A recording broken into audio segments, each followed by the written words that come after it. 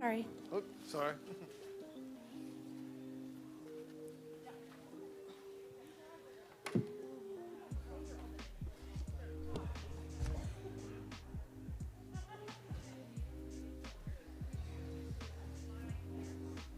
You also let us know whenever. We're ready. Okay. Hang on. They said you can go ahead and go. They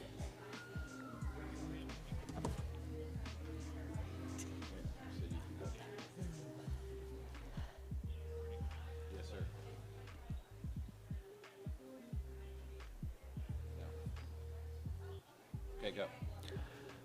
Good morning. Welcome back to the TCA Covered Arena at the Kentucky Horse Park for day number 2 of the Retired Racehorse Project Mega Makeover. The class of 2020 yesterday, the class of 2021 will be in the spotlight today. But first, we'll kick off the day by honoring America, and at this time, we kindly ask you to please rise and remove your caps for the performance of our national anthem by Laura Phillip.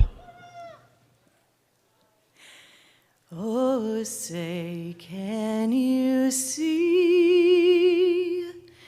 by the dawn's early light what so proudly we hailed at the twilight's last gleaming, whose broad stripes and bright stars through the perilous fight o'er the ramparts we watched were so gallantly streaming, and the rockets' red glare, the bombs bursting in air, gave proof through the night that our flag was still there.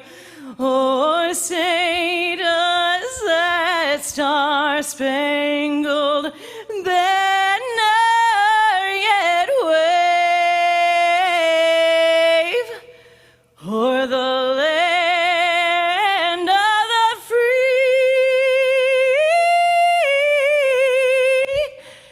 and the home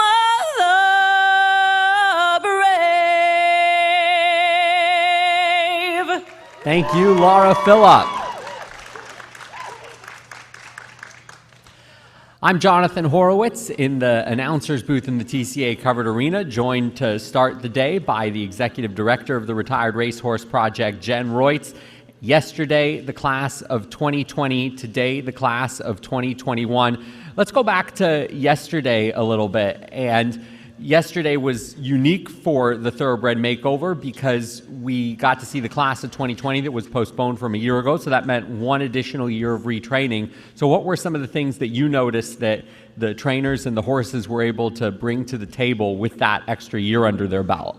Yeah, yesterday was definitely very fun to watch. We got to watch a lot of horses that have made that transition from racehorse to show horse come into this ring and handle this big environment. This is a really big environment for any horse to come into, whether it's a seasoned show horse or whether it's one in this competition. This is basically a young horse competition.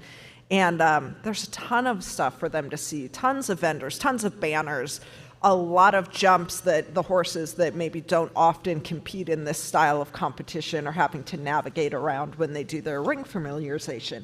And so yesterday, seeing these horses that had that additional year to prepare due to the pandemic came in here with their game face on. And the riders did a really good job of preparing those horses for this. But they came in, they were well conditioned, they looked fantastic. Their coats were great. They were well muscled. You can tell that there was a lot of care and attention put into these horses over the last year and a half, and they came to compete. We saw a lot of good performances yesterday from beginning to end.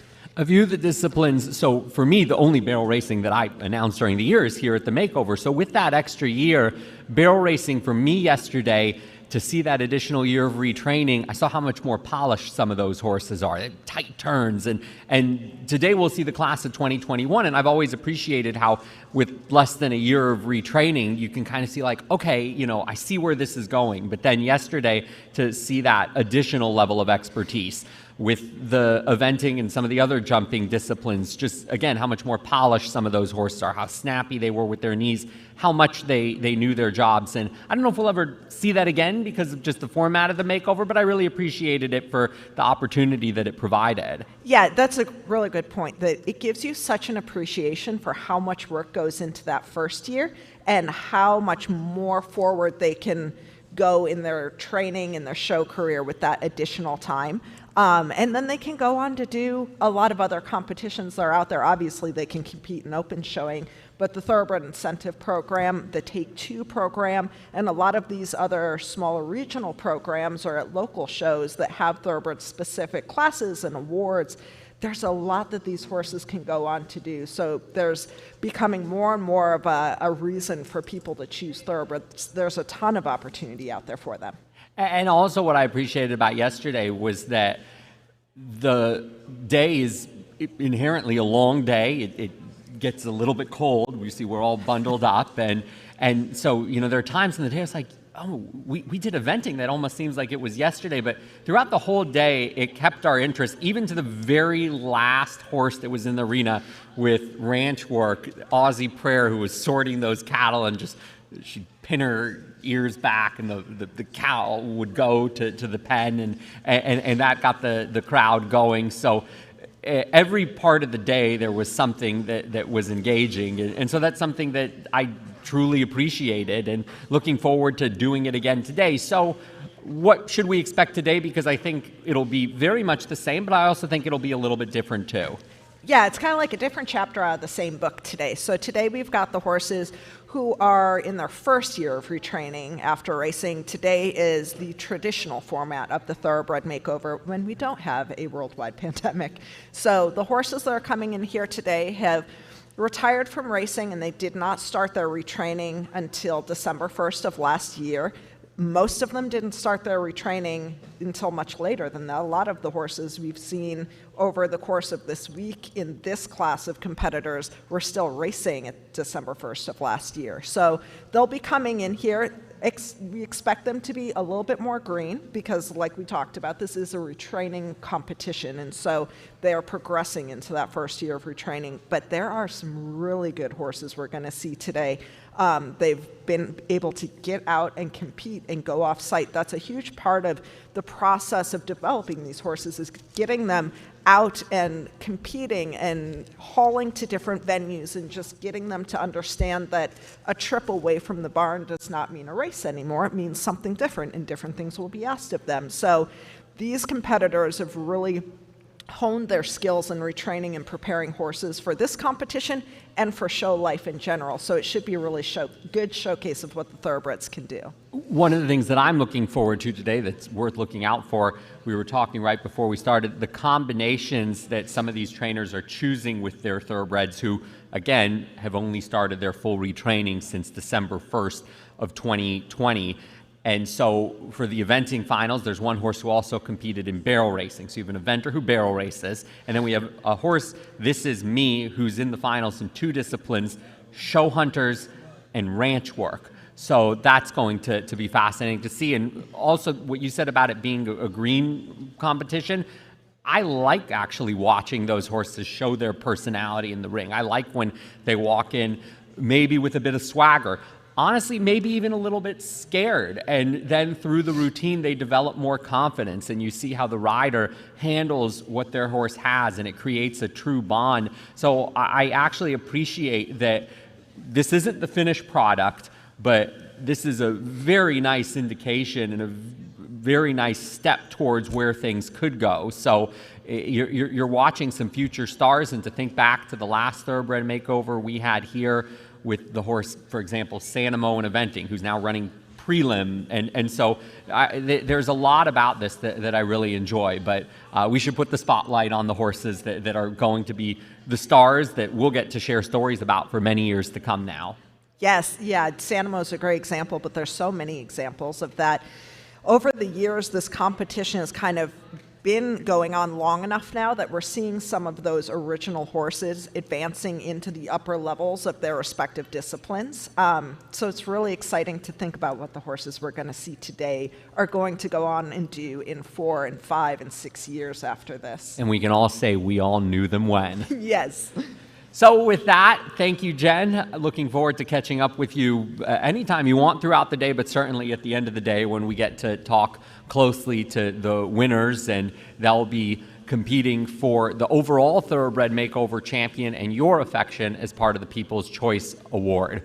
The first discipline will be eventing sponsored by Tipperary, and let's learn a little bit more about what this particular discipline, which features thoroughbreds through the highest levels, the Maryland 5-star going on today, encapsulates here at the Retired Racehorse Project Thoroughbred Makeover.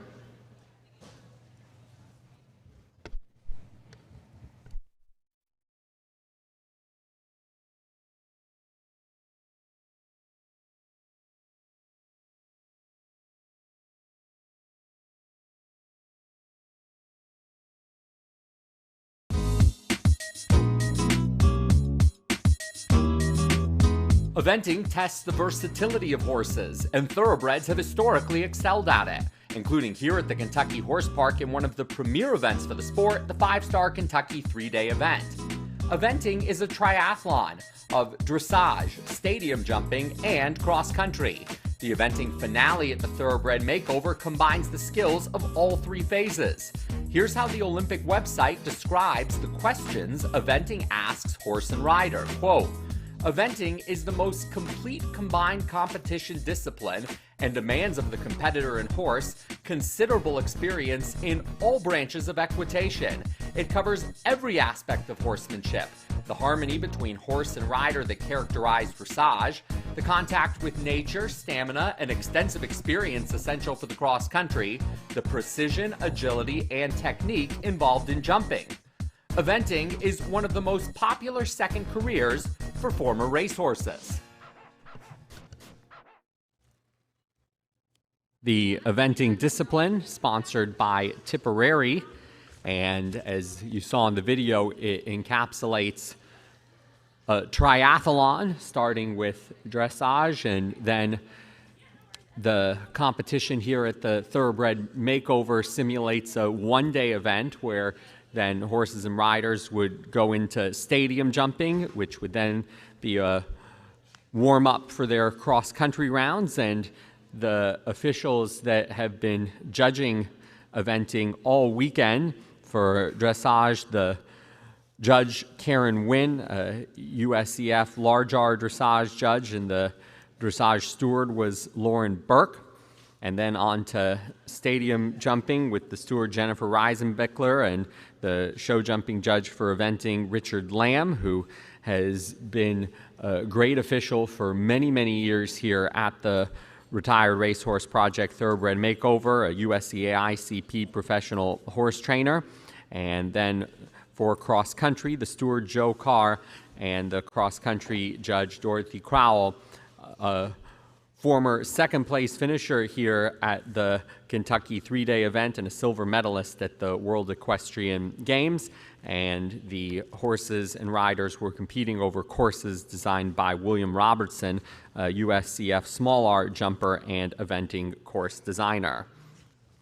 We're getting set for the first of 4 finalists this morning in the eventing discipline. Yesterday, eventing was won by Legends Hope, ridden by Jazz Napravnik in the makeover that took place right after the previous one in 2019 that her sister Rosie Napravnik won with Sanamo. Sanamo now running prelim and qualified for the American Eventing Championships that took place just over a month ago here at the Kentucky Horse Park, and now a promising start to his eventing career for Legends Hope and Jazz Napravnik, who was a finalist not just in eventing but also in show jumping as well. And Ashley, as we bring you back onto the broadcast, Legends Hope was definitely the crowd favorite, because that horse then was voted on as the People's Choice Award winner, sponsored by Achieve Equine. And yeah, with that extra year of retraining, that horse looked super polished and also just on this great step towards what could be a promising eventing career. With a horse that loves their job that much, I think even if he were in the 2021 group, you would see that special fire come out of him. He naturally loved that jump, loved to jump, loved his job. I think probably picked it up pretty quickly. So yes, a green horse competition, definitely you'll see some learning the ropes, but that horse I think was truly special, and I think would have looked pretty solid even with a little bit less training. And that's what I told Jen, is just how much I appreciate when these horses come in. They come in with sometimes a swagger, sometimes maybe a little bit scared, but their personalities come out, and then to see how it develops through the routine. And our first horse is in the ring in this eventing finals, introducing number 2107, Gumdrops Chicklet, ridden by Caitlin Hartford from Callahan, Florida. Gumdrops Chicklet is young, just 4 years old, bay filly, who is been rehomed through the Turning for Home aftercare program and is competing this weekend, not only in eventing, but in barrel racing as well. So this horse, not just an eventer, but also a barrel racer too. And here they are through the combo at 4 and making their way to the TCA jump, which kicks off a line from 5 to 6.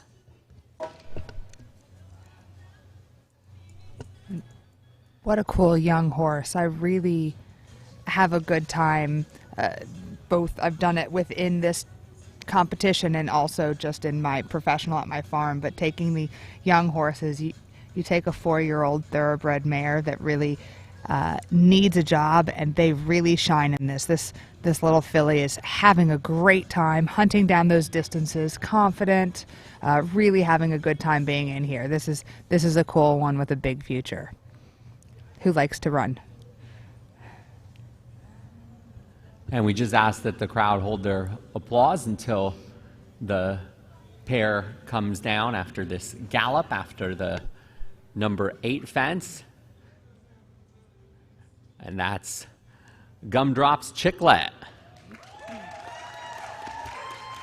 ridden by Caitlin Hartford. And looking at this horse's race record, sometimes I think the horses that'll go on to great barrel careers, they're the sprinters who like to go out to the front. But this horse actually ran longer in his racing career, going around 2 turns. But you could see in that gallop out, has that eagerness to go forward, went forward to the jumps, likely in the barrel competition, went forward to the barrels, and they kick things off.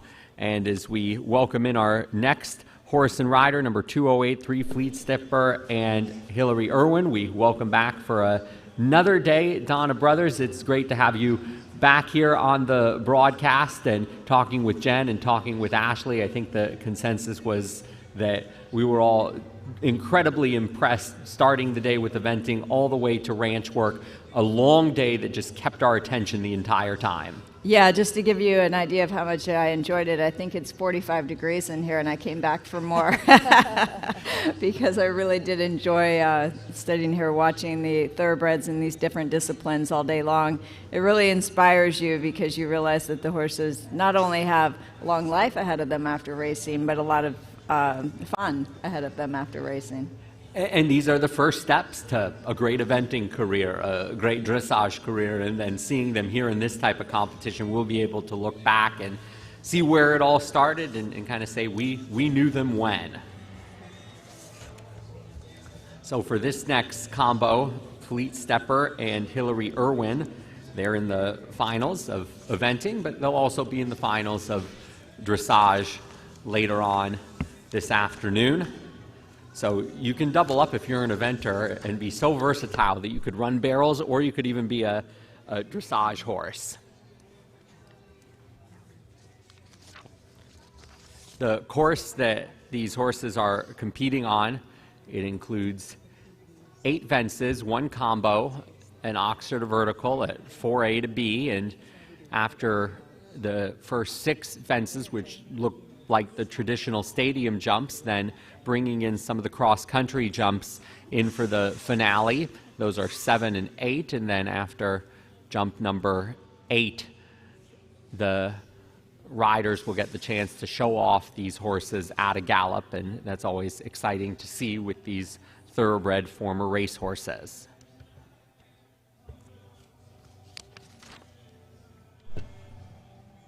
Fleet Sepper, also a 4-year-old, also a Bay filly.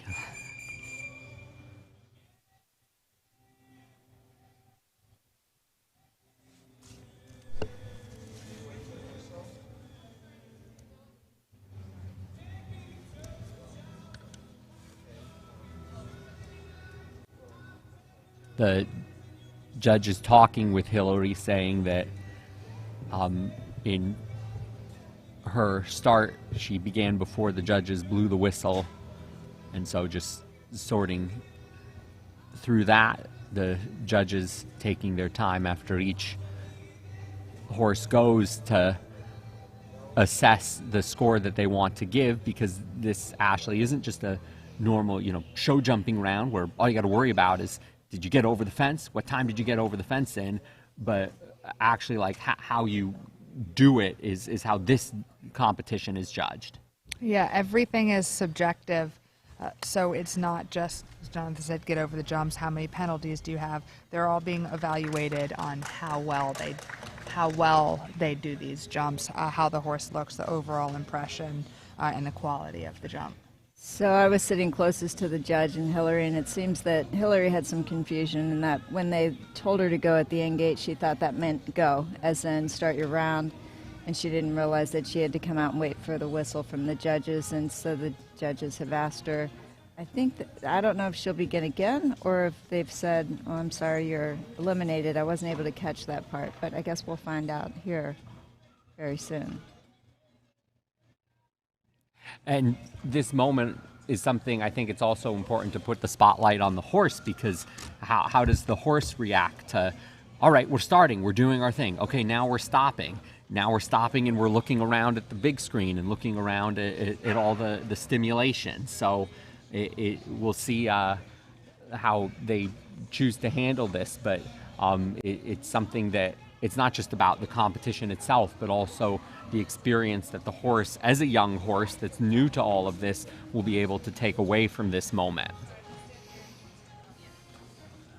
And we talked about the first one, really liking to come out and do their job and be very keen on this. And this is another 4-year-old who, and now I'm sure the rider is understandably a little bit unnerved, and the horse is just calmly walking and waiting to figure out what's going to be asked next of her. And that, again, with such a short time, even if you know horses, a year to spend with a horse is really, really not a lot of time. I found in that time you really start truly understanding what makes that horse tick, around a year and a half. So they're just the beginning of the partnership and understanding each other. To be able to come in this questionable environment where it shows that neither of them really know what's going on, and to be able to kind of team up and do what's best Ashley, really speaks a lot for them. Does it help that Hillary is listed as a professional rider? Do you think that'll help her to be able to sort of shake this off a little easier? I'm not going to say a black and white yes, but in general, professionals are professionals for a reason. They've had a lot of experience with that, and generally they've also I found a lot of perspective of what I do and how I teach others. So if you're a professional, generally you're not just riding your own horses, you're riding other people's horses, and you're coaching as well, and you can gain a lot of perspective on helping teach others and help others learn how to focus and relax and recover from challenges. Mm-hmm. So being a professional, you generally have a little bit more opportunity to learn how to recover for something like that. Yeah. And I noticed that Hillary is leaving and that they are adjusting the course from the horses that were doing the novice heights to the beginner novice heights. So I think that for starting before the whistle, that's one of those eventing can be a very cruel sport in that Do you know about that, Jonathan? I think every eventer speaks from experience when they say it. And yes, I think the professionals probably handle it a little bit better because they've been through it a few more times than an amateur rider. One thing about this, she did make the finals, so she came in second, which means she was probably sitting fourth. So you still get to go through worst case scenario. I think she would end up fifth. Actually, with a horse that was spun at the jog yesterday, I think she'll end up fourth. So this isn't, It's still a win for the week, but I can imagine this is a very big lesson. There's a lot to be learned from this, and there's a lot of emotions, and this is a new environment for a lot of people. So Well, she was excited to go. You can't blame her for that. I've had those moments where I enter the ring and I'm like waiting to hear this whistle, which it's windy. I don't know if I can hear it, and the horse senses, like, is he nervous? What is he doing? I'm like, did you blow the whistle yet? I go. I have learned if there's ever any question, it's worth an ask. So if you're not sure of what to do and there's kind of this ambiguous phase, there's generally, it's a positive thing to go up and be like, was that my whistle? Am I waiting for something? And generally the judges appreciate that more obviously than making the assumption and going. Yeah, that's a really good piece of advice coming from a horse trainer who's been there and done that. I've definitely asked judges, I'm like, hey, was that me? Especially in the dressage when you have multiple arenas going and one's a whistle and one's a buzzer cowbell. and one's a cow and One's an electric whistle. Yeah. Is that me? What am I listening for? It's always a good thing. You want to respect your judges. You want to acknowledge them. I make it, even when I do the little fun schooling shows with my students, I make sure they go and acknowledge the judges and do their salutes even when they're not required, and go and thank their judges afterwards. Those judges are, especially at this show, this is a long day. They're here the same time we are, and they have a very important job, and you need to recognize and appreciate that. Well, and aside from showing respect, it gives your young riders something to focus on besides going in and getting that first jump, right? They go in and they go, the first thing I have to do is acknowledge the judges. And so, yeah, it takes their mind off of the task at hand just momentarily. Yep. So our previous competitor, Fleet Stepper and Hillary Irwin, were excused for beginning their round before the whistle. Then there was a course change inside the TCA Covered Arena as two of the finalists jumping at the novice height of 2:11, and now the course adjusted to the beginner novice height of 2:07 for the final two competitors. And next to go, number 2143 is John Want Revenge, ridden by Alexandra Wickstrom from Clifton, Virginia. Competing in dressage and eventing this week, and we will be seeing Fleet Stepper back here in the TCA Covered Arena during the finale, as they will be in the finals for dressage.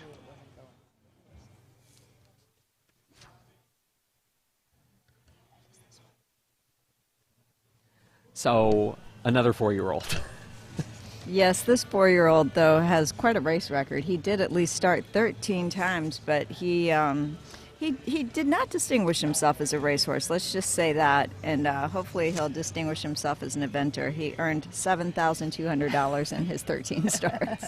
I do appreciate now you're seeing more and more of the connections who recognize that, you know what, as a 4-year-old, my horse may be better suited for another discipline, and this horse, best finish was a 5th place. The previous horse, Fleet Stepper, had run 3 times. Best finish was also a 5th place. So horse racing is always kind of built on hope, where, okay, well, maybe if we add blinkers, maybe if we try the turf, maybe if we take off the blinkers, maybe if we change the jockey, but the horse will dictate it.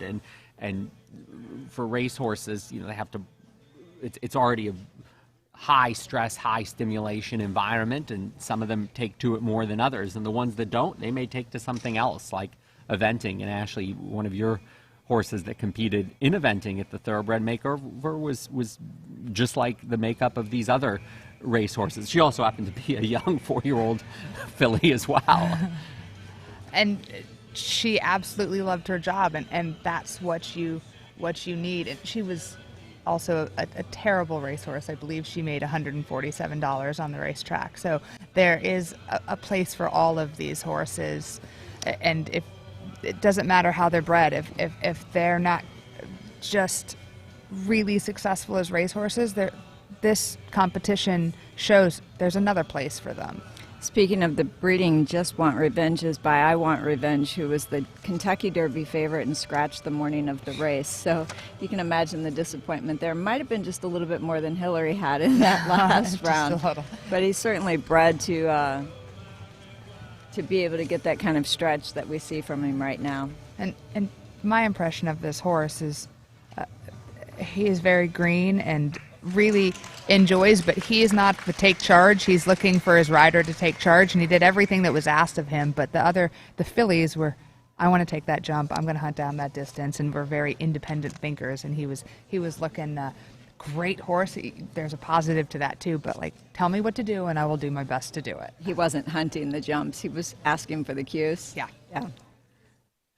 Alexander Wickstrom and John Want Revenge, and the 3 horses that we've seen go so far are all young 4-year-olds transitioning from racing careers to eventing. The first 2 were fillies, and then this one was a gelding. And Ashley, you were mentioning on the broadcast sponsored by Maryland Jockey Club that we saw a difference in temperament between the 2 fillies and the gelding, maybe a difference in temperament between boys and girls, it seems like. There is that general idea that some people like mares because of that intensity, some like the geldings because of their rideability. It's all kind of a superstitious thought, but we kind of saw that today where it looked like those young fillies were really forward thinking, looking for their distances, going forward kind of independently, whereas the gelding, very lovely, but was more laid back and was waiting and not really even unsure, but just waiting to be told how and what to do. You know, my mother was a jockey before me, and one of the pieces of advice that she gave me early on is that with the fillies and mares, you need to ask them to do something, and with the colts and geldings, you can generally tell them to do it, and they like to be told. But the fillies and mares need to be asked, and they are willing to do it. That was a perfect explanation of the young horses we've seen so far today. So I'm glad we've established how this broadcast is going to go for the rest of the day. You just tell me what to do and I'll do it. Next to go is Callie Beckers, bridle number 2062 on the Commissioner.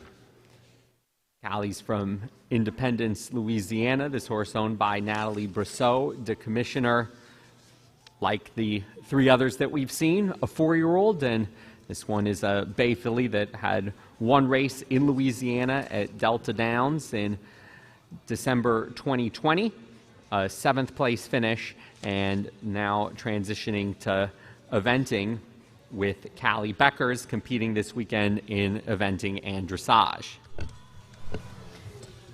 When this horse came out, I was really shocked to see that it was just a 4-year-old also. This one is really, really nicely developed and has a really nice muscle structure and just roundness and fullness that you don't always get to see on a young green event horse. It's a really, really nicely conditioned horse. So 2 weeks ago, this horse ran her first recognized event at beginner novice at the Fleur de Lis horse trials. And what a way to start off a recognized eventing career with USCA. Threw down a 33 in dressage, went double clear stadium and cross country, and finished 2nd. So I think if you'd say in horse racing, that was a pretty good prep race for the Thoroughbred Makeover. And Callie's had plenty of experience in eventing. In 2019, she was the United States Eventing Association National Reserve Champion in the Open Beginner Novice class on a horse named Maddock Mary. So she's definitely had lots of experience herself. And she's actually studying to be a vet at Louisiana State University. That means this is a relatively young pair, and don't know if this one is for sale or not. I think the mare will be successful with anyone, but I think this pair together could really, really do a lot of good things in eventing, and that's a pretty great gallop right there. She has beautiful length to her with her body. It just really stretches out. She gets shorter and longer as she stretches out. And adjustability is so important in eventing, so it's very nice that she showed that even within the gallop is impressive.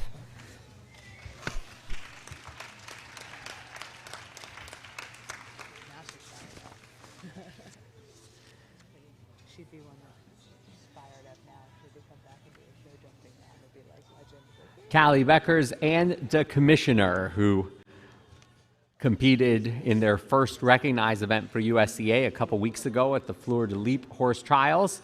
A second place finish at beginner novice, finishing on their dressage score of 33, a great prep for their competition in the Thoroughbred Makeover.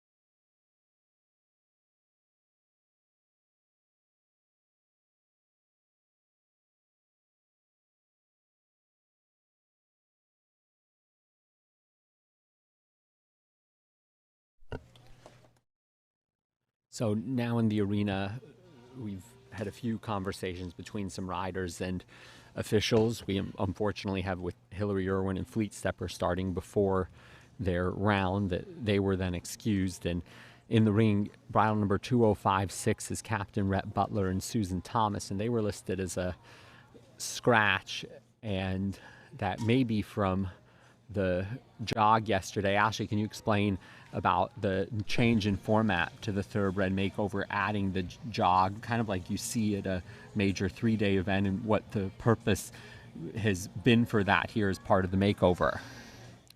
It's just another step in assuring the wellness of all of the horses here. Any of the FEI recognized events, and I believe even in dressage they do the trot ups to evaluate throughout the competition the soundness of the horses. So is one a new component of the makeover where all of the horses that made the finale were asked to present for a trot up, where they stand in front of the judge, they walk and then trot, and then they're told whether they're pass, whether they are accepted, or what they call is spun, meaning that the horse may had some issue, and it could be very minor, but something that might stop them from continuing to compete at their highest ability. So there may have been some confusion on whether or not that had happened with this horse yesterday. So we're all kind of sitting and waiting to see what the resolution is. Ashley, with the Land Rover 3-day event, they'll either be passed or they'll be held, and they can represent. Are they offered that opportunity here? Or? Yes, they did have that. You either are accepted, you can be held, or some just don't even get the opportunity to be held, and they're spun. So yeah. Once you're held, you have an opportunity to represent, and then at that point you either are accepted or spun. So there's 3 different options that might happen on your first go. Susan did come over to us and said never a dull moment. At least it's nice to see this good-looking gray Captain Rhett Butler, and I think Ashley got word. She's clear, so we are going to get to see her round. We do have one more horse and rider to go, originally listed as a scratch, but is competing here, number 2056 in the ring, and we're all going to be very happy to see this good-looking gray Captain Rhett Butler, ridden by Susan Thomas.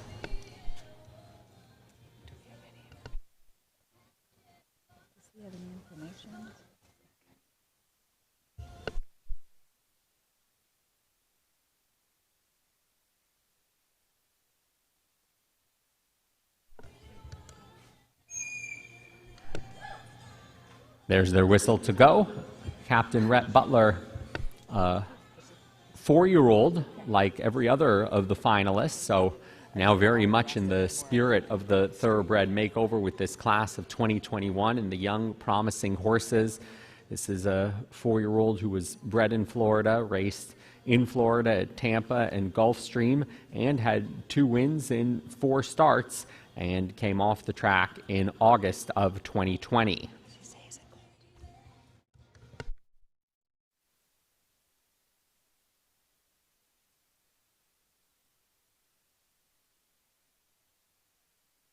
So Ashley, we just saw him break from a canter down to a jog. Is that something you want, don't want? Is it showing he's relaxed? Or?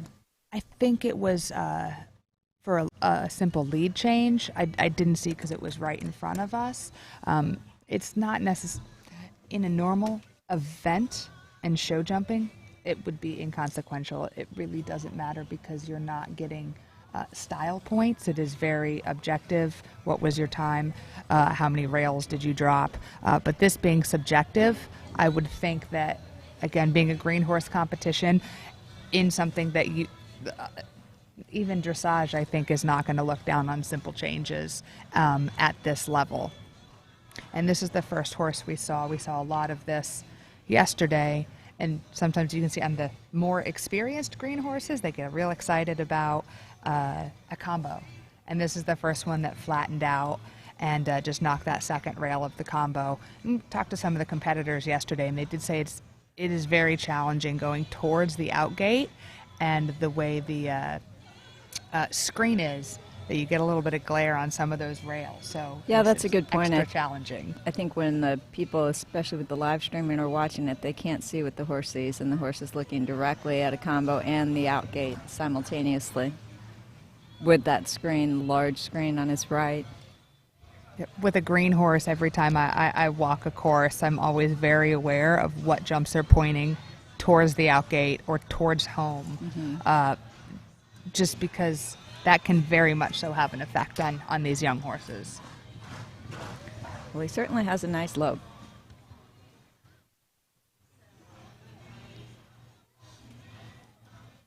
It's a very strong group of 4-year-olds that we've seen in this group. Susan Thomas from Georgia, Captain Rhett Butler. Now the horse shows under FGF, Captain Rhett Butler.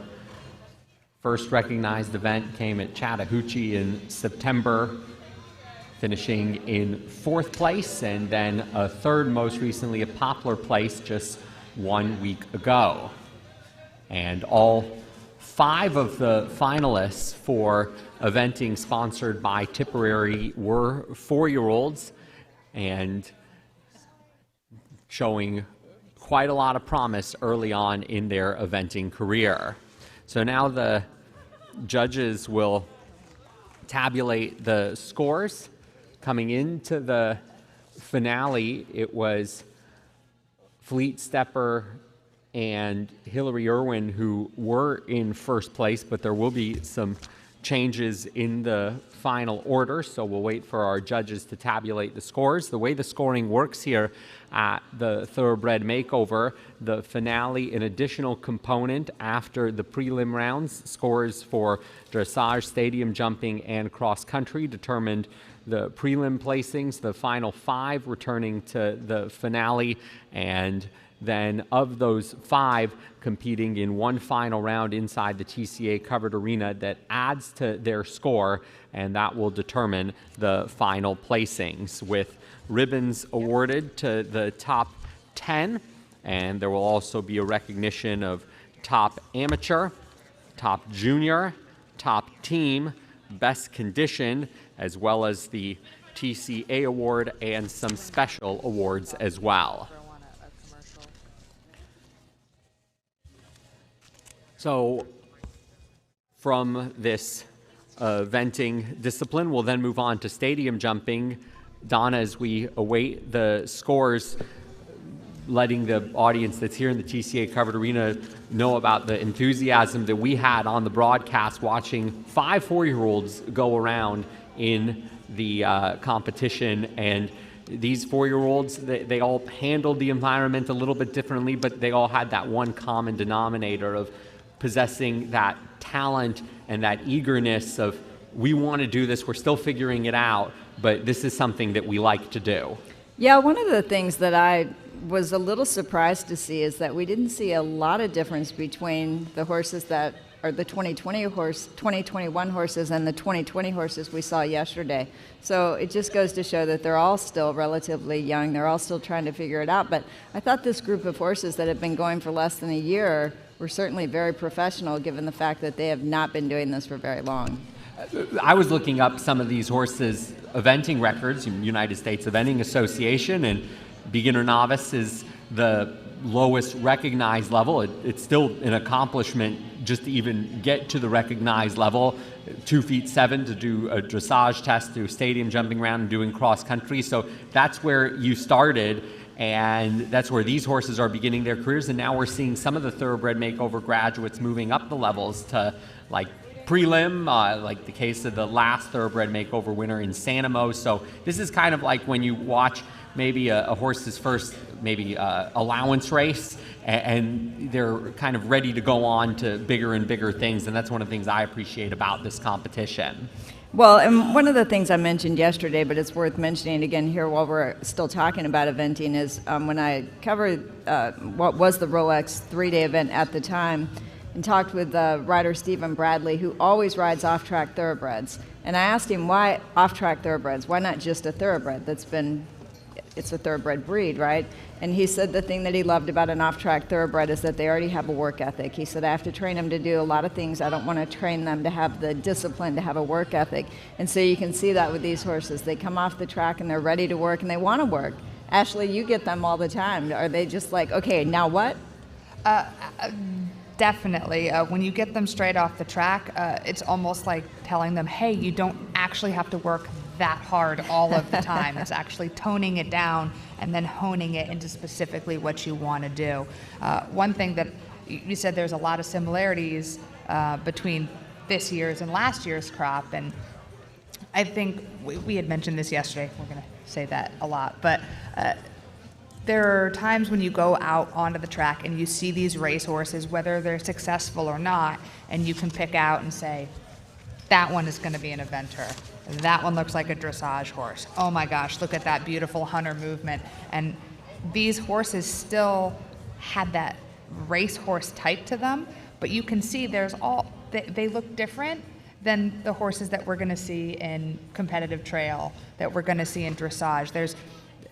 Thoroughbreds are so versatile, but even within that, you can go out and handpick.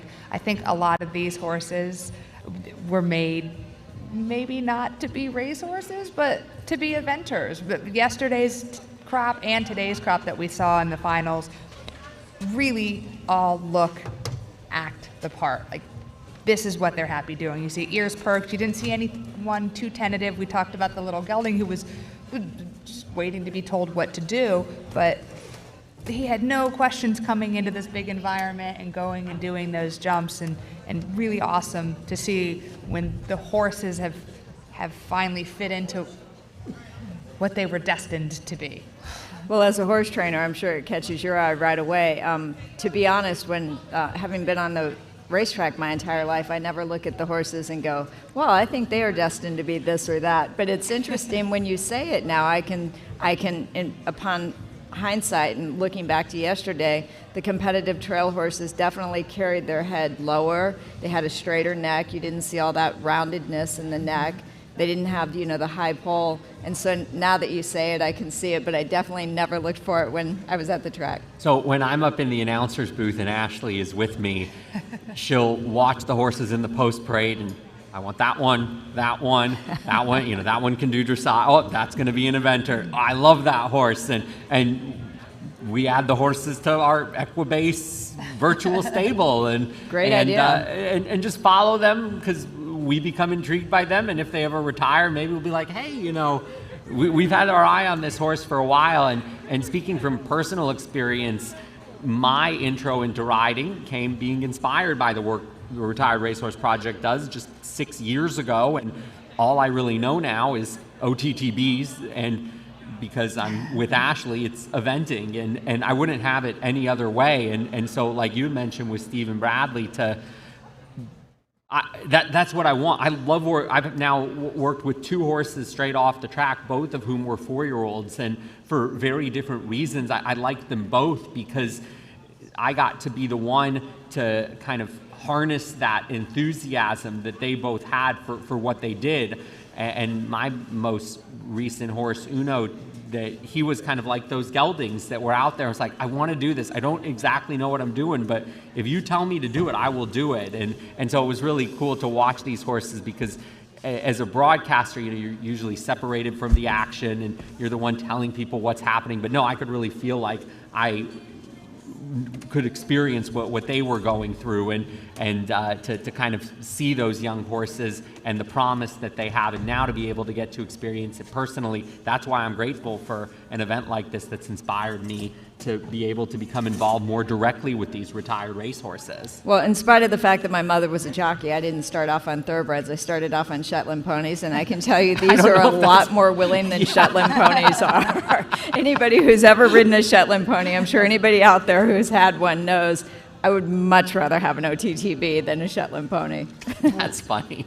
Just to let everybody know, we're having a great time here, but we're also awaiting the results for eventing, and there's going to be a little bit of delay. The judges are deliberating because there were a few things that they have to review in terms of the way the competition was run. We had the one excusal with Hillary Irwin and Fleet Stepper. We had the thought that we had a scratch with Susan Thomas and Captain Rhett Butler. However, we're maybe like a steward's inquiry we're kind of experiencing, but however it was, we as fans are kind of sitting back and just marveling at what we saw. But this also is a very serious and important competition, so just making sure that all of the results are input correctly.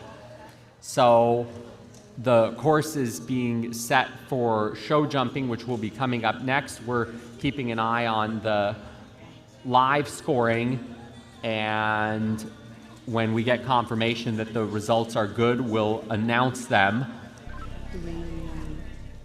And you can follow along the live scoring on tbmakeover.org. And also, you can tune in to our broadcast, which is also on tbmakeover.org.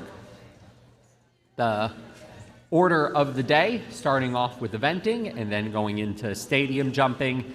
Then we'll have the show hunters, the field hunters, dressage, polo, freestyle, barrel racing, competitive trail, and ranch work. And I really enjoyed that throughout the whole day, there was something that kept us interested. And I remember very well that very last competition, Aussie Prayer. Do you remember the ranch work horse, that mare sorting the cow? I mean, it was the very end of a long day, and we were just as excited as we were at the beginning of the day. Yeah, prior to Aussie Prayer going out there, I think that the most that they had, I guess you could say, sorted officially was about 2, because after they got a couple, some of them would go back and then they had to start again. But I think she got 5 or 6 with Aussie Prayer. She did, and I remember even she got one where like she had to sort number 4 and number 5, and number 4 went in, then number 5 went in right after. Right, followed like number 2 4. for 1 almost. Yeah, she got lucky on that one. I'm lucky. I don't know. It's better be lucky or good sometimes. Yeah, absolutely. I thought I was going to come in here biased. I absolutely loved the eventing rounds. I loved the horse that won eventing, and I thought that was going to be my favorite all day. But when it came down to it, I loved that horse, Aussie Prayer. I thought that was awesome. Again, end a long day, everyone's fatigued, and I was here with a big smile on my face, just loving watching that horse work. I think Hillary even felt like he could even have put up a good enough performance to win the all-around, because it was such a beautiful performance. That's what I thought. Keep going. So, Ashley, where are we at as far as the scoring? Are we waiting to continue to sort this out? It looks like they've come up with what's going on.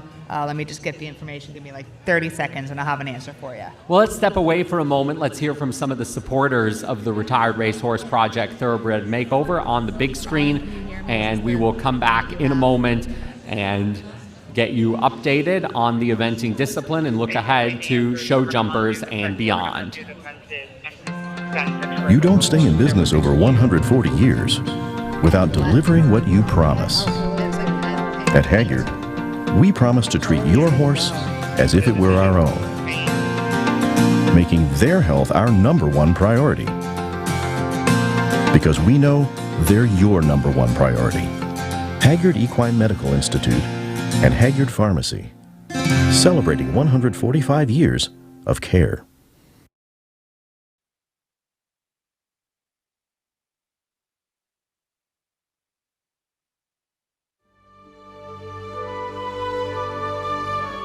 In the thoroughbred industry, every year there are over 10,000 horses that are ready for a new career after racing.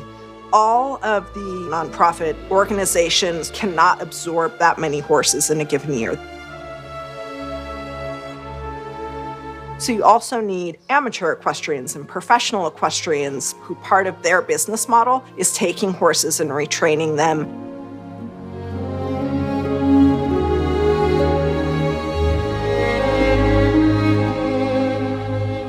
We started this organization because I knew, and a lot of my peers knew, that these horses were falling through the cracks. Nobody was really promoting them as riding horses.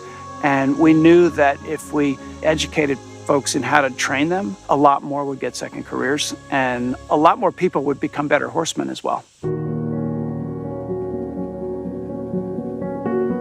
We're looking to get these horses into successful long careers. We're looking at them for all the incredible things that they can do. And so the RRP coming in and showing that it's very possible is a really big deal.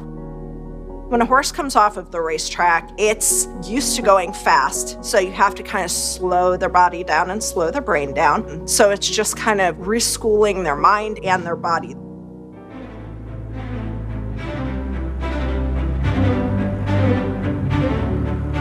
The demand for thoroughbreds after racing is definitely on the rise. We work really hard to try to educate the thoroughbred industry too, the owners and trainers, about all of the different right ways to transition their horses after racing. We do a lot of educational work through seminars and webinars and demonstrations and on our website and on our social media platforms to help people navigate that process and appreciate all of the different aspects of it. The Thoroughbred Makeover is our signature competition. It is the largest thoroughbred retraining competition in the world. It's open to retired racehorses in their first year of retraining after racing. The Thoroughbred Makeover is a chance to showcase what all these horses can do in their second career. Or whether it's a competition horse, a recreational riding horse, a lesson horse, a trail horse, there's so many other things that they can do. You know, if you get out of the military and you're trained to do one thing one way, you might need to get a business degree or a master's degree to start a business. That's all we're doing for these horses. It does give us a lot of joy to watch a horse blossom, that relationship between the horse and its new owner and giving it the time to grow. Watching that connection between the human and the horse is pretty special. Horses are mirrors. They are so generous as animals that when we take the time to kind of look inwardly and make sure that we are being the best version of ourselves, they pick up on a lot of feelings and a lot of whatever it is that we're bringing into a situation. We become better people by being better for them.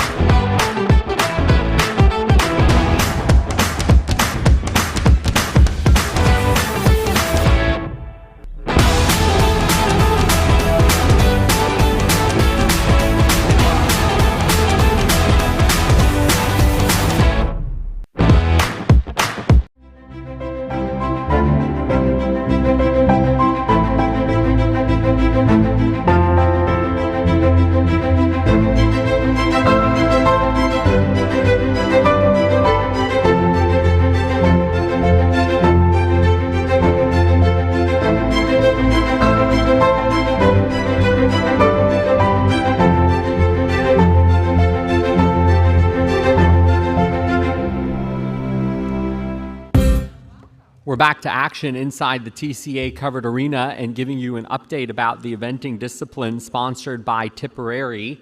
There has been a change in ruling for one of the previous riders, number 2083 Fleet Stepper and Hillary Irwin.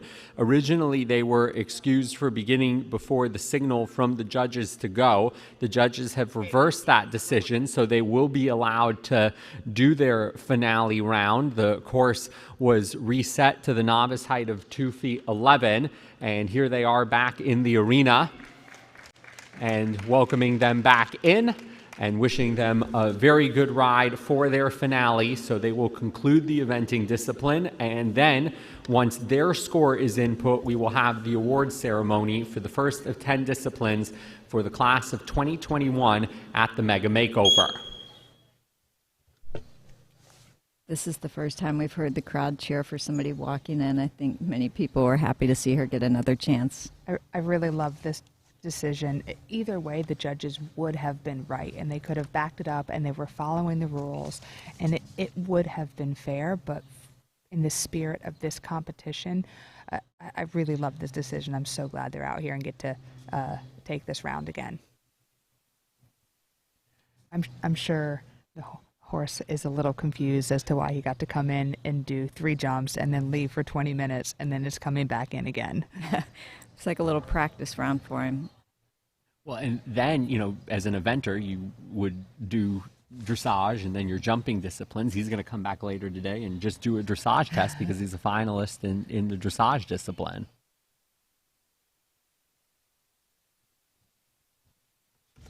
We keep saying he, and this one's a she, It's another part of me, 4-year-old mare.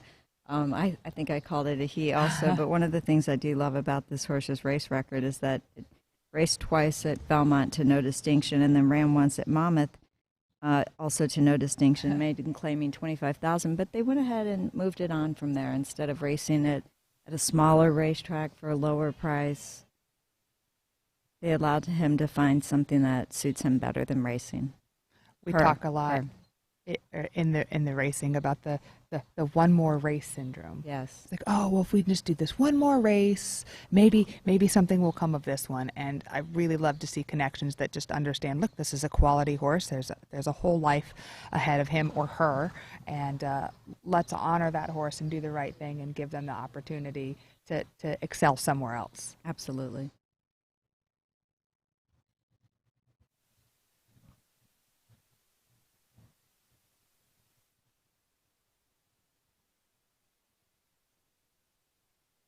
And this is one I really like the look and the stature of this horse for an eventer. And then you put that nice steady brain to come around with the atypical round that it had, and it's just been cool through the whole thing. Pats on the neck from Hillary Irwin to Fleet Stepper, the young 4-year-old bay filly. This horse will be back for the dressage finale, and looking forward to seeing their routine when this pair began their recognized eventing career at the Stableview Oktoberfest Horse Trials in September. First event for this horse, scored a 24.5 in dressage, so looking forward to seeing their dressage routine later, but also appreciating the eventing that they put together this morning, so getting the chance to do their round. It'll be scored by the judges, and then we will have the ribbon ceremony for the first discipline of the day.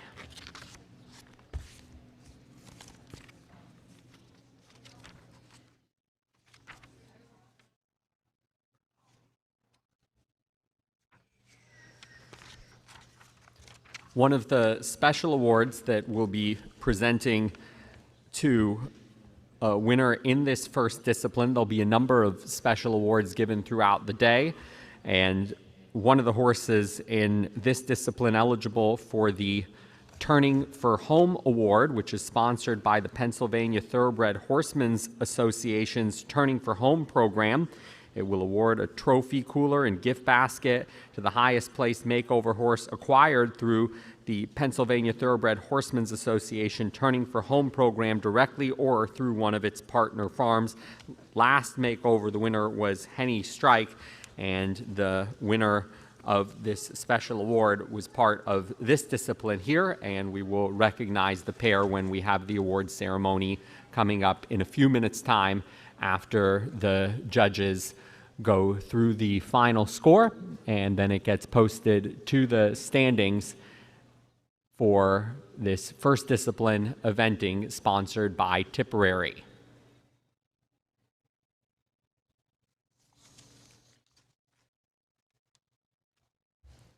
Course is being set now for stadium jumping,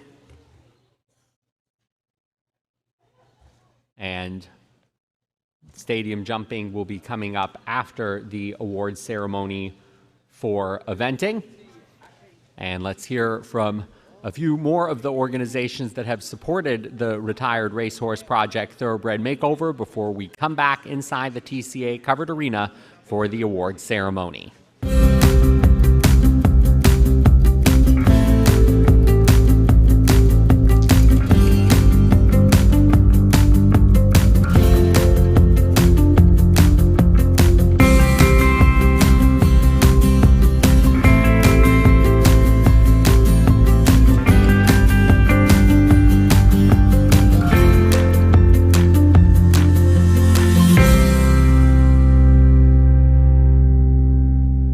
As domesticated species and athletes, horses and other companion animals have unique physical and emotional needs, and the many benefits of various therapies, including massage, acupressure, aromatherapy, and traditional mechanical treatments, can assist equines, dogs, cats, and other animals in their activities and aging process.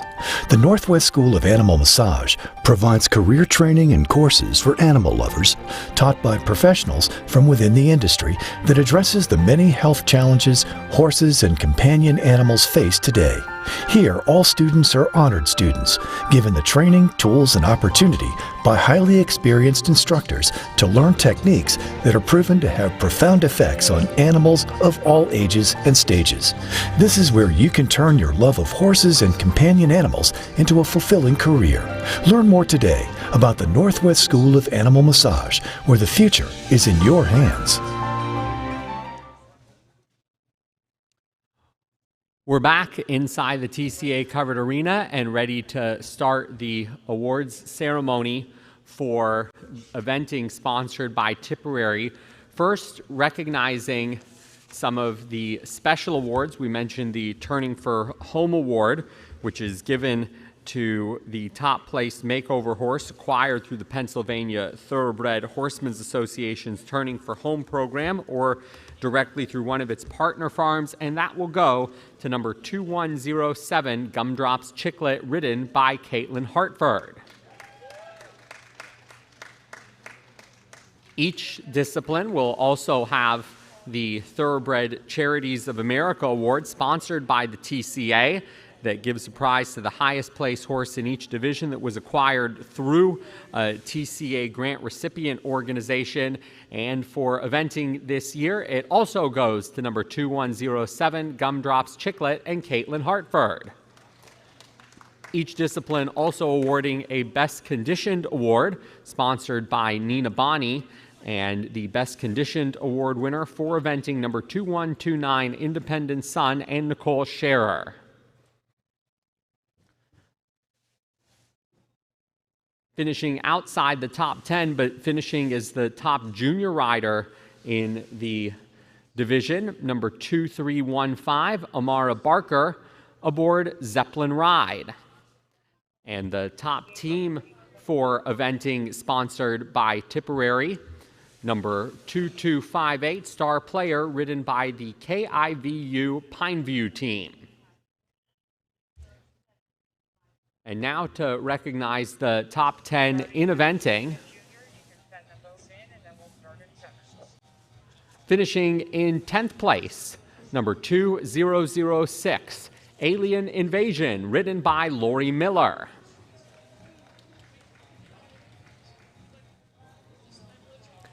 Finishing in 9th place, number 2187, Ocean Conquest, and Amy Fison.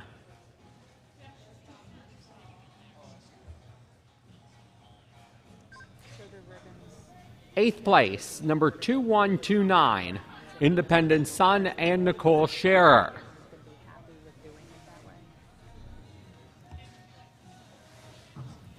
7th place, number 2246, Solomon's Wisdom, ridden by Molly Giles.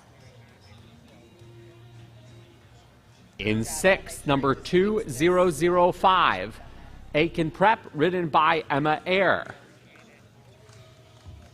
Now to the top 5. In 5th place, number 2143, John Want Revenge and Alexandra Wickstrom. 4th place, number 2107, Gumdrops Chicklet and Caitlin Hartford.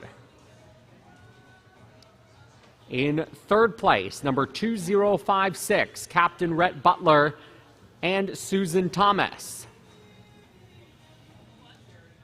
In 2nd place, number 2062, Decommissioner and Kaylee Beckers.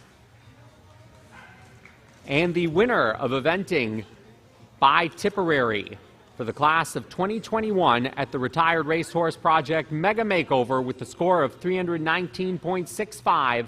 Congratulations to number 2083 Fleet Stepper and Hillary Irwin.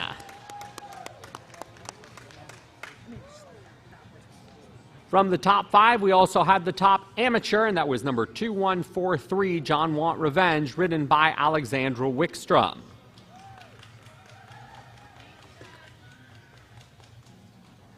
Congratulations to the top finishers for eventing sponsored by Tipperary. 1st place, Fleet Stepper and Hillary Irwin. A good idea not to have them come in and start their victory gallop and have them all galloping as other horses are coming in. We might want them to walk in pleasantly, and then once everyone is in here, take one lap.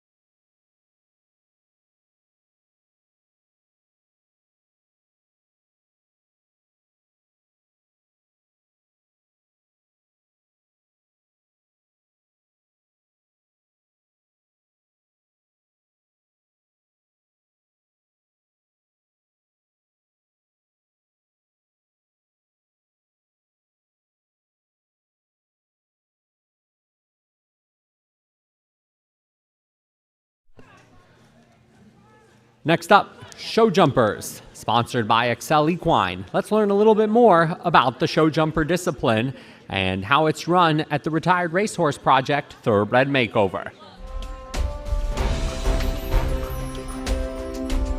Off-the-track thoroughbreds have a rich tradition of excelling in show jumping. Former racehorses have thrived at all levels in the jumper arena, from lesson horses to Olympic and Grand Prix champions. The Thoroughbred Makeover shows how quickly some OTTBs can pick up the intricacies of navigating a course and soaring over the jumps. Show jumping is one of the disciplines with the largest field at the Thoroughbred Makeover. Riders choose the height at which to jump their OTTB, 2 feet 6, 3 feet, or 3 feet 3. When they first enter the arena, horse and rider showcase a strong foundation through a flat work pattern. Judging is based on rhythm, adjustability of stride, and acceptance of rider's aids. Then they will do 2 jump rounds, the second of which simulates a jump off. Judging is based on rhythm, straightness, confidence, correct jumping form, and acceptance of rider's aids at each jump. Points are deducted for jumping or time faults. So the goal is to jump clean and also show the potential to rise up the show jumping ranks. Show Jumper, sponsored by Excel Equine. The course that these jumpers go through, designed by William Robertson, a USCF small R jumper and eventing course designer who also designed the eventing jumping course. The steward for show jumpers, Emily Dano Salvaggio, and the judges this week have been Martine Duzon, the owner of the Frame Sport Horse and a BEES first degree certification from France, Silvio Mazzoni, Grand Prix show jumper and former U.S. eventing team show jumping coach.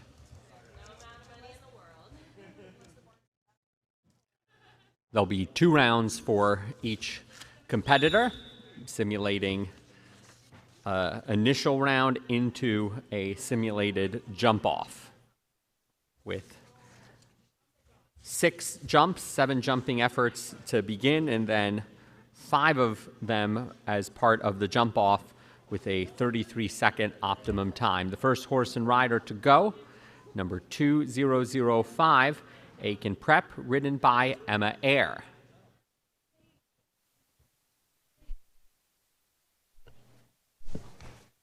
And this horse truly is a war horse, Aiken Prep. 62 starts. And just recently retired. Most recent start was August 15th of last year. 62 starts, 4 wins, 10 years old. And $240,000 in earnings. Yeah, so after all those starts, ready to come out here and show us a nice jumping round so far. Yes, he's very ready. You can tell this is a workhorse, really likes the job, really enjoying the jumping. You can see he's green and not totally sure how to do all the things, losing a little bit of momentum over some of those jumps, but oh man, the knees that he has, man, there's a lot of potential there. He seemed to get to that penultimate jump right there a little late, but he cleared it all the same. Yeah, he's thinking. He's using his brain a lot to figure out how all this is working out. We've been talking about type and horses that you pick out, and just an absolutely gorgeous, lovely horse is built very well for show jumping, but this is one when I first saw him come out, I was like, oh, is this one also in dressage? So this horse, the previous horses we've seen in eventing, 4 years old. This is a 10-year-old. This horse also events and most recently competed in August at Waradaka at training. So when, Ashley, you have a horse coming off the track, if they're 4 or if they're 10, is there a different trajectory you take as far as what level you might approach them for, regardless of the experience that they may have heading into that new discipline? You're not going to like my answer, but it's yes and no. I'm married to you. That's the answer I was expecting. He's used to it, but I'd like for you to explain that, Ashley. Yes, there's a lot there. With a young horse, you're going to want to go a little bit slower, especially a 4-year-old. They're still developing that they need, so you don't want to take a young horse and just shoot them right up to training in their first year. Also, with a green horse, if their minds aren't steady and settled, you don't want to shoot them up to training in their first year. But if you have a really super talented young horse that is very, very bored at doing beginner novice, right? Move it up to novice. If you have a really talented young horse that's very bored at novice and is scoring well and placing well, then you move it up. But with a war horse who loves the job, who's obviously had time to develop, a big talented horse like that, they're not really going to show themselves until novice or training. So with that specific horse, I see no issue with it, and I'm not surprised at all. That was Aiken Prep and Emma Eyre kicking off the finalists for Show Jumpers, sponsored by XL Equine, a 10-year-old Warhorse, 62 starts, also events, and has been competing at training level for eventing. Now, Aiken Prep and Emma Air listed at jumping 3-3 at the training level height that they've been doing in eventing competitions, and now we have a course adjustment to the 3-foot height for the next horse, number 2299, Victor Show and Marina Yarbrough. And Ashley Wall, we have a moment and the course is being adjusted, and that's one of the great things that this Thoroughbred Makeover allows, is wherever the horses are at in their retraining, the riders can choose, hey, my horse 3-3, my horse 3-foot, my horse 2-6, and that there is some adjustability in the jumping disciplines. This is where it takes a little bit of skill from the rider and horsemanship to know where their horse is, where they're going to show best and what they're really ready for. I was saying on the live stream that there's some horses that are going to be really impressed with the 2-6 jump and jump it really big and round, and that's the level that they need to be at. But then there's some horses like Aiken Prep that came out, and I don't think he would have shown very well over a 2-6 course. The horse is big and impressive and needs a little bit more to really show himself, and that is a good choice for a horse like that to choose a higher jump. Great thing about this competition is there's no edge that's gained or lost at doing a different height. Everything is scored exactly the same, and it's all on the potential, for the future of this horse to show well in this discipline. And if your horse is ready to show that potential at 2-6, you show it 2-6. If your horse is ready at 3-foot, then you show it 3-foot. And they're all scored equally. It's how to best present your horse and prepare them for their future. You know, it reminds me of some of the racehorses that you see win by neck for maiden special weight, first time out, let's say. And then the next time they come back and they win by neck again, allowance A other than. Then they come back in a little stake and they win by neck again. So they only do what they have to do, but they rise to that level every time. And so, like you're saying, so sometimes maybe they're jumping well at 2-6, but you know that they have in them to do more if you just put the jump a little higher. And I guess sometimes you just have to take that leap of faith and try it. Well, even more so in that with the jumping is sometimes they're not jumping that well at 2-6 because they're just unimpressed with it. And you get a more quality jump and you get them educated better with something that actually means something to them. And that's all individuals. Humans are individuals, horses are individuals. They react differently to the same exact stimulation. So this is a great, great way to set it up that you get to choose what is the best stimulation for your horse. Absolutely. You're right, that natural athleticism that thoroughbreds have, sometimes when you put, say, a 2-foot jump in front of them, they're not sure how to process that. Then when you put a, say, 2 11-foot jump in front of them, they're like, got it, that's what we were supposed to be doing. And so now that the course has been adjusted to the 3-foot height, we have our next competitor, number 2199, Victor Show, ridden by Marina Yarbrough, competing in both show jumpers and show hunters this weekend.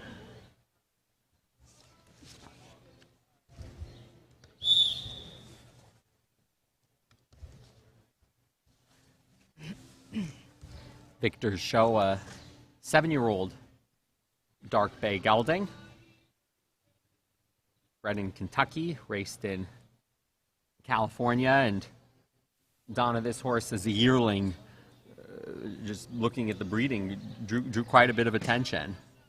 Yeah, and that makes sense by Victor's cry out of a tail of the cat mare. So the pedigree is certainly there. And he did manage one win from those 13 starts, but it looks like he's found his place here in spite of the fact that he was sold for $200,000 at auction as a yearling. We're all fans of Natalie Voss Neville's the editor-in-chief of Pollock Report, and she wrote an article that if a horse doesn't necessarily live up to their expectations on the track, we can change that mentality that's a disappointment. And now that's easier said than done for those of us who haven't invested the $200,000 for racehorse success. But if a horse isn't adept to be a racehorse, it's great that now there's so many more outlets afterwards that these horses can then go on to and show perhaps what was really inherently what they wanted to do all along. You know, I'll say one thing about that. For people who paid $200,000 and upwards of $200,000 for a horse, they understand that what they're doing is treasure hunting. And they're not going to find the treasure every time. And so sometimes they'll take the consolation prize in seeing the horse go on. I mean, everybody's involved with this because they love horses. And so if somebody can afford to spend $1 million on a horse, doesn't mean that they don't also love horses. And if that horse isn't going to pan out, they get that more of them aren't going to work at a high level than are. And so it's nice to see them go on and do something that they enjoy. Yeah, accepting that everything in horse racing is a gamble. And when you're buying a yearling, that's just as much of a gamble as picking a horse to bet 2 across. Ashley, these horses' jump returns are pretty polished, it looks like. That was a really good ride. It had turned, the horse got a little distracted, and she really made it very clear, I need you to step back and listen and get on your hind end. Very easily could have been a rail, but it was a really, really nice recovery there.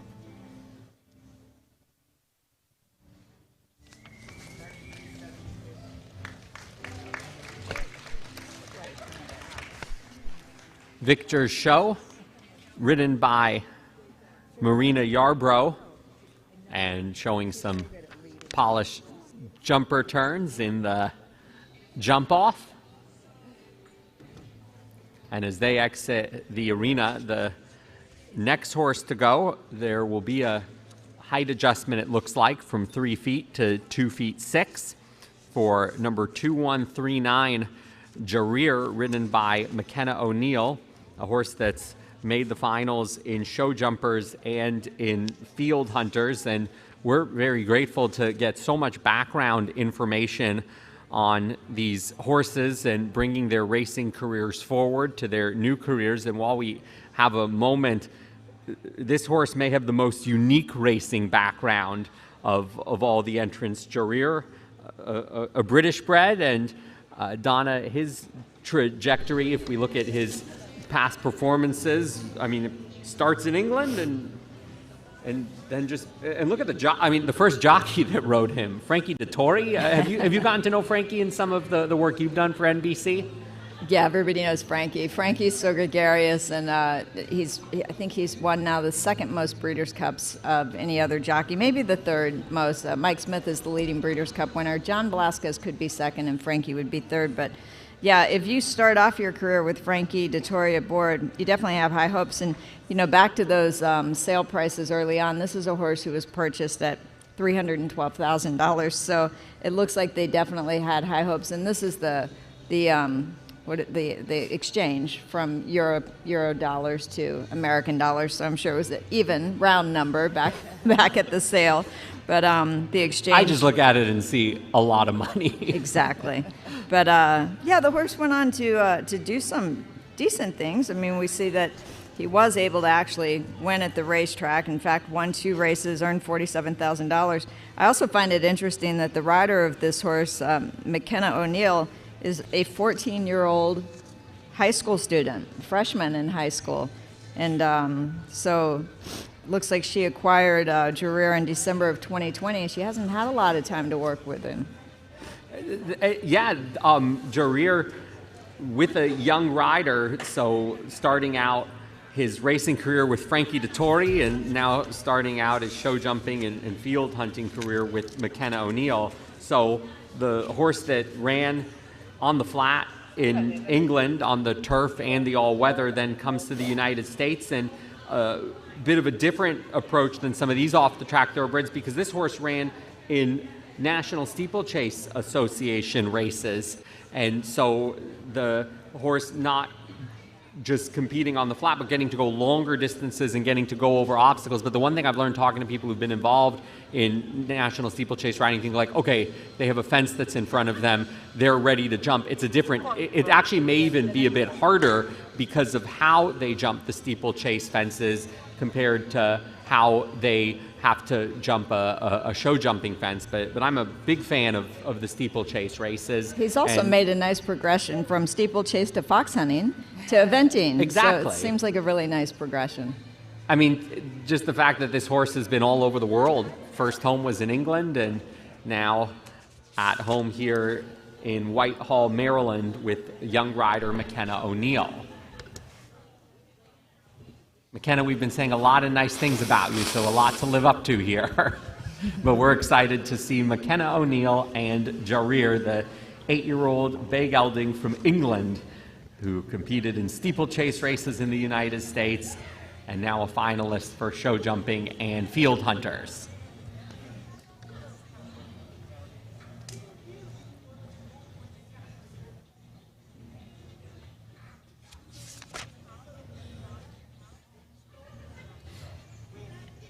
"14 years old, Ashley, you've been involved with horses all your life, as you have, Donna.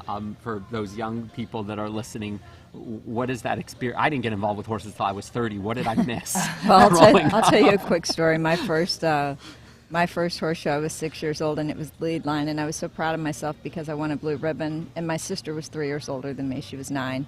So when I walked out of the arena and I said to my sister, "I won a blue ribbon," she said, "Donna, everybody wins a blue ribbon in the lead line." I didn't realize that.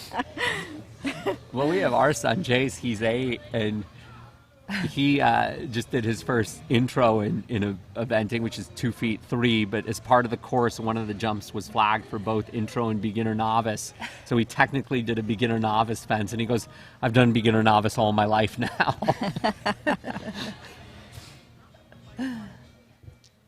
Amazing, a freshman in high school, McKenna O'Neill, aboard Jarir. So there, Ashley, you saw the horse eager to the fence. How do you balance? You want them to go forward, but you also don't want them to be flat like a steeplechase horse would be to a fence. Well, you referenced this yesterday, your eternal frustration with the term of bigger, not faster.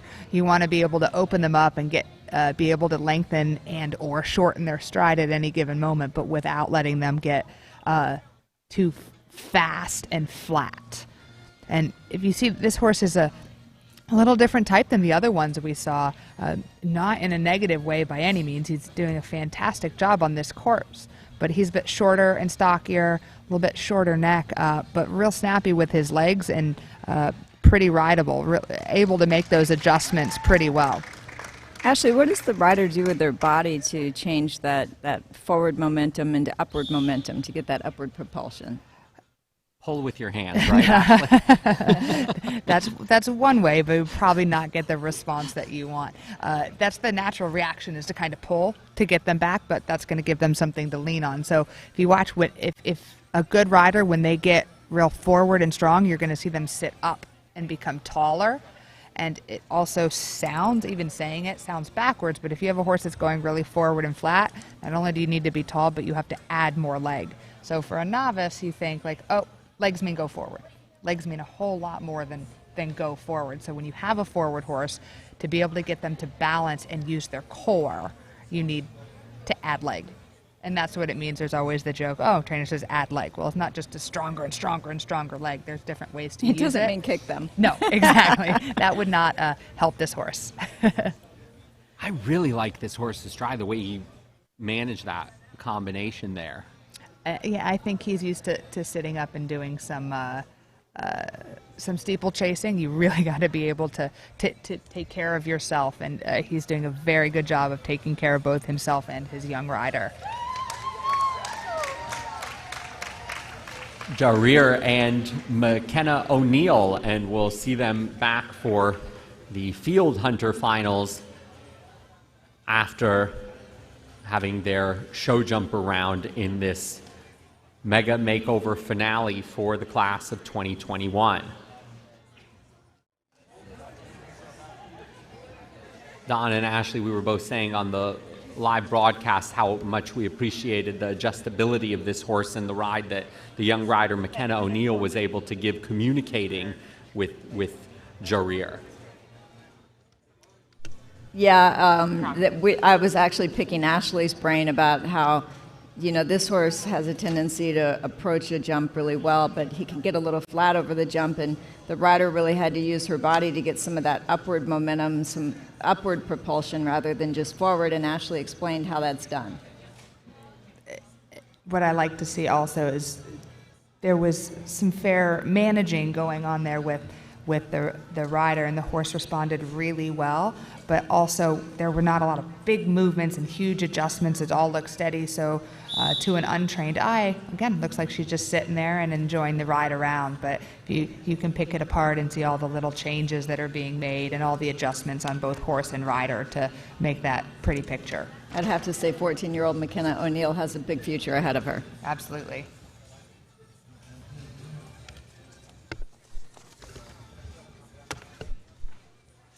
Now in the ring, we have rider number 2215, Raise 'Em Up, ridden by Christina Aaron from Aledo, Texas, a horse that's competing in show jumpers and dressage. 6-year-old gray gelding that had 24 starts on the track, 3 wins, 6 top 3 finishes, racing all the way from the northeast in New York down to the south in Louisiana and retiring in Oklahoma almost a year ago to the date, October 21st, 2020. One of the things that I read, because riding a thoroughbred for racing and for, say, show jumping or eventing is very different, but one of the commonalities is that it's about making those adjustments with short movements that you see the jockeys, and you can speak to this, Donna, the way they get the most out of their horse. It's not a quick pull of the rein. It's sometimes just a tiny little release in the finger, and also then with the show jumping that you're not making any quick adjustments, but just, you know, a slight shift in weight from the left to the right, or, you know, bringing your shoulders back a couple inches. The horses can feel that and can respond to that if they know what you're asking them. Well, the most sensitive horse I ever rode was a filly named Serena Song. She actually was quite a high earner and quite famous at the time, but she was definitely the most sensitive horse I ever rode. And when you would ride her in a race or in a morning workout and you needed her to go just a little bit faster, if you moved a finger, she would go way too fast. And so you had to just sniffle. You would go, just sniffle, just a little bit, because and if she you picked moved, up on that. if you moved your body, if you moved a finger, if you touched her with the riding crop, she would just take off. And if you wanted just a little bit of speed, you had to give her just a little bit of an indication. How did you figure out that that was a good signal to her, that was the vocabulary that you both understood? I had to go to the lowest signal I could possibly come up with because everything else was too much. It just took a little trial and error. I've found some horses respond to a change in breath. Yes, she was that way.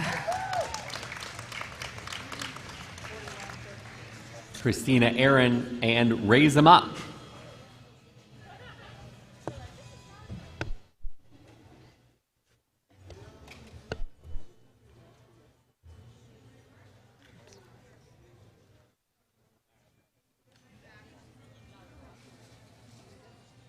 The final horse and rider to go in the show jumper discipline, sponsored by XL Equine. The leaders coming in to the finale, it'll be number 2118, highest rank, ridden by Camera Brown Allen, who is from Fulton, Missouri, and is an assistant professor at Williams Woods University, USAJA certified trainer. Aboard this young 5-year-old bay gelding, highest rank, New York bred that ran in the state of New York until October 7th of 2020.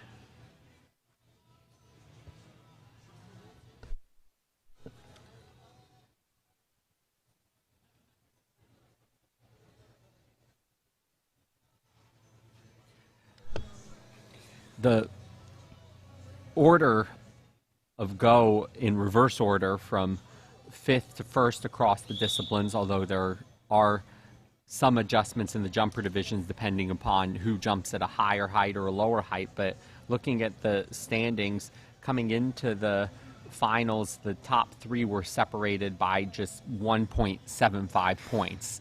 The scoring a little bit different, as Ashley mentioned, in terms of how this is scored, but regardless, that's a very close standings. And to elaborate a little bit more on how specifically they're being scored, if you've ever gone and see a true jumper, it is very black and white. What is your time? What are the faults? This one is completely up to judges' discretion, where each jump and everything in between the jump is scored on a rate of rhythm, straightness, confidence, correct jumping form, and acceptance of riders' aids. So it's not just did they get over. There are faults that are applied for a horse that knocks a rail, but just because you knock a rail, you can still increase your score by having a very good ride in between and showing class, the class of your horse. My favorite one is confidence. You want to see a horse that is confident moving up to the jump, and again may still need some cues and take the aids from the rider, which is another evaluation. But we see horses from time to time that come in and are very nervous, and yes, they're green, but this shows you your evaluation. So this horse has had 3 rails down. Do you feel like he has confidence and is just a little green, or do you feel like maybe he lacks a little confidence? casual, I thought. Casual is probably good on the confidence scale, though. But sometimes it's too casual, so there's overconfidence. Obviously, there's going to be some points taken away because there were 3 rails dropped, but there was nothing that made this horse look like he was overwhelmed, nervous, wasn't sure how to jump. Again, just a little casual, gets a little flat, might be a little bit with not quite listening to the aids, or the aids were a little quiet. So there are going to be some adjustments on that. Do you see the horse in the arena right now? He's doing that zenyatta walk. Yes, he wants to keep going. He looks quite happy.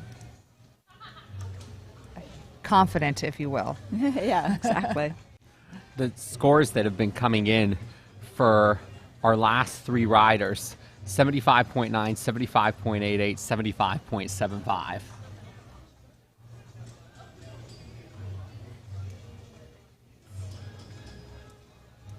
So Camara, Brown, Allen, and highest rank. And for those tuning into the Thoroughbred Makeover who may be more proficient in other disciplines, the difference in purpose of how you want to ride from that first show jumping round to the second show jumping round. There are a number of different, they call them tables in jumping, and you can have one on how fast you're going. This is on optimum time, so it's really important to have that nice steady rhythm, and they were given a specific optimum time, and your goal is to get as close to that. The other one, you want to show the rideability. You might even want to show some different adjustments in there to show lengthening and shortening of stride. And honestly, I think this might be a horse that if you put the jumps up, he probably would have had less rails.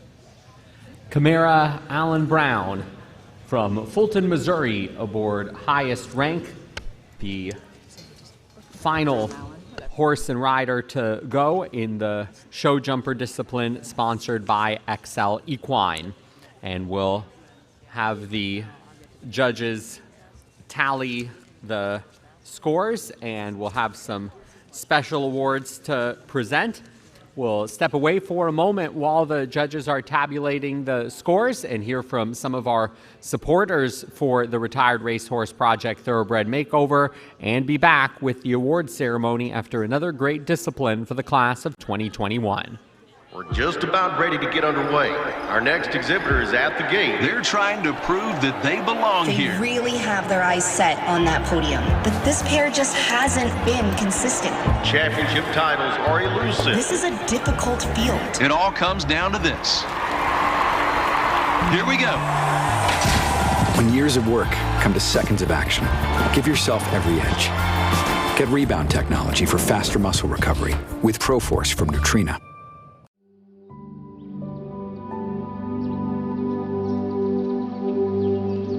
Our adoption partners are making it so easy to get into the horse world. So it's been really fun to see those connections that everyone's been making with their horses, and of course that those wonderful horses are finding their right homes too. I believe what we have the opportunity to do at Florida Track with these off-the-track thoroughbreds is really unique. We offer former racehorses a good home.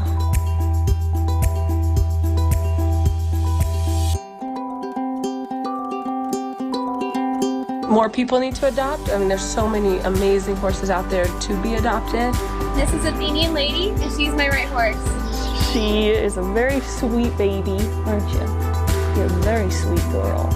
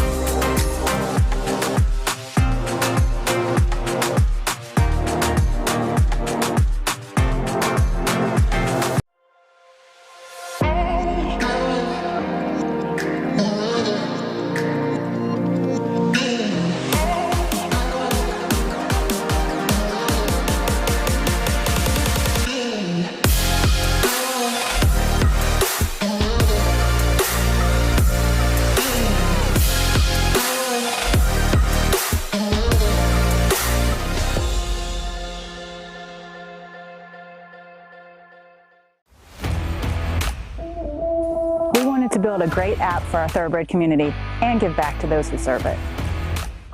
We're not just shopping. Where we're not just selling horses. And we are not just shipping. We're united. OTTB United, in partnership with the Retired Racehorse Project, uniting the thoroughbred community under one feature-rich platform.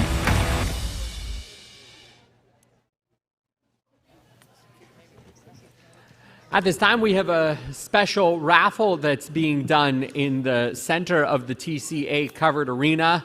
Volunteer coordinator extraordinaire Peg Sorensen, as well as organizer and really any label you want to apply to her, Kirsten Green, for the Retired Racehorse Project. They are going to recognize a special volunteer right now.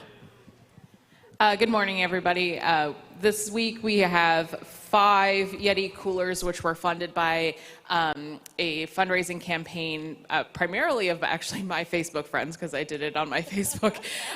But every year we've been able to get a couple of these, and I was thrilled to be able to do 5 and decorate them to recognize our volunteers this week. So we're going to go ahead and raffle 3 of them. But first, Peg, do you have anything that you want to say to your volunteers this weekend?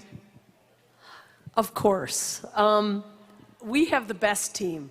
We are so lucky that we get people that are willing to be here at 7 a.m. with smiles, and they're here to stay until 8, 9 o'clock at night when everything is set and we're all ready for every trainer, every horse that comes through.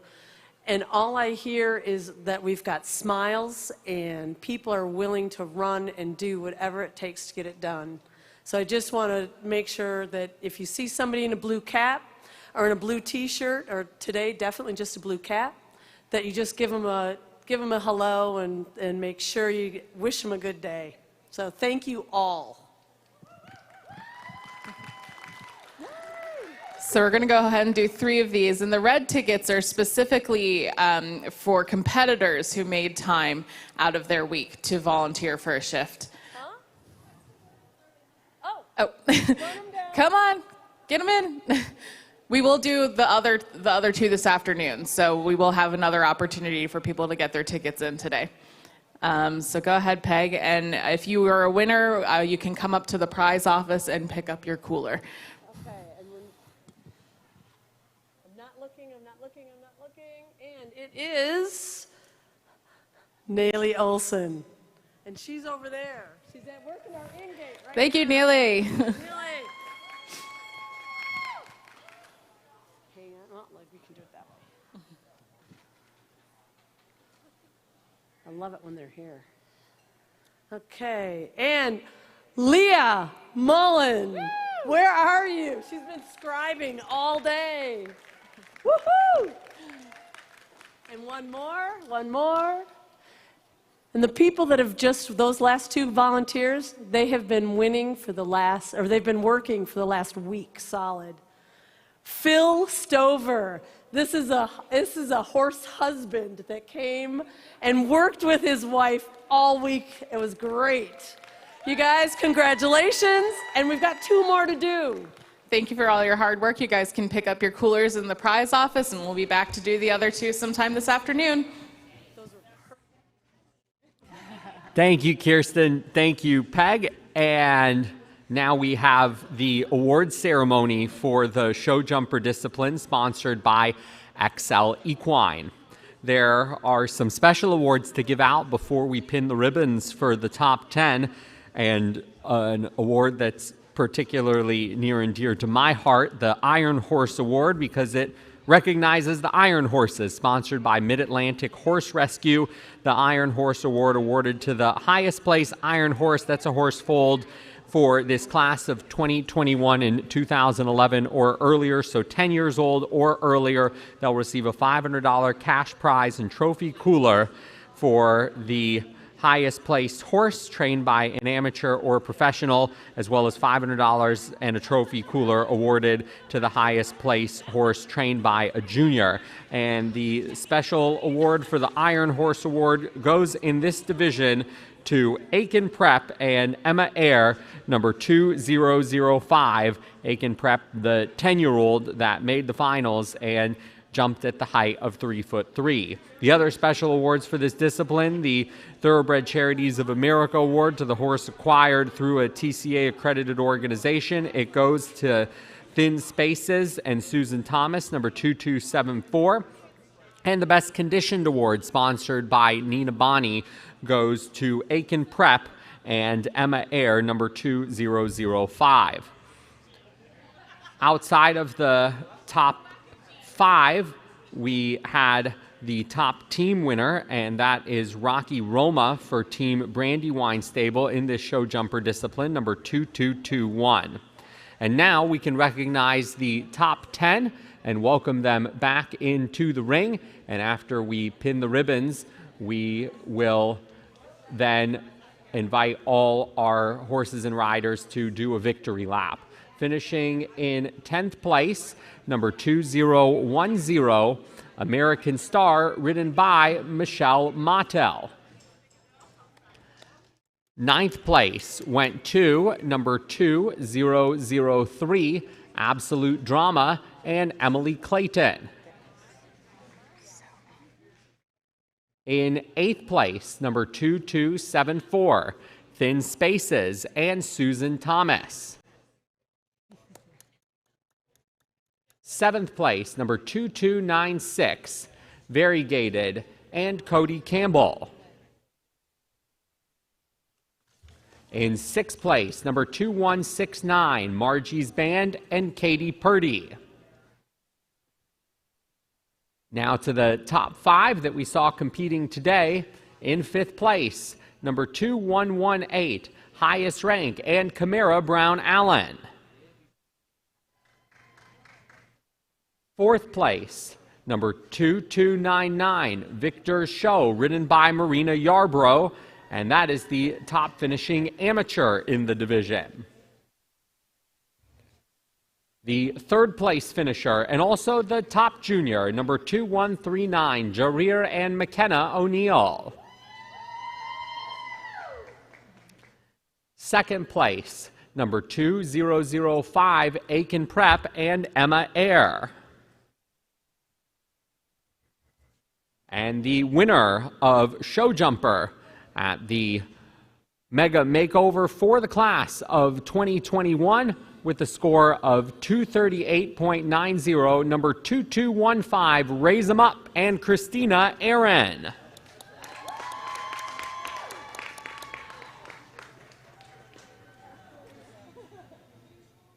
Congratulations to the top 10, and now we invite Christina and Raise 'em Up to lead this great group of horses around the TCA Covered Arena for a victory lap.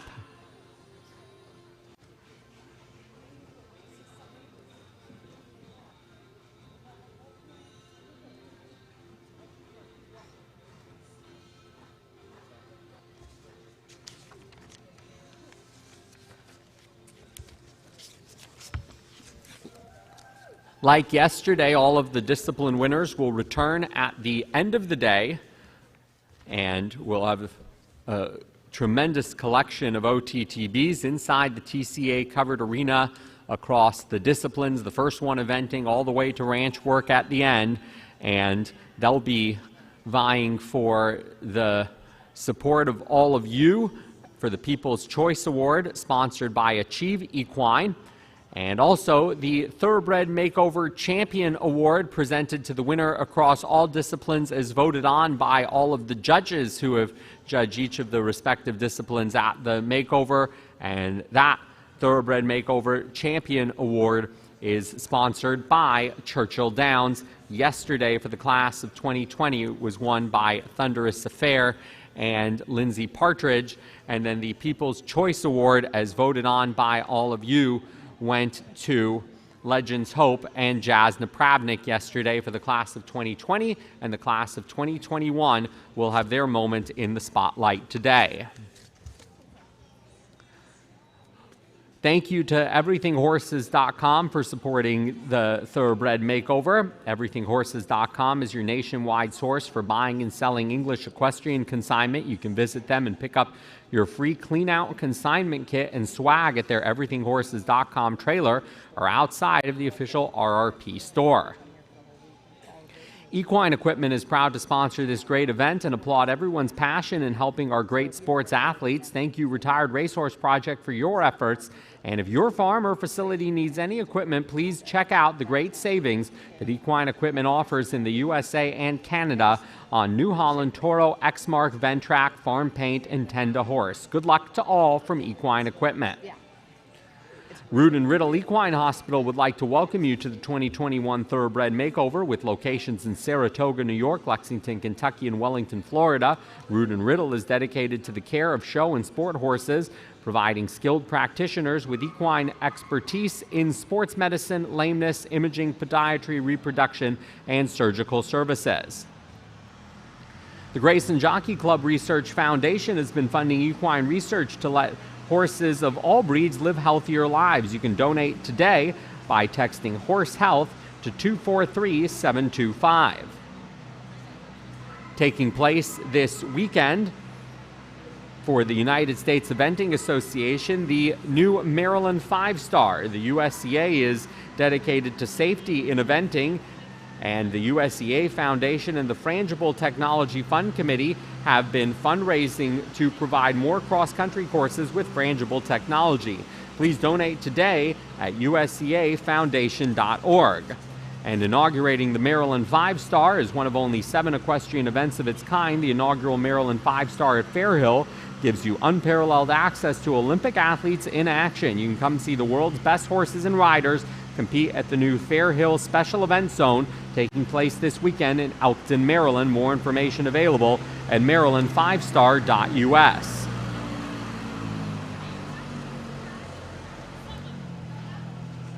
Thank you for joining us here inside the TCA Covered Arena, where we'll have a short break while the course is being changed over from show jumper to show hunter.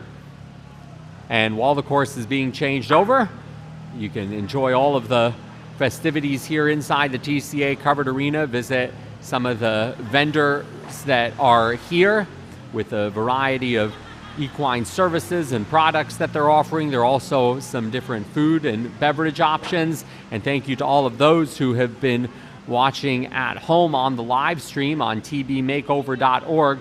Our live stream is sponsored by the Maryland Jockey Club, and very thankful to the support that the Maryland Jockey Club has given the Retired Racehorse Project. In fact, in hosting the first Thoroughbred Makeover when it was held at Pimlico back in 2014, before it came here to the Kentucky Horse Park starting in 2015.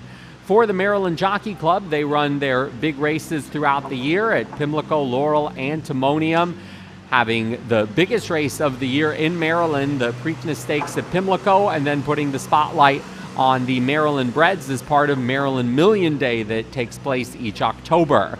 And this year's Retired Racehorse Project Thoroughbred Makeover includes a couple of great Maryland breds, two of whom raced against each other, finishing first and second in the 2018 Maryland Million Turf, and now are competing in the 2021 Thoroughbred Makeover.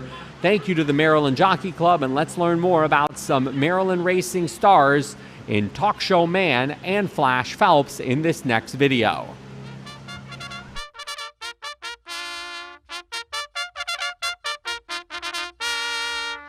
It was the 2018 Maryland Million Day at Laurel Park. And off of the Maryland Million Turf. Maryland Million's, I mean, it's a huge deal at Laurel. Ton of people, lots of stuff, lots of fun things going on that day. Talk Show Man, away in good order, will be taken back, and Flash Phelps is up close. Talk Show Man and Flash Phelps came into the Maryland Million Turf as two of the best turf racehorses in the state. Talk Show Man had won the Maryland Million Turf in 2014, and Flash Phelps was victorious in 2015 and 2016. The two favorites in the field of 9 for the 1-mile race turned in a thrilling stretch drive. Flash Phelps set down on the outside center of the course. Willie D. Rocket is right there in fourth and a little bit tight. Flash Phelps trying to strike the lead with a furlong left to go. Talk Show Man on the outside showing late interest, and Grande Flora is digging down to the inside. Flash Phelps, Grande Flora, Talk Show Man, Flash Phelps, and Talk Show Man. Talk Show Man, Flash Phelps. Talk Show Man's got Flash Phelps to win it by a head. Both horses would retire the following year. Now, 3 years after their Maryland Million memory, they're both part of the Mega Makeover in the class of 2020. Talk Show Man entered in Show Hunter and Field Hunter, and Flash Phelps entered in Dressage and Show Jumper. Sports fans love a good rivalry. We talk a lot of smack. It's fun though, you know. Especially some of these, turf horses that are able to have long careers where they can come back year after year and gain a following not only within the racing community, but, friends and family. So, in the spirit of promoting retired racehorses, let's meet the two Maryland racing stars and renew this rivalry off the track. Introducing first, Flash Phelps and Sabrina Morris. I started galloping him as a 3-year-old at Laurel Park. I was hired to work for Rodney Jenkins, who was his trainer, and he and I just kind of clicked. This is a big, strong, self-defiant, self-righteous horse that needed. He had a ton of talent, but it wasn't coming out in the afternoons, and he was kind of a jerk to deal with in the mornings. So that's my type. That's my type. If it's a jerk and has some emotional needs, apparently that's what I'm attracted to. This horse is really cool. He's a local celebrity in Maryland. He actually ended up being the Maryland bred turf horse of 2016. There's a lot of people back home that know him and that are so excited to see him doing something that is different than what they know him for. Ladies and gentlemen, Talk Show Man and Lindy Gutman. So I knew a lot about his racing career because his owner is our veterinarian, and we had been following him on the track. We're pretty avid racing fans. He's sort of a local racing celebrity. We did Real Ryder Cup, and so I've just tried to promote the fact that people know who he is. He knows he's important. He's sort of used to being the big man on campus, and he has that expectation from us as well. But he's really interested and he's really smart, so he loves doing and trying different things. And I think that's been a lot of fun for me. He's worked some cows. He does a little bit of fox hunting. I wanted to bring awareness that you don't have to really be a professional to retrain a racehorse. He's such a cool dude. He's a trier no matter what he does. He's a good boy. I love him. I love him. I love you.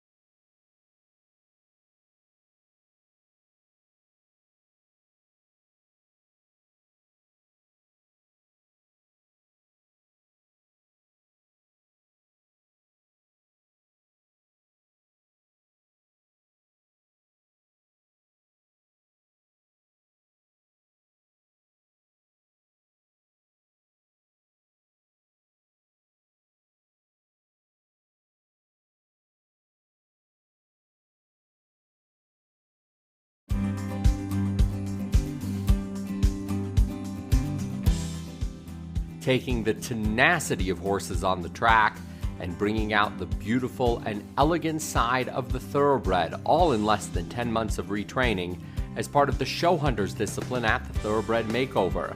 The classiness of horse and rider will come out in rounds under saddle and over fences. Under saddle, horses will be judged on the flat on rhythm, relaxation, style of movement, and manners. Over fences, which riders can choose to be either 2 feet 6 or 3 feet, the judging for the 8 fences is based on pace, style over fences, and manners. What you're seeing, it should look like the horse is carrying their rider around effortlessly. So to do these green horses in a hunter class, it really takes a skilled person to pull it all together and help their horse set up and be smooth and make it look like the horse is just carrying them around. It's about the precision horse and rider can demonstrate in one of the traditional English disciplines.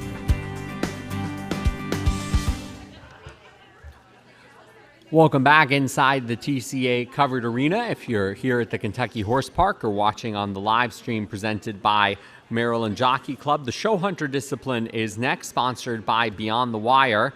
And for the show hunters, we'll have 5 different horses and rider combinations going around the 2'6" height that was set, the change in the jumps. And Ashley, how are the show hunters judged for the Thoroughbred Makeover? The show hunters are one of the divisions that's a little bit more closely judged to how they would be in a normal show. It is all about how clean and steady they are. Obviously, a clean round is going to be stronger than a round that has a rail down, but what they are specifically being judged on is pace, style over fences, and manners. And I always pick out my favorite, and I love the fact that they're specifically looking at manners for this horse. How polite they are, how responsive they are, how willing they are. And that all ties into getting a good rhythm and getting a good style over those jumps. Our judges are Sissy Wicks and Nancy George, and the stewards Alyssa Maya and Eileen Cody. And we are ready to go for our first horse and rider to enter the ring. The show hunter course has been set by William Robertson, USCF Small R jumper and eventing course designer, who also designed the courses for show jumpers and for eventers. And the show hunter course will have 7 fences.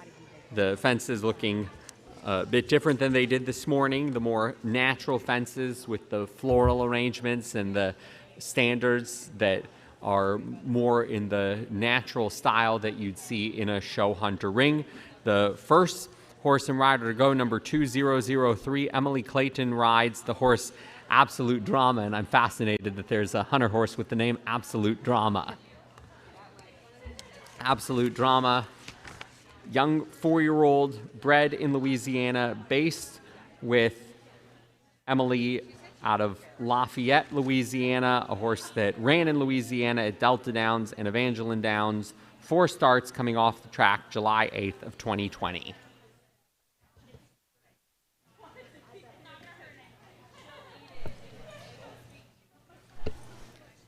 Absolute Drama is by a sire named Big Drama out of a mare named Perfect Charm. So Absolute Drama is a really good name given the pedigree, but not typical of a hunter.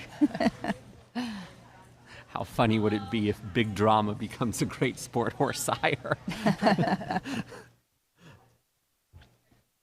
This is one of those horses that we appreciate. You know, the 4 starts, and best finish was the 5th place finish, and a quick racing career, but hopefully a very long career when it comes to whether they're competing in the hunters or they did show jumpers this week as well at the Thoroughbred Makeover.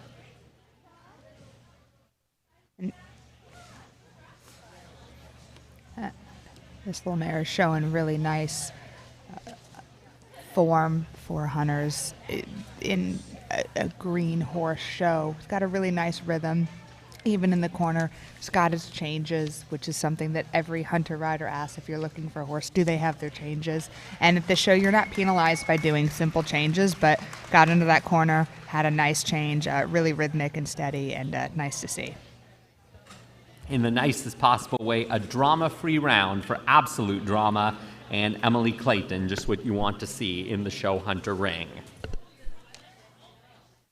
So next, we'll welcome number 2101, Grand Blue Harbor, ridden by Rachel McMahon from Palmyra, Virginia. And this is a horse that's for sale in the class of 2021 as part of the ASPCA Makeover Marketplace. Grateful to having the partnership between the RRP and ASPCA. And we heard from Christy from ASPCA yesterday, and hopefully she'll come by our booth a little bit later today as well.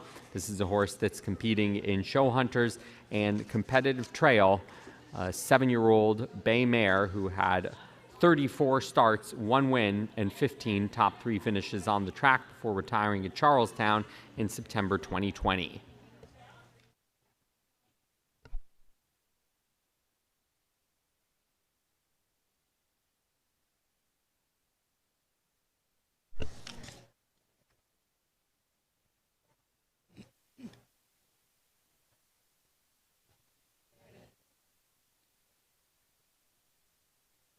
This mare didn't make her first start until she was 3 years old, and it took her 19 starts to finally win her first race, even though she had some pretty good races. She had some thirds, seconds, and had some pretty decent races after that, but then her form started to tail off a little later in her career last year.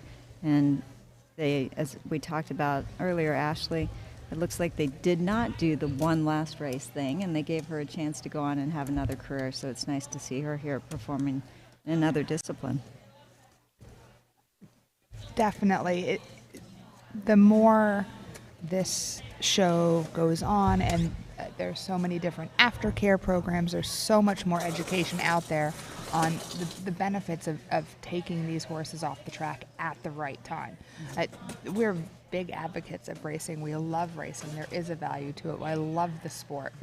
And there's so much to be gained from that, but there's even more to be gained when the racing community and the aftercare, the sport horse disciplines all work together with the same goal of keeping these horses sound and healthy and happy and having a job for longer.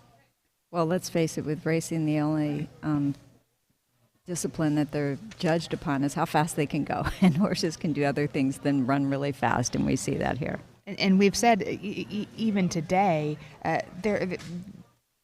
with the breeding, you can have every intention in the world to have a top racehorse, and it's just not in the cards for them. And it's great that can be addressed. And there's certain horses that come out and they're just made to be hunters, or they're made to be eventers, and it doesn't matter if that horse was purpose bred for racing. Sometimes they were made for something else. She certainly had a beautiful round, Ashley.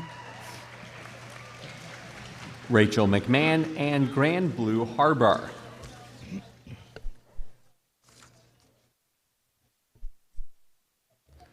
Next up, we'll have rider number 2228, Erica Hammond, who is aboard Russian Wine. Russian Wine, a 6-year-old gray gelding, bred in Florida and raced in Florida as well from 2018 until September 2020, retiring after 30 starts, half of which came on the dirt and half of which came on the turf.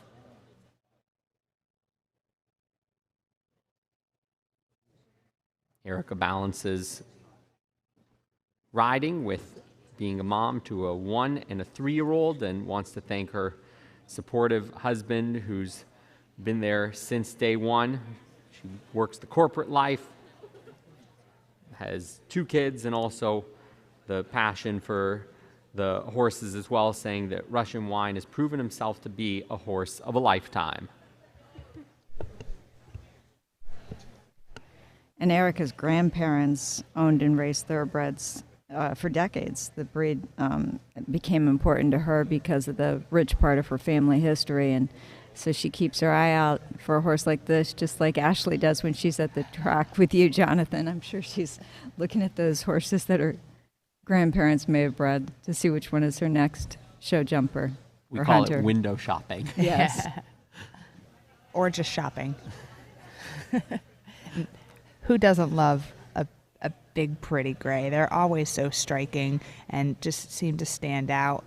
You get a horse with a good brain on top of it and nice movement. This horse does have a cute jump, great knees, still learning how to tuck those feet up underneath him, but the knees are pretty snappy. You see, he's looking around this arena a little bit more than the others, but one thing that's really interesting is these greenies.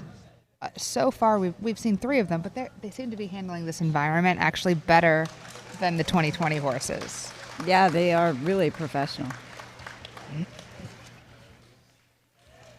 Russian Wine, ridden by Erica Hammond. So to answer your question on who doesn't love the grays, I would say it's the groom who has to take care of them, and that's about it, because they can get pretty dirty. There's a reason why I don't own any grays. Next in the ring, number 2123, Icarius, ridden by Alexandra Beckstadt from right here in Lexington. A horse that had just one career race back in February 2019 at Gulfstream Park in Florida. Did have some race workouts more recently as November of 2020, but Connections retiring the horse from racing and now competing here with Alexandra Beckstadt. Icarius is next to go for the Show Hunter finale sponsored by Beyond the Wire.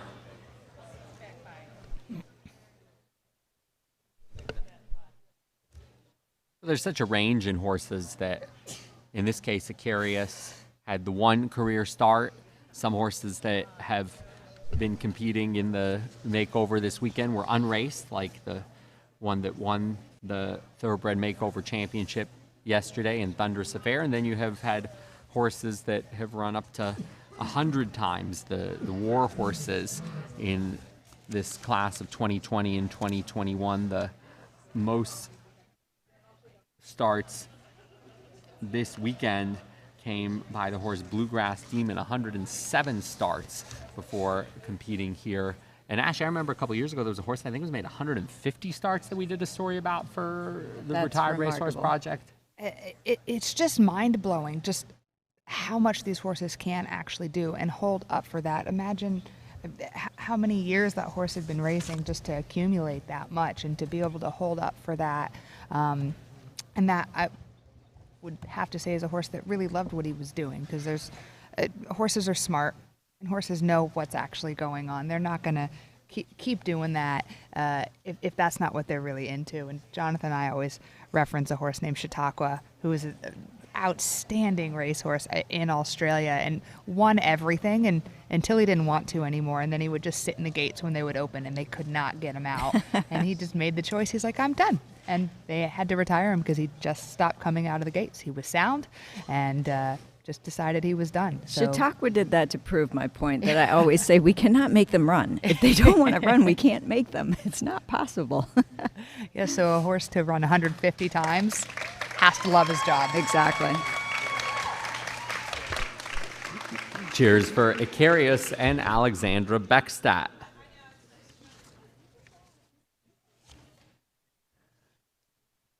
One more horse and rider to go in the Show Hunter discipline.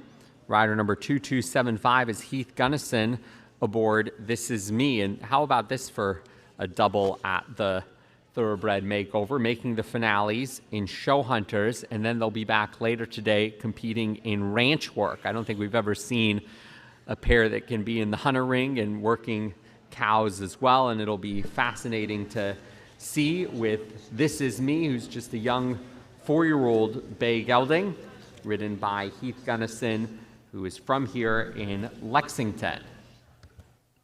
Heath Gunnison is also the Midway University hunt seat coach, which, as you know, is Midway is very near to the Kentucky Horse Park geographically, and he competed in the 2018 Thoroughbred Makeover. I see just such light hands on him. It's very free, very moving. He's not restricting in any way, and the horse is just reaching out, really nice and relaxed, and he's just not getting in this horse's way at all. Look at that beautiful tail on that horse. He's got the tail of almost like a Frisian stallion.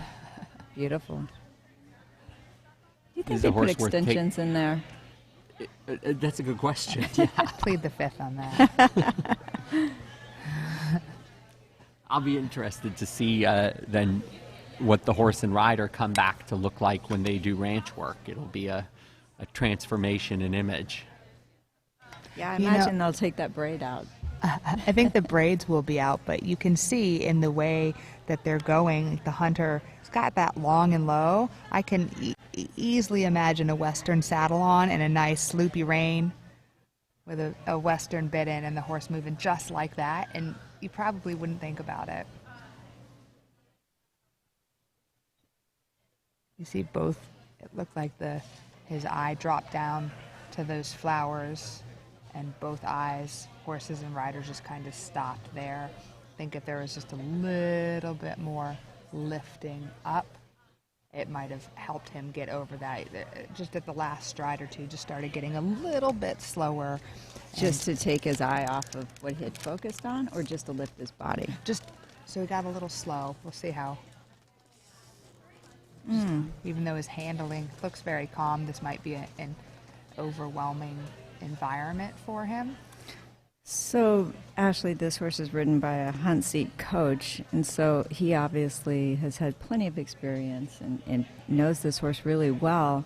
I'm sure you've had this sort of thing happen to you too. Like, horses just never cease to come with surprises, do they? You're really not allowed to have an ego with horses. But what I really like to see is, even though he is nervous, right, and he stops and doesn't want to do it, that second time he came up, he stopped and let him sniff and gave him a pat. And even there, like, he's going to walk out on a loose rein, give him a pat, and that's what you want to see. That's really good horsemanship.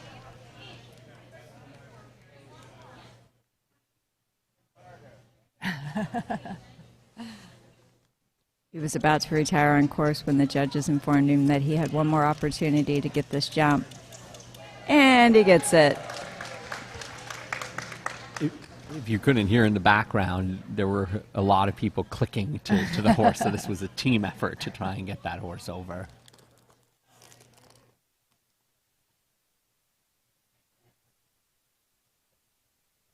I think that's a good thing, you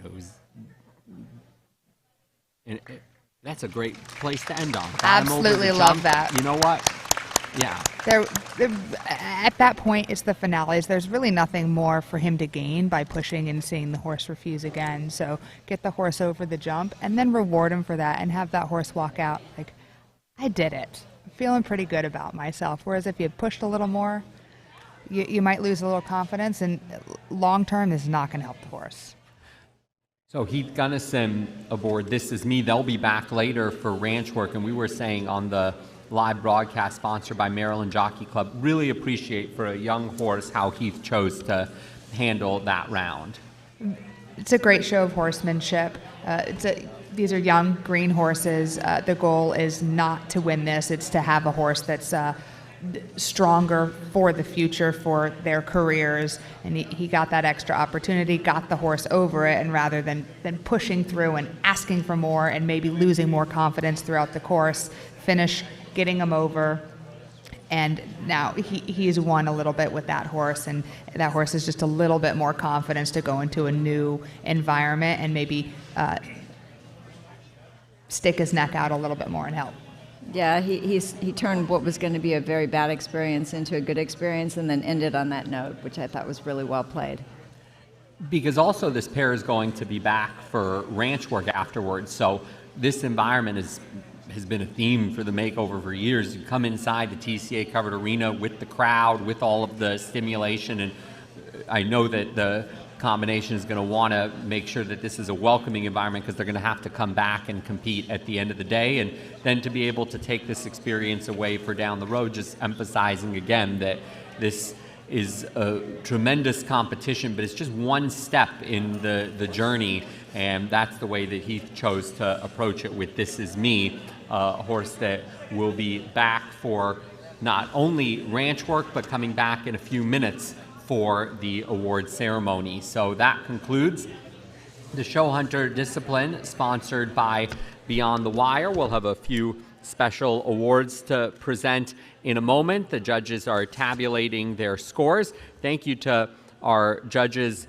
this weekend who have been part of the show hunter competition. The stewards, Eileen Cody and Alyssa Myatt, the course designer, William Robertson, and our judges, Nancy George and Sissy Wicks.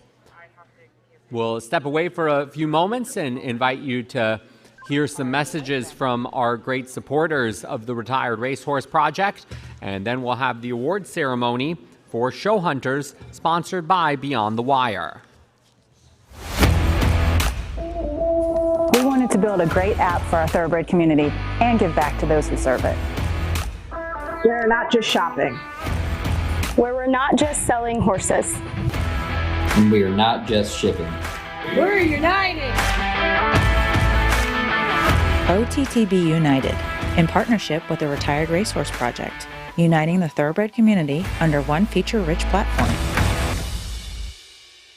Everyday Kentucky is all new and every morning. We love where we live. And we are excited to tell the stories of everyday Kentucky. Bringing you the bright side of the bluegrass every day. And we're here. Every day, showing you how you can shop local and help support Kentucky business owners. Every day, we'll see you at 9 a.m. on WKYT. Established in 1982, Rood and Riddle Equine Hospital is a worldwide leader in equine healthcare, providing a full menu of specialties of services and treatment for all breeds and disciplines of horses, from the family companion to the high-performance athlete. Learn more today about Rood and Riddle Equine Hospital. Visit roodandriddle.com or call 888-773-4838.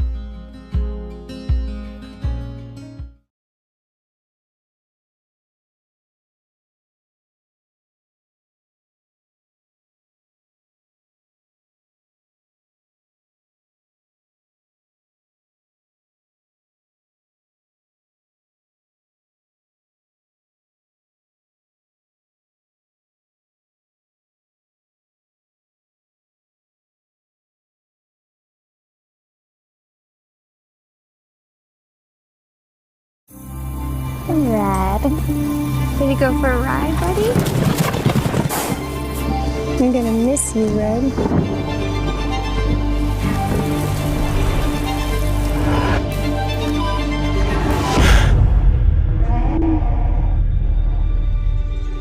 Grayson Jockey Club Research Foundation provides the best equine research to treat the horses we love. I missed you, old boy. Suspect your horse has ulcers? I have been there. So here's a thought. Instead of jumping to spending hundreds of dollars on pharmaceutical ulcer products, why don't you give Daily Gold a try? Daily Gold helps in relieving the symptoms that cause ulcers. It's natural and it's affordable, so give it a shot.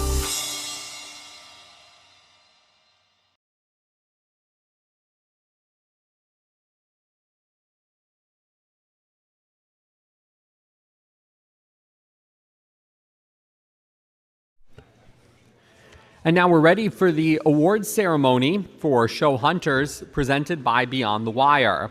We have a special award to announce first that will recognize the top Pennsylvania bred. It's sponsored by the Pennsylvania Horse Breeders Association, a $2,500 cash prize awarded to the highest placed Pennsylvania bred in the competition. And this year's top Pennsylvania bred from the show jumper discipline was Aiken Prep, number 2005, ridden by Emma Eyre. In the show hunter discipline, the Thoroughbred Charities of America award was awarded to Don Quixote and Heather Mason. The Best Conditioned Award in the division, sponsored by Nina Bonney, goes to Avail Akati, ridden by Emily Castrenzi. The top team was the Chester Croft team that rode Stolen Love. The top junior was for Out of Bullets, ridden by Chandler Nance. And we'll have the top amateur as part of the top 5 in the division, as we'll now pin the ribbons 1st through 10th in Show Hunter, sponsored by Beyond the Wire. Finishing in 10th place, number 2067, discreetly placed, ridden by Carolyn Sanders. In 9th place, number 2097, Good Timing Man, with Christina Ellison.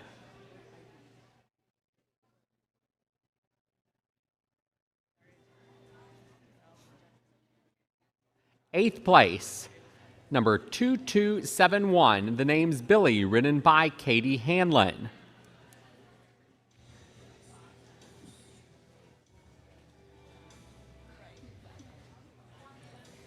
Seventh place was the top team, Stolen Love, with the Chester Croft team, number 2262. Sixth place went to number 2299, Victor's Show, and Marina Yarbrough. Now to the top 5 that all had their finale rounds today. Fifth place, number 2275, This Is Me, and Heath Gunnison. Fourth place, number 2101, Grand Blue Harbor, ridden by Rachel McMahon. Third place, number 2003, Absolute Drama, and Emily Clayton. Second place, number 2228, Russian Wine, and Erica Hammond.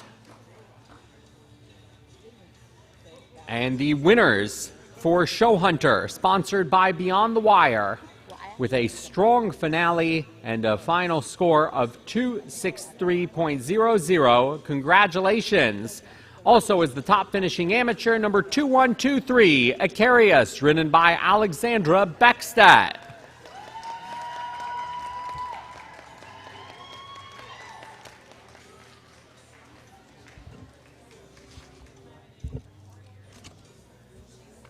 And now that we have the top 10 in the arena, Alexandra Beckstedt and Acarius, you're welcome to lead the top finishers around the TCA Covered Arena in a victory lap.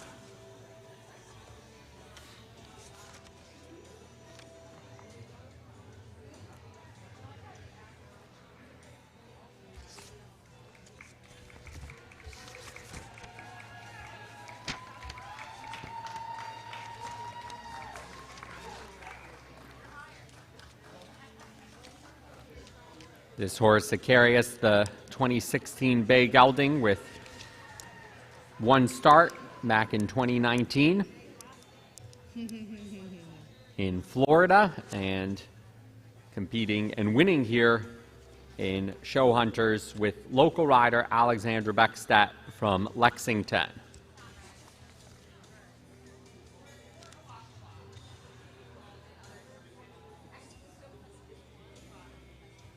A number of racetracks have partnered with the Retired Racehorse Project for the Thoroughbred Makeover, and it's great to see the support that the racing industry is providing towards these retired racehorses.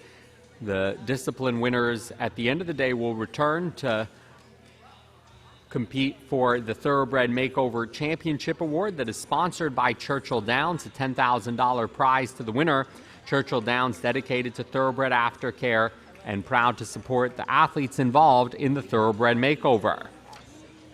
Also, thank you to First Racing, coast to coast from Santa Anita Park to Gulfstream Park, First Racing is committed to the health and safety of horses before, during, and after their racing careers. First Racing is proud to support the Retired Racehorse Project in their mission and to provide a thoroughbred aftercare path and showcase the exceptional talents of our equine athletes on and off the racetrack. Learn more at www.first.com1st.com. Also to Charlestown and their Horsemen's Benevolent and Protection Association. The Charlestown HBPA is a proud sponsor of the Mega Makeover and presenting the Wild and Wonderful Award to eligible discipline winners. You can learn more about the Charlestown HBPA at cthbpa.com.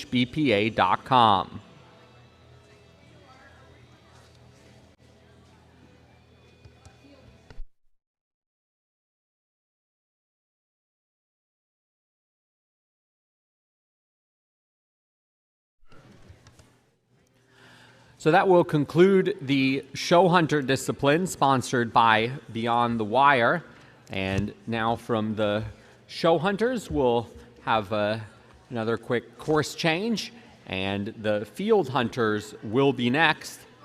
The field hunter of disciplines sponsored by the Master of Foxhounds Association that has been a supporter of the Thoroughbred Makeover since the start of the event here at the Kentucky Horse Park back in 2015.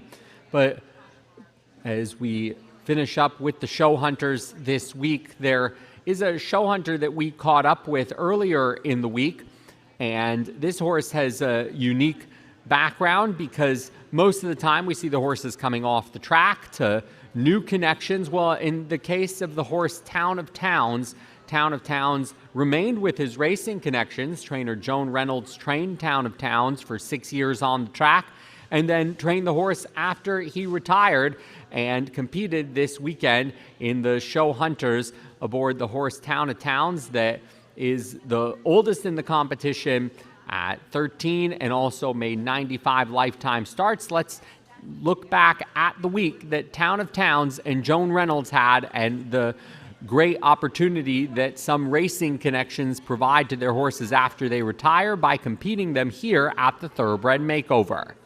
Oh, this is wonderful. I know, that's why I was like, I'm starting now, at least so I can get that put in.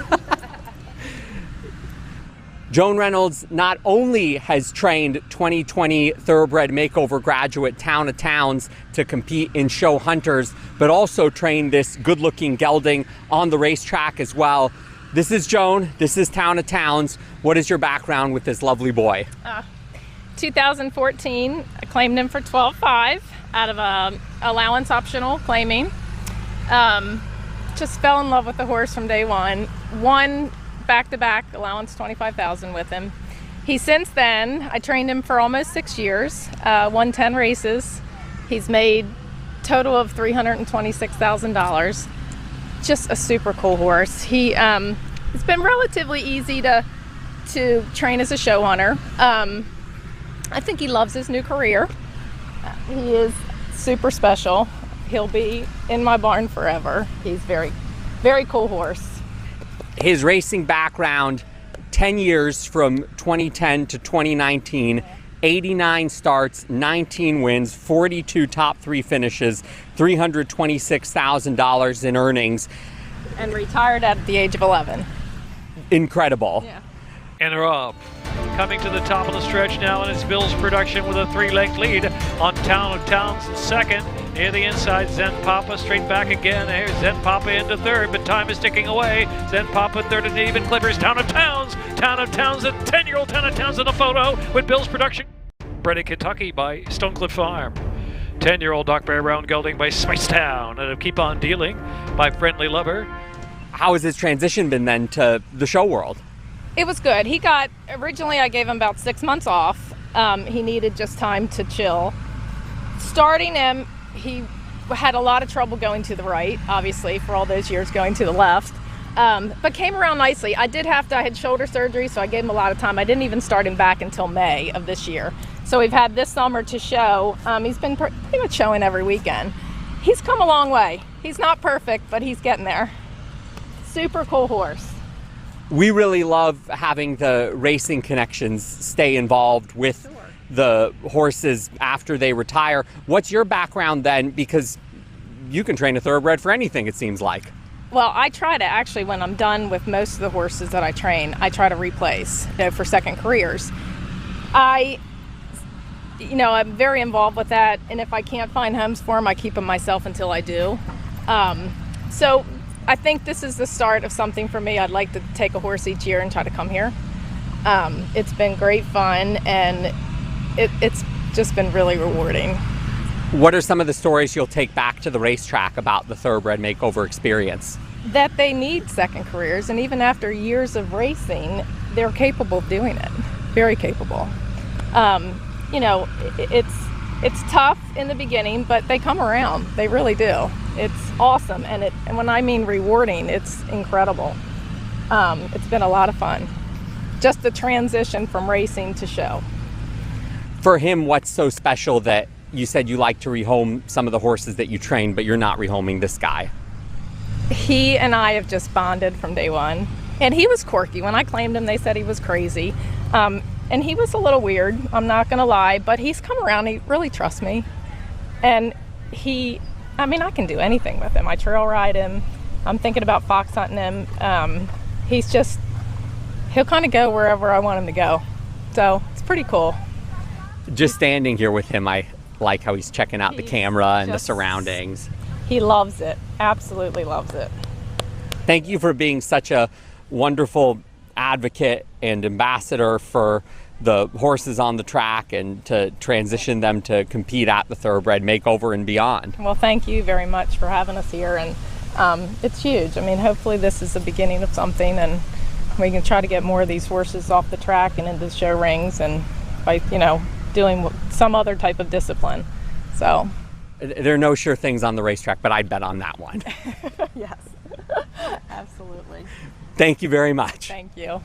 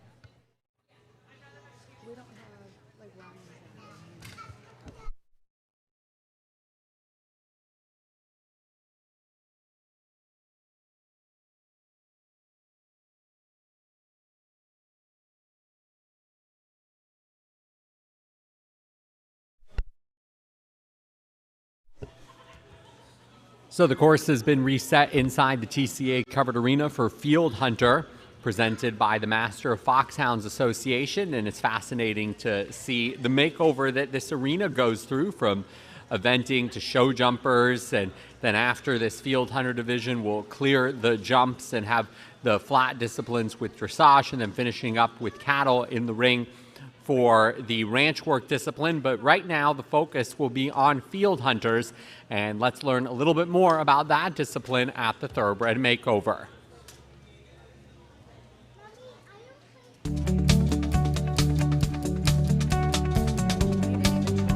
It's a breathtaking sight to behold, the Field Hunters for the Thoroughbred Makeover over the gorgeous grounds at the Kentucky Horse Park. It was a beautiful, crisp, foggy morning, and the whole environment is just really awesome to see. If you get a chance, it's definitely worth seeing.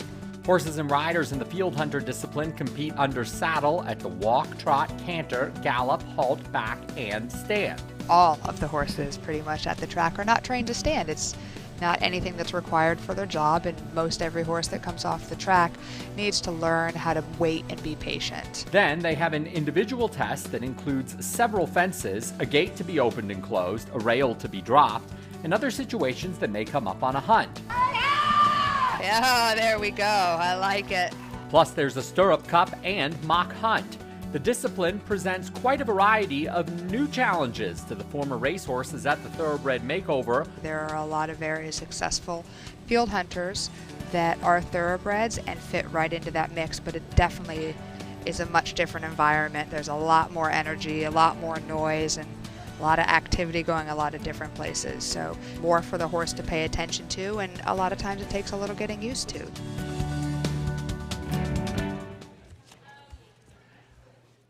The Field Hunter discipline is next, and Ashley, you were following the Field Hunters earlier this week. The mock hunt, that's produced some of the most gorgeous videos that I've ever seen. We posted some for the work that we do for retired racehorses of Arapahoe Park, and the scenery that you get out on the hunt, it's amazing to experience, and you got to see that. How did the competition go earlier in the week? It's really a great environment to be in. They have the mock hunt is normally earlier in the day, but if you get an opportunity, if you're here another year, it is absolutely worth going out there. This week when they had it, it was right as the sun was coming up. It was perfect weather. There was a nice fog just right on the field, and the horses were just absolutely gorgeous and really showed well. Overall, the quality of horses we had out there were pretty strong, and to be able to see all of them going out together and have the hounds involved, and they have to demonstrate the gallop, which is really fun to see. They let them out and had a good time, and had a number of jumps, had to go through the water. So to put it all together and kind of abbreviate all the things that they might see out on a hunt, it was really well done this year. But this may be the hardest discipline to then try and simulate in the finale in the covered arena, just because you never really have an indoor hunt. Yes, you have to get a little creative, and they've done a great job here trying to balance this and also competitive trail are kind of hard to represent in the finales because everything's done inside, and you never really have a hunt inside, like Jonathan said. So there's a number of natural jumps that we're bringing back. They use the cross-country jumps as well, and then they're also going to demonstrate a number of the compulsory movements that replicate things that you would see out in the field. They'll have to trot a jump. They're going to have to drop a rail from horseback. They're going to have to show a gallop and a halt. So we'll take you through the course as we have each of our horses and riders go. Our first horse is in the ring, introducing our judges, Christy Claggett, the Master of Foxhounds for the Marlboro Hunt Club, Lieutenant Colonel Dennis Foster, and past executive director for the Master of Foxhounds Association, the course designer Maggie Wright, and the steward Cheryl McCrutsikas, who has helped design and run the event. And we have our first horse in the ring for the Field Hunter discipline, sponsored by the Master of Foxhounds. And the first horse to go, number 2029, and that is Booster Gold, ridden by Elizabeth Morass from Haymarket, Virginia. And Booster Gold, a young 4-year-old bay gelding who was bred right here in Kentucky and raced in West Virginia and in Maryland.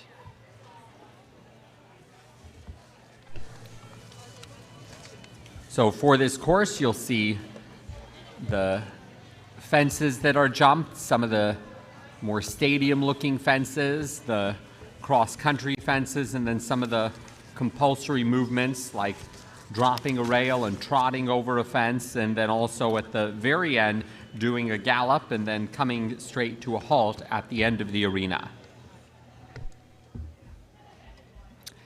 Let me just specify, you may have heard us say at some point today when in show jumping, hunters, eventers, when a horse drops a rail, when they actually knock it down, that is not what we're talking about. You'll see when this first horse goes, they're actually going to demonstrate. They're going to take the backside of their whip and put the rail down. There's a number of times out in the field that they might actually need that resource with things that might come up during the day, but this is where they're actually going to deliberately take that rail and put it on the ground and then come back and jump that specific jump. It's a difficult ask because these are young horses and they have to stand still, and then you have to be able to, well, here we're going to see it right now, so why don't you take us through, Ashley, the skill that's involved in mastering that maneuver.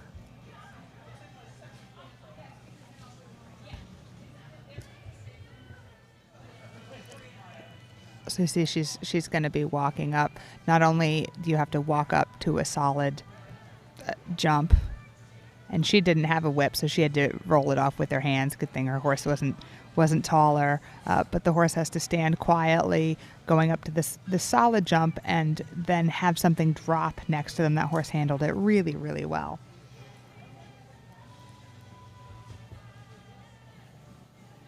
And now they'll trot this fence.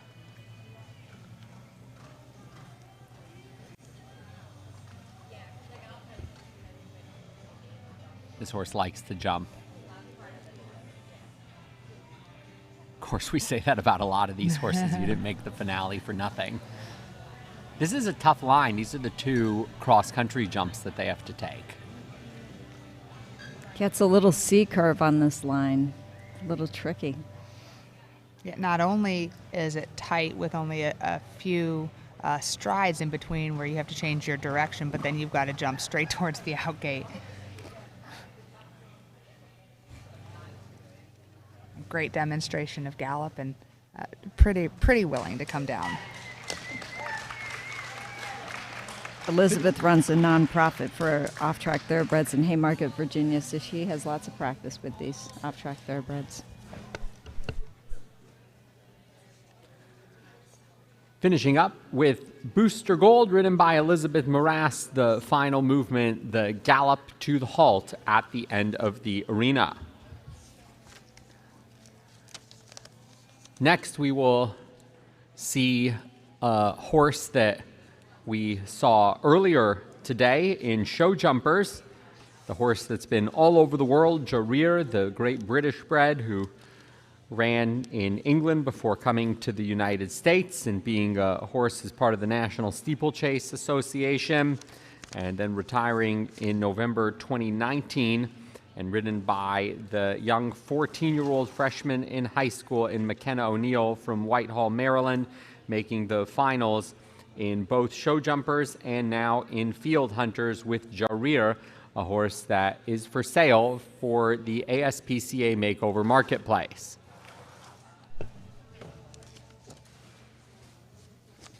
If I'm correct, Jonathan, this is one of your favorites that went in show jumpers. Yes, as someone who is involved in racing and a fan of racing, the racing background alone to have a horse that was bred in Great Britain, ridden by the great Frankie Dettori and Tom Marquand, and then comes over to the United States, runs in steeplechase races, which I'm also quite fond of. So to have that background and then to come into this competition, I really appreciated how eager the horse was to the jump in show jumping, but how responsive that Jarir was to the aids of this young rider in McKenna O'Neill. You know, Karen O'Connor, who's, as you all know, a great eventer. She had a really small horse, and this horse is pretty short in stature. Theodore was his name. His nickname was Teddy, and she said that it actually sometimes was easier to jump him because he was already looking up at the jump. This horse isn't necessarily looking up at these jumps, but he definitely is down there, and he's going to have to get upward propulsion. He can't just sail across them. And thoroughbreds are so naturally athletic, and there is this misconception that you need, I need 16'2" or taller. I need this big, long, leggy horse. And I am a big fan of the smaller, more compact horses also. I like all of them. I like the big ones. I like the small ones, but I definitely do not overlook the smaller ones. Looks like she has her riding crop in hand, as you had said earlier, to do this the way that most of the riders we've seen have done it.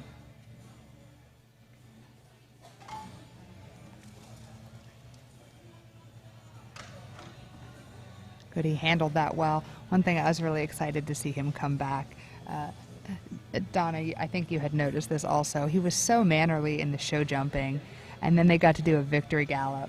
And he got a little proud of himself and was feeling his oats for sure. So I was very interested to see if he could come back and be his nice, polite self again, or if he was going to stay fired up like he was in the gallop. Well, he is 8 years old now, so hopefully that comes with a little bit of maturity. I'm interested to see him in this line and how responsive he is to the bend. He didn't drift at all. No yeah, problem. that was pretty darn accurate. Well, we'll still see if he stops as fast as he runs. As you can see.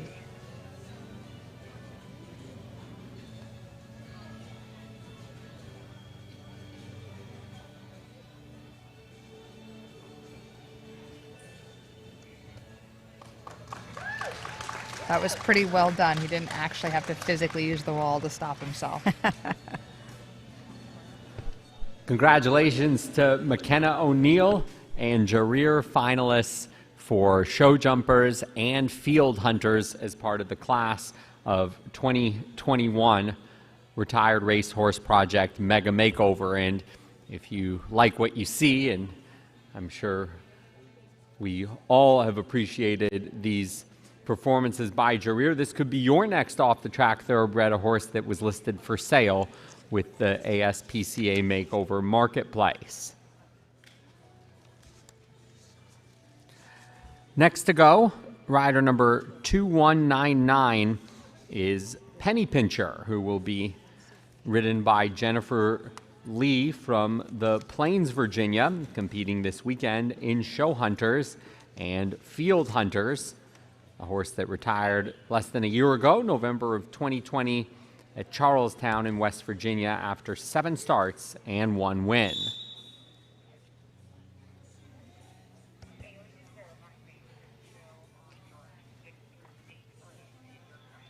For all of you watching at home, please note that Ashley is looking through the catalog of the ASPCA Makeover Marketplace for the listing for Jareer. This is for Donna, not for me. Don't worry, Jonathan. I'm not worried. I want him. Jonathan's hoping you'll buy him for him.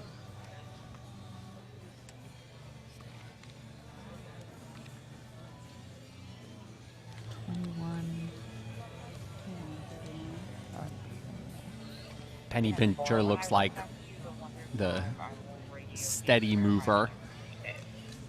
Good distance there to that jump. No change in rhythm. Nice change in leads over the jump. And for those of you watching from home, Ashley just pulled up the price. And Jonathan, if you'd like to buy him before you leave, you can buy Jareer for $25,000. That's a fair price for a horse like that. I think that was a hint, Ashley. Christmas is coming, you know. Of course, buying the horse, the sales price is the cheapest part of the endeavor. That's true. It's like buying a boat. Wow, she did a little bit of a halt there to get over to the rail that she's going to drop. It's good to see Penny Pincher's getting a little bit excited out there, and so to see that she's able to bring him back down or settle her a little bit. That definitely shows to the rideability. Gets you a couple points back after getting a little excited and maybe going a little more forward than you needed to, but then to demonstrate, hey, look, when she gets that forward, I can bring her back pretty easily. We'll see if she can do that again in the gallop. This is a young 4-year-old bay filly. Horse is looking, what are you doing? I think Penny She's looking Pincher for might be carrots. used to getting used to carrots and peppermints from that position. And regardless of what the score shows here, something like that, a horse that, gets a little forward but really seems to like the jumps and have a good time with it, wherever she scores, I can guarantee this horse is fun to actually go out and hunt with.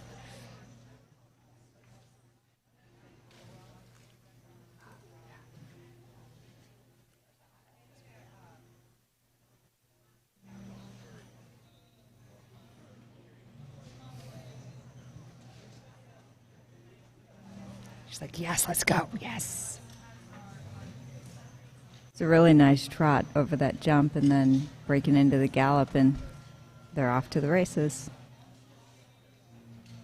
Here's a chance to show rideability again and see how you can maneuver this turn.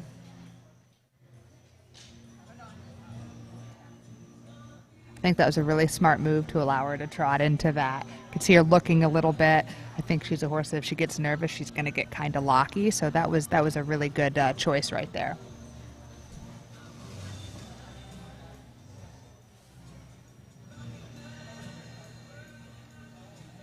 Another good halt.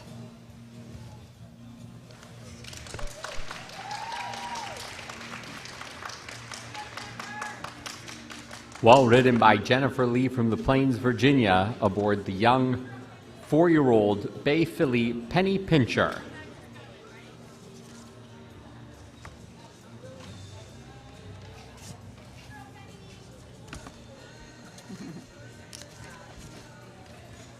New York bred, and a number of states have gotten behind the horses bred in their state at the Thoroughbred Makeover. We have already announced the award for the top Pennsylvania bred, but the top New York bred, also recognized by the Empire State Success Story Top New York Bred Horse Award. There are also awards for the top bred finishers from California, Kentucky, Louisiana, and Maryland that will be awarding later on throughout the competition. After Penny Pincher and Jennifer Lee, now to the final two riders, starting with number 2276, Thoroughbred, ridden by Courtney Ballantyne from Wisconsin, another horse that is part of the sale for the ASPCA Makeover Marketplace, a 5-year-old bay mare, competing this week in Field Hunters and Show Jumpers. Thoroughbred had 19 starts on the track, 2 wins, retiring October of last year from Mahoning Valley in Ohio.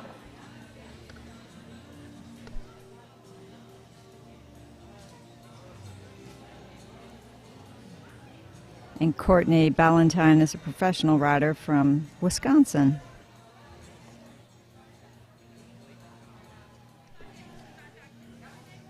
You have riders coming in from all over the country and all over North America. A number of champions yesterday came from north of the border in Canada. And this year was even tougher for those riders to come from Canada to be able to bring their horses and themselves across the border. And the winner, Lindsay Partridge, she always has a lot of props when she does her freestyle routines, but she said this year she had to import the props just with all the changes that we're dealing with, and the makeover itself affected with having the class of 2020 run yesterday.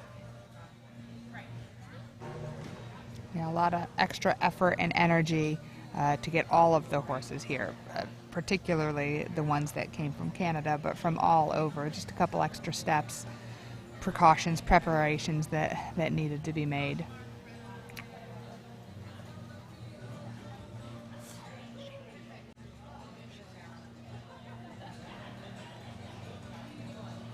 This is another young horse very keen on her job. I think with a little bit more polishing, you'll see she would have fit very well into the group that we saw yesterday. It's almost like she's a little too excited to be out there, but that being said, she's quite rideable through everything, so she gets kind of full of herself, but is really taking a good direction from her rider. Yeah, her last race wasn't that long ago. I mean, it was a year ago, but that is still not that long ago. It was in October, as Jonathan said earlier, at Mahoning Valley, so she's not that far removed from having been a racehorse at the track.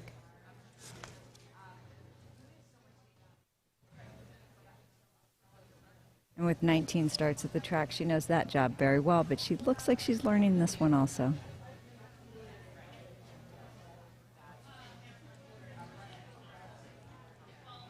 She's getting a little into that racehorse counterbend coming around the turn. What do you mean by counterbend, Ashley? So as she was going around that turn, tracking right, her nose was pointed out and the shoulder was in there. I knew she was going to be happy with the gallop. And particularly in that direction, it's how they move, I'm not going to say naturally, but how they comfortably move on the track because they're used to being ponied. I see. That makes sense. And I was also glad to see she stopped without having to use the wall after that strong gallop. We call that an enthusiastic horse, and I don't see that as a negative in any way. That is For the Greater Good and Laura Sloan, and if you're listening on the live stream, Ashley just describing this horse as an enthusiastic horse, something that you'd enjoy having if you're out on the hunt.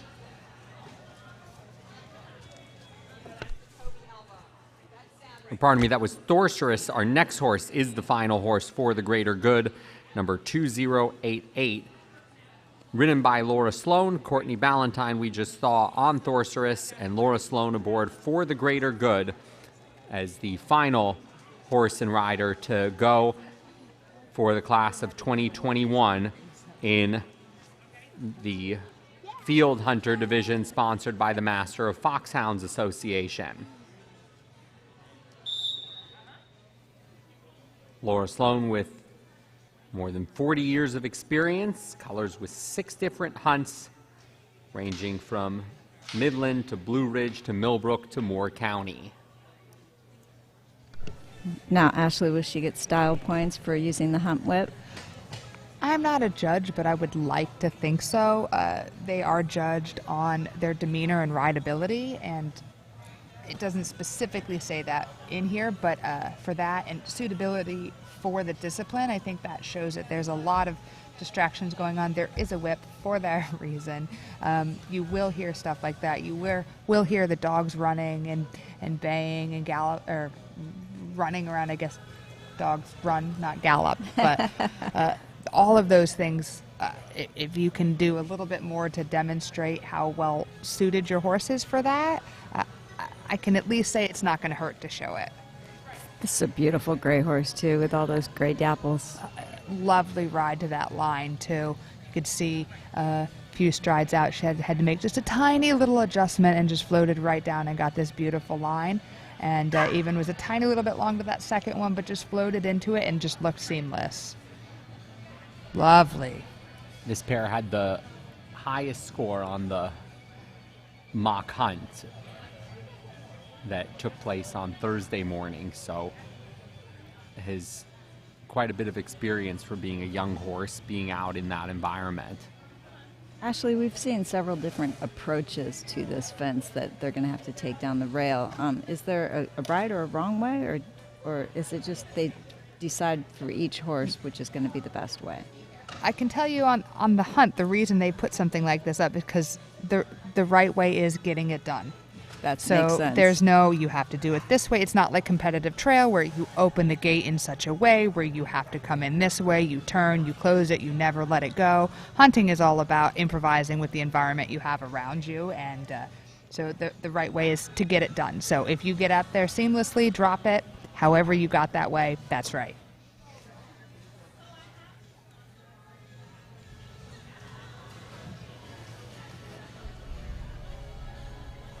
Laura coming down to the trot to approach and getting the lead change over that first of the cross-country fences, and then lead change back over the coop.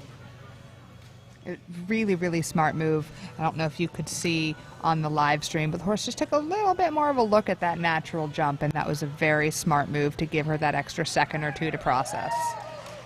And got a beautiful halt. Beautiful. Laura Sloan and For the Greater Good, wrapping up their finale in the field hunter discipline, a horse that was quite versatile on the track, running on the dirt and the turf, and has shown the versatility this week competing in show jumpers and field hunters. So that will close out the discipline and the judges scoring those finale rounds. We'll have the award ceremony coming up shortly for field hunters, sponsored by the Master of Foxhounds Association.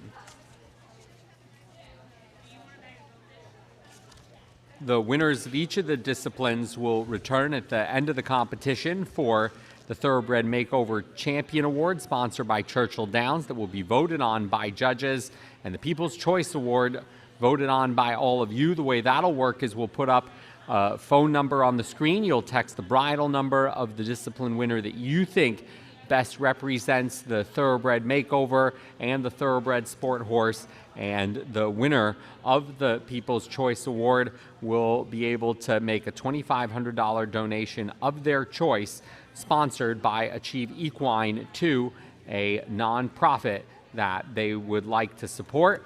And thank you to Achieve Equine for being the sponsor of the People's Choice Award. Achieve Equine are the maker of Flair Equine nasal strips and distributor of VIP equestrian saddle pads. They bring you innovative, evidence-based products for the welfare of your horse. You can breathe easy because we've got your back. Thank you to the Northwest School of Animal Massage, who have been a leader in education for equine massage, acupressure, and aromatherapy for 20 years, providing training across the globe. Enroll by October 31st and use the code MEGARRP to receive $100 off any NWSAM certification course. Reach out online at www.nwsam.com or visit the vendor booth for more information. In addition to the great-looking horses, we've also seen some great-looking stalls throughout the Kentucky Horse Park. The stall decorating contest is sponsored by Kim Campbell, author of the Triple Crown Trilogy, a historical fiction book series that captures facts and real stories about the Kentucky Derby, Preakness, and Belmont as you follow the fictional thoroughbred Genuine Storm and his team on the trail of the Triple Crown. So we have the results tabulated, and we'll begin by recognizing some special awards that have been part of this field hunter discipline.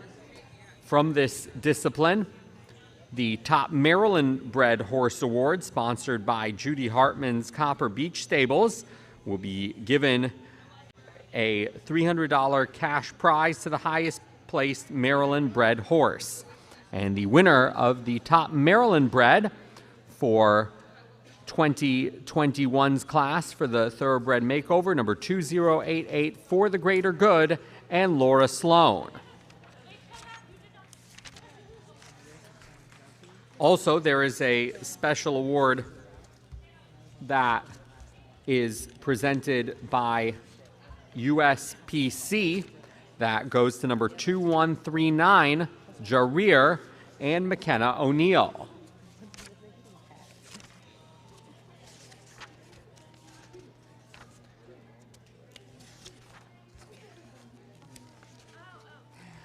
We have the Thoroughbred Charities of America Award for the field hunters, and there will be no winners for this particular discipline, but we are awarding the TCA award across all other disciplines that have received a horse through a TCA accredited organization. The Best Condition Award, sponsored by Nina Bonney, will go to the Sheikh of Araby, ridden by Gina Gans. And now we have the top 10. The top finishers in Field Hunters, with 8 finishing the competition. 8th place goes to number 2255, Squatching with Liss, ridden by Scheherazade Schultz. 7th place, number 2212, Proven Warrior, ridden by Gina Powers, the top finishing amateur in the class of 2021. 6th place, number 2272, the Sheikh of Araby, ridden by Gina Gans. In 5th place, number 2029, Booster Gold and Elizabeth Morass. 4th place, and the top finishing junior, number 2139, Jarir, ridden by McKenna O'Neill. Finishing in 3rd place, number 2199, Penny Pincher, ridden by Jennifer Lee. 2nd place, number 2276, Thorsaurus, ridden by Courtney Ballantyne. And the winners of the Field Hunter discipline, sponsored by the Masters of Foxhounds Association, with a score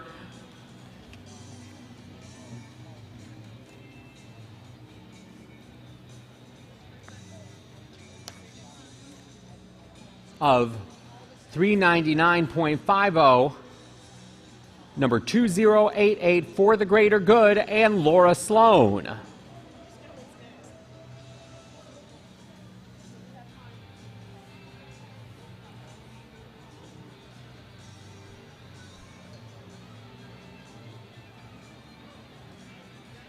And you're all welcome to take a victory lap around the arena, led by Laura Sloan and For the Greater Good. Congratulations on a great week in the Field Hunter discipline at the Retired Racehorse Project Mega Makeover.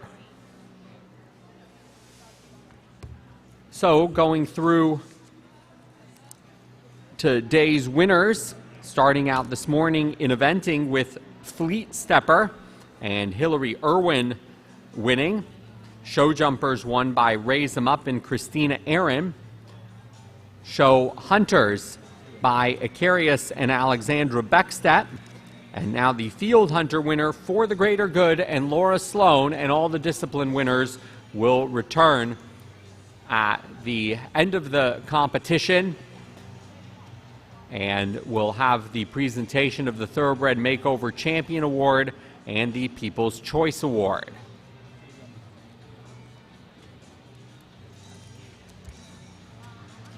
Yesterday, we handed out the very special Ambassador Award that is sponsored by Pyroy Media. The Ambassador Award going to the makeover trainer, official, or volunteer who best embodies the spirit of teamwork, cooperation, sportsmanship, and inclusivity. Individuals nominated for the Ambassador Award during the week of the Thoroughbred Makeover at the info desk, and the RRP staff selects a winner from the pool of nominees. And this year's Thoroughbred Makeover Ambassador Award went to Dr. Shannon Reed, and also an honorable mention for John Roberts.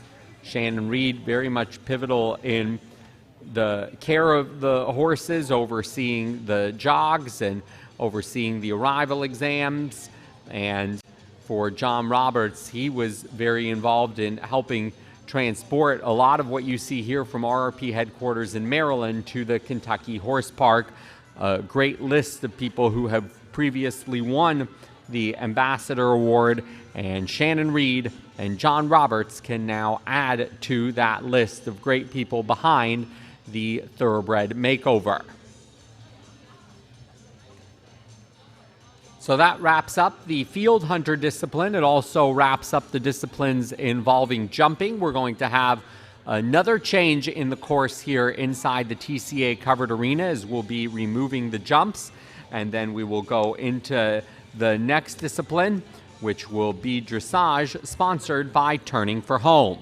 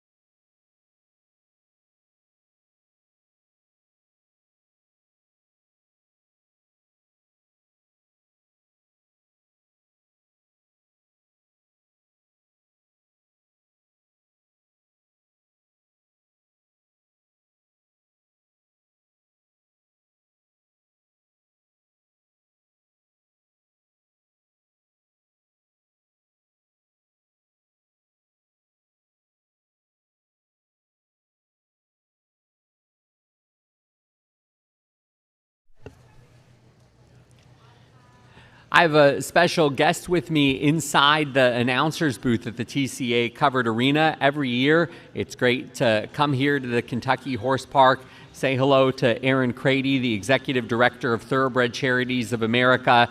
And as big as the Thoroughbred Makeover has gotten, for me it's special to look back to the first time that I was involved in the event in 2015 and those memories. But TCA and you had the vision for what this event could become back in 2012. For those people who are now in the mix of the Thoroughbred Makeover, back in 2012, what did this event look like? Oh, it was very, very different. It was very different back then. First off, we were at Pimlico Racetrack, so very different venue. But it was more of an exhibition at that time, not so much of a competition. But, you know, it's such an important part of what we do at TCA is supporting not only the aftercare organizations that are rehabbing, retraining, and rehoming, but the organizations like RRP and the Makeover that are creating a demand in a marketplace for thoroughbreds. So when the idea started to have that demonstration and then eventually to become a competition, and working at the time with Stuart Pittman from Retired Racehorse Project, and now the reins being very much taken over by the board with Carolyn Carlson and Kirsten Green and Jen Reutz. Did you have the vision for what this could become, or was it one of those things that has just kind of evolved because you got behind such a great idea, and when you get behind a great idea, you just kind of sit back and see where it all goes? Yeah, very much so. I mean, I think Stuart Pittman probably always had this vision. He's quite a visionary person.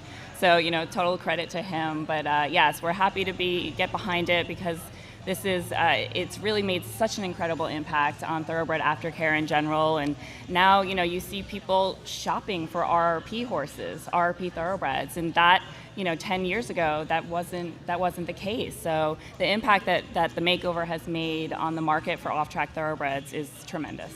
Looking back at how the event started and TCA being very much a supporter to where it's evolved, what are you most proud of in terms of where this has gone? Because for me, and I imagine for you, it's very cool to be like, you know what, we were there when it started. We were there in the beginning. Yeah, it is cool to kind of look back and see how it's evolved.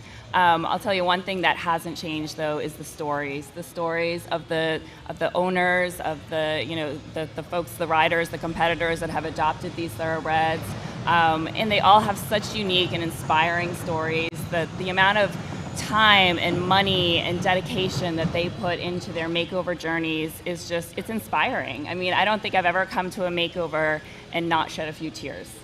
That's a good point, and that's something that I always want to make sure is part of the makeover. The makeover itself, it's a huge competition. There's now $100,000, very much of it thanks to organizations like TCA, and the quality has grown and grown, but in addition to being a great competition, this event stands for so much more, and the stories are very much what make it a big part of that. And we've enjoyed going around this week, meeting the riders, meeting the horses, and learning about their stories. So talking about the evolution of RRP and of the Thoroughbred Makeover, how about the evolution of TCA? You deserve a lot of credit for that, as does your board. TCA it has made such an impact on the thoroughbred industry. What are you most proud of in terms of the years that you've been involved with TCA? Oh, thank you. Gosh, yeah, TCA was founded in 1990 by Herb and Ellen Moelis and Alaire DuPont in Middletown, Delaware. And I'm just very fortunate, very lucky to have a small role in the organization. And you know, the impact, it's all due to our board and our founders, the impact that they made when, you know, they saw the need in 1990 for, you know, a better way for thoroughbreds to retire. You know, I kind of step back sometimes and think, wow, that's impressive what they've done in creating this organization. So it's just, I'm very lucky to be a part of it. Certain things stay the same, the desire to help, but also you have to keep being innovative when it comes to the great work that we all do. What are some of the ways that TCA is now being innovative, still carrying on that mission that started in 1990? Sure. You know, our primary program is grant making. So we're a grant making organization. This year we provided funding to 69 organizations across the country. We granted out just over $775,000. So, you know, we support not only Thoroughbred Aftercare, but we also support the organizations that are providing health and human services for backstretch and farm workers, because, you know, we all know that they're the backbone of the thoroughbred industry. So we feel it's really important to support them. But you know, we try to raise as much money as we can every year. We've added some new fundraising elements to our organization. This year we have our what's become our second largest fundraiser of the year is Bash at the Breeders' Cup. And that will be November 5th out in Del Mar. So if there's any Breeders' Cup fans, anyone going to Breeders' Cup, please consider attending Bash at the Breeders' Cup, because it is a nice fundraiser for us. It's a fun cocktail party. We've got some super cool live auction items. So yeah, we'd love to have everyone in attendance. You also have the Stallion auction too. Stallion season auction, that's every January. So if there's any breeders, you know, we have Stallion season auctions from usually 10 plus states in Canada. Varying price points for, you know, the small breeder all the way down to or all the way up to the larger breeder. Something for everyone. As we look through the pedigrees of the horses that are competing here, Ashley and I are looking at, we actually want to breed to that horse. Yeah, it'd be fun to race the horse, but this is going to be our next great eventer potentially. And a new thing that people can help support is Race to Give. Yes, Race to Give. That's new this year. Haggard Equine Medical Institute, in celebration of a milestone anniversary for them, they put together this online giving and awareness campaign for Thoroughbred Aftercare. So if you go to racetogive.org, you can see it's a really neat, like, peer-to-peer fundraising campaign. So you can start a team, recruit your friends to join your team, and of course donate. And at last check, we were up to about $72,000 raised for Thoroughbred Aftercare programs. That's wonderful. Well, thank you, Erin. Thank you to your team and your board members at TCA.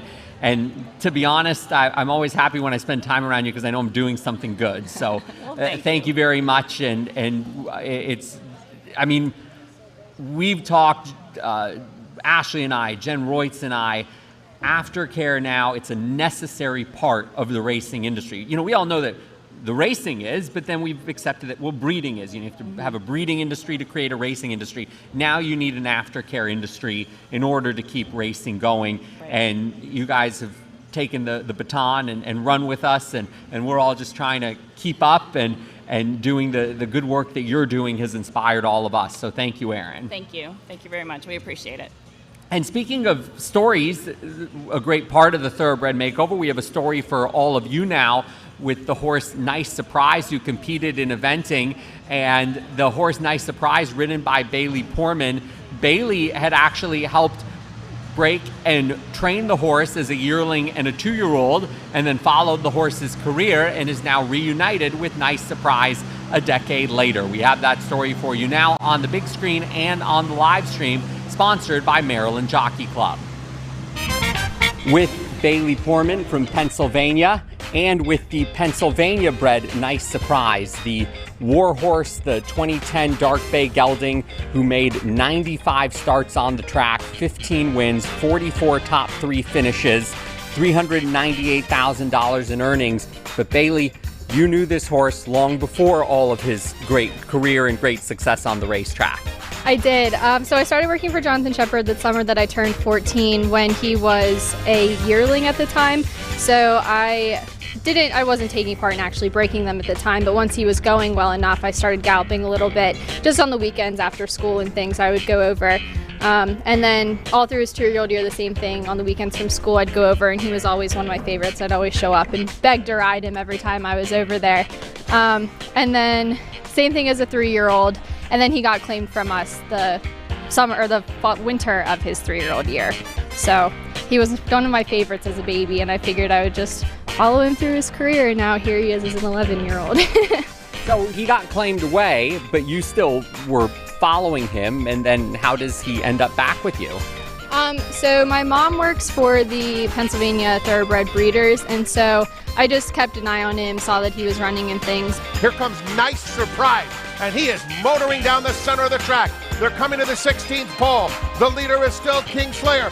Nice Surprise eating up the ground. It's going to be very close. Here's the line. Photo finish. It's too close to call. And then winter of 2019, I had her reach out to one of her connections at Parks and just have them reach out to his current connections and say, hey, like if this horse has ever done running, I'd love to have him, or I'd love to help you find him a home. He was one of my favorite babies and stuff, and the trainer was nice enough right then and there to say, yeah, I don't think there's much more we can do with him, so you're welcome to have him if you want. So I took him home a few days before Christmas in 2019. What was his temperament like as a yearling, and what is he like now to be around? He's exactly the same. He was the easiest, nicest, kindest baby, and he's still the same way now. He's a little bit older, a little bit stronger, but definitely still the same sweet, quiet horse that he always was. You're the class of 2020 with eventing, and you took him beginner novice at Olney Farm in Maryland for the horse trials. How has he taken to his new sport? He loves it. His flat work is a little bit hard sometimes, but I mean, after you run 95 times and that's all you know for the first 10 years of your life, it's definitely a hard transition on the flat. But as soon as you get him jumping, it's like he was doing it his whole life as a baby and stuff. At Jonathan's, we start schooling them as 2-year-olds, so he learned it from a very young age, and you could see he just took right back to it coming off the track as an 11-year-old. He gets so excited when we go out to jump, especially the cross country. He gets out there and he loves every second of it. Well, thank you, Bailey, for being such a great part of this horse's entire life. Yeah, thank you guys so much. It's so fun to have him back. I never thought I would be here with any horse, but let alone one that I have such a good connection with. So it's awesome to be here with him. And he very much wants, I don't know where to hold the microphone, he very much wants to be a part of it all. All right, good luck to you. Nice Surprise. Thank you.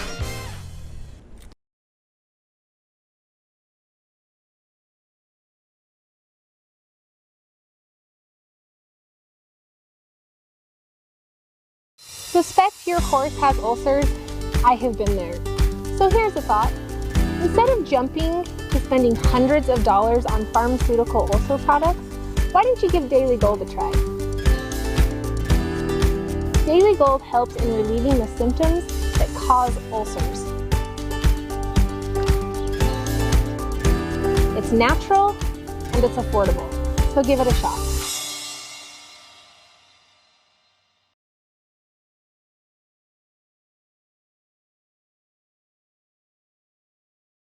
Suspect your horse has ulcers? I have been there. So here's a thought. Instead of jumping to spending hundreds of dollars on pharmaceutical ulcer products, why don't you give Daily Gold a try? Daily Gold helps in relieving the symptoms that cause ulcers.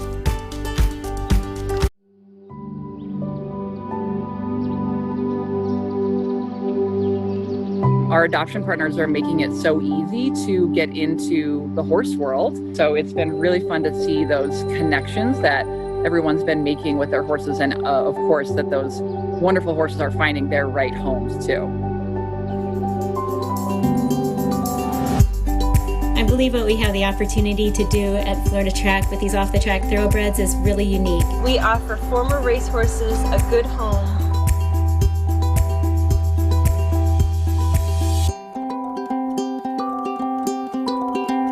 More people need to adopt. I mean, there's so many amazing horses out there to be adopted. This is Athenian Lady, and she's my right horse. She is a very sweet baby, aren't you? You're a very sweet girl.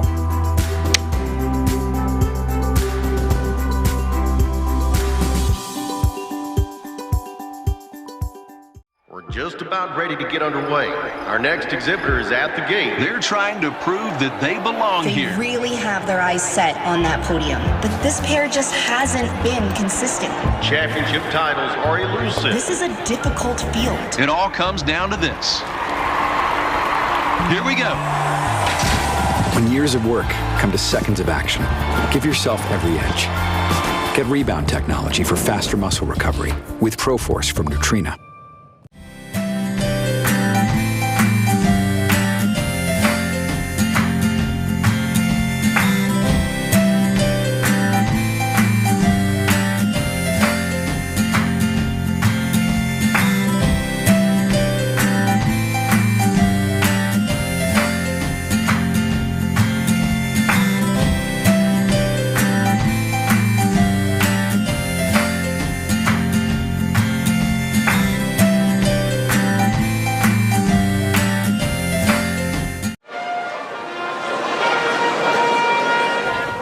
Keeneland hosts some of the biggest stakes races in America during its fall meet.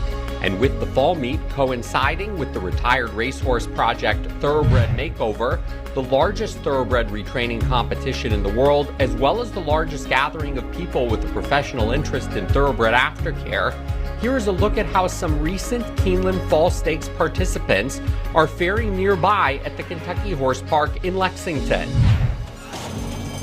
And they're off in the Shadwell Turf Mile. Imperative is 8th.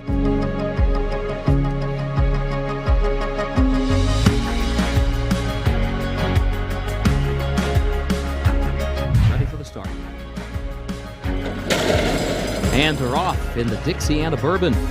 Heaven is Waiting is 11th.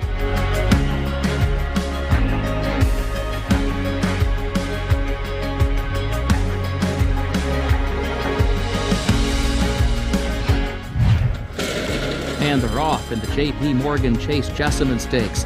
And Liberal. The Retired Racehorse Project thanks Keeneland for their support of the thoroughbred sport horse.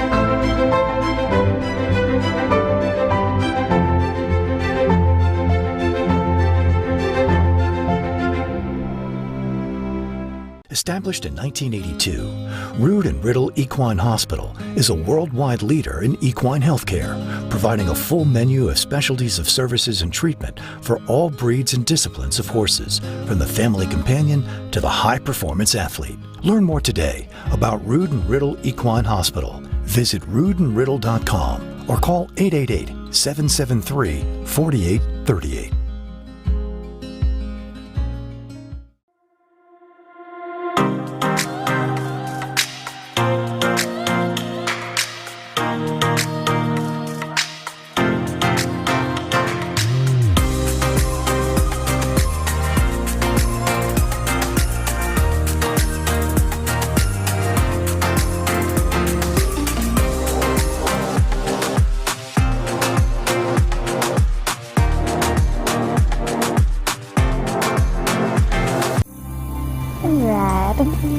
Ready to go for a ride, buddy?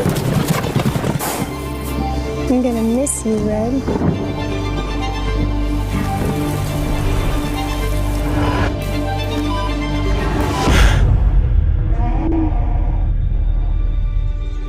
Grayson Jockey Club Research Foundation provides the best equine research to treat the horses we love. I missed you, old boy.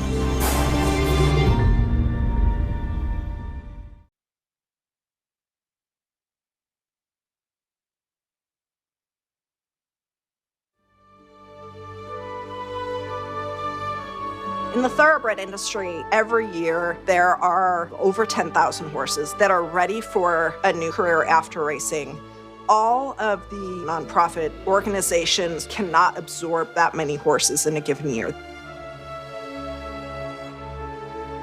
So you also need amateur equestrians and professional equestrians who part of their business model is taking horses and retraining them.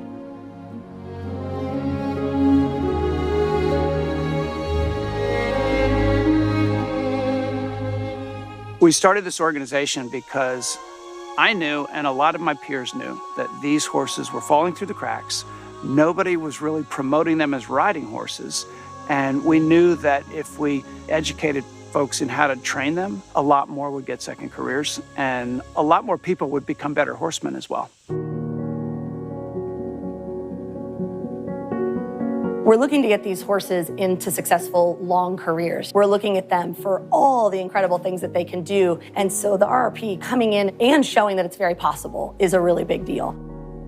When a horse comes off of the racetrack, it's used to going fast. So you have to kind of slow their body down and slow their brain down. So it's just kind of reschooling their mind and their body.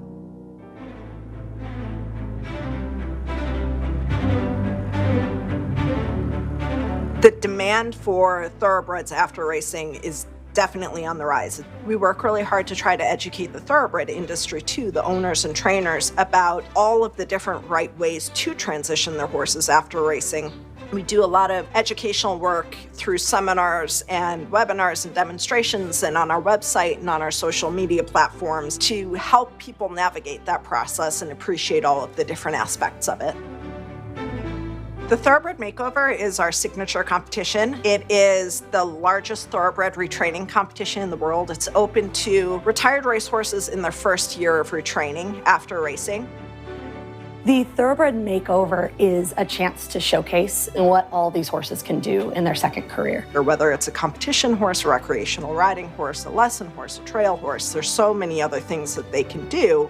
You know, if you get out of the military and you're trained to do one thing one way, you might need to get a business degree or a master's degree to start a business. That's all we're doing for these horses. It does give us a lot of joy to watch a horse blossom, that relationship between the horse and its new owner and giving it the time to grow. Watching that connection between the human and the horse is pretty special. Horses are mirrors. They are so generous as animals that when we take the time to kind of look inwardly and make sure that we are being the best version of ourselves, they pick up on a lot of feelings and a lot of whatever it is that we're bringing into a situation. We become better people by being better for them.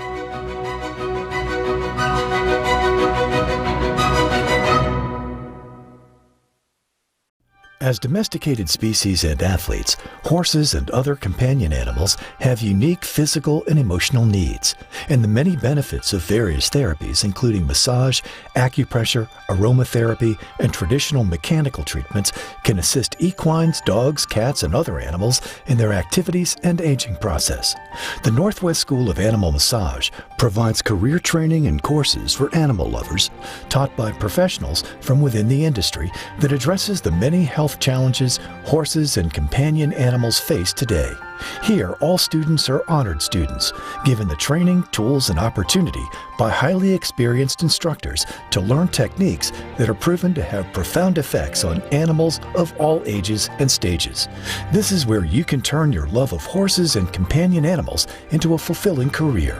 Learn more today about the Northwest School of Animal Massage, where the future is in your hands. You don't stay in business over 140 years without delivering what you promise. At Hagyard, we promise to treat your horse as if it were our own, making their health our #1 priority. Because we know they're your #1 priority. Hagyard Equine Medical Institute and Hagyard Pharmacy, celebrating 145 years of care.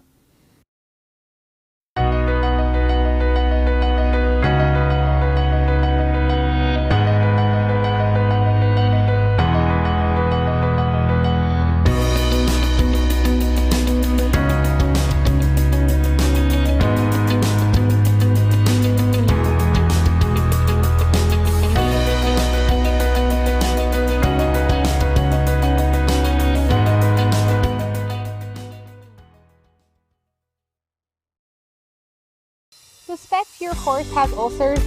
I have been there. So here's a thought. Instead of jumping to spending hundreds of dollars on pharmaceutical ulcer products, why don't you give Daily Gold a try? Daily Gold helps in relieving the symptoms that cause ulcers. It's natural and it's affordable, so give it a shot.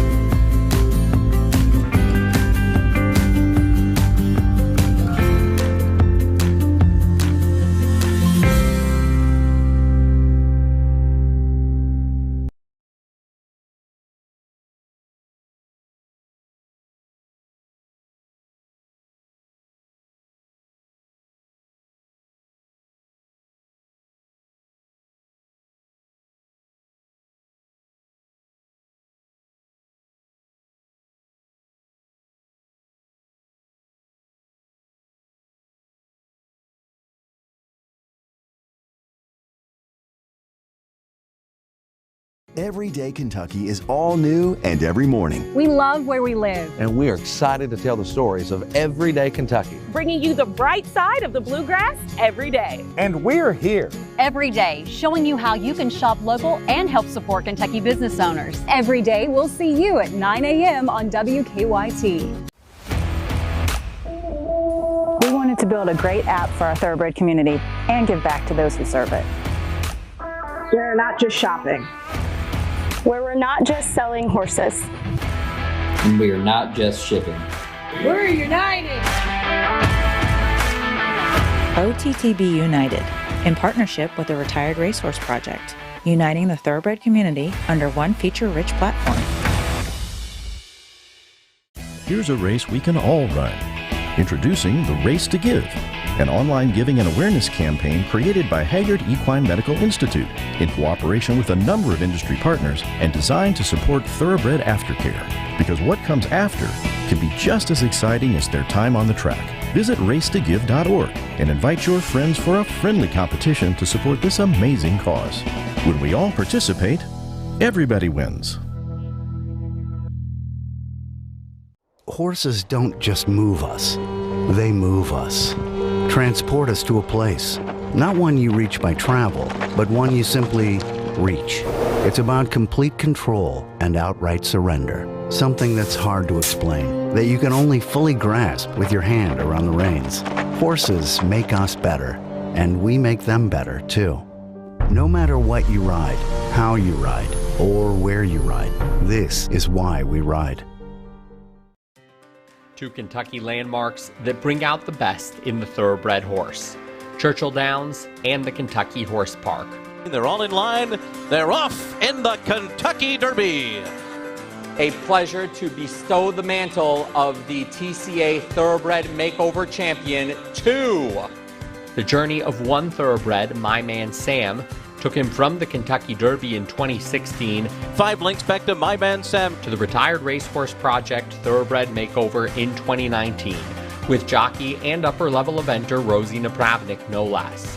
The Retired Racehorse Project would like to thank Churchill Downs for supporting the thoroughbred sport horse in horse racing careers and beyond.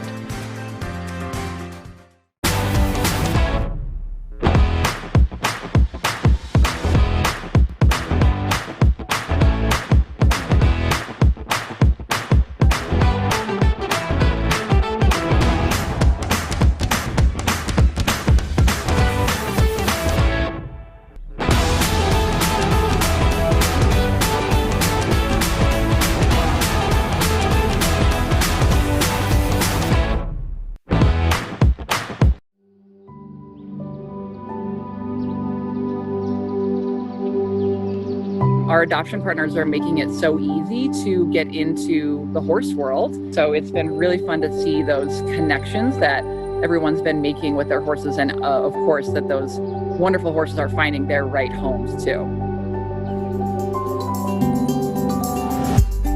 I believe what we have the opportunity to do at Florida Track with these off-the-track thoroughbreds is really unique. We offer former racehorses a good home.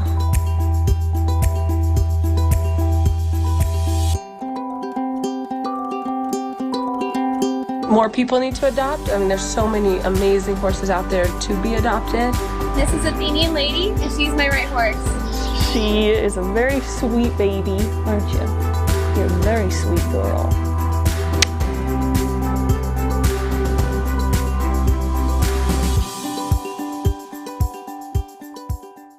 Just about ready to get underway. Our next exhibitor is at the gate. They're trying to prove that they belong here. They really have their eyes set on that podium, but this pair just hasn't been consistent. Championship titles are elusive. This is a difficult field. It all comes down to this. Here we go. When years of work come to seconds of action, give yourself every edge. Get rebound technology for faster muscle recovery with ProForce from Nutrena.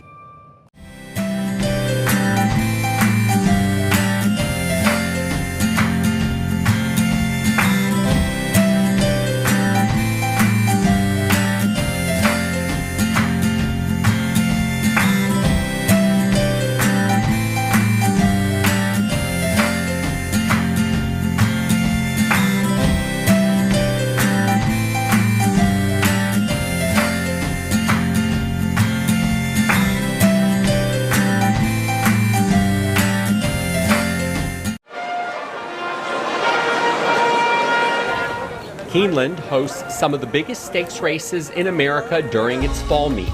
And with the fall meet coinciding with the Retired Racehorse Project Thoroughbred Makeover, the largest thoroughbred retraining competition in the world, as well as the largest gathering of people with a professional interest in thoroughbred aftercare, here is a look at how some recent Keeneland Fall Stakes participants are faring nearby at the Kentucky Horse Park in Lexington. And they're off in the Shadwell Turf Mile. Imperative is 8th.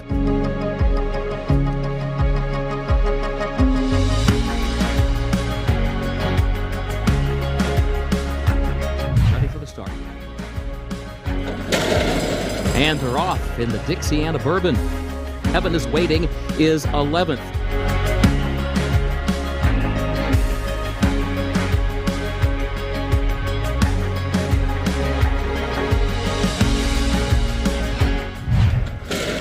And they're off in the J.P. Morgan Chase Jessamine Stakes.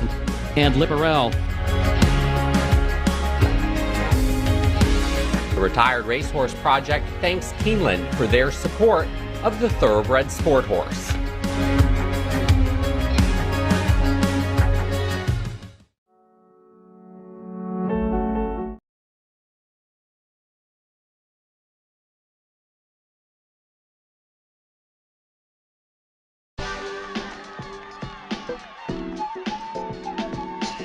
The FEI, the international governing body for equestrian sports, calls dressage, quote, the ultimate expression of horse training and elegance. Often compared to ballet, the intense connection between both human and equine athletes is a thing of beauty to behold, close quote.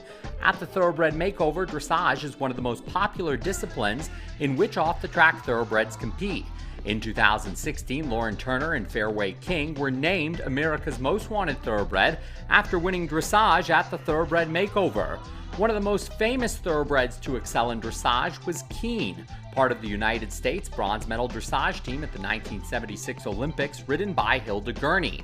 At the Thoroughbred Makeover, horses and riders will perform their choice of the 2019 U.S. Equestrian Federation Training Level Test 2 or the Western Dressage Association of America 2017 Basic Level Test 1. Then they will perform a 5-minute demonstration ride to showcase the level and quality of their training within the dressage training pyramid, judged on rhythm, relaxation, connection, impulsion, straightness, and collection.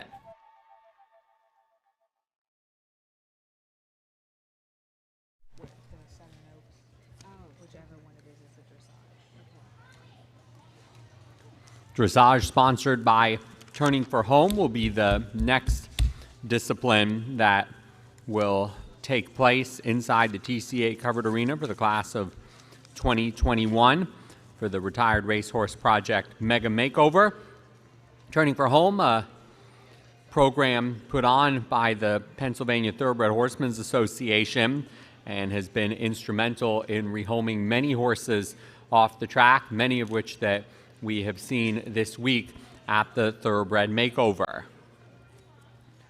The competition for dressage, it's included the performance of a test as well as the performance of a demonstration ride during the prelim rounds, and then the top 5 from the prelims will return here in the finale, and the finale will be a demonstration ride of 5 minutes, and for this ride, the riders have had the option to add music to their performance.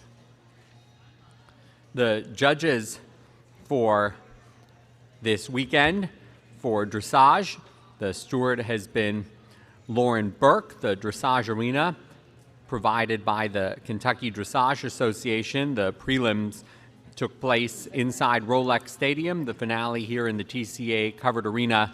The judges are Lauren Annette and Jody Eli, USCF Large R Dressage and Western Dressage judges. And they are positioned up in the club lounge so that they can judge from C. And it looks like we're getting the final preparations inside the TCA Covered Arena. The dressage ring set out with the flowers as decoration, and we'll have 5 horses and riders that will be competing.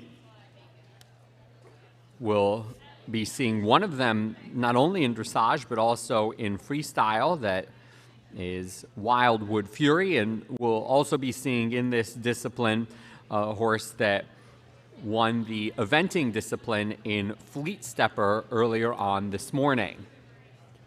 So when we are ready to go with our first horse and rider, we'll be back in a couple of minutes for the start of dressage, sponsored by PTHA's Turning for Home.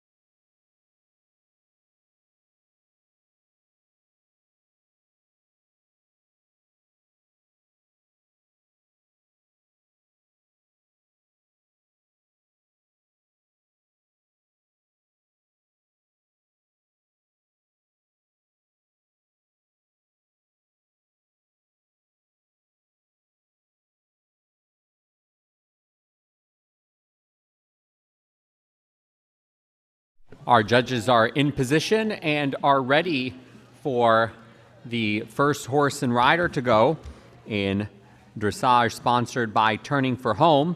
And the first horse and rider in the ring, number 2087, Louise Atkins, aboard Forgetful Me.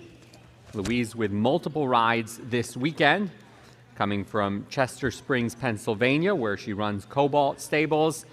And later on, we'll show you the story about her multi-million-dollar racer Imperative, and here making the finals with Forgetful Me. Forgetful Me was unraced, a 4-year-old chestnut filly who has taken quite well to the sport of dressage, making the finals here, and a horse that is for sale as part of the ASPCA Makeover Marketplace.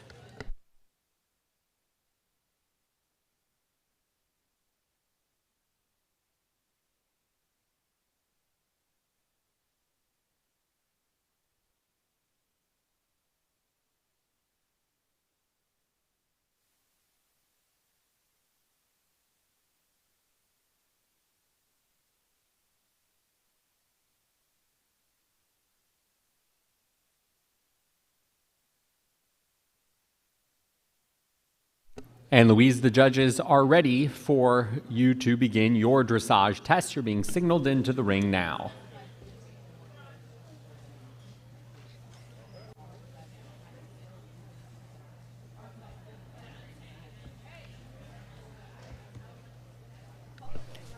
Jonathan, as you talked about, this horse has not had any starts, but her most recent work was on July 9th at Belterra Park, so it's only been a little over 3 months since her last workout at a racetrack, so you'd have to think that Louise hasn't really had a lot of time with her.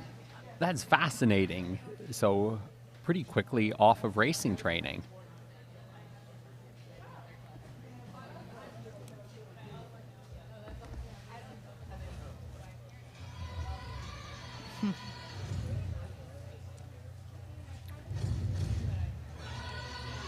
This is a very popular song choice at the makeover. We hear this at least once every year. And she chose her own music, right? Yep. And this is the only component of the dressage discipline that you do get to pick your own music. The first two segments in the preliminaries, there's no music attached to it. One of the things I like about the dressage competition at the makeover is that the prelims take place at Rolex Stadium, where the Kentucky 3-day event has its big grand finale. How cool is it for the junior and amateur riders, and even some of the professionals? I mean, the opportunity to compete at Rolex. I haven't gotten a chance to ride in it yet, but I was excited to coach in it this week. And again, for a horse so short off the track to be able to do that nice, flat, even walk is quite impressive. And if this horse is so quick off the track, this is one of those ones, we saw this yesterday also, that has a build. It takes a long time to build muscle and mass and structure, so I bet this is pretty close to what this horse looked like on the track too. Yeah, just a beautiful foundation with that big, beautiful round hip and a shoulder that matches it to build the sort of muscle that she'll eventually need to move up to the tougher maneuvers in dressage. Yes, lovely rhythm. Even with no bobbles here and there, you can see that foundation with that lovely rhythm. And this horse just naturally sets back and is able to sit up and set back. What do you need? Are you going to be ringing a bell or whistle or anything for them to start their routine? When we get the okay from you, we are just telling them it's time for them to go in. We don't have a bell or a whistle here, and we've been starting the timing when they come in and salute. At the salute is when we've been starting the time. the judges all start keeping time. Okay, so I'll send them in. They'll salute to start the music, and that's when our time will be correct? That's what we did yesterday. If someone wants to tell us otherwise, we're happy to adjust, but we're just going off of how it went yesterday. We'll do it that way. That's fine. Thank you. Thanks. Yes, that is when the time starts and the music starts.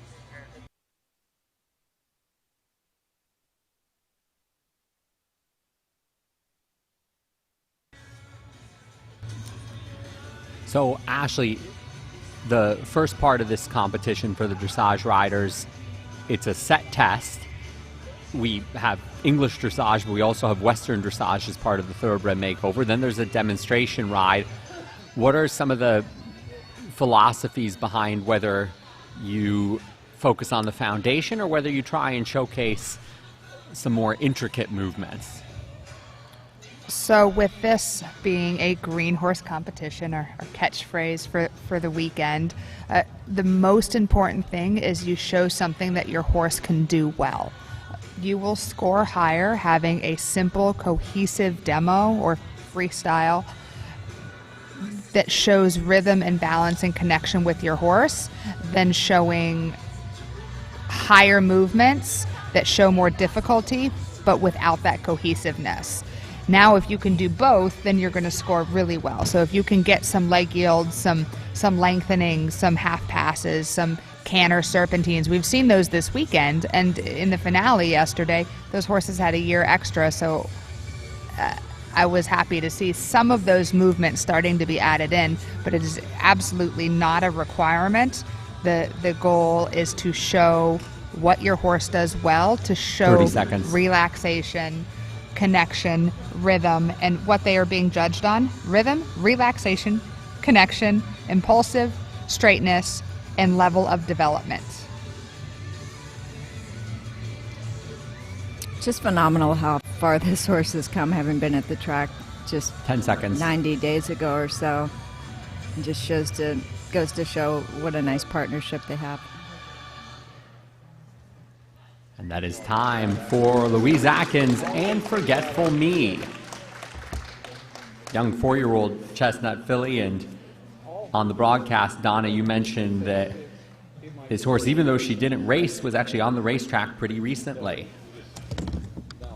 Yeah, her last workout was on July 9th at Belterra Park of this year, so this rider's only had this horse for, we know, not longer than 3 months or so. And so to show this sort of nice partnership and the suppleness that this horse had, and I can guarantee you that horse didn't do any of that stuff at the track. So the fact that it's learned to do it, other than the trot, but not usually even so smooth, to learn how to do all that and put it together in a short period of time is impressive. A great start to the dressage finale, sponsored by Turning for Home. And next to go, our first rider in the finale this weekend, competing in Western tack in the last few years, dressage here at the Thoroughbred Makeover, encompassing both English and Western dressage. This is number 2181, My Dad Louie, ridden by Jacqueline Shellhace. And Jacqueline, the judges are ready for you now. You're being signaled into the ring.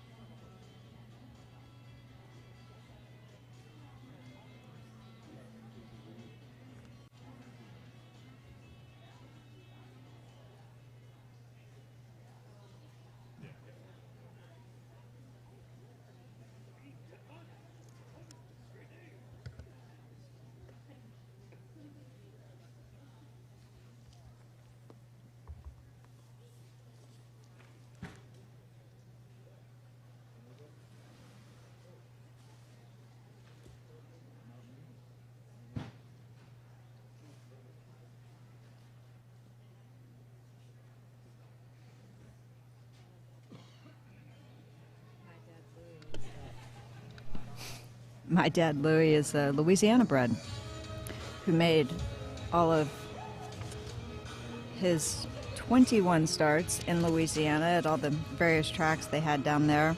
Never raced on turf, but raced on fast tracks, and actually it does look like raced on turf a couple of times. So it has tried all the surfaces: muddy, firm, fast, good, and now trying dressage. How about this for a combination? Competing in dressage, making the finals in dressage. This is a barrel racer too. That's impressive. And this flows right into, obviously, this horse is in Western tack. This is the Western dressage. They're still being judged on the same criteria: that rhythm, relaxation, connection, impulsion, straightness, and level of development. And that can be shown in different ways. And this is a recognized form of competition, is the Western dressage. You can see, showing all the movements, you're going to see the walk, trot, canters, the circles, the halts. All of those components are in there, but it's presented in a slightly different package, both with the tack and a little bit of the carriage. Ashley, Western dressage is relatively new to me. Can you talk to me about why it's been implemented as a discipline? Is it just about the rider and their preference for a Western saddle, or is it more than that? I believe so. I've been around it a fair bit. I have not competed it myself. I know some people that do it, but it's a way to bring more inclusiveness in. There's a lot of Western riders, and in my opinion, and many opinions, or many people out there will agree, dressage is the foundation of almost anything functional you're going to do with a sport horse. You need everything that I just read. You can, all those criteria, you can score any horse that's going to be functional out in the ring, out in the field. You're going to need all of those things. So dressage is an amazing foundation for any good horse under saddle. So this is a way to be able to include the Western disciplines and acknowledge that we're all doing the same things, just packaging it a little bit differently. And with that in mind, what the U.S. Equestrian Federation says about dressage and the growth of Western dressage, they want it to bring out a horse's usefulness, rideability, willingness, safety, pure gaits, lightness, calmness, and steadiness. And those are themes that you can apply to any discipline. And that's why, like you said, Ashley, a good foundation in dressage actually makes you a better jumper, because isn't show jumping just dressage in between the jumps? Well, I have heard people say, if you're going and doing a show jumping round, there's about 8 seconds where you're not flat working your horse. And if you think about all the time you're in there, what you need is that flat foundation. You need to be, we talked about it in show jumpers, hunters, you need to be able to set them on their hind end. You need to ask them to use your core. And all of that is, dressage is just specifically focusing on that foundation. And you can go up through the levels and you get a little fancier with some higher movements, but it all starts with that same foundation. And this horse also doing barrel racing. We see them come into the arena hot as a firecracker for the barrel racing. And so it certainly teaches this horse that it's always not just blow and go in the arena. Even in this competition, the barrel racers do have to demonstrate rideability and patterns with their horses to show that they can do more than just run quick and turn tight.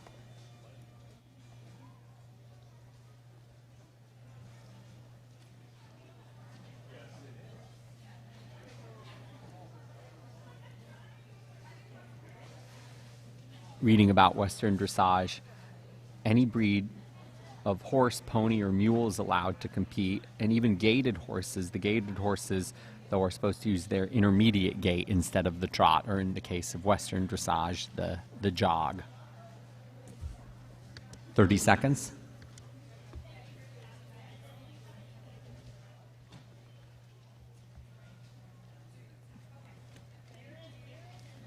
And to put you on the spot, Donna, you said this is your first time seeing Western dressage. What are your initial impressions comparing and contrasting 10 with seconds. The normal dressage riders, the English dressage riders we've been seeing? Well, to be honest, my preference is for a Western saddle. So, And believe it or that's not, time. even after having been a jockey all those For years. Jacqueline Chalice and my dad. Sort of like riding in a recliner chair. And so I love to see them do this under a Western saddle, and I thought it was beautiful.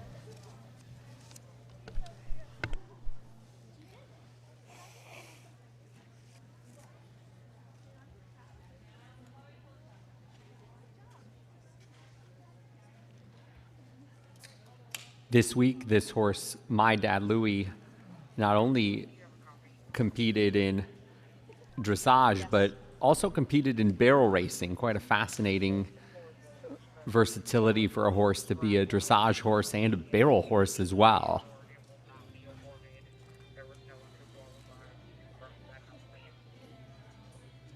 Okay. No Pennsylvania HUPA award. Got it.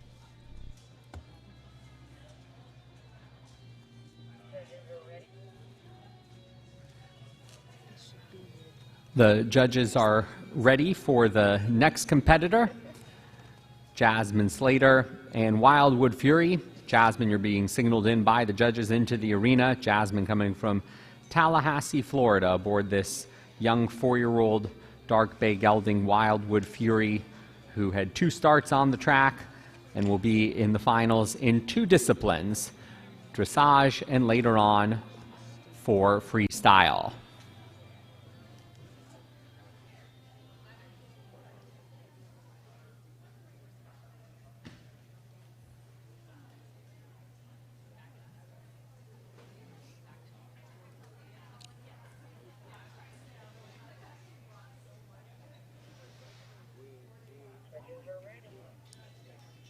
And Jasmine, the judges are ready for you to enter the ring.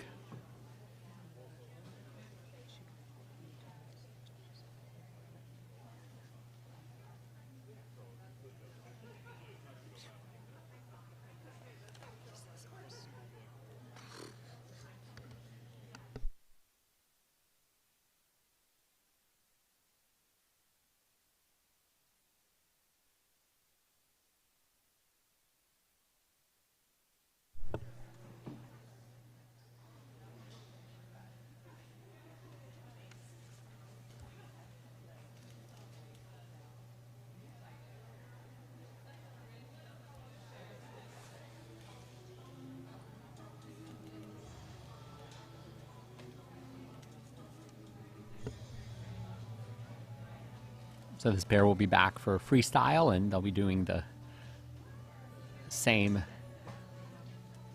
music. I remember their routine. It's quite an interesting mix of music that they've put together. This is quite an impressive looking 4-year-old. They don't all come out looking like this. No, this 4-year-old looks like it has the development of a much older horse. I would say even 6. Just from the competition standpoint, this horse has already been in this arena competing in freestyle, so I don't think the environment, how it's affected other horses, will affect this one. And what's interesting, I noted this in the Hunters also, the 2021 horses seem to fare better. The horses that competed outside and then came into the arena seem to fare better than the 2020 horses, which I guess might be surprising to a lot of people. You would think, well, these are greener, they've had less exposure, maybe they were going to have a more difficult time in here. Obviously, we saw a lot more 4-year-olds today than we did yesterday. I have a interesting take on this, and some people may or may not agree with it, but I found when the horses come straight off the track, they've seen so much on the track, and they just take it all in as new. After, I found with these thoroughbreds, after about 8-10 months, up to a year and a half, they start expecting a certain routine. So if you have a horse that for a year and a half you've been working on dressage with, they're going to be less accepting of something outside of that dressage discipline. Whereas when they first come off the track, absolutely everything is new. So these horses are still within that first year of training, and so they just see everything as new. And so it seems a little backwards logic, but I found that sometimes they're a bit more accepting of a new environment than a green horse that's had more than a year. Yeah, it makes sense. They're just eager to try it, and they're always eager to please, and then maybe after a while they get a little bored with it. It's not even bored with it. Maybe some do, but I think they have expectations. I have a very young, opinionated 5-year-old mare, and she's an exceptional competitor, but when I first got her, I called my friend who I got her from and was like, she's a little too quiet for me. I need a little fire. And she's like, just wait, it'll be there. I got her and put her on the buckle and trotted and cantered her around, and I can't do that with her now. She has expectations. She knows what we're going out there to do. She's very sensitive to everything. So I think a lot of these horses are still developing expectations of what happens when they go to shows. That's a great explanation. And Jasmine is also still probably developing her expectations as she's a working student at Southern Oaks Equestrian in Tallahassee, Florida. And this horse is owned by, I guess, that school, Southern Oaks Equestrian. I shouldn't say school, that farm, by Marcia Hartford Sapp. And she might be a working student, but she's really giving a professional ride in here. This horse and pair are really, really lovely and working great together. And for a 4-year-old horse, the gelding has held some counter canters and has also gotten some changes across the diagonal and seems really responsive to Jasmine.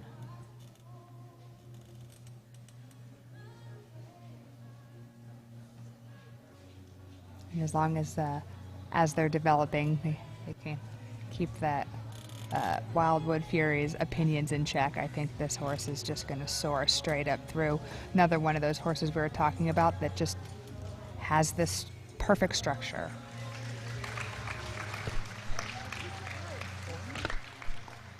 Wildwood Fury and Jasmine Slater.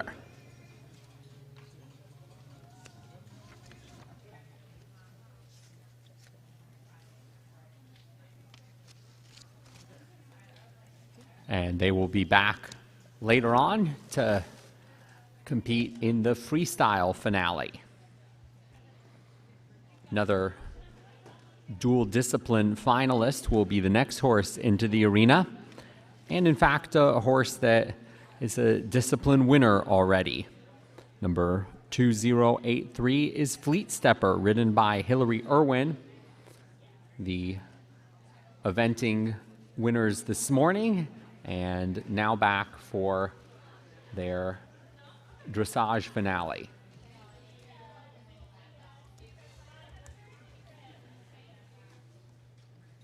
Hillary Irwin from Florida. This is a young 4-year-old bay filly.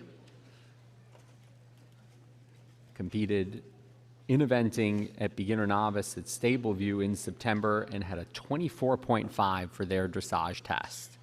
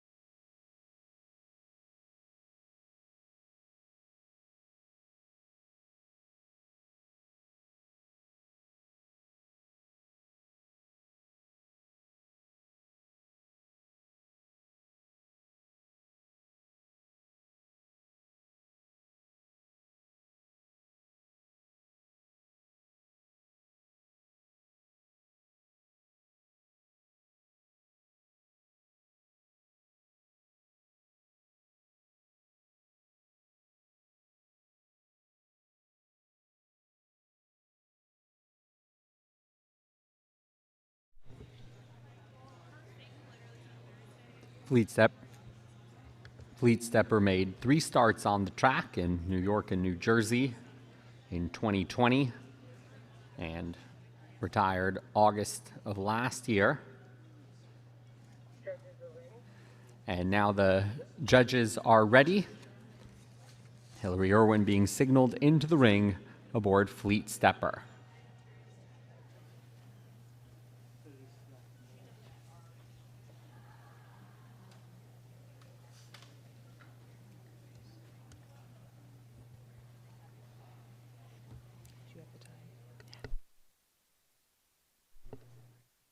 We're both eventers, Ashley, and for a first event to throw down a 24.5. Incredibly impressive, and I could already see the makings of it when they came in for their eventing finale, and I was really excited to see this and just how this little filly moves. Donna, you said you're familiar with the Kentucky 5-star and how that some of these thoroughbreds look like they'd fit right in, and this is one that I just the way it looks and moves and holds itself, it would not stand out in a bad way. At the Kentucky 5-star, it just looks like it's perfectly made and balanced and relaxed, and everything that's put together just looks like that perfect eventing dressage package. Yeah, I think a lot of times people fall in love with those big scopy horses, but sometimes those big scopy horses get more tired and can get a little heavy over that long course at the Land Rover Kentucky 3-day event, and this horse certainly has the makings of a future competitor for the Land Rover. Yes, back-to-back saw two young bay mare horses competing in dressage, and the one that just finished really truly looked like just a dressage horse, and to me this one just looks like an eventer, but as Jonathan was saying, to put down a 24 at your first event means that there's something special in there. I think the last filly that we saw could have easily have been mistaken for a colt, and this one maybe not as likely. Looks more refined, looks more like a filly. Now, you do have colts or geldings that look like this also, and that's not bad, but just a bit more refined. Hillary's no stranger to the Kentucky Horse Park, was here a little over a month ago to compete in the American Eventing Championships, competing in the Training Horse Championships with her Irish sport horse, Fernhill Chili Martini, but is also taking some thoroughbreds up the ranks. Her thoroughbred Providence Road competed most recently modified at Stableview.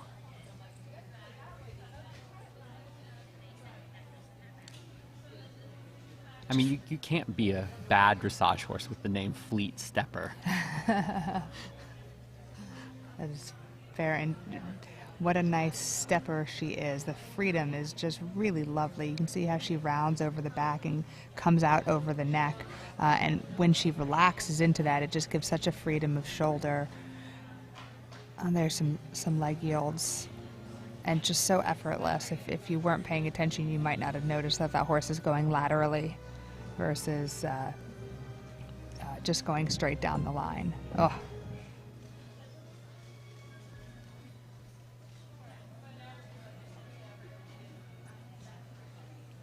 Honestly, you just do not expect for the dressage to be this good at this level with this horse not being off the track for that long, and you know, really they're just starting out, and so for this horse to be this good this early hopefully bodes well for her career.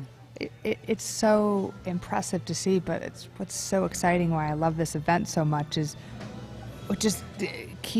we continuously are in awe of these young green horses coming out and just blowing us away in all of the different disciplines. It's so great to see not only the versatility but the trainability in such a short time. These are the 2021 horses. These are new too. They have not had any more than 10 months in this discipline, and to see how tuned in they are to that discipline is really cool. And that's a movement that we just saw that you don't usually see until the upper level tests, the stop and back. I think this horse is going to be bored when he goes back showing it beginner novice, when she goes back showing it beginner novice or at novice. And she really did it with just subtle contact on the bit and the reins. It wasn't, definitely wasn't forced. Earlier, Donna, you had asked about having a young horse, if you take that into consideration when moving up your horses, and I gave you kind of a vague answer where you have to feel it out. And this is a young horse. Obviously, you don't want to push them past their physical capabilities, but as Jonathan was alluding to, I don't think this one is going to last too long in those lower levels.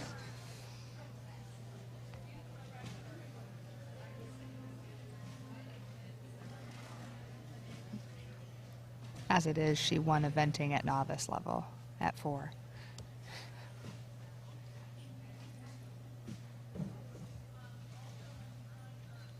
Ten seconds. It's a nice lengthening there. And that is time for Fleet Stepper and Hillary Irwin.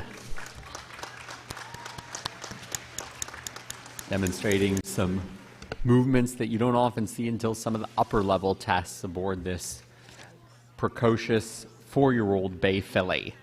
Already a winner in eventing and coming back for the dressage finals here.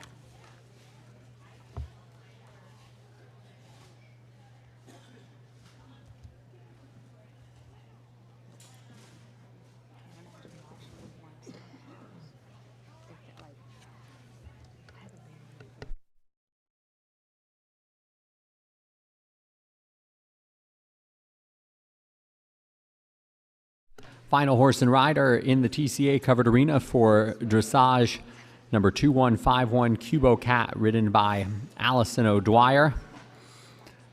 Allison, the defending Thoroughbred Makeover Champion for the class of 2019 with her horse Fifth Ace in dressage. New mom, also married to the race trainer Jerry O'Dwyer, and a great advocate and ambassador for off-the-track thoroughbreds.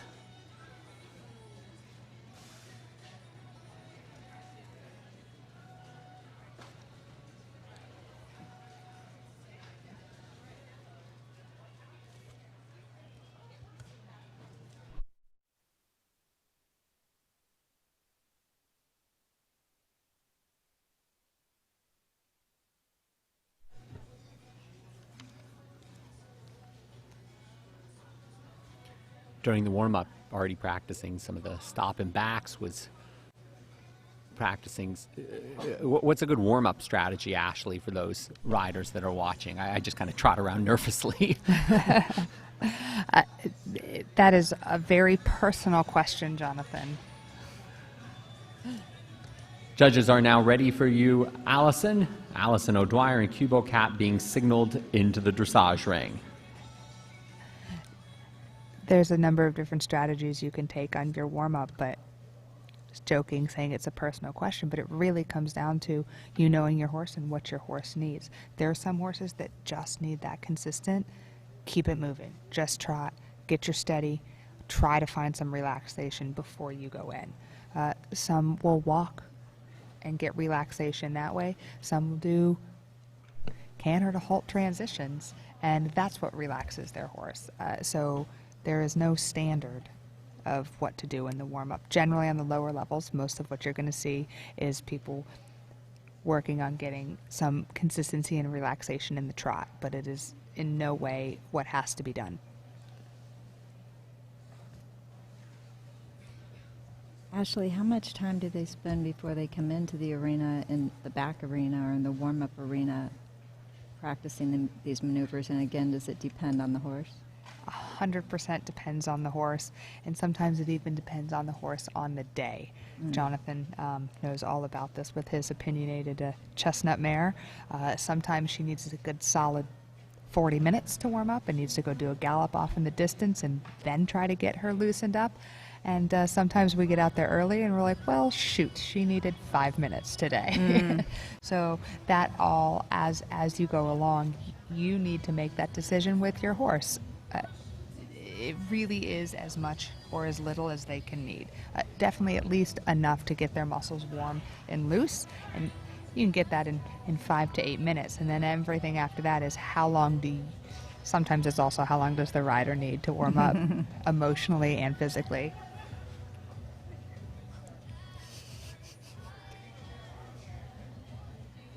She's jumping right into some lateral movements. You could see even, again, from the warm-up that this horse was going to come in and show off a little bit, and we were not just going to see some trot circles and some canter circles. Oh, lovely, lovely lengthening there. Nice light contact. Very willing horse.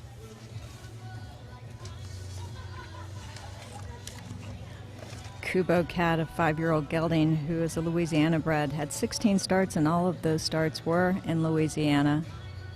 Gosh, he's old. We've seen so many 4-year-olds, all of a sudden a 5-year-old seems old. Yeah, I hope she'll be all right getting this later start to dressage. Beautiful halt.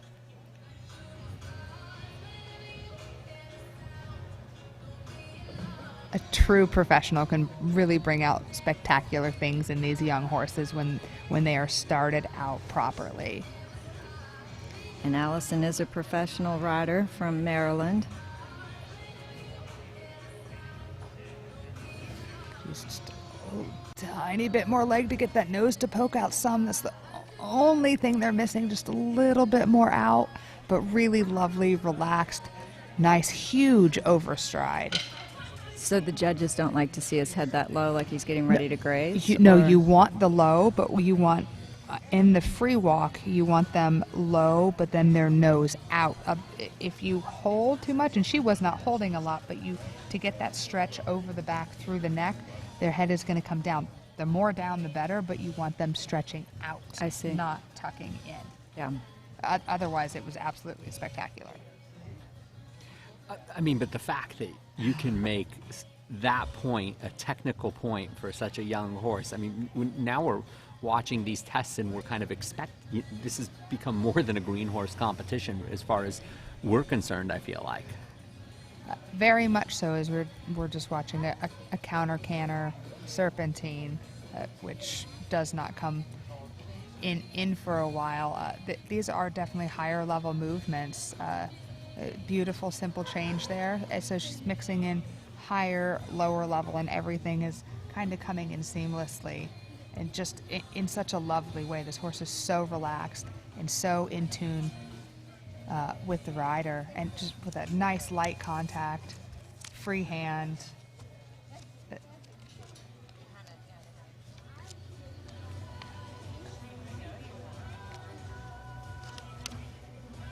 Comes another counter canter, which again is very different from cantering on the wrong lead. This is what takes more core, more specified muscles to be able to hold that position and that angle while cantering on that off lead.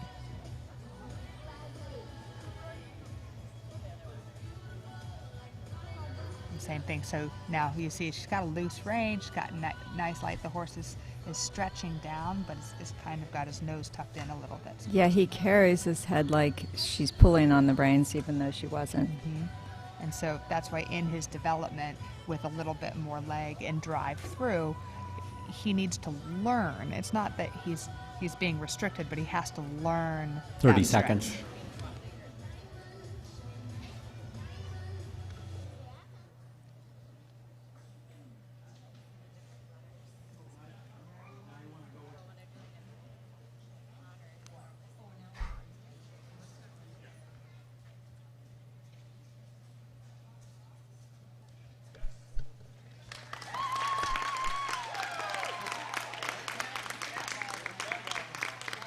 Allison O'Dwyer and Kubo Cat.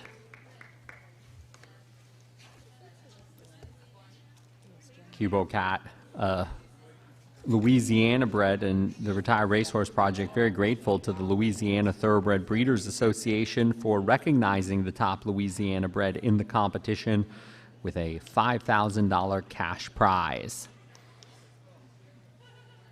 Allison, the winner of dressage for the Thoroughbred Makeover back in 2019, and looking to repeat here in the class of 2021 at the Mega Makeover with Kubo Cat, and bringing both Ashley and Donna into the conversation that we've been having on the live stream, but now that we can have here in the covered arena.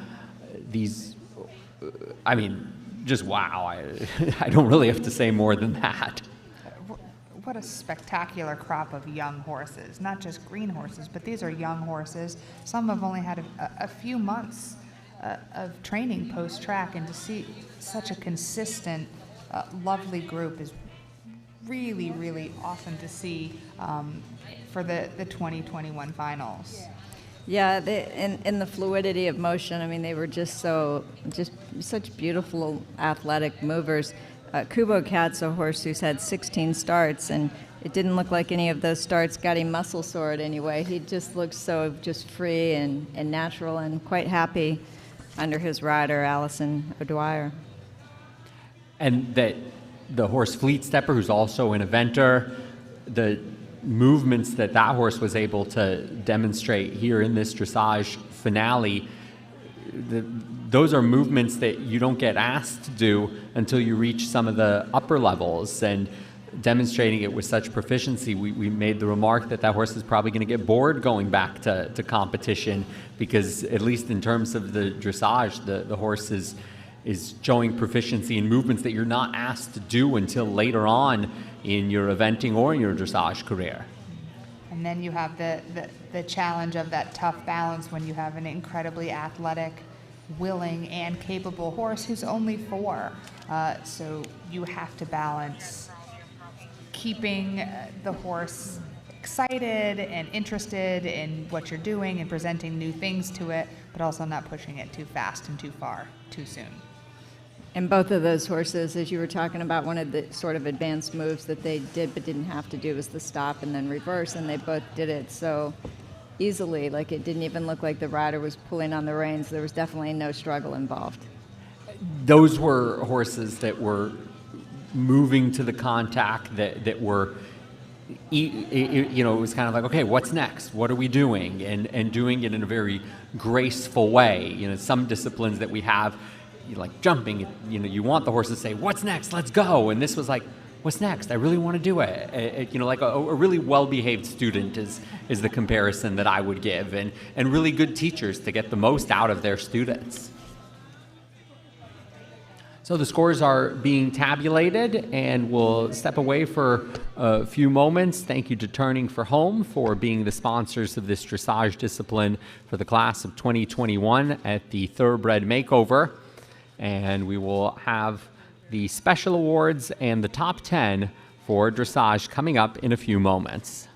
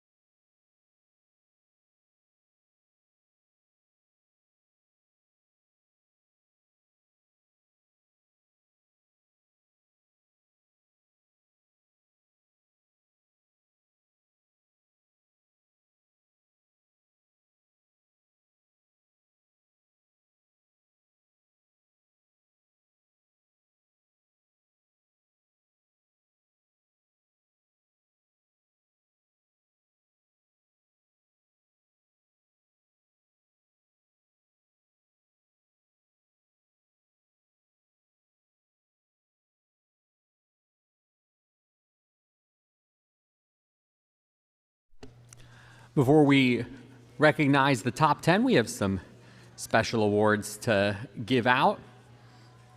Turning for Home has provided additional prizes to the top finishers in the dressage discipline.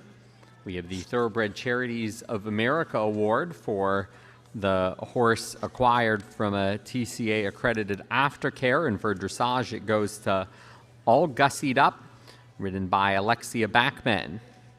The Best Condition Award, sponsored by Nina Bonney, to Wildwood Fury and Jasmine Slater. And the top Western dressage horse to receive a belt buckle from the Western Thoroughbred goes to a competitor in this finale, My Dad Louie and Jacqueline Shelhace. The top team for dressage for the class of 2021, Baseline number 2023 and Team Baseline. The top junior was number 2210, Private Party and Hannah Manson. And the top amateur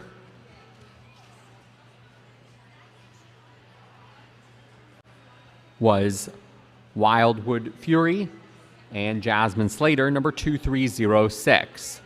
So now it's time to welcome back into the ring the top 10 finishers. Here are the results for dressage, sponsored by Turning for Home. Finishing in 10th place, number 2143, John Want Revenge and Alexandra Wickstrom.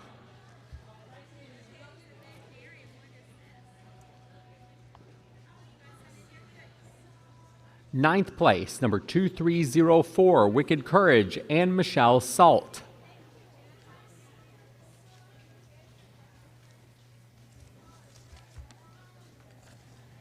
Eighth place, number 2062, De Commissioner and Kaylee Beckers.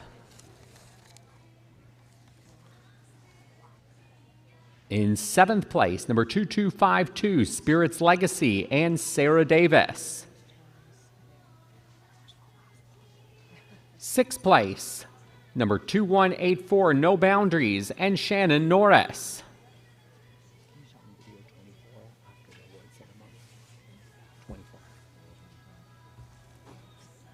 Now to the top 5 that we saw here today. Finishing in 5th place, number 2181, My Dad Louie and Jacqueline Shellhace. In 4th place, number 2087, Forgetful Me and Louise Atkins.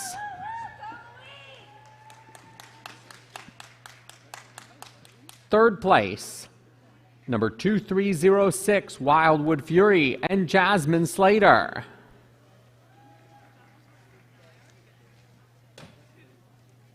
Second place, number 2083, Fleet Stepper and Hillary Irwin. And the winner for dressage for the class of 2021 at the Retired Racehorse Project Mega Makeover, number 2151, Cubo Cat and Allison O'Dwyer. Their overall score, 172.09. The second makeover win in a row in dressage for Allison O'Dwyer.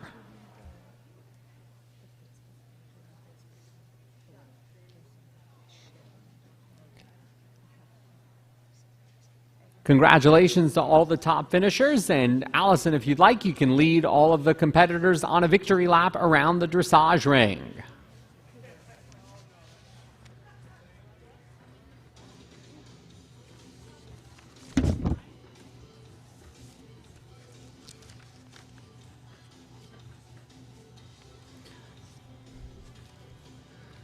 Thank you for a great week of competition. We also want to thank all of those who've sponsored the Fund a Need drive that you can get more information about on page 54 of the Thoroughbred Makeover program, helping put on this great event that we appreciate every year. Thank you to those who have sponsored the Fund a Need campaign, and more people are needed as well for Fund a Need.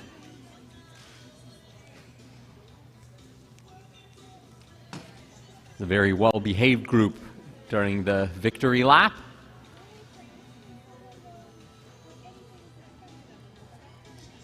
Following dressage, there'll be another course change as the dressage ring will be removed and the indoor polo ring will be set up for polo, sponsored by the United States Polo Association.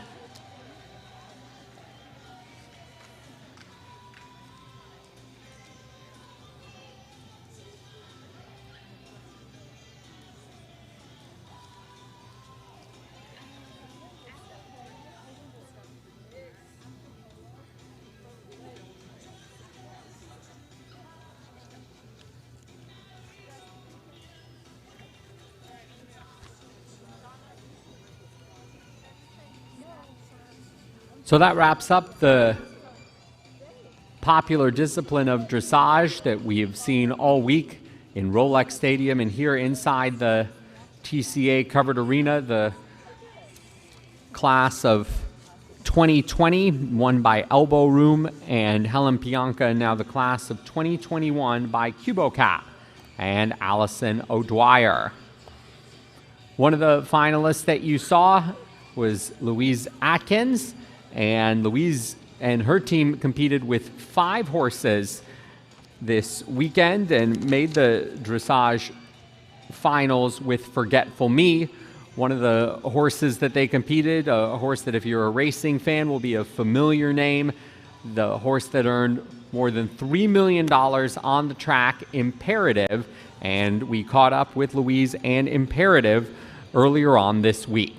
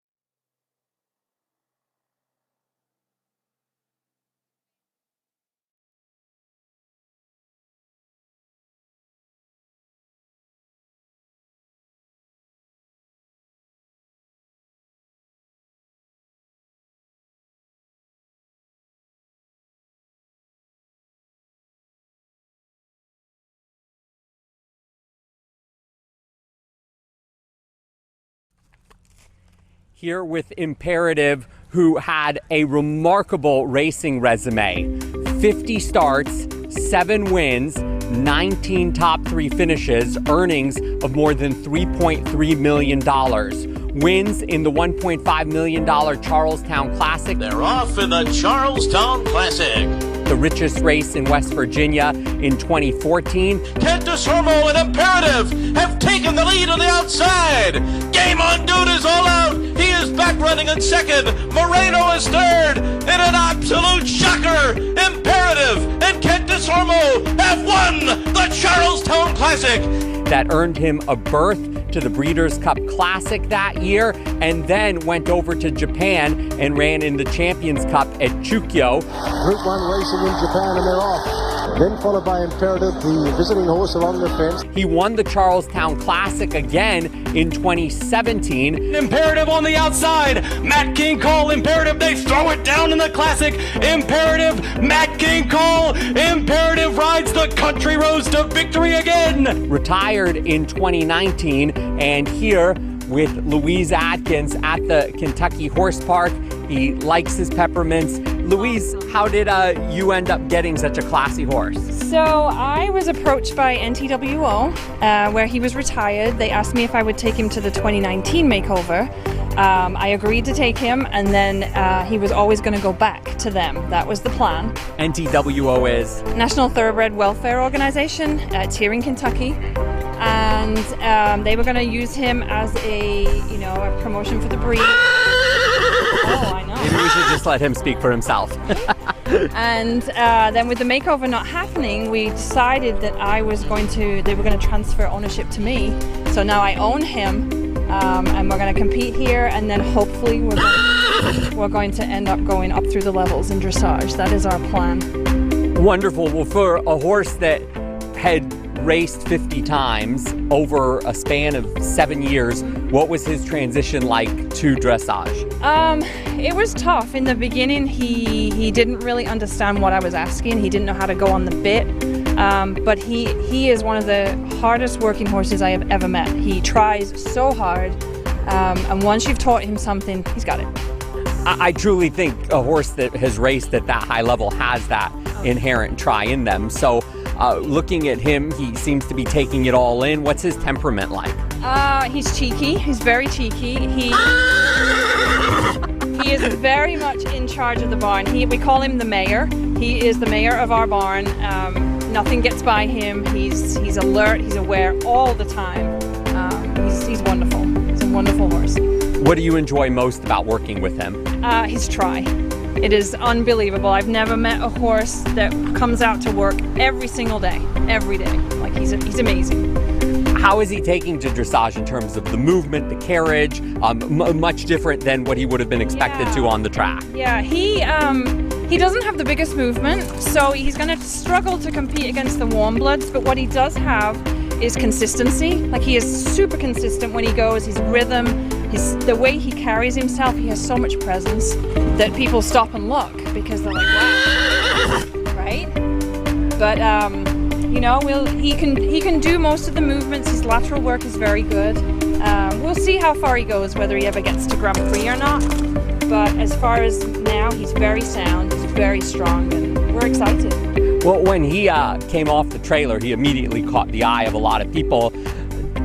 Introduce yourself a little bit. What has your background been with working with off-the-track thoroughbreds? I run Cobalt Stables in Pennsylvania, and we have a small resales business. We restart thoroughbreds and resell them. We've probably done about 50 so far. We're about 5 years now. This is our second makeover. We have 5 horses competing this year. So we're going to be very busy. And then his first ride, he went around with his head stuck in the air. And I thought, how am I going to make this a dressage horse? And then all of a sudden he was like, I got it. And now he's lovely. Absolutely lovely.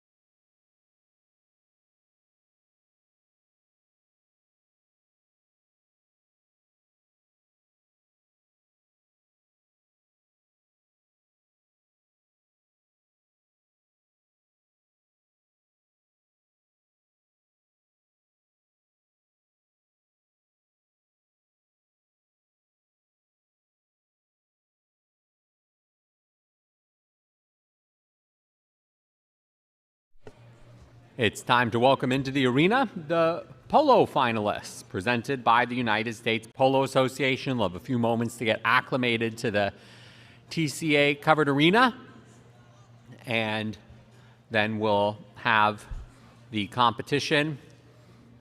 There'll be 2 to 2.5 minutes of short work demonstrated by each rider, and that will be followed by the 7-minute chucker that is always popular to watch here at the Thoroughbred Makeover. Do you want to go over what they're supposed to do in polo? Can we do that now or when they're going? Yeah, sure, you can do it now. All right, because I'm going to be quiet otherwise.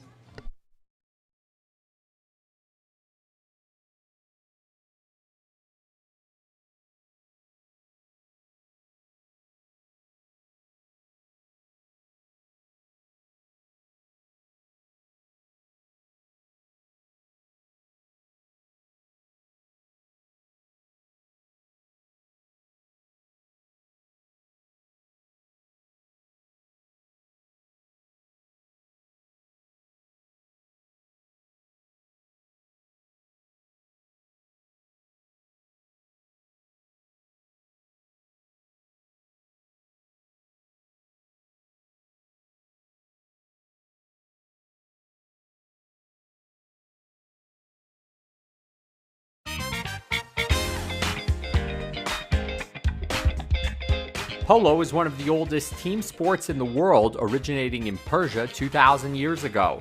Justin Powers, the director of polo development for the United States Polo Association, explains more about the sport. Traditionally, it was a training method for cavalry officers and military personnel, and the sport kind of spread across the globe through the colonialization of the British Empire.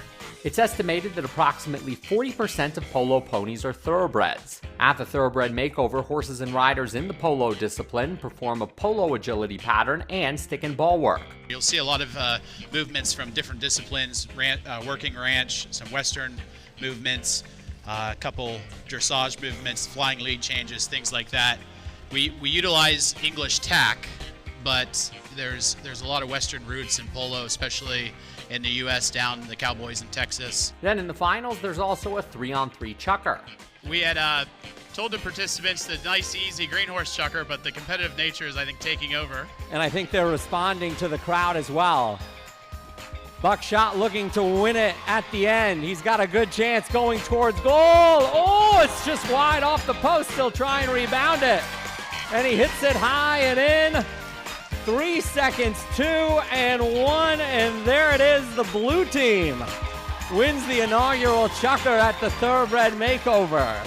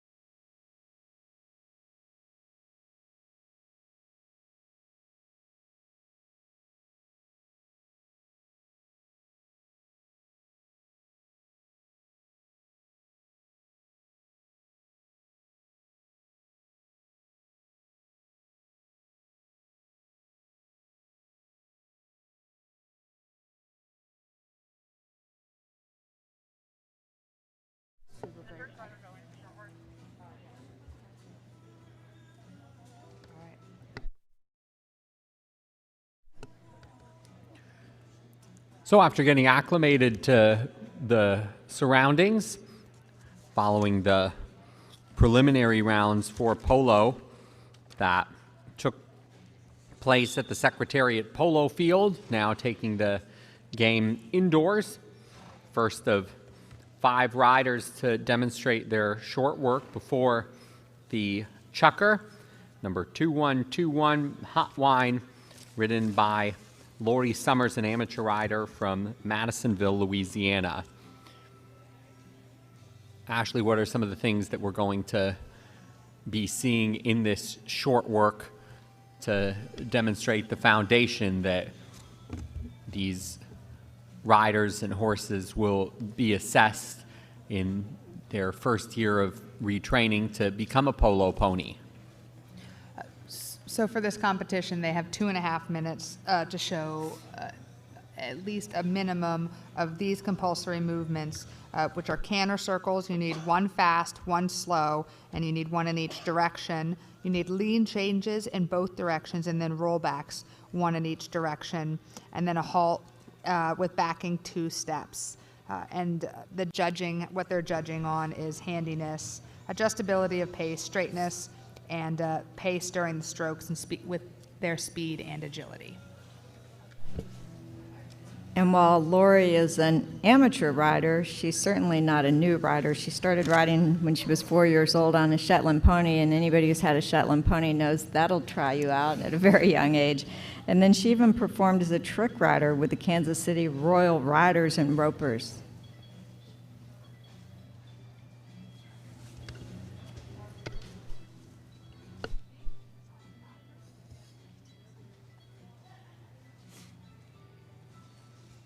Lori's background in polo has included friendly polo tournaments in the USA and Argentina, where the sport is very popular, as well as New Zealand and the UK during the past decade. She says she's met many wonderful people and made lasting friendships. The horse is named Hot Wine and goes by the barn name of K. Sarah. And this is a 3-year-old bay filly. The youngest age that horses can compete at the makeover is 3 years old. And for polo ponies coming off the track, the most desirable is to get a young horse, because it takes many years to train a horse for polo. What was that?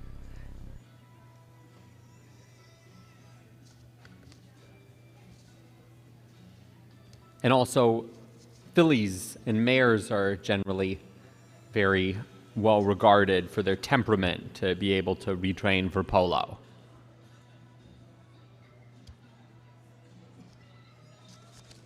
And that is Hot Wine, ridden by Lori Summers. They competed in polo and competitive trail this weekend. Do we need to?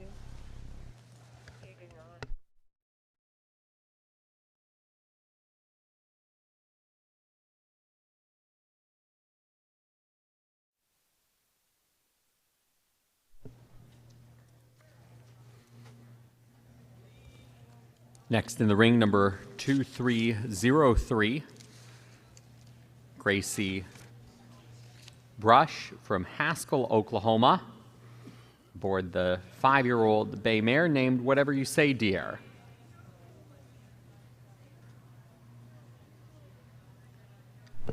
I do have to add that this horse is named in honor of every good husband that has ever lived.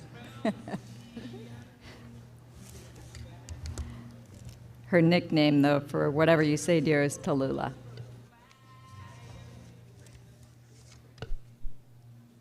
Described as having a big, bold personality, as well as a sense of humor,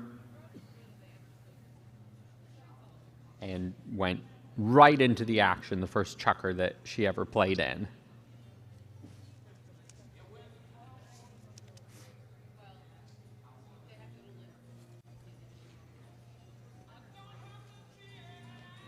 Gracie saying that when she came back from a recent injury, the horse that she felt comfortable enough to canter on was this horse, Whatever You Say, Dear. She says, I regained my strength and confidence on her, even though she only had a few months of training prior to my accident. I have been absolutely honored to train her.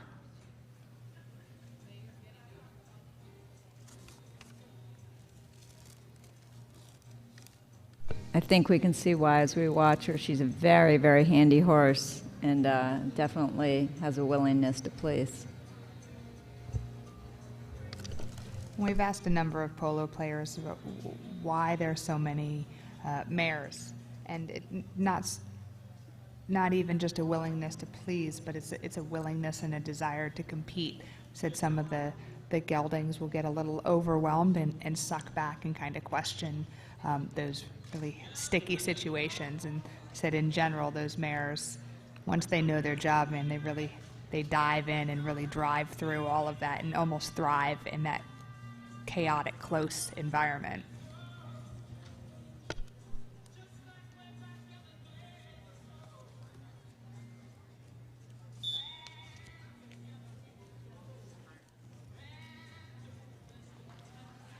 And that is the time for Gracie Brush and the bay mare, Whatever You Say, Dear.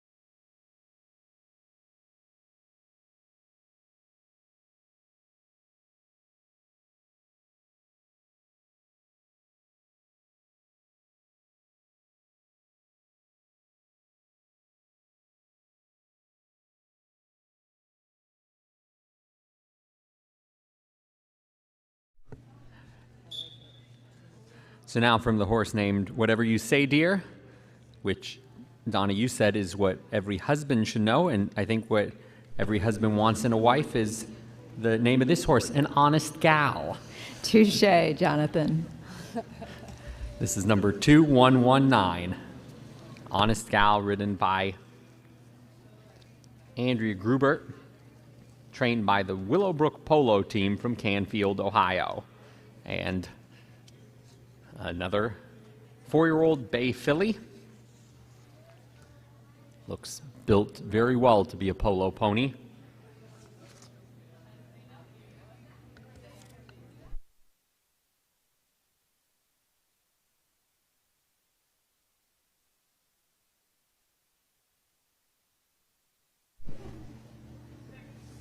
Ashley, you were talking earlier about the try that the mares and the fillies have, and this filly's a perfect example. She's had 19 starts, 2 wins, 8 seconds, so she tried. Almost all of her races, you can see that she at least tries, and it might not always be a winning result, but she gives what she has.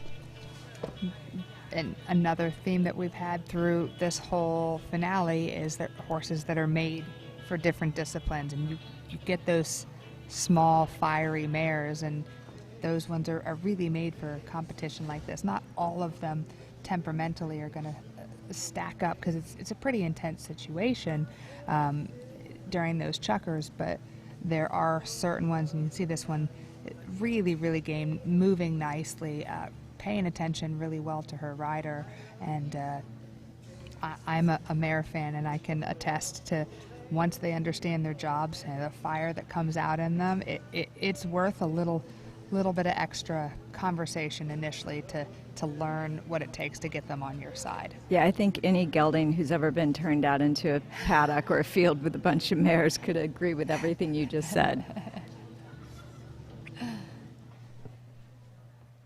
This horse showed that tenacity on the track, a horse who liked to go to the lead. Get out of my way, I'm going to the front. This has been my favorite horse so far, with showing the freeness in the hind end, the ability to make those changes.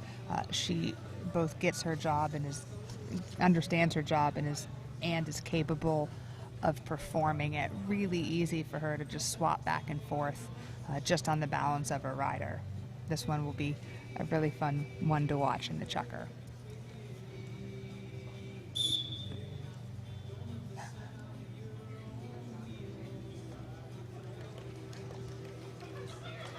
Honest Gal and Andrea Gruber.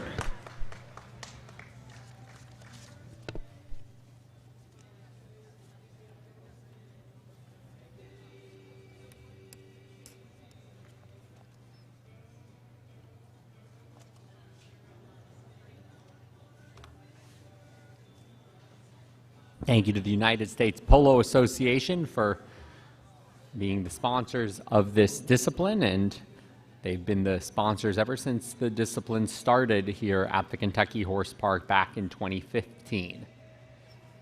Also from the Willowbrook Polo team in Canfield, Ohio, the next horse, number 2086, Flugelbinder. And Michael Grubert taking the mount after Andrea Grubert. 4-year-old Bay Filly. Had some success on the track, 18 starts and 3 wins, had that front-running style that we saw on the track with the previous horse, Honest Gal.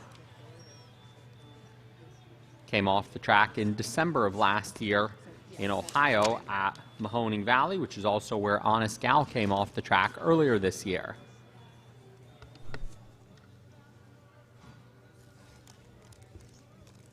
Another quick caddy mare. Not only does this one have nice free changes also, but within those changes, you see change of pace also. Really good display right in front of us where it had a nice rhythm, and then changed very quickly, both front and back, and just darted off really quick.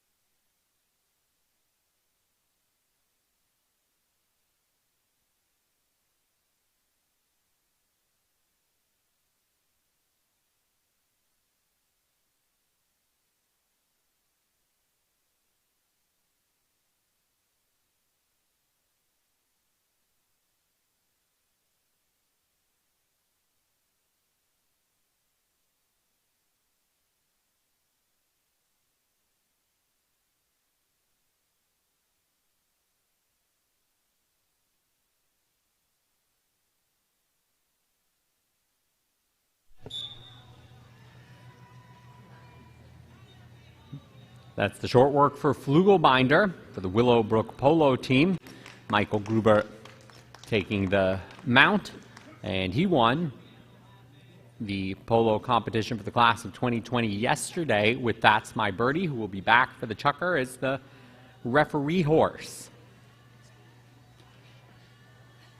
And now, after 4 fillies and mares in this polo finale, we'll have the lone gelding, the young 3-year-old Ramses, a 3-year-old bay gelding, the name Ramses coming from the sire Pioneer of the Nile, bred here in Kentucky by Godolphin.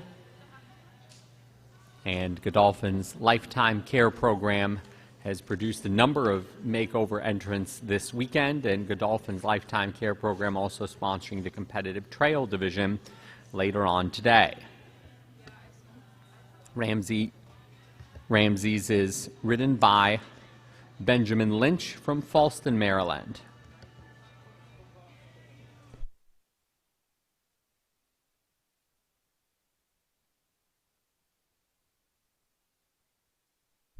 And Benjamin's very comfortable here in Lexington. He's actually a graduate of the University of Kentucky, where he competed in the men's intercollegiate polo team right here.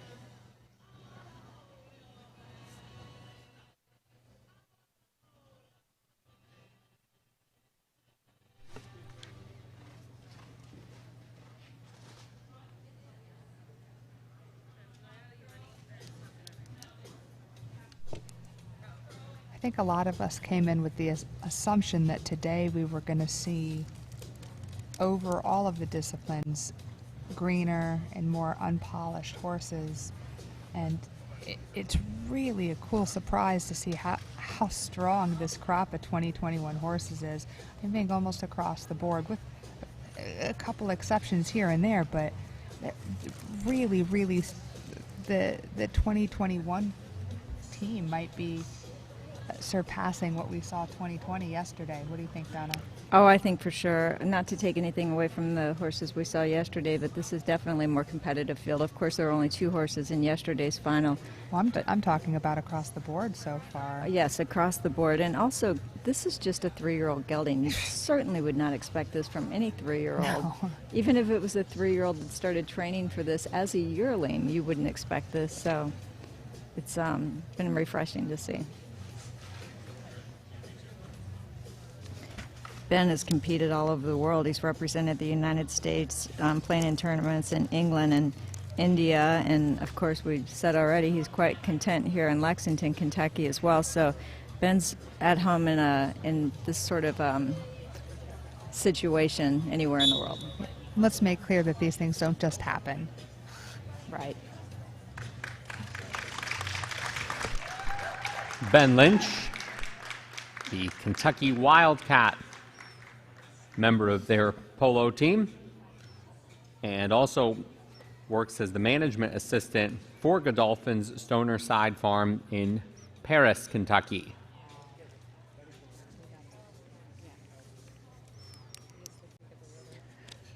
So that's the short work, and now the teams will get ready to compete in the chukker, and we have a video for you courtesy of the United States Polo Association about Polo 101.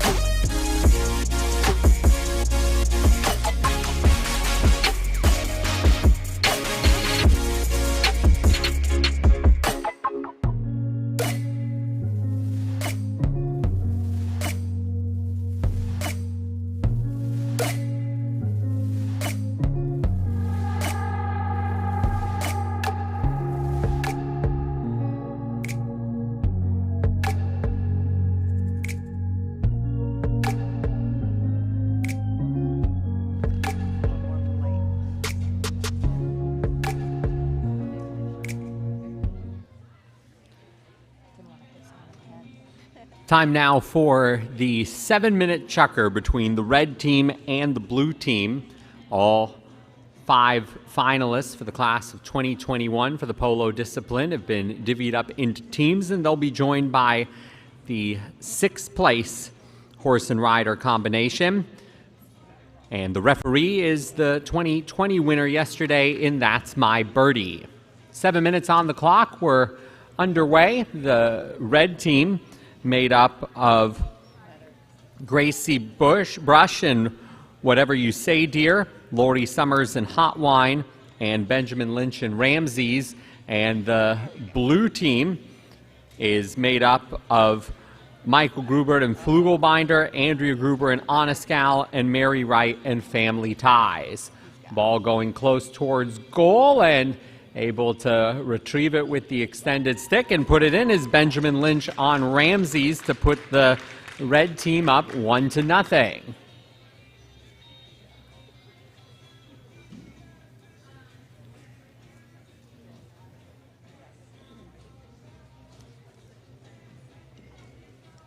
Red team turning the ball the other direction. A nice backhanded hit by Benjamin Lynch, and Ramsey setting it up perfectly for his teammates. A fan by Gracie Brush. Lori Summers tries to follow it up on Hot Wine. And the blue team will try and turn the ball the other direction. Mike Gruber and Flugelbinder overrunning the ball. And now the red team with an opportunity, and Benjamin Lynch fires it just wide aboard the Godolphin horse Ramses.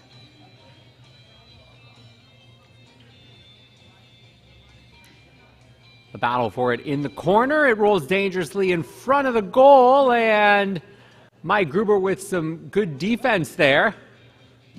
And now that turns into offense with Mary Wright following it up, chasing it down. And Mike Gruber redirecting the pass.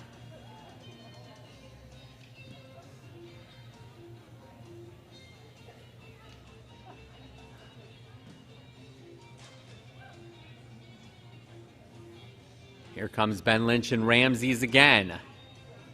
And it gets blocked there by Mike Gruber to board Flugelbinder.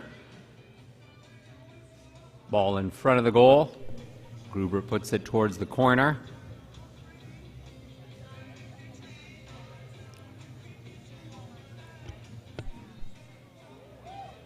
And that'll deflect out of play.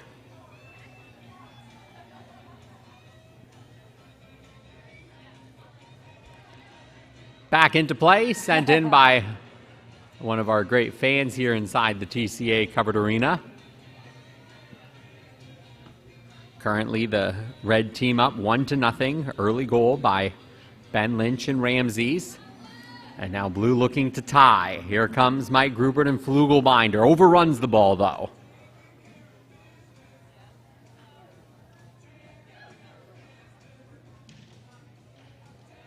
Mike Gruber retreats, takes another stab at it.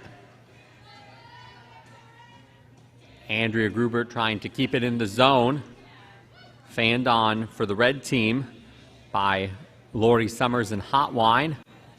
Now Mary Wright breaks it free. Riding Family Ties, who was in 6th place in the competition, joining the top 5 from the finale here in this chukker. Hard shot, just wide to the left for Mike Gruber and Flugelbinder.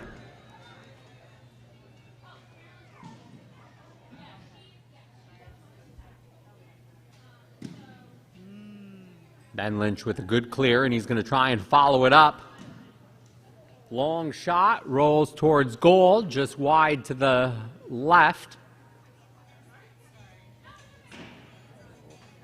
But following up his own shot and sneaking it in. Second goal of the game, second goal for the red team. Ben Lynch and Ramses.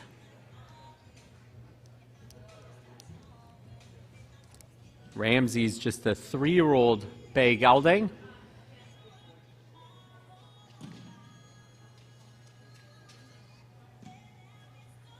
Ben can play a good game of defense, too. He's got the Godolphin saddle pad on Ramses.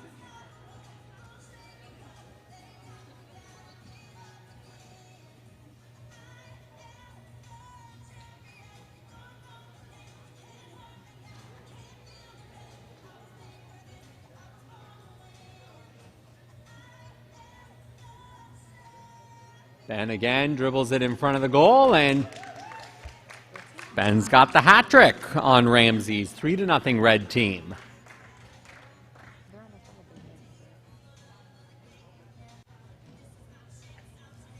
Turn the other direction by Gracie, and whatever you say, dear.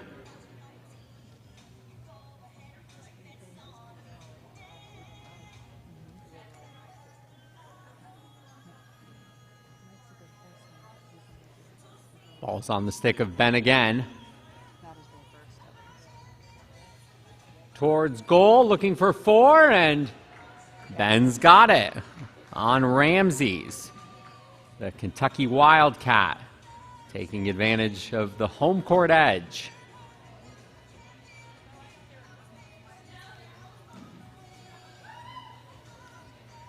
Good attack now by Mike Grubert and Flugelbinder. It's into the corner. Gracie and whatever you say, dear, chasing it down on defense. Ben Lynch gets the clear on Ramses. Here we go with the breakaway.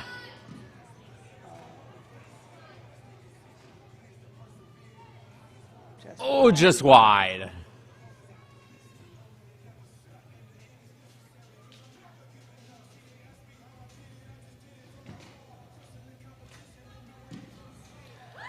The clear by Mike Gruber and Flugelbinder. Andrea Gruber following it up. Mike on the back check. Backhand clear attempt from Gracie and whatever you say, dear. Mike cutting off Ben. And Ben gets some help from Gracie. And now from Lori, a real team effort. Oh, good defense. But good defense there from Mike to stop the 3-on-0.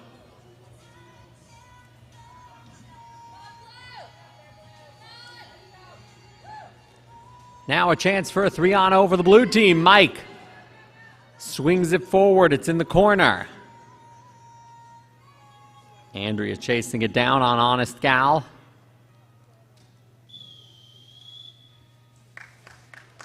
And there it is for the 7-minute chukker. 4-0 red team, 4 goals from Ben Lynch and Ramses. That was fun. That was like the chukkers we've seen in past years. Jonathan, I've just got to say I was impressed with your ability to go from racehorse announcer to arena announcer to polo announcer. I was a little lost for the first 3.5 minutes, so thank you for that really brilliant announcing. Thank you. It's always a highlight for me every Thoroughbred Makeover, doing the one time a year I announce polo.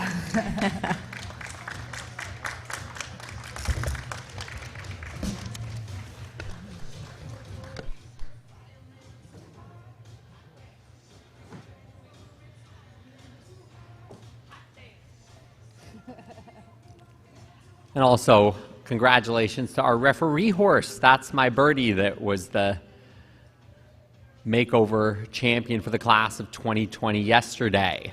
So the players will exit the arena, and then we'll get the scoring from our judges, and then we'll have the awards for the polo discipline, sponsored by the United States Polo Association. Thank you to our steward, Lindsay Dolan, and our judges this weekend, Chris Stradman from Orchard Hill Polo, Charlie Muldoon from Summerhill Polo, Charlie also the U.S. Polo Umpires LLC Executive Director.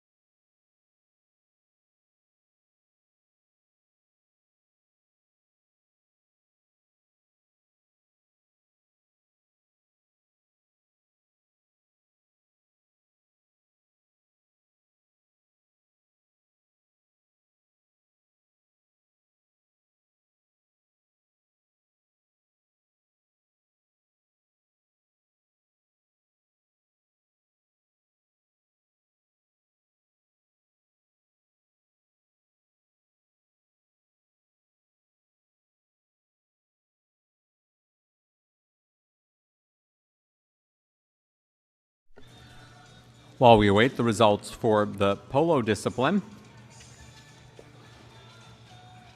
the Thoroughbred Makeover would like to thank SmartPak for their support. Have you heard of Smart Therapy, the newest product line from SmartPak? Every sheet, wrap, and pad in our Smart Therapy line has been thoughtfully crafted to include cooling elements and ceramic fibers, and every piece is sure to provide a comfortable, ergonomic fit. This entire product line has been designed by riders to help your horse train better and recover faster. Learn more at smartpak.com/smarttherapy. When you need in the know equine legal counsel, look no further than Dinsmore. Whether you're looking for a new lesson horse, a horse for a client, your 2022 Thoroughbred Makeover horse, or for that once-in-a-lifetime horse, the ASPCA knows your right horse can be found through adoption.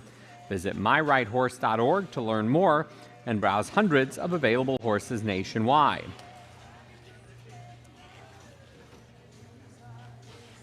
Some of our wedding pics are blowing up again, so the sheriff wants. Boehringer Ingelheim Animal Health is a proud sponsor of the Retired Racehorse Project. As the world leader in equine pharmaceuticals, keeping your horse sound and healthy is our daily mission. Surefoot provides you with the tools to calm your anxious horse and discover his potential. Stop by the Surefoot booth in Alcove Bay and feel the beneficial effects for yourself.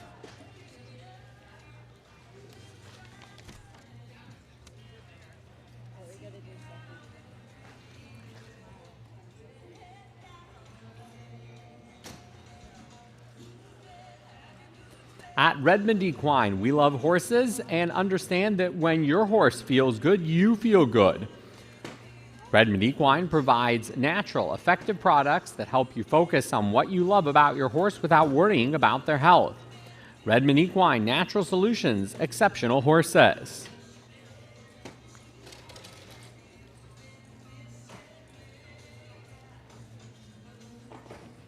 Ashley, do you have a copy?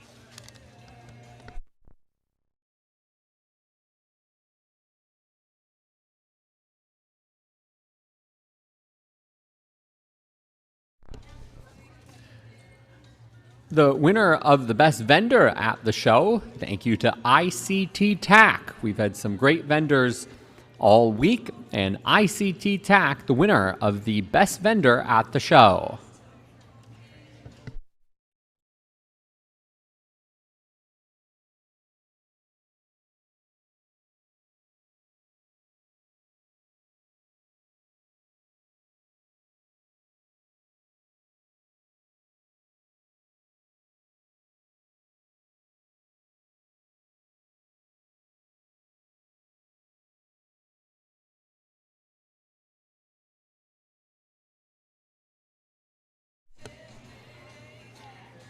If you need insurance for your horse, take 5 minutes and stop by the Markel booth to talk with a Markel representative on site and see how easy it is to apply. That's why Markel is the insurance company with horse sense.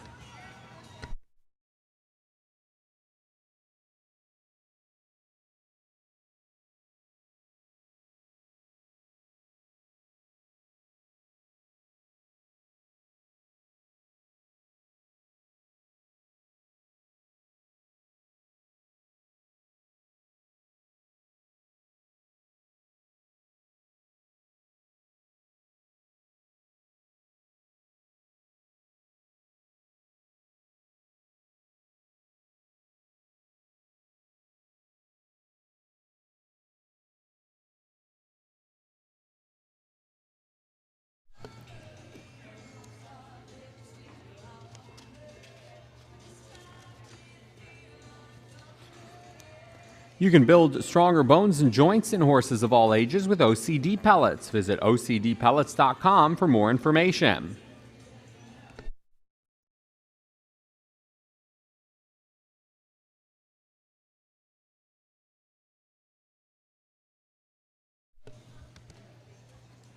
The Georgia B. Ritter Foundation sponsors the $2,500 Top Place California Bred Award in partnership with After the Finish Line. Both organizations will pay entry, stabling, and schooling fees for trainers competing with Calbreds. It's just the one with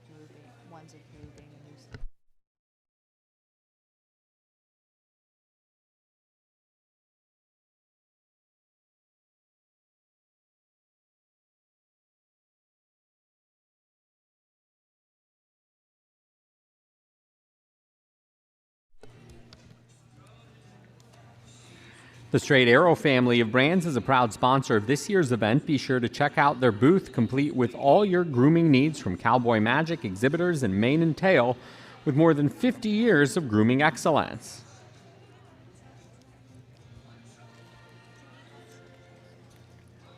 We just finished polo, sponsored by the United States Polo Association. Our first discipline was eventing, sponsored by Tipperary Equestrian. Prioritizing comfort and protection, Tipperary Equestrian is proud to be your one-stop shop for riding helmets and protective vests for more than 30 years. Also, thank you to our new sponsor, Zoetis, who congratulates all of the incredible horse and rider teams for the hard work it took to get to the 2021 Thoroughbred Makeover. Every competitor in the 2021 Thoroughbred Makeover will receive a syringe of Quest Plus Gel Dewormer, thanks to our friends at Zoetis. Visit facebook.com/Zoetis Equine to be part of the Zoetis herd. We also give additional thanks to Equistaff, Norfolk Southern, Secretariat Center, United States Polo Association, Stoneleigh Farm, the Louisiana Thoroughbred Breeders Association, Horseware Ireland, Cunningham, New Start, Mid-Atlantic Horse Rescue, PTHA's Turning for Home, Pennsylvania Horse Breeders Association, XL Equine, New York Thoroughbred Horsemen's Association, Omega Alpha Equine, Maryland Jockey Club, Beyond the Wire, and Keeneland.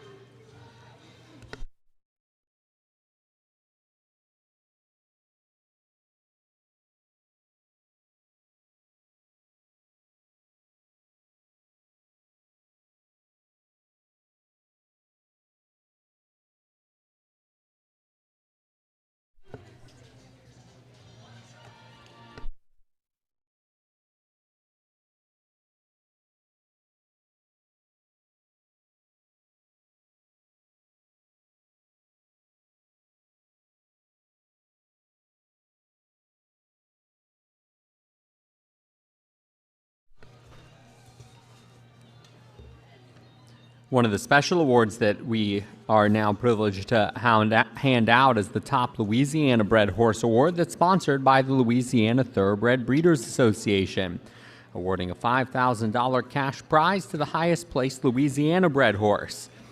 And this year's top Louisiana bred performer in the class of 2021 at the Mega Makeover, the winners of dressage number 2151 Cubo Cat and Allison O'Dwyer.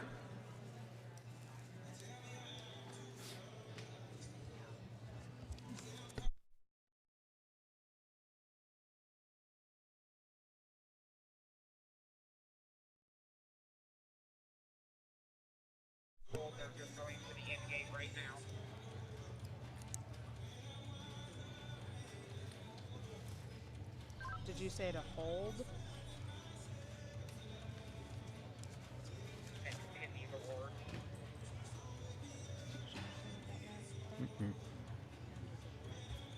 Something about awards, but we have the winner of the Best Condition Award for Polo, that's sponsored by Nina Bonney. Congratulations to Ramses, number 2216, and Benjamin Lynch for winning the Best Conditioned Award.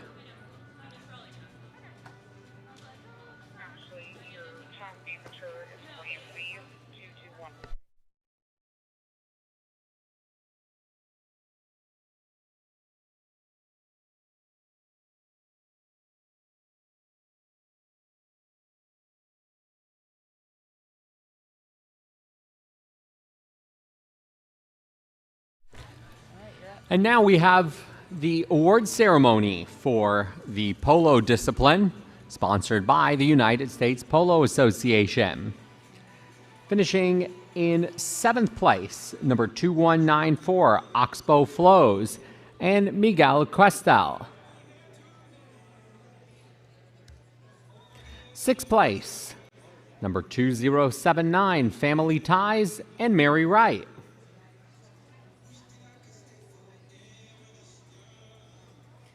In 5th place, number 2121, Hot Wine, and Lori Summers.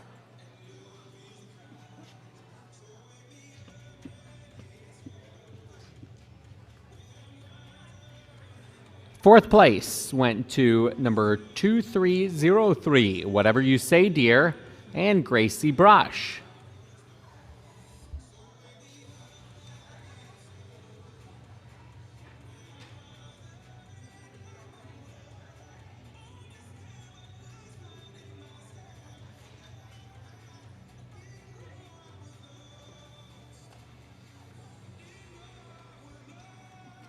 The second place finisher, and also receiving the award for being the top team, representing Willowbrook Polo, number 2086, Flugelbinder. And so the winner of Polo for the class of 2021 at the Retired Racehorse Project Mega Makeover, score of 155.35, also the top amateur, number 2216, Ramses and Benjamin Lynch.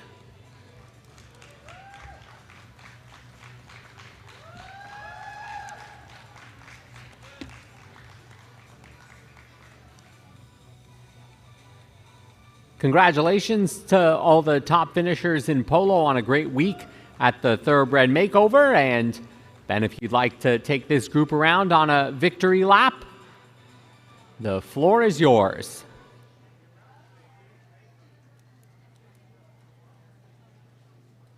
And we not only have the 2021 winner in the ring, we also have the 2020 winner. That's My Birdie, who was back today as the referee horse.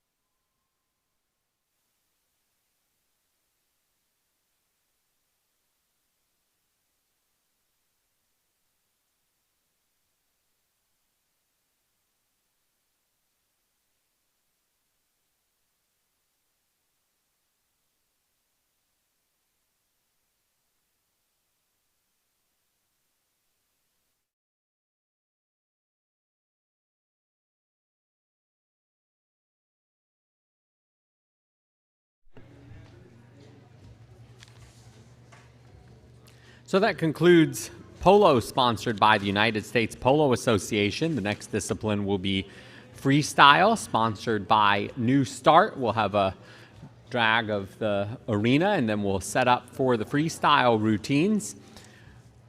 Before we got into the finale competition yesterday, on Friday was the Makeover Masterclass that has become a big educational opportunity here at the Thoroughbred Makeover. A chance to see those first steps that horses take on their road to the Thoroughbred Makeover and their retraining for a new sport. And one of the Makeover Masterclass participants competed in dressage. That was Porta Ponte. And we also had a Makeover Masterclass alum from 2019, Normandy Crossing, in the competition. For Porta Ponte, he had quite the transformation from his first time working off the track with Elisa Wallace at the 2019 Makeover Masterclass to 2 years later in his retraining. We followed that and we caught up with his new team that represents the Colorado State University Equine Sciences program. Hi, my name's Elisa Wallace. I'm a 5-star event rider and I also train wild Mustangs. We've all marveled at what retired racehorses can accomplish with less than a year of retraining. I actually was able to win the RRP. From Eventing Reloaded, Elisa Wallace! Through the Makeover Masterclass, we've also seen what the first steps on the road to the Thoroughbred Makeover can be like. Thoroughbreds are so smart and they want to be challenged a little bit, and so sometimes you have to up your game some. 2 2019 Makeover Masterclass participants are entered in the 2021 Mega Makeover. Normandy Crossing, a winner of 11 of 42 races with $217,000 in earnings, who was entered in dressage and eventing with Team Normandy from New Jersey, showed immediate promise with Grand Prix dressage rider Emily Brauer-Curtis at the 2019 Masterclass. It couldn't have gone better. He was awesome, super willing. He's going to make somebody an awesome horse in the future. The Masterclass was an entirely different experience, though, for the unraced Porta Ponte, who was paired with Elisa Wallace. Mine was extravagant in certain areas, so we had some fun bareback playing time. So you did really great handling the atmosphere, and so it's going to be a great athletic, talented horse. Over the next 2 years, Porta Ponte would go to school, quite literally, as part of the Equine Sciences program at Colorado State University. Hi, my name is Malia Barlow. I'm a junior here at CSU, and this is Ponte. He's a 15 hand 2015 gelding, and we're going to be competing in the dressage and the competitive trail when we go out there to Kentucky. And he loves peppermints. My name is Tiari Sanesteven. I'm an instructor in the Equine Sciences program at Colorado State University. I decided a couple years ago actually it was probably 3 years ago, to get a horse and get some students involved in making a team. And so we took Charming Kid back in 2019 and then got Porta Ponte for the 2020 year, but then COVID hit, and so here we are in 2021, headed to the makeover. I did see him in the masterclass, yes, in person, and we knew that he'd be a little bit of a challenge, but we were up for it and looked forward to having the horse with us in our program. And what has the 6-year-old bay gelding learned as he prepares to take on dressage and competitive trail with the CSU Rams team in 2021? He's really shown some progress and kind of done almost a 180 flip with us working with him. You're so good. You're so good. I've been working with him for a little bit over a year now. He's definitely improved a lot. He's been super good. His personality has gotten so much better. He approaches people very friendly in the pens and just is much more of a people horse now. But it was definitely with a lot of peppermints that came along. Patience and just skills that they can use on horses out in the industry, whether it's teaching some of the lateral movements, teaching some of the relaxation pieces, and trying to get the horse to lengthen and stretch. And he has a pretty natural headset. Sometimes I'll have to coax him a little bit into getting a little bit more soft, but for the most part, I can barely just touch him and he'll hold his head pretty good. And he is definitely a big one on being praised. So a lot of pats when he's doing good is a really positive reinforcement for him. There you go, good boy. I just want him to have a good experience and a lot of positive, just positive stuff that goes on so that he maybe in the future can go to more shows. Porta Ponte has learned a lot in 2 years, and he's also teaching students at CSU.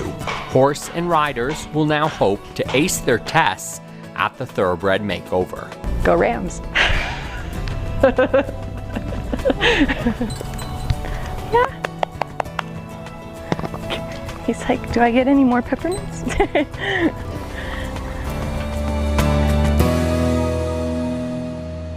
Thank you to the team at Colorado State, who already have their 2022 makeover horse planned out. While the arena is being dragged, we'll have a chance to hear from some of the great supporters of the retired racehorse project Thoroughbred Makeover.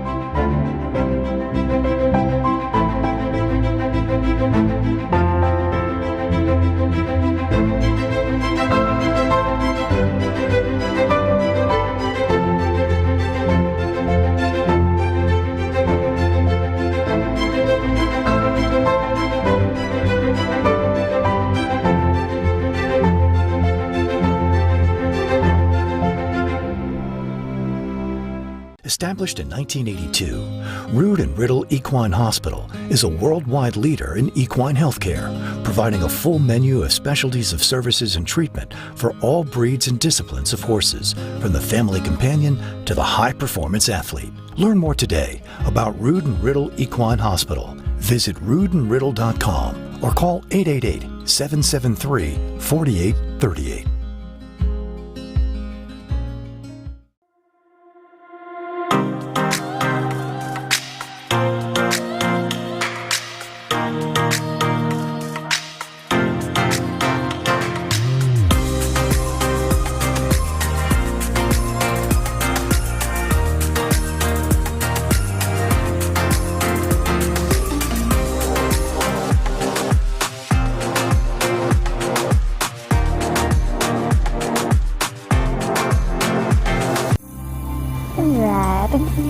Ready to go for a ride, buddy?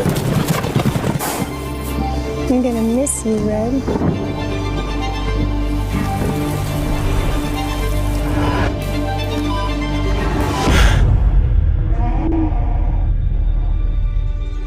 Grayson Jockey Club Research Foundation provides the best equine research to treat the horses we love. I missed you, old boy.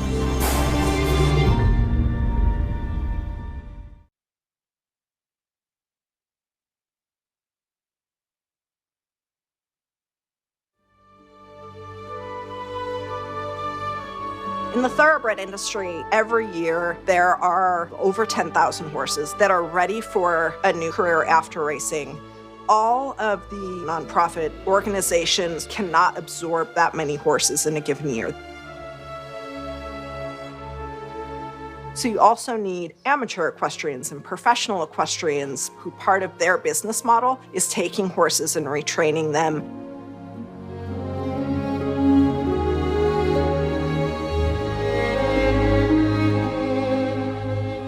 We started this organization because I knew, and a lot of my peers knew, that these horses were falling through the cracks. Nobody was really promoting them as riding horses. And we knew that if we educated folks in how to train them, a lot more would get second careers, and a lot more people would become better horsemen as well. We're looking to get these horses into successful long careers. We're looking at them for all the incredible things that they can do. And so the RRP coming in and showing that it's very possible is a really big deal. When a horse comes off of the racetrack, it's used to going fast. So you have to kind of slow their body down and slow their brain down. So it's just kind of reschooling their mind and their body.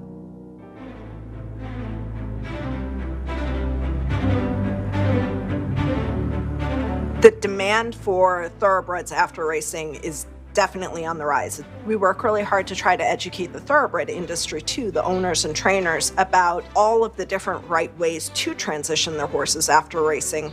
We do a lot of educational work through seminars and webinars and demonstrations and on our website and on our help people navigate that process and appreciate all of the different aspects of it. The Thoroughbred Makeover is our signature competition. It is the largest thoroughbred retraining competition in the world. It's open to retired racehorses in their first year of retraining after racing. The Thoroughbred Makeover is a chance to showcase what all these horses can do in their second career. Or whether it's a competition horse, a recreational riding horse, a lesson horse, a trail horse, there's so many other things that they can do. You know, if you get out of the military and you're trained to do one thing one way, you might need to get a business degree or a master's degree to start a business. That's all we're doing for these horses. It does give us a lot of joy to watch a horse blossom, that relationship between the horse and its new owner and giving it the time to grow. Watching that connection between the human and the horse is pretty special. Horses are mirrors. They are so generous as animals that when we take the time to kind of look inwardly and make sure that we are being the best version of ourselves, they pick up on a lot of feelings and a lot of whatever it is that we're bringing into a situation. We become better people by being better for them.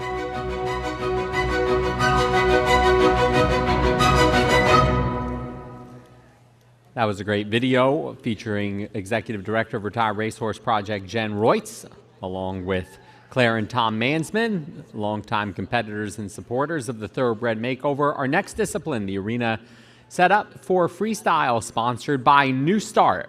And let's learn a little bit more about freestyle. It's one of the most crowd-pleasing disciplines at the Thoroughbred Makeover.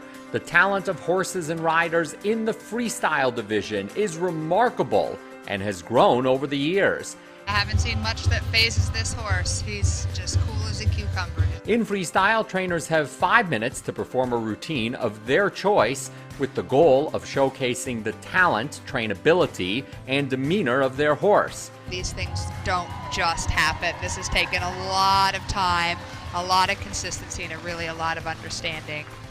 They can be mounted, unmounted, under saddle, bareback, bridleless, driven, at liberty, have just horse and rider showcasing their connection in the arena, or bring in a whole team of minions. Regardless of how they present their horse, trainers must have their horse showcase some compulsory movements, such as halting, backing, a figure 8 at the trot or jog, circles in both directions at the canter or lope, and lead changes. Beautiful flying change there. Then, on top of that, be prepared to be blown away by the creativity that these former racehorses can show. All right, you can applaud.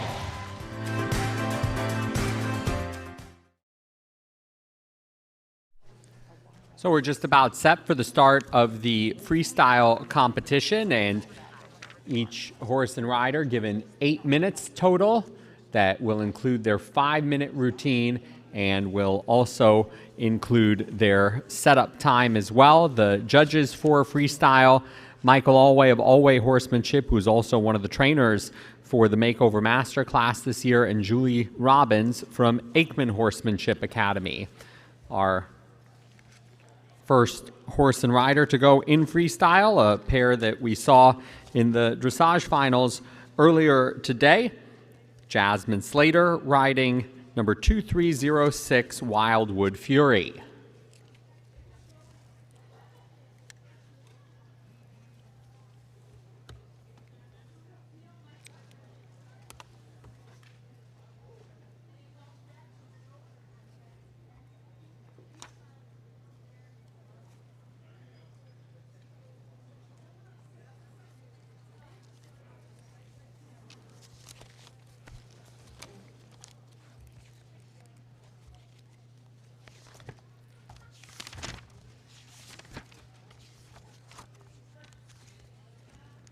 Jasmine from Tallahassee, Florida. Wildwood Fury, a young 4-year-old dark bay gelding.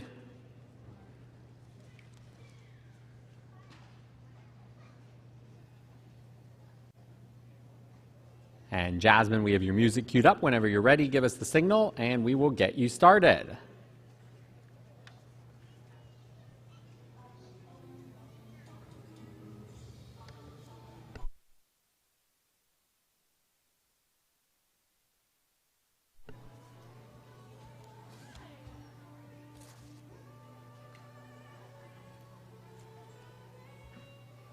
This was a pair we really enjoyed earlier, competing in the dressage finals, finishing in 3rd place, Wildwood Fury and Jasmine Slater.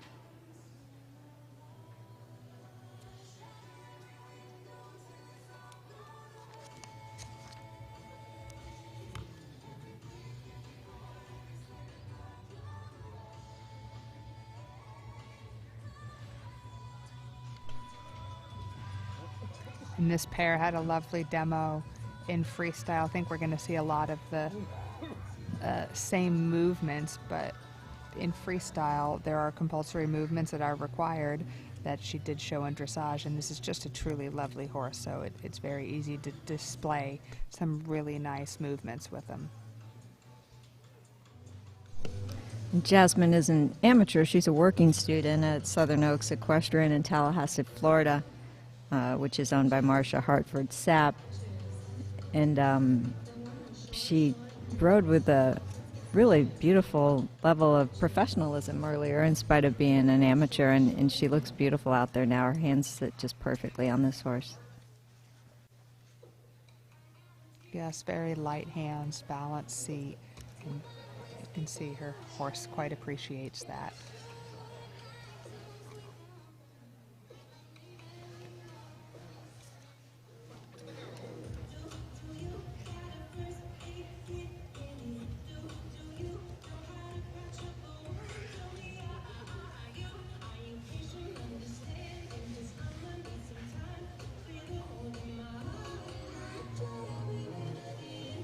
I'd love to see a little bit of variability, maybe send her forward, set her back, open and close a little bit. To demonstrate rideability and the variation in his movement. Right there, lovely trot, lovely canter, but she's keeping him at the same rhythm the whole time in the freestyle. Even some in the dressage, you want to see some of those changes and see how well the horse moves, lengthening and shortening. That was a really nice left turn in the right lead, or I'm sorry, right turn in the left lead. See, I get it confused and I'm sitting here ringside.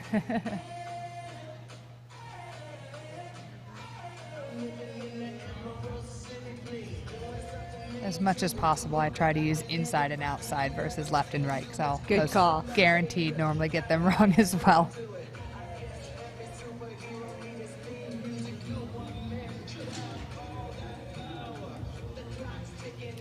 The winner of the Thoroughbred Makeover Championship Award yesterday was the winner in this discipline for the class of 2020, Thunderous Affair, and Lindsay Partridge also winning in competitive trail.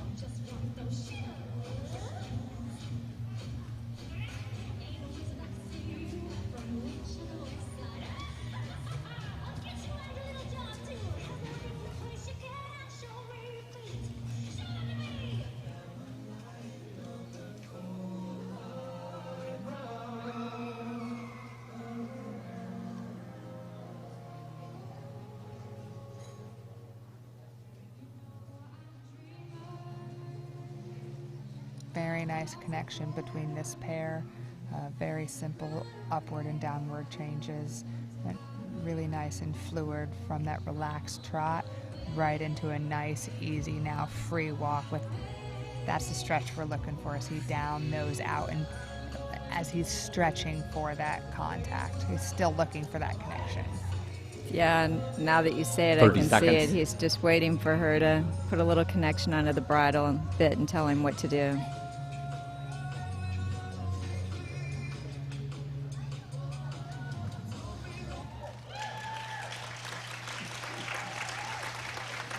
Well, they certainly are beautiful. Great way to finish their routine. Wildwood Fury and Jasmine Slater.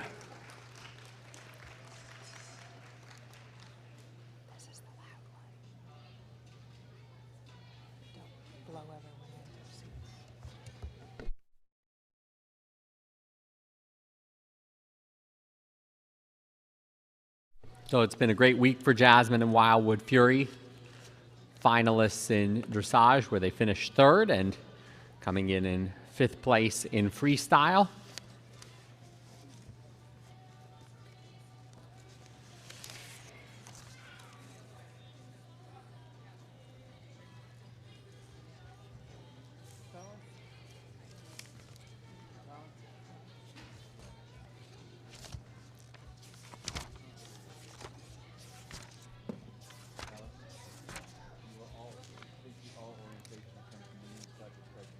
Next in the ring, we'll have number 2124, Iced Coffee, a horse that is for sale as part of the ASPCA Makeover Marketplace. Ridden by James Wagner from Mechanicsville, Maryland. And this is an 8-year-old war horse, 56 starts, 9 wins, 27 top 3 finishes, $172,000 in earnings before retiring in just May of this year, so on the track until just a few months ago, was Ice Coffee.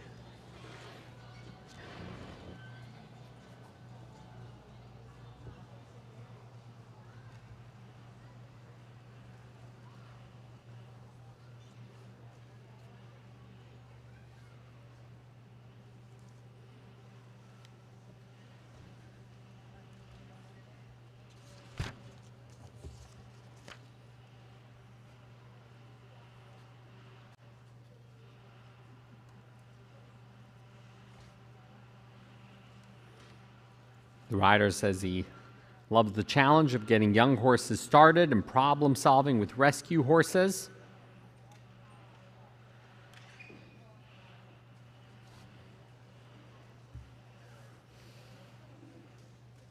And now the head trainer at Last Chance Animal Rescue in Maryland. And when you're ready for your music, let us know and we'll get you started.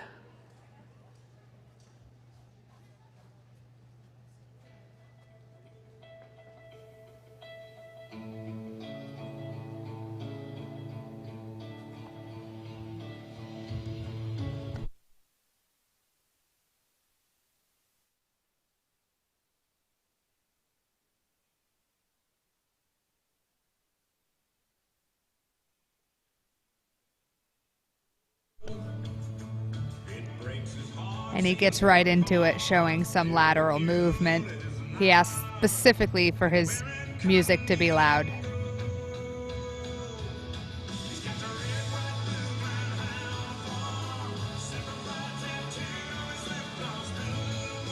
I'm sorry, Ashley, I couldn't hear what you said. They said to crank it.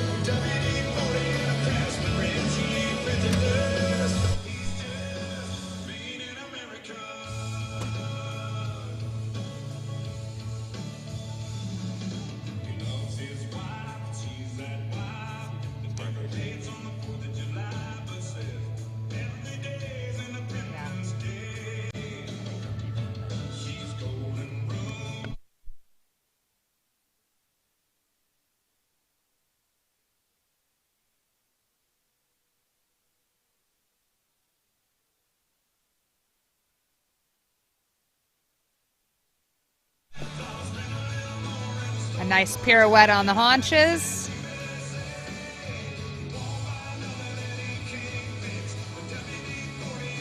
Showing the compulsory movements you did need to back up.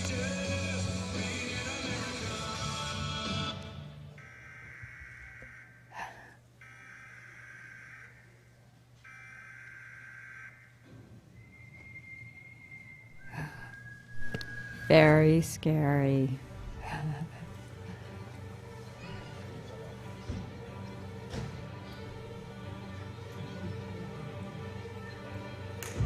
Pew pew.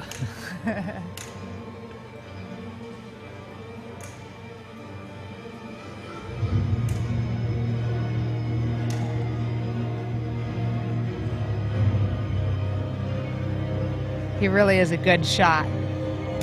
Thankfully.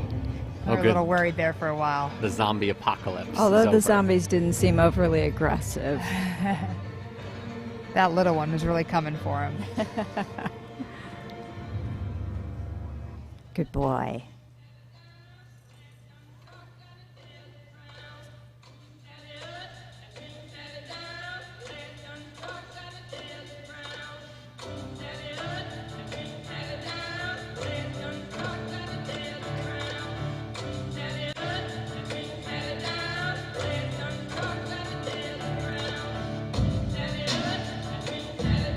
I liked how he took an extra second to just give his horse a little kiss.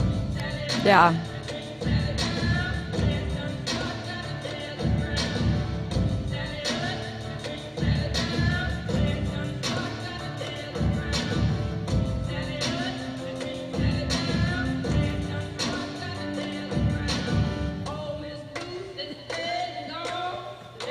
Little bit of distraction there. He's doing a good job of keeping attention on him.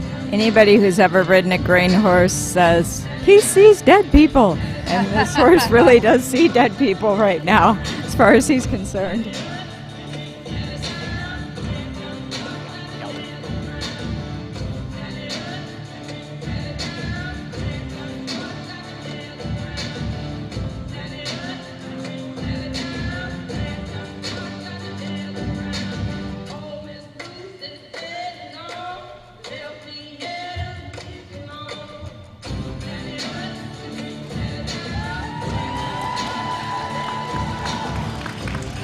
a good boy. That shows a good partnership there. 30 seconds.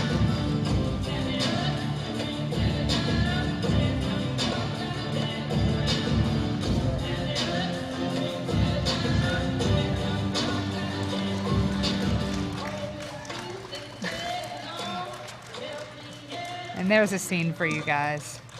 Those people are really doing a great job of playing dead.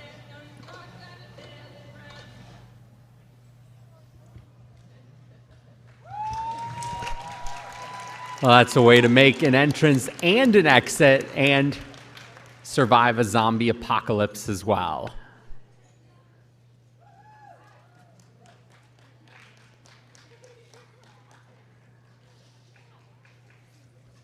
I think the dead people deserve a round of applause also. Well done.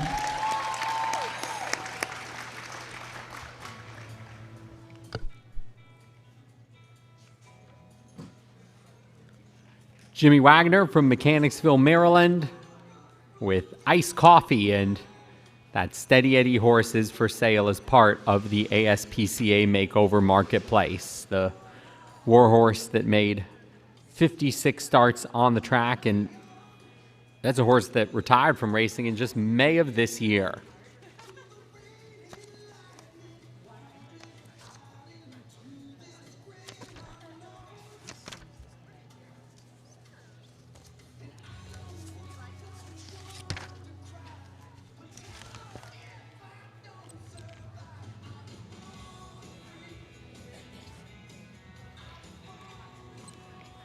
Entering the arena next, number 2130. The horse is Indica, a young 4-year-old dark bay gelding, owned and trained by junior rider Allison McHattie from Peterborough, Ontario.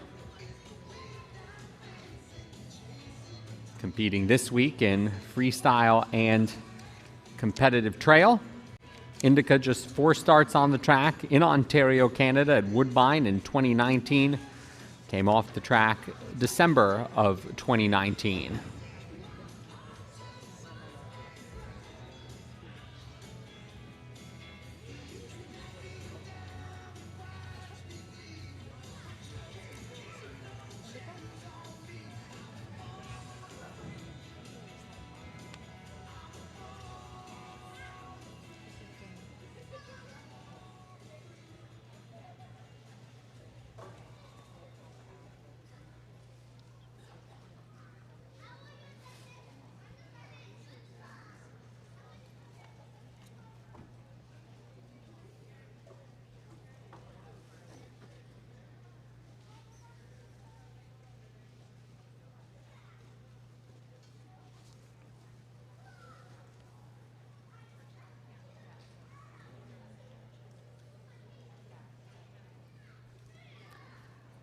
And Allison, whenever you're ready, give us the signal and we'll start your music for you.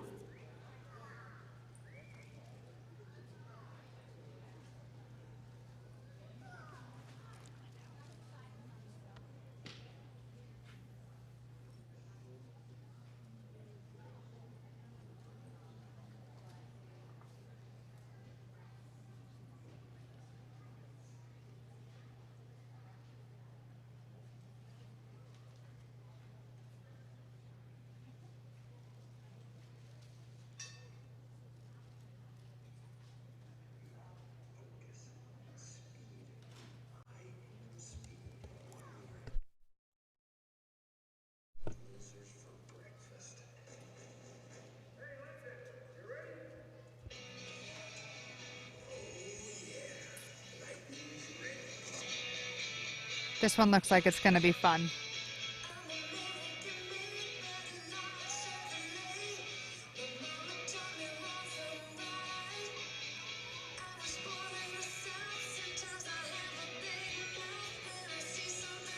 You see this horse also competed in competitive trail, and one of the compulsory requirements there is side passing over a pole. So they've practiced that and just add some floaties onto them.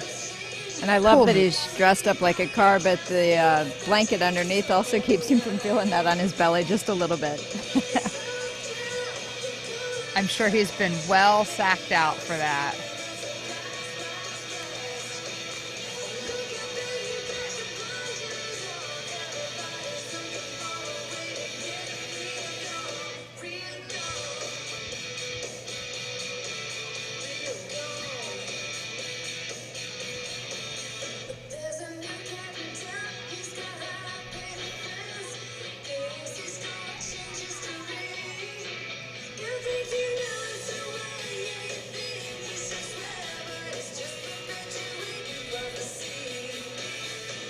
And I think that's just a halter too. It doesn't look like there's any bit in his mouth.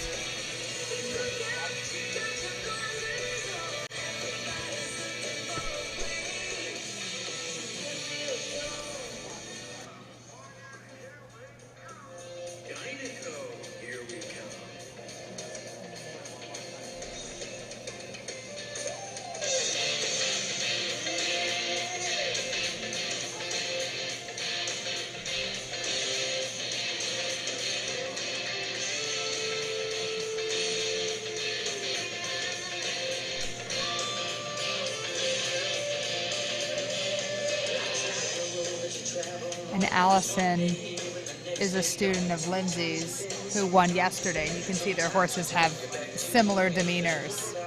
Yeah, absolutely. Yesterday we saw Lindsay using the blue tarp, and you can tell this horse has definitely had plenty of blue tarps and black tarps and any other kind that you can imagine around him. As you said, he's been sacked out plenty of times in advance of this.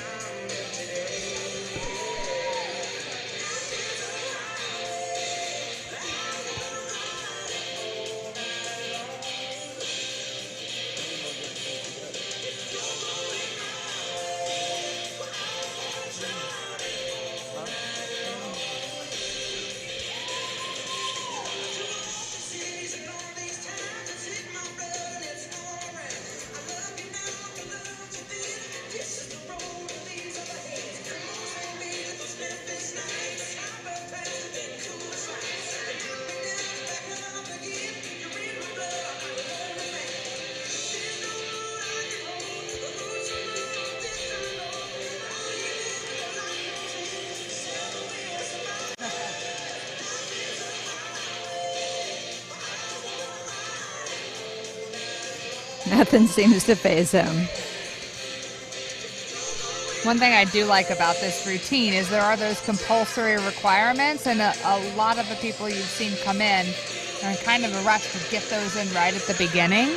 And this is placed out really well, where there's some entertainment value, and then they go do some circles and come back and have some more fancy, fun moves, and they've put it all in a bit more of a flow.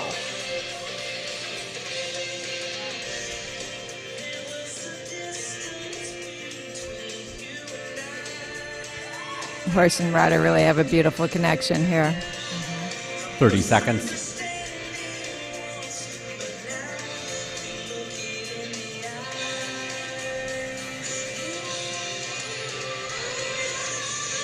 He heard you, Jonathan. I think he thought they were done.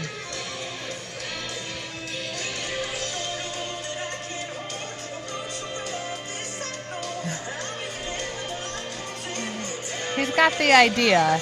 He's trying. Yes. A little stronger execution, but he's making the move. And that is the time for Allison McHattie and Indica, and we're at about 50 seconds to clear the arena for the 8 minutes.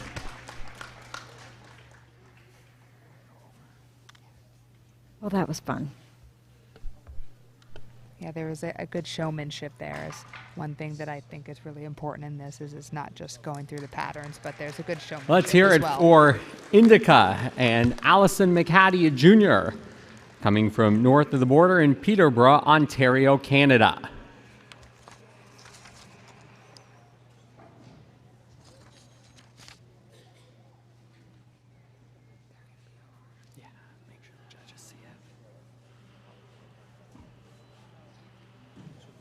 Just let the judges know they are going to be over, and we will let them know by how much.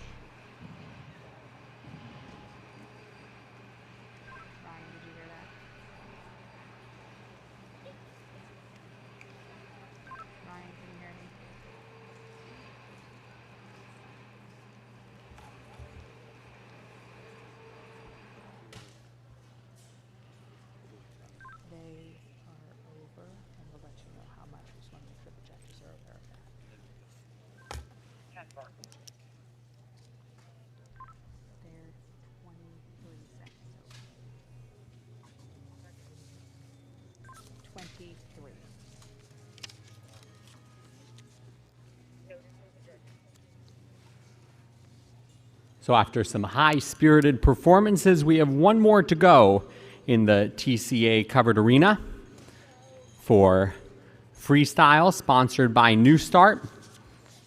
And it will come from number 2195, Papa Al, who is ridden by Jody Bush.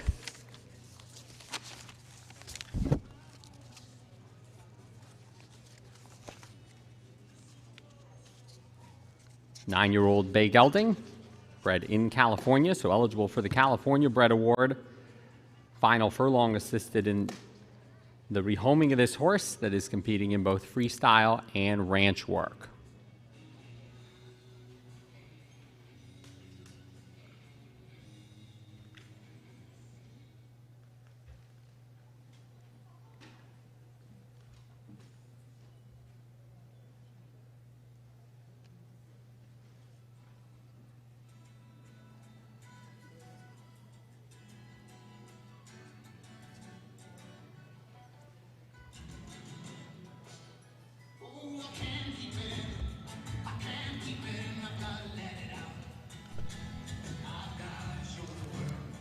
So Ashley, it looks like he has a set of reins and a hackamore on the horse. So it looks like he has reins attached to a bit that he's not currently using in a hackamore. Is that correct, or am I not seeing that correctly? Or is it all a hackamore? Yes, there's two options. Is the Bozell is not even the hackamore with the rest. The Bozell, I guess, can be considered a hackamore. And then there is a rein connected to the bit as well. That one she is not using right now. Equipment I've never seen at the racetrack, I can guarantee that. Probably not a lot in this discipline that you would see at the racetrack. No.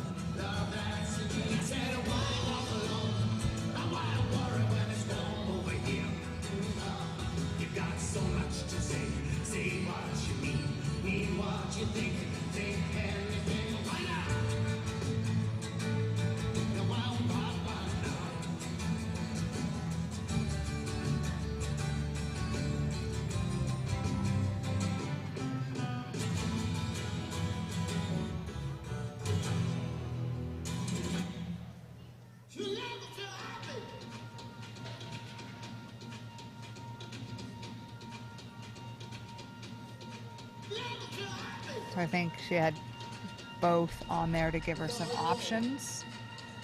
Again, green horse competition. Don't know how they're going to handle these environments, so there's nothing wrong with giving yourself options and see. I'm very big on ride the horse you have on that day.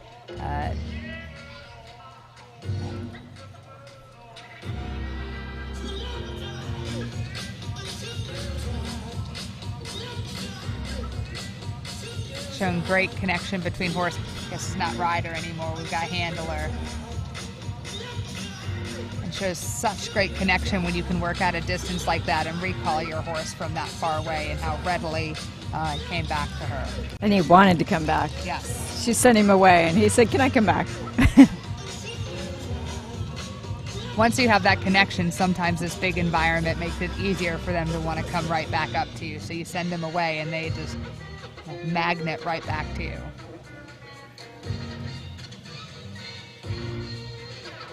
That's awesome.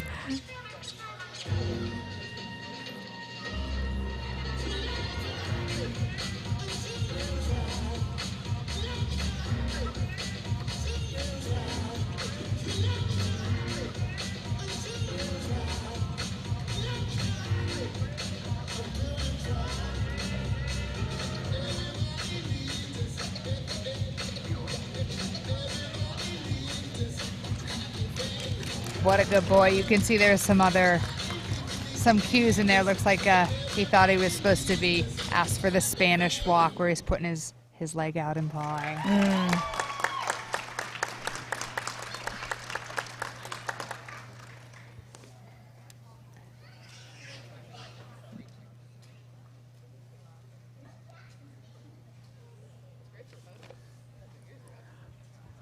Let's hear it for Papa Al and Jody Bush. Also coming from Canada, like Allison McHattie, Jody Bush from Saskatoon, Saskatchewan.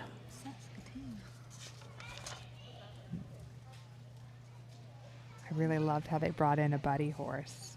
So I was waiting to see if he's going to be part of the routine, and what a smart idea. There's nothing that says that you can't handle it that way, but that horse was just brought in so he had a buddy and felt a little bit more confident and didn't add anything else but allowed that horse to have some confidence so he could just focus on his rider and handler, and really, really smart way of doing that. Yeah, you're right, especially if there's nothing that says that you can't do it. I mean, they are herd animals. Why not throw another horse out there with them? You can use whatever props you want.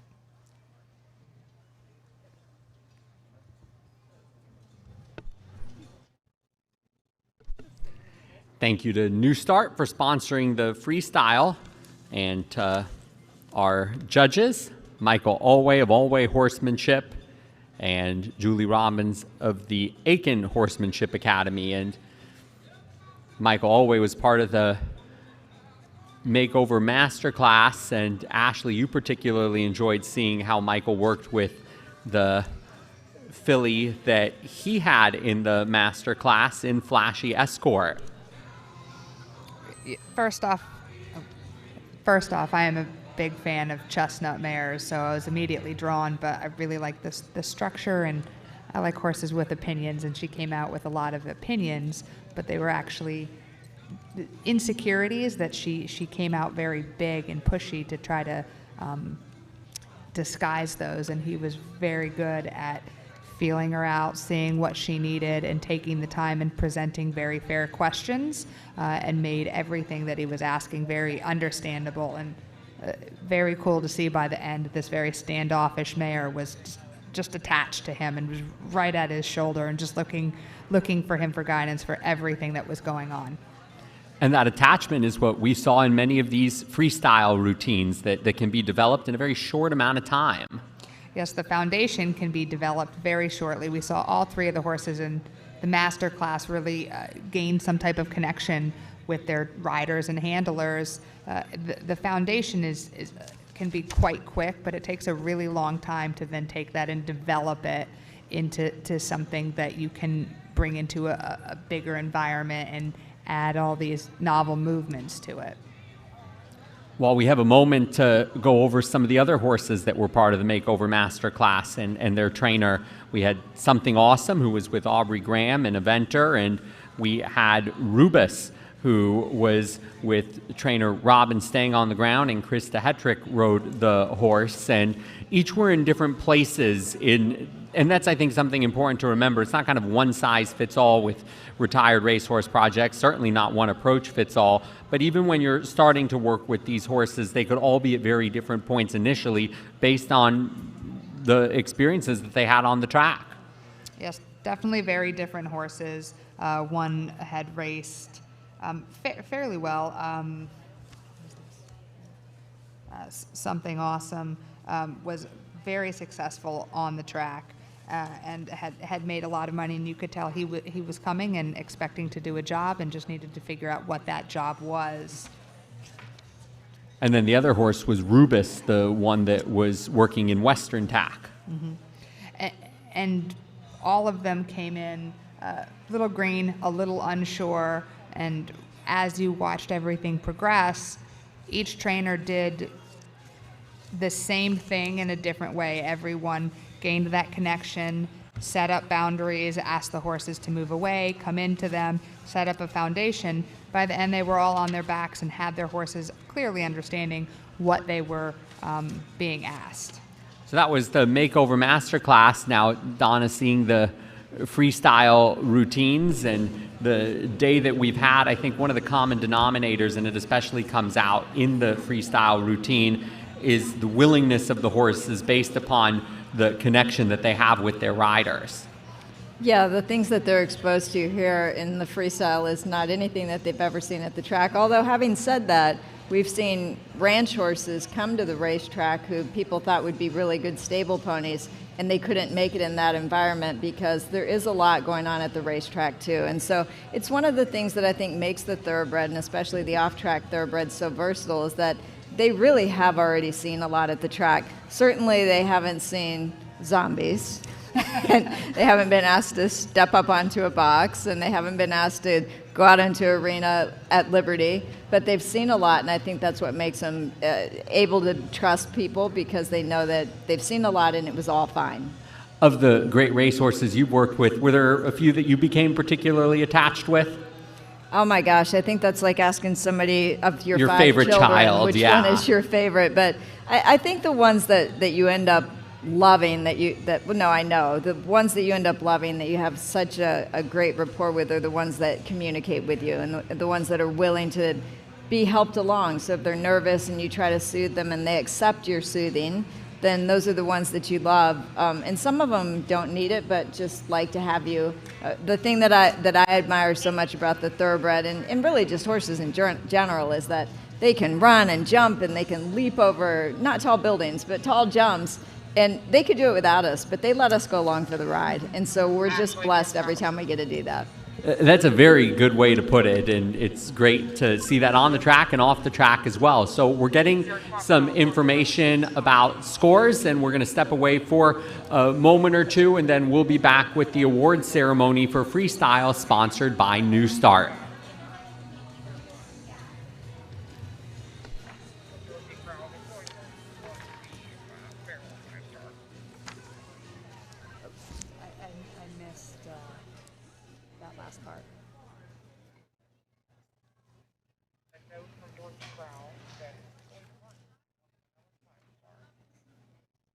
Thank you. I very much appreciate that. Just so I'm not distracted by that information, the only new award we have confirmed is the Calbred is Papa Al.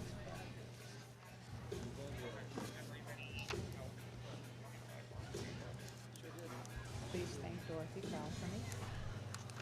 I did. I saw it. Did you hear? Boyd won. Oh, that's awesome. Did he have Setzer leg? Do you know, Thomas? He wasn't in first coming into show jumping. On cue, I think. Oh, yeah. So Ollie Town dropped the right. Jonathan. I just want to confirm that all of the freestyles are official and we can start announcing.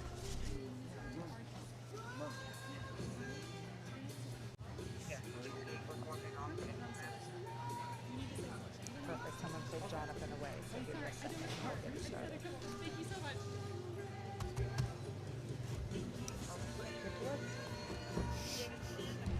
We now have the scores in from freestyle, sponsored by New Start, and we have a special award to hand out first.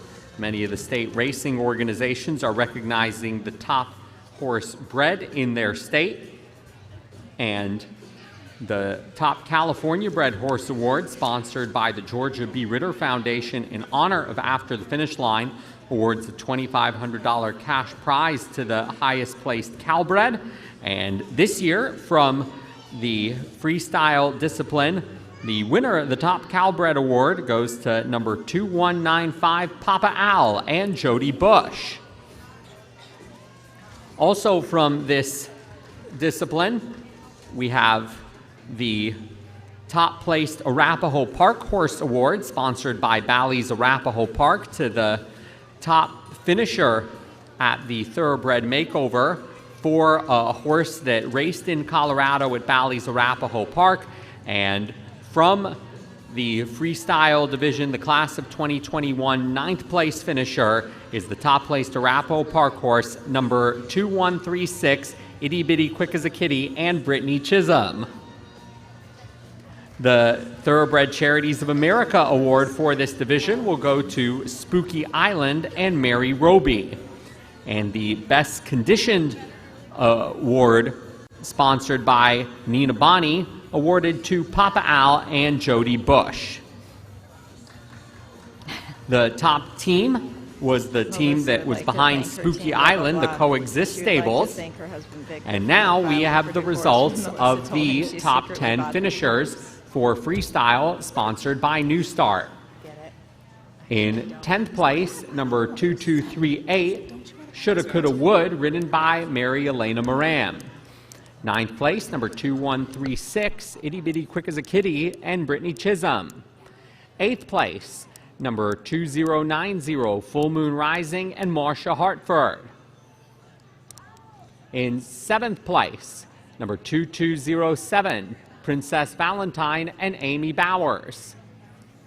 6th place, number 2122, I'll Tell You Later, and Ann Hagee. In 5th place, number 2202, Pied and True, and Megan McNamara. In 4th place, number 2306, Wildwood Fury and Jasmine Slater, also the top finishing amateur pair. 3rd place, number 2124, Ice Coffee and Jimmy Wagner. 2nd place, as well as being our top junior rider, number 2130, Indica and Allison McHattie. And the winners of the class of 2021 at the Retired Racehorse Project Mega Makeover, sponsored by New Start, with a score of 191.0, number 2195, Papa Al and Jody Bush.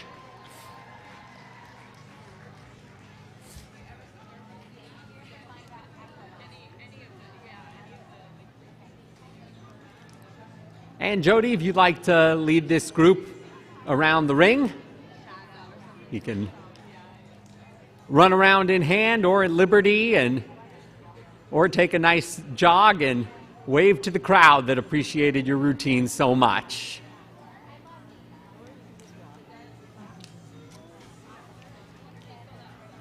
Should I go grab Brittany's ribbon? Yeah. And go run around.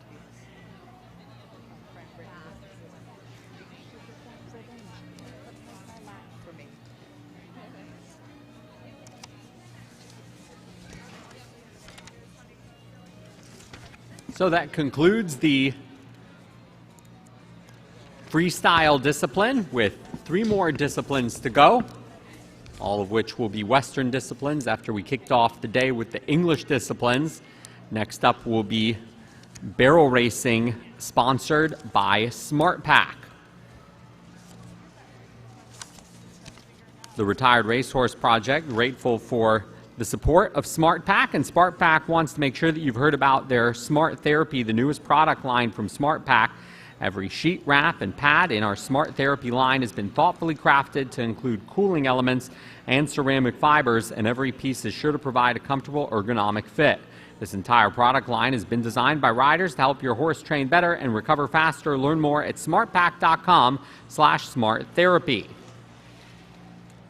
Looking at the results, and once again congratulating the winners of the freestyle discipline, sponsored by New Start.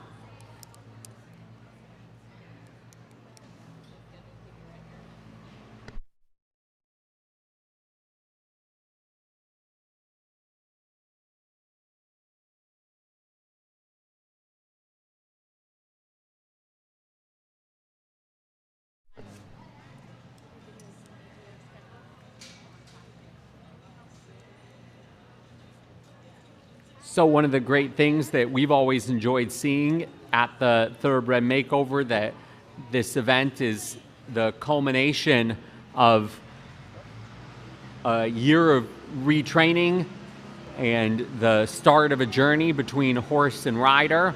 For one particular horse, their journey actually started about a decade ago, because the rider was the groom of her Thoroughbred Makeover entrance, Dam. This is the story of Underscore, barn name of Blueberry, and Natalie Voss Nevels, that we'll show you on the big screen here in the TCA Covered Arena and on the live stream sponsored by Maryland Jockey Club, in between the break for freestyle leading up to barrel racing next.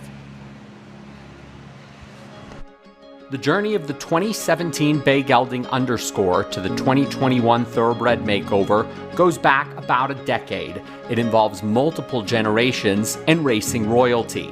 In 2012, Natalie Voss Nevels, fresh out of college, groomed an unnamed Bay yearling filly for sales at Keeneland and Fasig-Tipton. She says that's the only horse during her time grooming that she, quote, lost my heart to. They're at the post. They're off in the Whimsical Stakes. The filly didn't meet her reserve at both sales, so she ended up going back to her breeders, Christine and Jay Hayden, in Ontario, Canada, and became their first racehorse under the name Unspurned. Natalie Voss Nevels followed Unspurned's racing career, 16 starts from 2013 to 2015, all at Woodbine in Toronto. Unspurned is trying to close at them on the far outside. Skylander Girl a narrow lead. Unspurned is surging. Skylander Girl, Unspurned, and Alan Garcia to win the Whimsical. 4 wins, the last of which came here in a graded stakes race, the Grade 3 Whimsical Stakes, over 6 furlongs on April 18, 2015. At the end of the day, we'll just be happy to get her home. Very exciting for you. Congratulations to the whole family. Congratulations, ladies. Thank you, Jay. Home as a broodmare, so I was trying to say. Okay, well, we'll add another good one to the broodmare colony, Unspurned. Unspurned earned $492,000 on the racetrack, and her first foal, a bay son of sire Uncle Mo, sold for $400,000 at Fasig-Tipton at Saratoga in 2018. Natalie was similarly smitten by Underscore. Mother and son shared a similar personality.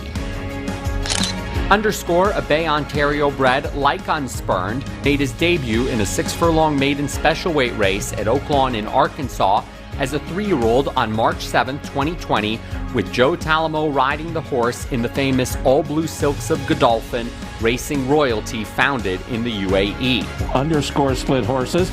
Natalie started referring to Underscore as Blueberry because that's what she said seeing Godolphin Blue on a racetrack's pan camera looked like.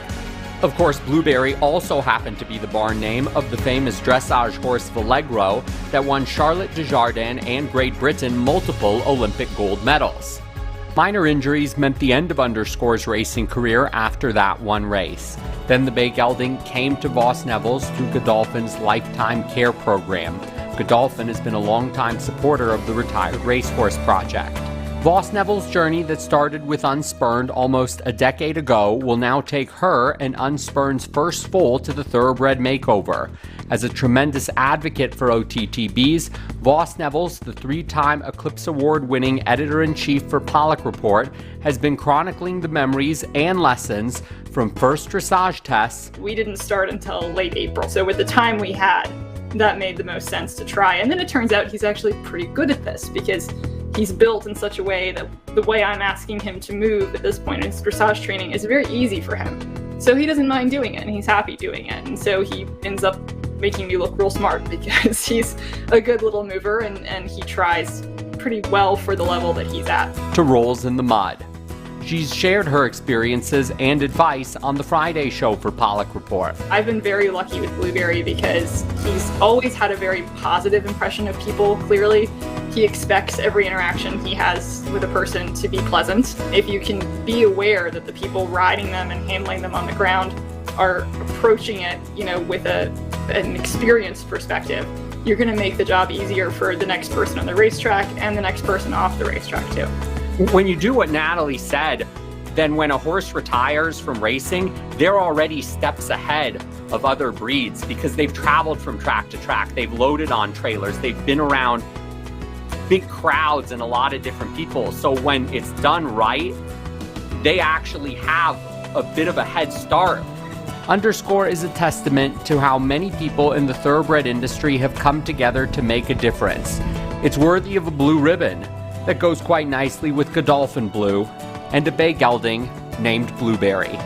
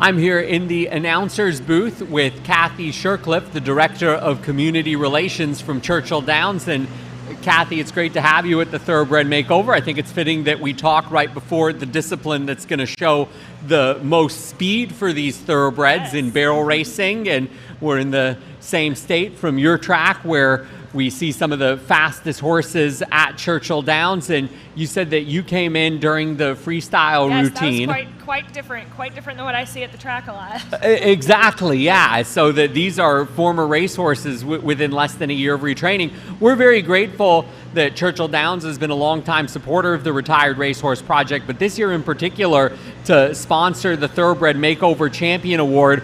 Churchill Downs, what is the mission of Churchill when it comes not just to the horses on the track? We know there's the Kentucky Derby and the biggest races in the country, but the horses when they retire. We just want all the horses when they retire to remain safe and happy. I always love going to the different aftercare agencies and seeing horses horse, because you don't always get to see that, and it's fun. I love when horses roll. It's my favorite thing. And maybe they're not supposed to do that here, I don't know, because it's not probably a best behavior, but it's just so fun getting to see them really have fun and behave and make some mischief sometimes. So you like seeing that kind of personal side come out with horses? I do. It's fun when you get to see them really blossom. And, you know, a racehorse, there's so much personality in there. And so when you get to actually interact with it and see, you know, beyond just how fast they can go, what they're capable of. Oh, I can appreciate that too, as someone who started in racing and now works with horses off the track, kind of bringing out that personality. And an event like this, especially a discipline like the last one with freestyle, really brings out the personality in those horses. So you said you like horses rolling. What are some of the other ways that you've grown your appreciation of horses, and particularly horses off the racetrack? So part of it is that I've actually gotten to visit several of the aftercare farms here in Kentucky. I'm a frequent visitor at Blackburn Correctional Facility, TRF, and also New Vocations, second stride in the TRF farm in Prospect, Kentucky, Chestnut Hall. And so for me, it's been really fun to get to watch all of those blossom and grow and figure out the differences and talk to people about it and bring guests. I've heard that this isn't just an equine passion, it's a passion with other animals too. It is, it very much is, yes. And can you tell us a little bit about that, especially when it comes to the dogs too? Because we're supported very much here at the Makeover by ASPCA, and so yeah, There's we focus a lot of dogs here. Yes, actually, we were So talking many. about that we should do like next year, maybe like a dog costume contest. It would be really cute. That would be adorable. My dogs are my babies, so I have two, and they're both rescues, and one of them I actually flew to St. John and the Virgin Islands to get because I'm that crazy. So aftercare of dogs is important too. My wife off camera wants to make sure that I tell you that we have 4 dogs, all of which are rescues. I love it. And also we have 9 off the track thoroughbreds. Wow. So both you and I, and we also like wine as well. We heard that you like that too. Donna's been telling stories on me, hasn't she? I can't confirm who my sources are. What are some of the things that we should get excited about when it comes to Churchill Downs, things to look forward to? I already got the first Saturday in May circled on my calendar, that's a big but I want to one. circle some other things as well. That's a big one. The turf track will be done in the spring, which it's been so cool to watch it. You know, it looked really sad at first. It looked almost like a second dirt track. And so it was very cool to see, and the grass is coming, and Jamie Richardson, our track superintendent, he probably gets sick of me asking questions, but I never realized that I was interested in grass, and just hearing him talk about it is so entertaining because it's a special blend and you put it down, and he assured me that the grass I killed in my own yard this is the best time to plant it. So my grass is on the same schedule as our turf track. In 2022, we'll open the Home Stretch Club, which is a brand new experience. It's a club experience, a lot like the Turf Club, but it'll be right on the track. So that's my favorite place to watch a race. It's right on the rail, and so it'll be an elevated experience right there on the rail. 2023, we'll have the first turn suites be built, and then we have some paddock work going on for 2024 for the 150th Derby. Well, that's very exciting. So we have the best in racing, and now we have the best in retired racehorses, and for Churchill to be a part of it all is incredibly meaningful. So thank you to you, and thank you to Churchill. And we made a video to thank Churchill for all of the support that they've given us here with the Retired Racehorse Project. Thank you, Kathy. Thank you, guys.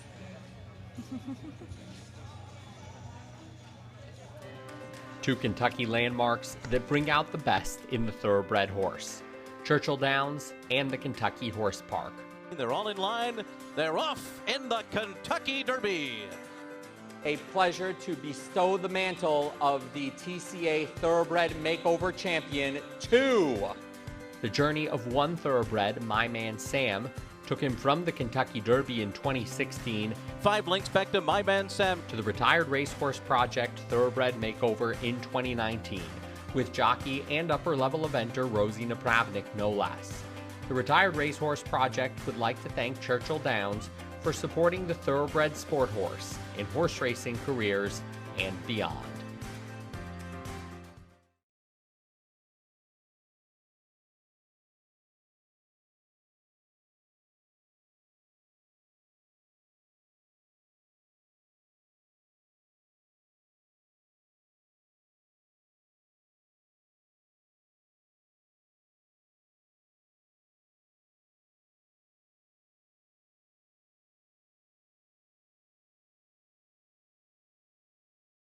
Our next discipline is barrel racing, sponsored by Smart Pack. The barrels are set in the arena, and let's learn a little bit more about barrel racing.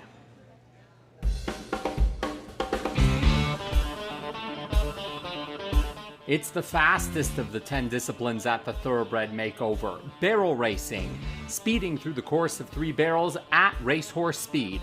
Riders in Western equipment and attire will gallop through the timer line and head to the right or to the left around the first barrel, across to the second, then to the top of the arena around the third before sprinting back across the timer line. It's tighter turns than they take on the track, and you'll see horses at different stages of their development. Each horse and rider will do 2 runs in the prelims, as well as a judged horsemanship pattern. The top 5 return for another run through the barrel course in the finale. Don't blink.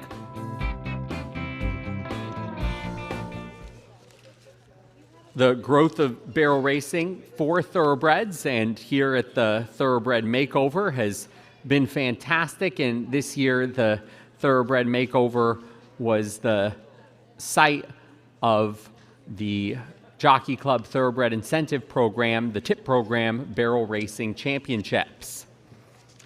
So for barrel racing, the competitors all had a flat score in the discipline, and the preliminaries included a required flat component. And then after the flat score, they did 2 timed barrel runs, and that placed them in their preliminary order. The top 5 now returning for 1 more barrel run, and that will determine who the winners in the discipline are. Our hardworking steward all week has been Bethany Glazer, and the judges for the horsemanship test were Mike Bednarik, an AQHA Versatility Ranch horse judge, and Robin Stang, a professional horseman with the AQHA and a licensed thoroughbred trainer. So we have the timers set up, the barrels set up, and we will have our first horse and rider to go in barrel racing coming up shortly. It will be World of Honor and Ashley Bump. And now some of the disciplines here for the Thoroughbred Makeover, we ask that you hold your applause and that we keep things quieter. This is not one of those disciplines. This is one where we want everybody to get loud. The horses respond to that, and we want you to cheer them on in barrel racing, starting with World of Honor, a young 4-year-old Gray Gelding who is owned and trained by Ashley Bump from Chicotagua, New York, a horse that came through the Second Chance Thoroughbreds program. Ashley, the director of Second Career Training at Off Track Transformations Incorporated. This horse 2 starts in New York, and the New York bred now, without showing much speed on the track, has shown quite a good amount of speed in the new career of barrel racing. So let's welcome them into the arena, Ashley Bump and World of Honor, and let's cheer them on through one more run through the barrels.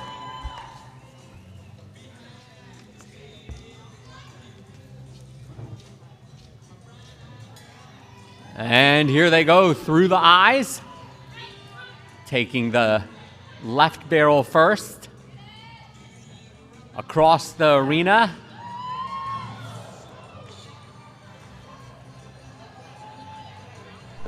He might want to be a jumper also.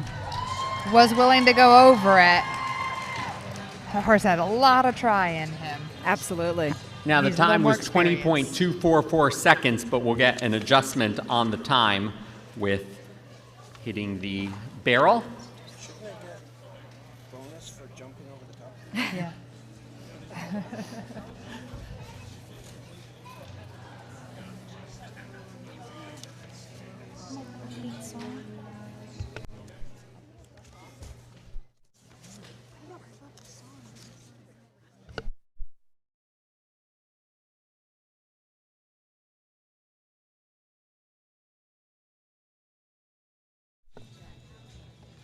The adjusted time, 25.244 seconds for World of Honor and Ashley Bump.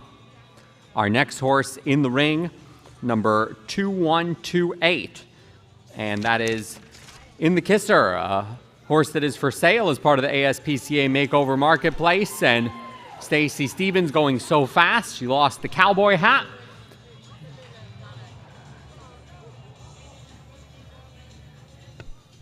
Knocking the barrel on this 4-year-old bay gelding that also had 2 career starts. They came in Ohio.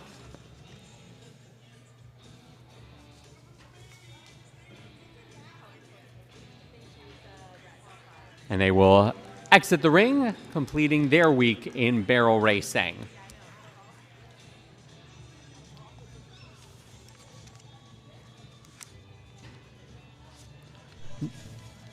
This is one of the disciplines where we're seeing that the 2021s definitely look a little different than the 2020s. An extra year in barrel racing makes a massive difference for these guys. Yeah, I was thinking the same thing because you have the speed. You've got a thoroughbred, but you've got to get that mind to settle down, and the 2020s had more time to do that. And there's a lot of precision that goes into this. There is a muscle memory. It is practice. It is repetition. These horses are probably understand the pattern and know it, but do not know all the intricacies of how to turn well, how to sit, how to get past the jump to spin around. All of that does take time. Big difference between 2020 and 2021. Next in the ring, we have number 2260, Start of Action, ridden by Melissa Meitzen from Huntsville, Texas. This is just a 3-year-old, young bay filly. And Melissa's a full-time firefighter and paramedic. She says she wants to thank her husband, Victor, for not filing for divorce when Melissa told him she secretly bought this horse.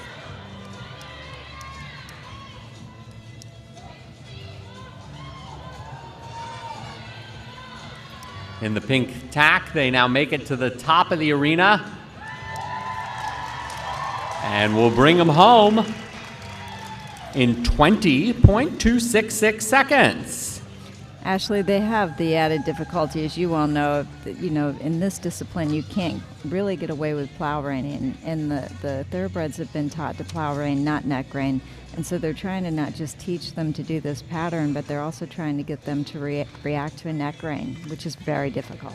There's a big learning curve here as we see that horse was all try and really is starting to understand that foundation, but putting it into practice, it doesn't just simply happen. Another 3-year-old bay filly entering the ring. 10 Plagues, ridden by Jessica Frederick from Cynthiana, Kentucky. 10 Plagues sire, Triple Crown champion American Pharaoh. And now 10 Plagues looking to become a Thoroughbred Makeover Champion. And they have some tight turns that take them around the first 2 barrels.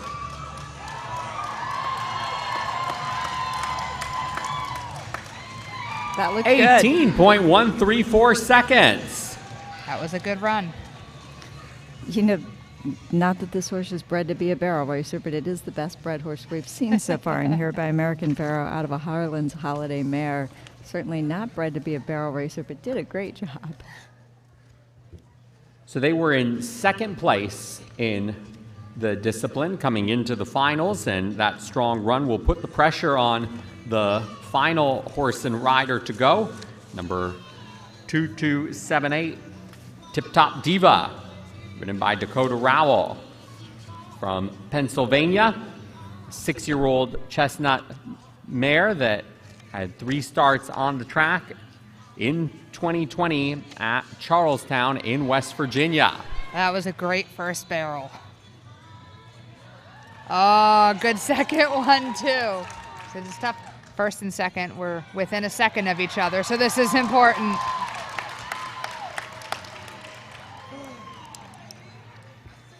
.200 seconds. This pair had a very strong flat pattern in the prelims, followed it up with 2 good timed runs in the prelims around the barrels, and now finish up with an 18.200 that's added to their score, and we'll tabulate the final scores and have the results for barrel racing sponsored by Smart Pack.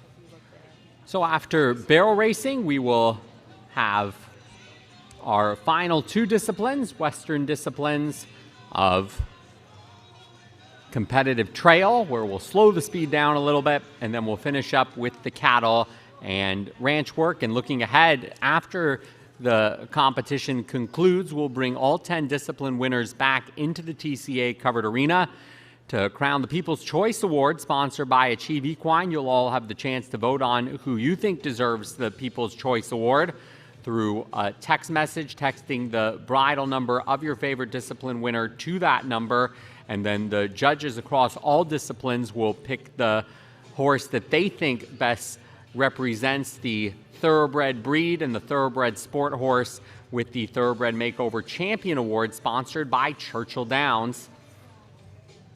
And that prize for being Thoroughbred Makeover Champion, a $10,000 prize to the winning rider.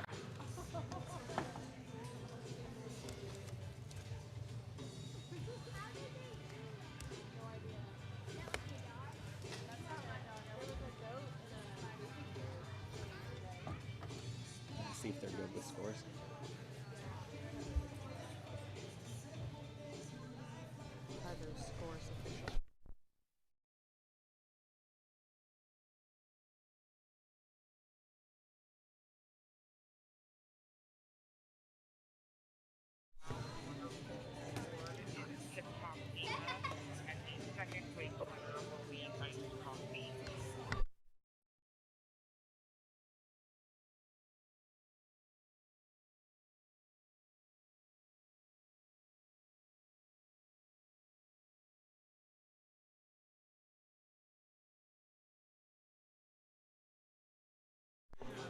Before we award the ribbons to the top finishers in barrel racing, we have a special award to present that is sponsored by the Charlestown HBPA. It is called the Wild and Wonderful Award. It's awarded to horses that made at least 6 starts at Charlestown, or 1 start at Charlestown if it is a West Virginia bred. It awards a $1,000 cash prize to any eligible discipline winner and $500 to any second or third place eligible horse. And earning a $500 prize for a third place finish in freestyle, number 2124, Iced Coffee and James Wagner. And also earning a prize as a discipline winner, $1,000, and the Wild and Wonderful Award to number 2278, Tip Top Diva and Dakota Rowell. The Best Condition Award winner, sponsored by Nina Bonney, from this division goes to Wolf Singh, number 2311, and Samantha Kamen.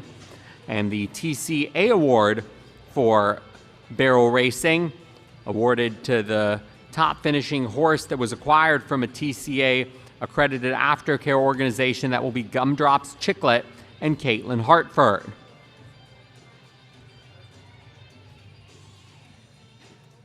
And so now we have the awards for the top 10 for barrel racing, sponsored by Smart Pack for the class of 2021 at the Retired Racehorse Project Mega Makeover. 10th place goes to number 2186, Noble Hope and Taylor Torres.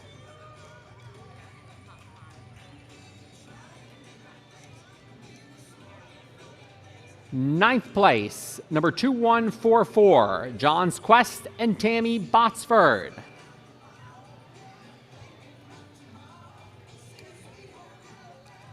Finishing in 8th place, number 2107, Gumdrops Chicklet and Caitlin Hartford.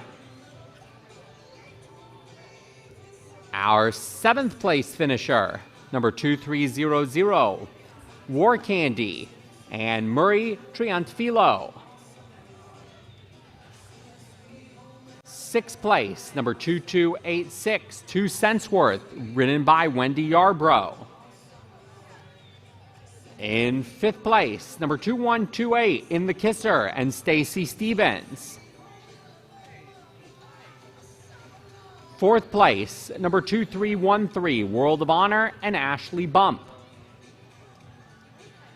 3rd place, also the top finishing amateur, number 2260, Start of Action and Melissa Meitzen. 2nd place, number 2267, 10 Plagues and Jessica Frederick. And the winner for the class of 2021 at the Retired Racehorse Project Mega Makeover for barrel racing, sponsored by Smart Pack, a final score of 57.336. Congratulations to number 2278, Tip Top Diva and Dakota Rowell.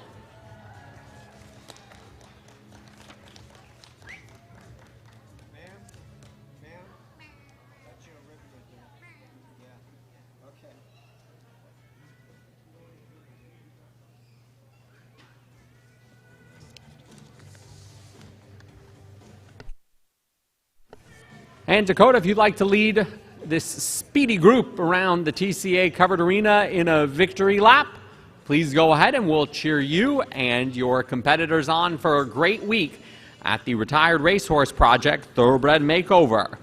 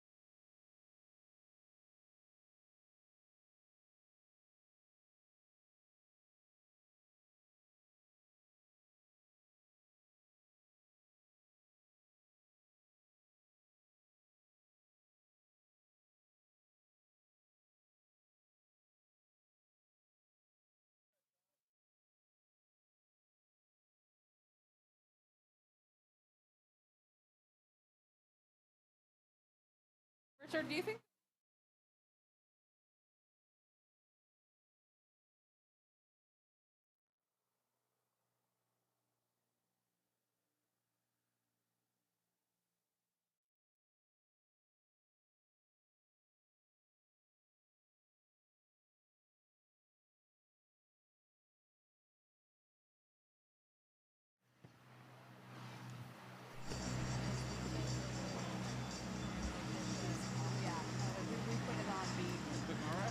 Thank you to all of our volunteers who have given their time and effort and dedication to this week to put on a great mega makeover.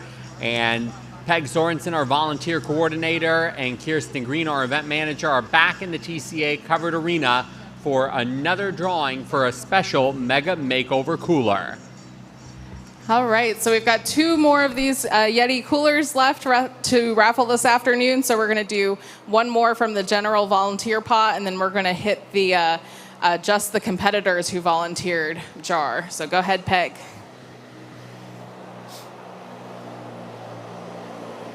Annie Seplakvik. Sorry if I slaughtered your last name, but Annie has also been one of our top volunteers. She's been everywhere this last week.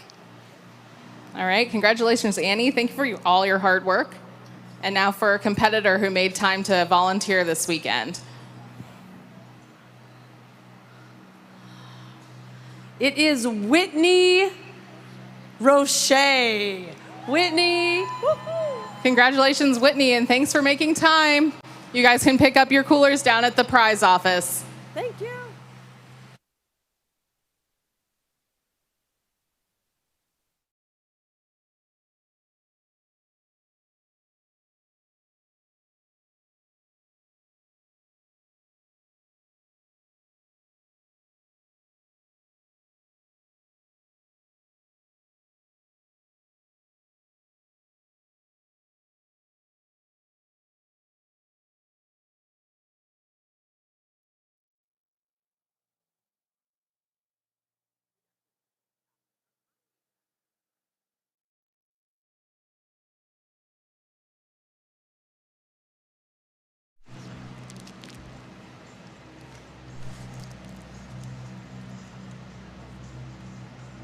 As the arena is getting set up for the next discipline, competitive trail, sponsored by Godolphin Lifetime Care.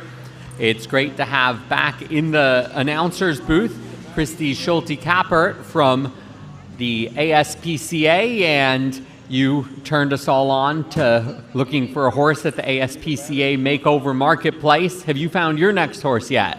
No, I found 12 of them.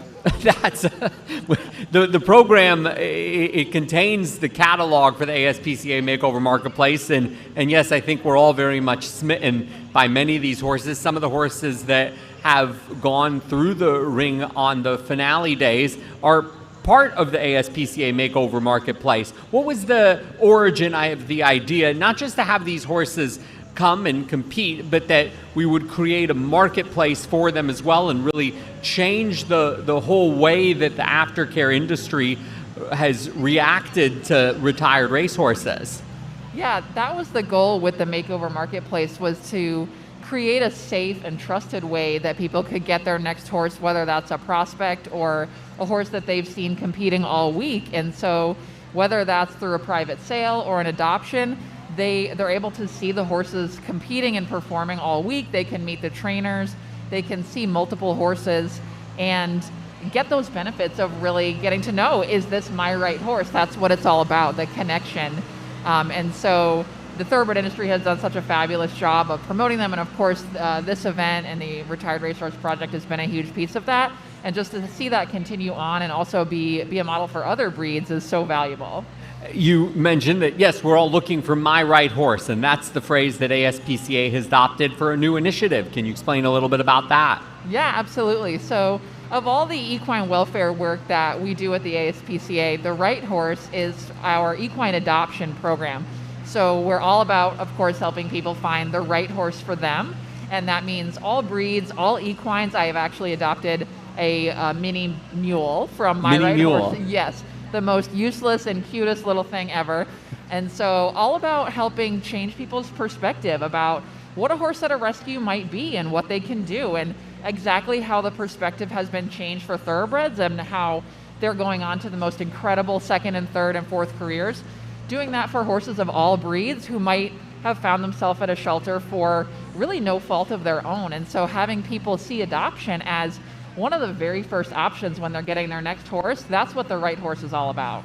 What has the reaction been and the impact been that you've seen in a program that is still fairly new but has really hit the ground running?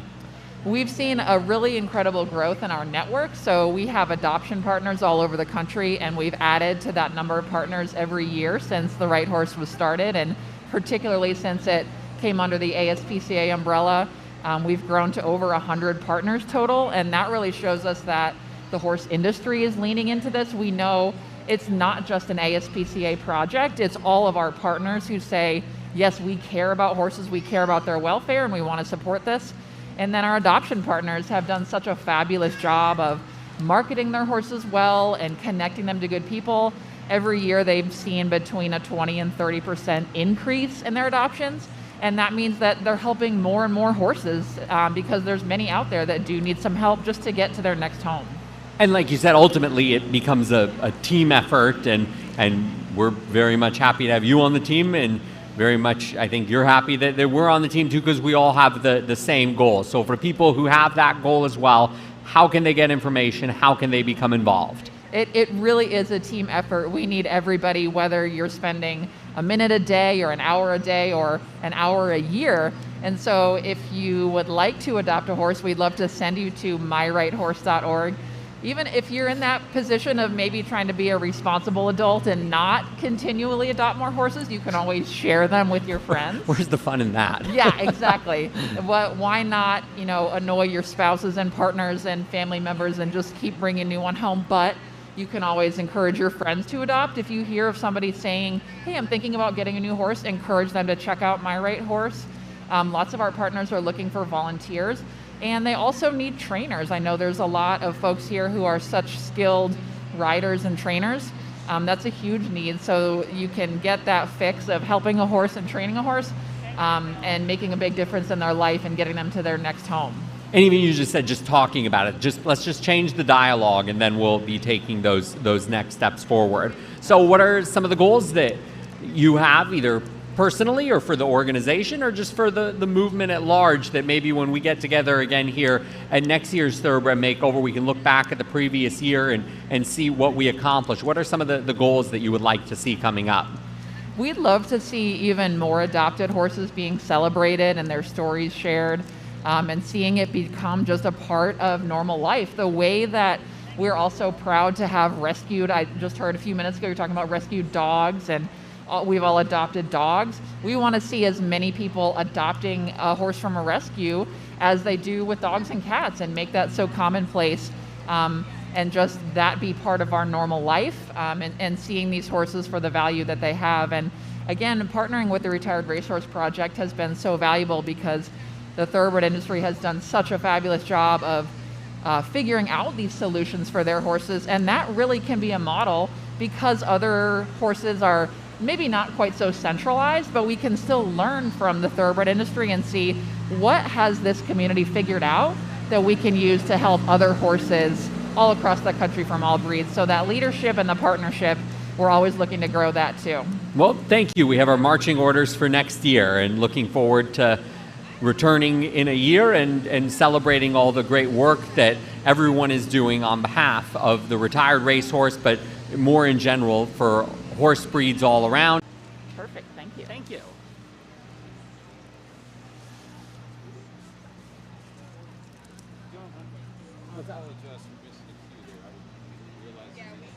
No sweat, all good. We made it work. Do you have one of the mics still? Well, you have one of them. They probably can. We'll need a few a little bit later, but we're good for the moment. Yeah, we're good. Yeah, a little later, yeah.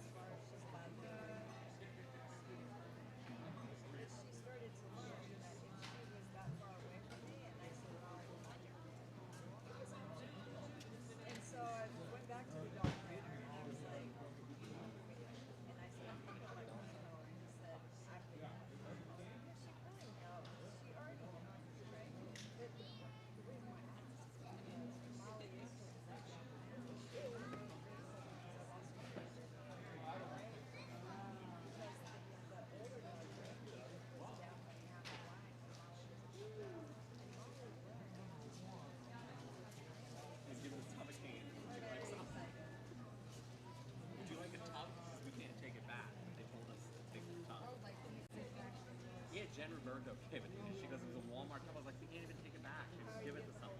We have to take the cup. Yeah. Would you like a cup? Yeah. Start running like, okay, so this isn't gonna work for me. So we did the e-collar with him also, and then I maybe used the bundle like once or twice. He was on. He's like, all right, yeah.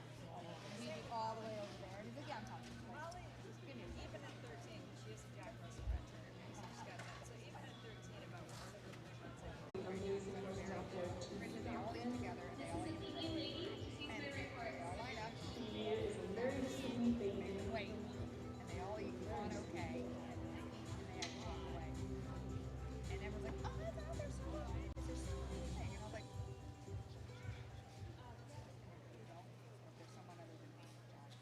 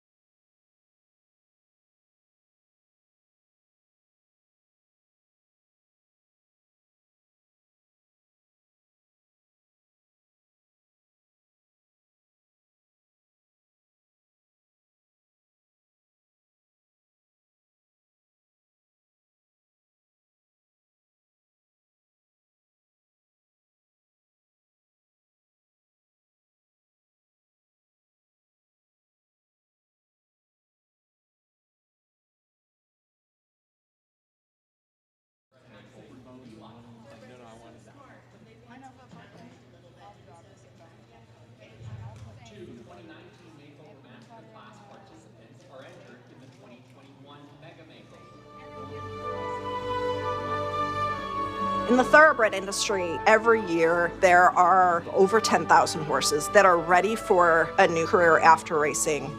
All of the nonprofit organizations cannot absorb that many horses in a given year.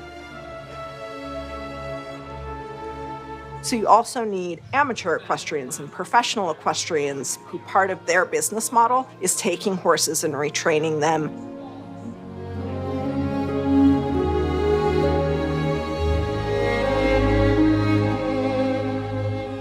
We started this organization because I knew, and a lot of my peers knew, that these horses were falling through the cracks. Nobody was really promoting them as riding horses. And we knew that if we educated folks in how to train them, a lot more would get second careers, and a lot more people would become better horsemen as well. We're looking to get these horses into successful long careers. We're looking at them for all the incredible things that they can do. And so the RRP coming in and showing that it's very possible is a really big deal. When a horse comes off of the racetrack, it's used to going fast. So you have to kind of slow their body down and slow their brain down. So it's just kind of reschooling their mind and their body.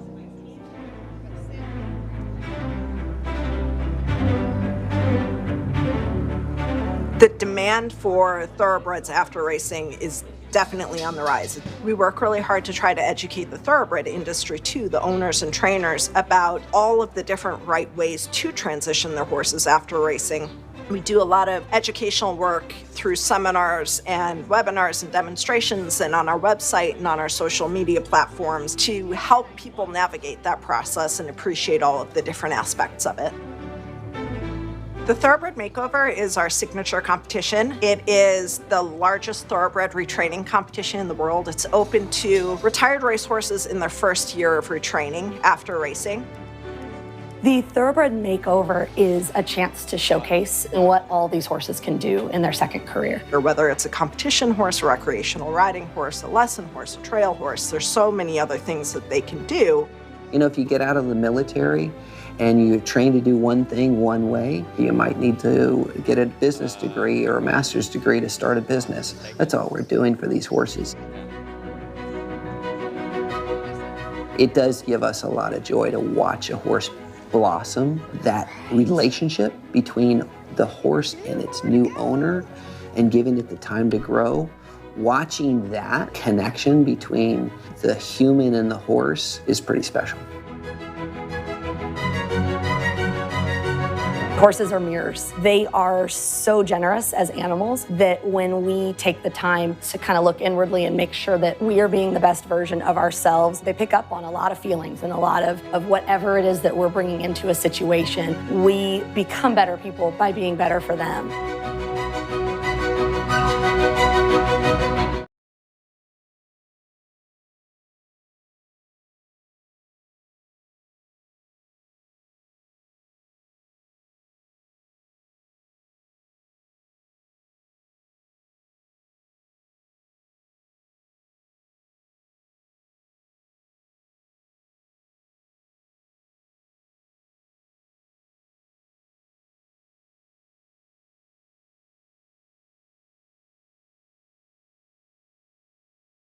We could pull that off, so we'll at least catch up with you while we're out. The competitors are finishing up their course walk for competitive trail, sponsored by Godolphin Lifetime Care. Let's get you set for the competitive trail discipline.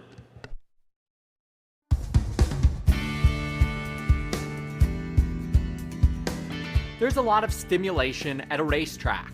The lights, the big crowds, the TV cameras, the cheering as horses thunder in a pack down the stretch in a collective pursuit for the glory that awaits at the finish line. It's all done at full speeds and with high energy levels. So, how do racehorses handle a leisurely trail ride? Well, like on the racetrack, there are many sights and sounds to take in. But unlike the full gallops they go out on the track, the competitive trail discipline at the Thoroughbred Makeover is judged on how these former racehorses exhibit, quote, a calm and confident demeanor, show a desire to move forward with a steady pace, and exhibit care and sure-footedness throughout the course. Most horses will be ridden in Western tack and gear, but some will be in English tack and gear. On course, there can be working a gate, traversing water, going over crossbucks and balance beams, stepping up on a box, trotting through a wagon, and much more. When presented with new challenges, it's fascinating to see how the thoroughbred brain addresses the obstacles and how horse and rider work together to overcome them. The judges look like they're in position. Yep, they're ready to go. We can send in our first horse and rider. They'll have 5 minutes to negotiate this competitive trail course. Our judges are Robert Shirley and Tammy Thomas, equine trail sports certified, and the steward and course designer, Chris Peplich. 5 minutes to make it through the course, which has 8 different questions for the horses and riders, the first of which that they have to negotiate is the balance beam, walking over the length of the balance beam. And these riders can also choose, if they'd like to be more efficient with their time, to perhaps move on from one obstacle to the next obstacle.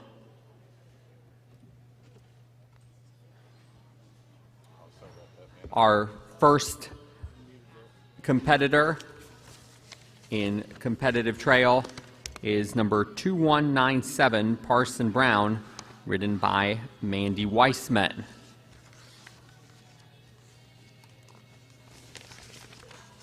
Mandy's from right here in Lexington. This horse owned by the Maker's Mark Secretariat Center. The Secretariat Center had a booth here this weekend and also were able to provide a horse for the Makeover Masterclass. That was the Chestnut Flashy Escort. This horse, Parson Brown, is an unraced 5-year-old bay gelding.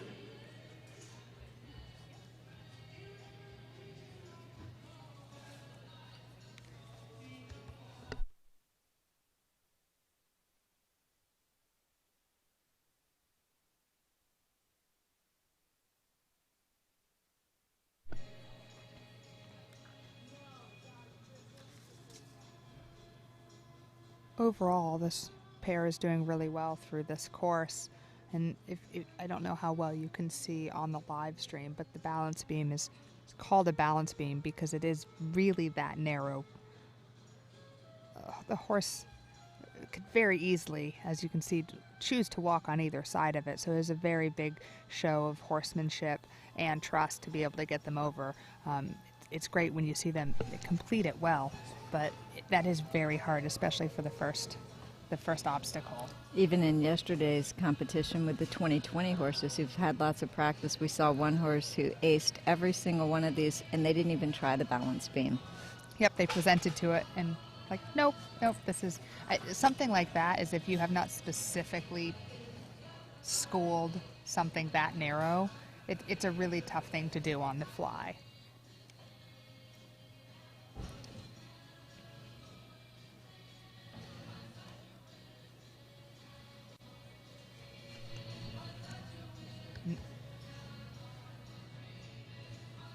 Next obstacle, carrying the bucket and having to place it back on the barrel.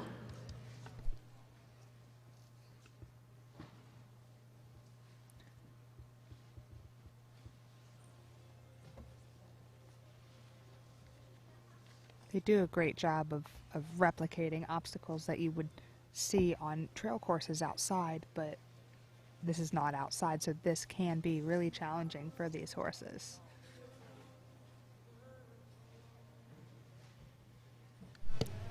Well, he's certainly done that before. Oh, what a good boy. You saw him take a look, figure out what it was, and hop right up there.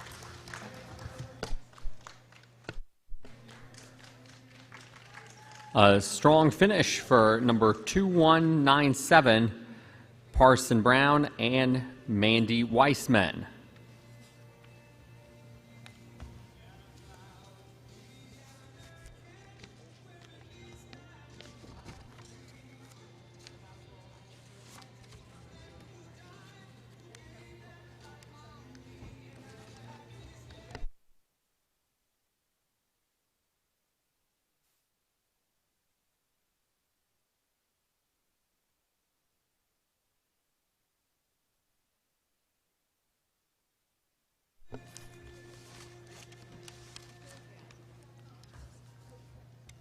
Next horse and rider to go, number 2266. A horse that is for sale as part of the ASPCA Makeover Marketplace. Super Terrific. Owned and trained by Abby Blair from London, Kentucky. Kentucky bred, great breeding. Sired by Super Saver out of the Tisnow Dam Tis Terrific. Came off the track June of 2020 after 19 starts, 2 wins, and 11 top 3 finishes. Horse that ran at Santa Anita to start off his career and then came to Kentucky, was claimed a few times, and ultimately retired in Ohio at Belterra Park.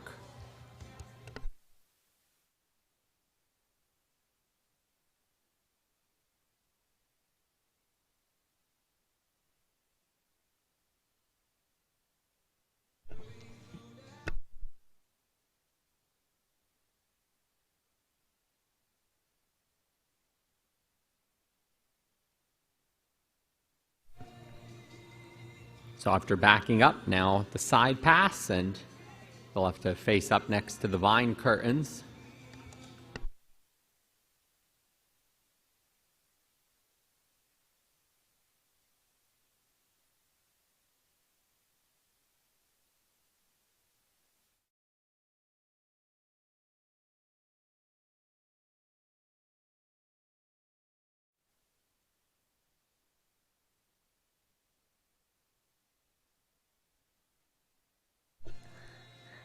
I really like to see how he used his nose to kind of to push through there. It's kind of like he was trying to open the door.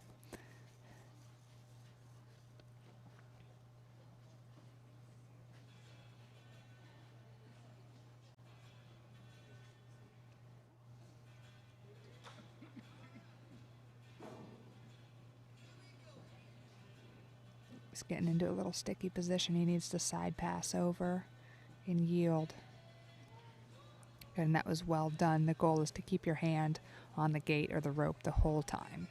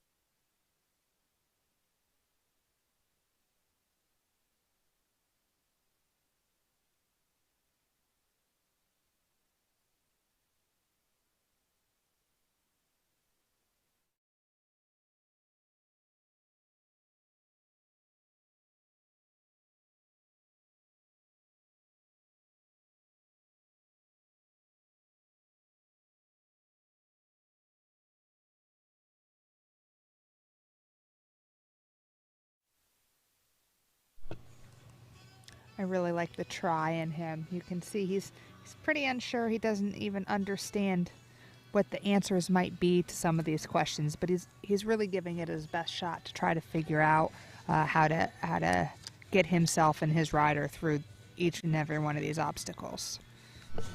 And he really is a beautiful gelding. He's 7 years old, and I just really like his size and his scope. Once he gets it all figured out, he could be a pretty good horse.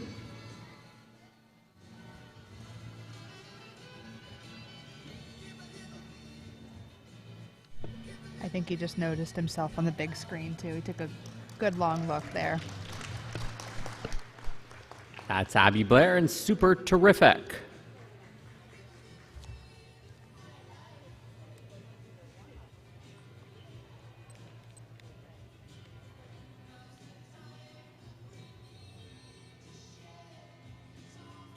So just the two riders in the finals for this discipline. Thank you to Godolphin.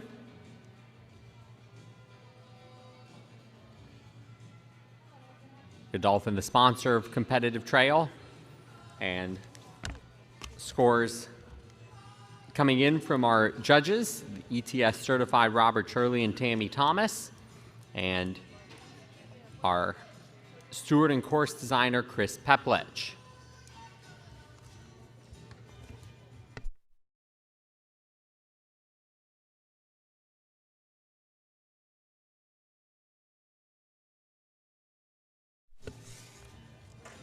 So we'll have the award ceremony for Competitive Trail coming up shortly, and then we'll have our final discipline, ranch work, before crowning the People's Choice Award winner, as well as the Thoroughbred Makeover Champion.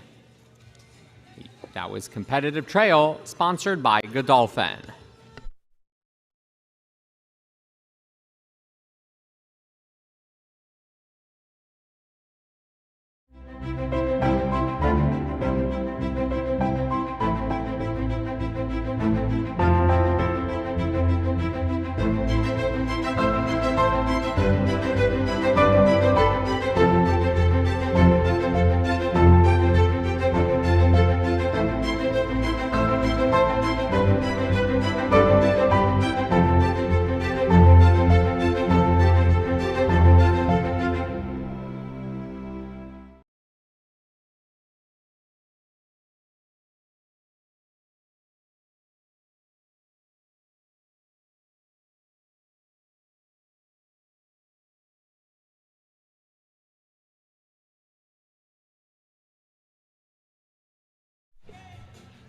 Discipline winners so far. We started the day with eventing, won by Fleet Stepper and Hillary Irwin. They were followed by the show jumper winners, Raise 'em Up and Christina Aaron. And then the show hunter winners, Icarius and Alexandra Beckstedt. Field hunter for the greater good and Laura Sloan. In dressage, it was Cubo Cat and Allison O'Dwyer. Polo, Ramses and Benjamin Lynch. And Ramsey's a former Godolphin horse. Freestyle, Papa Al and Jody Bush. Barrel racing, Tip Top Diva and Dakota Rowell. And we will have the award ceremony coming up shortly for Competitive Trail.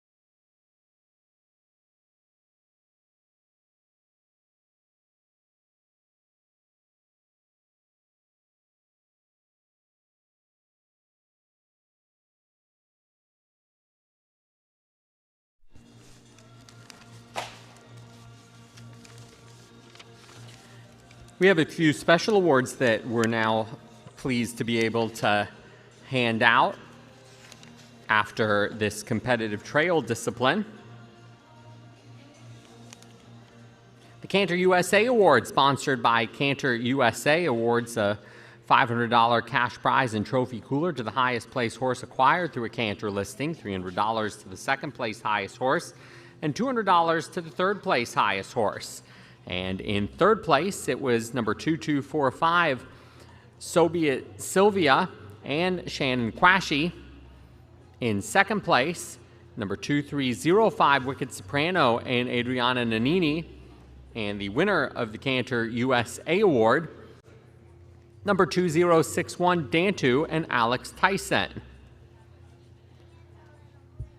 Also recognizing from another state that takes a lot of pride in their off-the-track thoroughbreds, the Top New York Bred Empire State Success Story Top New York Bred Horse Award, sponsored by the New York Thoroughbred Horsemen's Association, New York Racing Association, New York Thoroughbred Breeders Incorporated, a $2,500 cash prize awarded to the highest placed New York bred horse.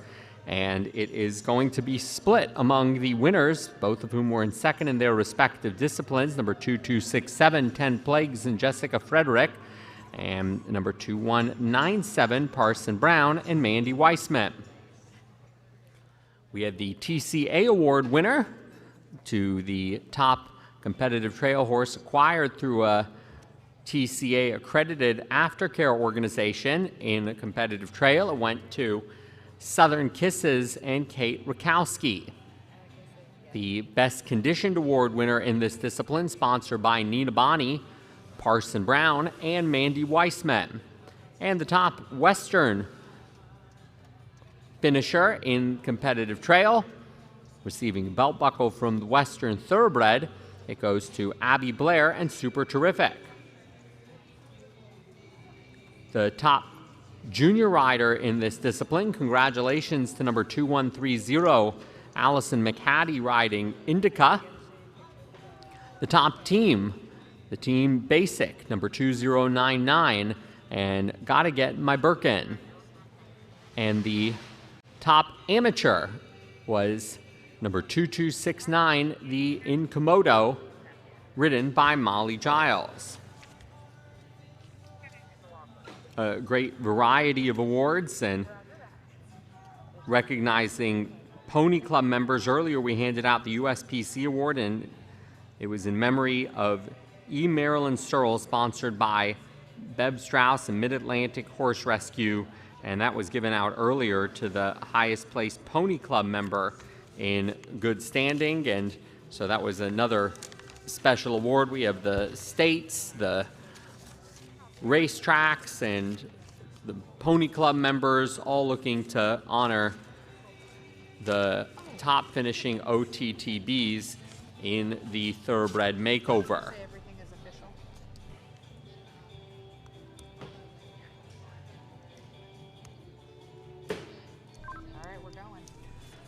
We have official results now for the competitive trail discipline, sponsored by Godolphin, and ribbons being awarded to the top 10. Finishing in 10th place, number 2130, Indica and Allison McHattie.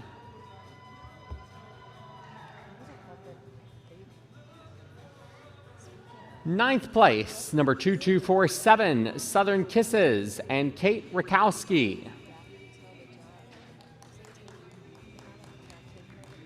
8th place, number 2016, Aquaholic and Tony Harmon.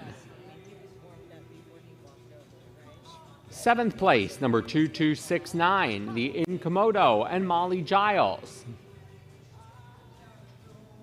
6th place, number 2310, With a Bit of Luck, ridden by Sean Hall.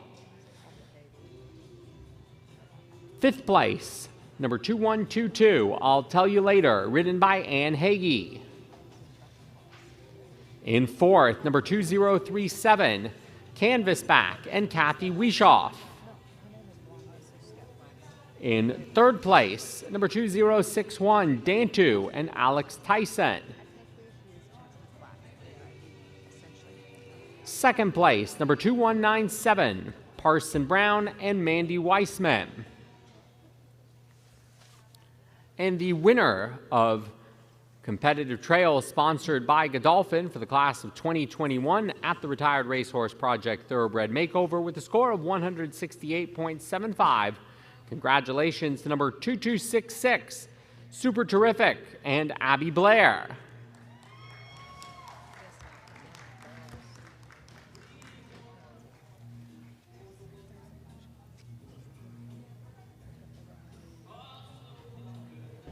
And Abby and Super Terrific can lead this group of top finishers around the TCA Covered Arena at whatever speed they choose.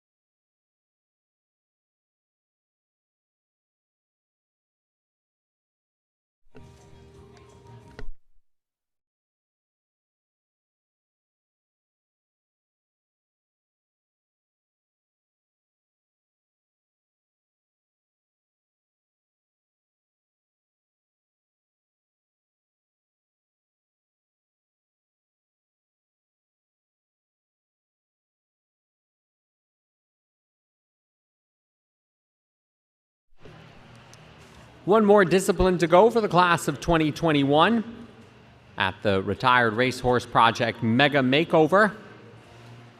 That will be ranch work sponsored by Mid-Atlantic Horse Rescue. And then we will bring all 10 discipline winners back inside the TCA Covered Arena to crown the Thoroughbred Makeover Champion and also award the People's Choice Award. Thank you to Achieve Equine for sponsoring the People's Choice Award. A $2,500 donation that the winning rider can make to the charity of their choice.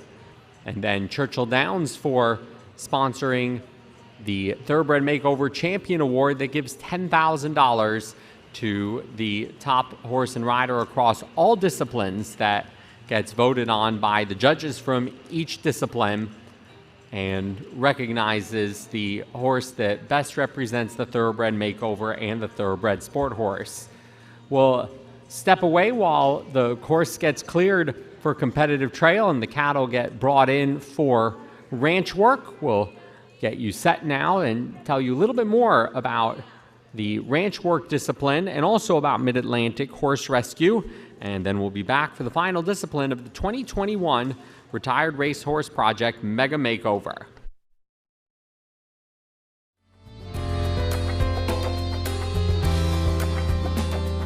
The Irish rock band Thin Lizzy sang "The Boys Are Back in Town." Well, at the Thoroughbred Makeover, it'll be "The Cows Are Back in Town." The fascinating and popular mix of racehorses and cattle will be returning during the finale in the ranch work discipline at the Thoroughbred Makeover. The preliminary rounds will feature horses and riders performing AQHA Ranch Riding Pattern 1, followed by a ranch trail test made up of a variety of obstacles negotiated across all 3 gates. The top 5 riders return for the finale and a cattle sorting test. 10 cattle numbered 0 through 9. The judges pick the first cattle number for the rider to sort into the opposite side of a pen, and then they'll try to sort as many cattle as they can in numerical order in 2 minutes. You'll definitely want your cameras out for that.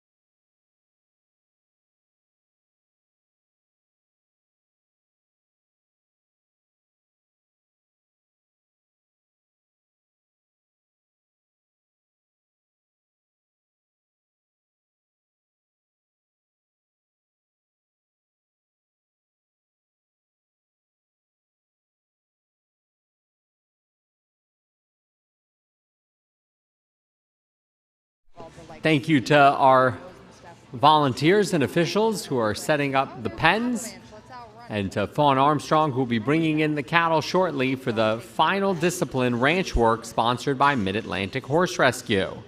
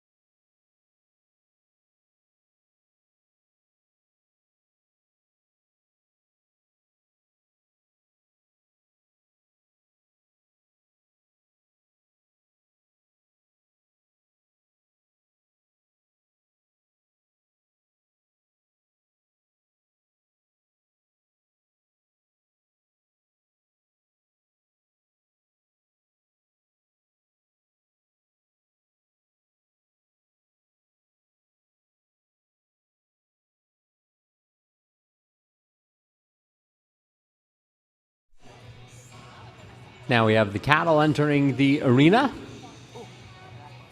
And once they're acclimated to the environment, we'll get the final discipline started.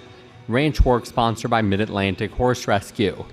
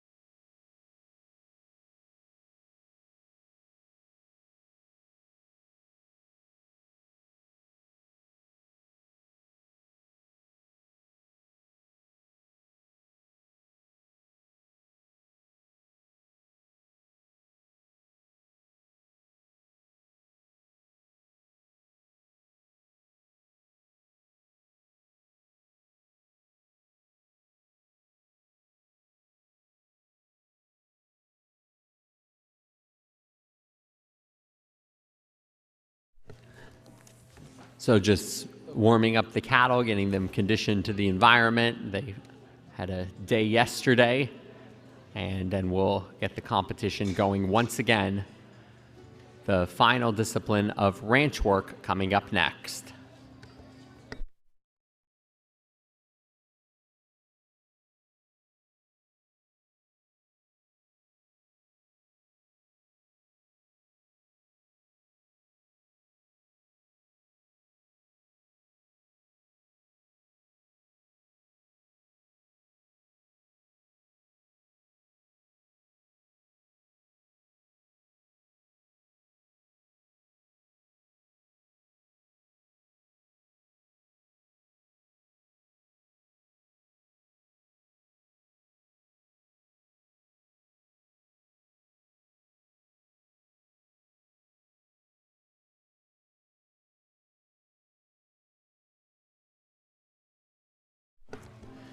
And we've gotten the signal from our judges, as well as from the cows, that everyone is ready to go for the final discipline for the class of 2021 at the Mega Makeover Ranch Work, sponsored by Mid-Atlantic Horse Rescue. First horse and rider to go will be number 2310, With a Bit of Luck, who will be ridden by Sean Hall. And what the riders will be asked to do, like they were yesterday, random number has been chosen, 0 to 9. They'll have 3 minutes to start sorting the cattle from one pen to the next, starting with their first random number that they were given and then working their way up within a 3-minute time limit.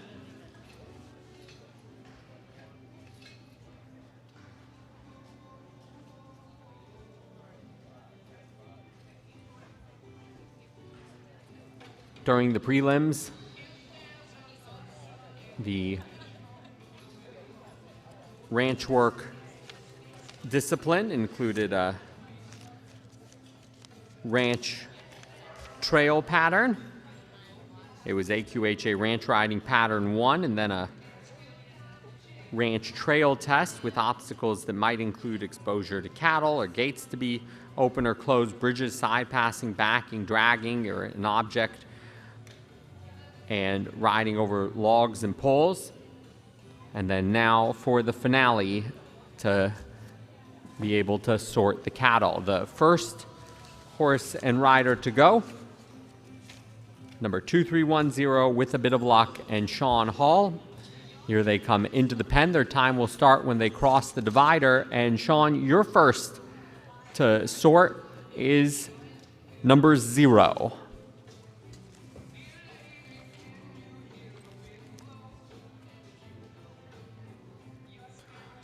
Sean is from Morriston, Florida. This is a horse that is for sale as part of the ASPCA Makeover Marketplace, a young 4-year-old bay gelding.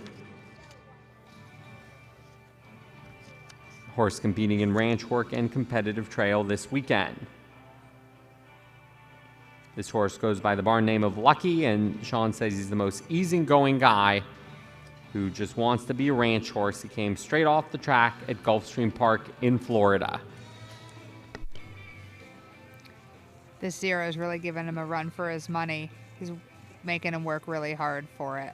A lot of the cows that we saw yesterday is once they got separated out and they got that angle down, they just kind of trotted away through, and this little 0 cow is pulling out all the moves. There he goes.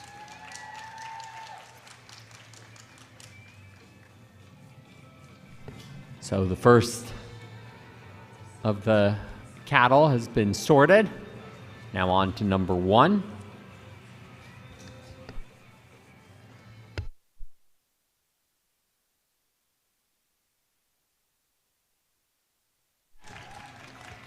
Cow number 1 is in his place and picking them off one by one.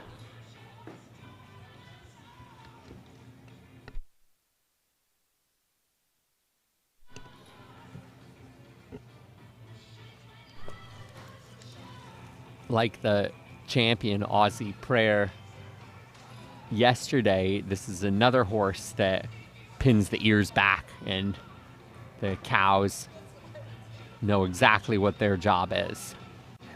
Doesn't mean they're going to do that job, but they definitely know what it is. The horses are termed cowy. The horses have a natural tendency to go towards and work with cows.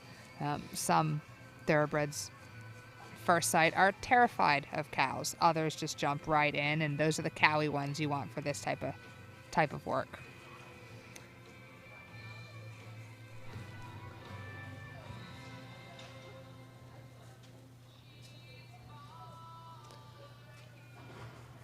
"30 seconds remaining.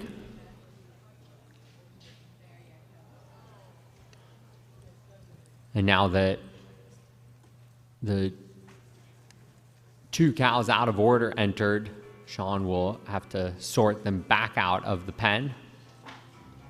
Oh, well done.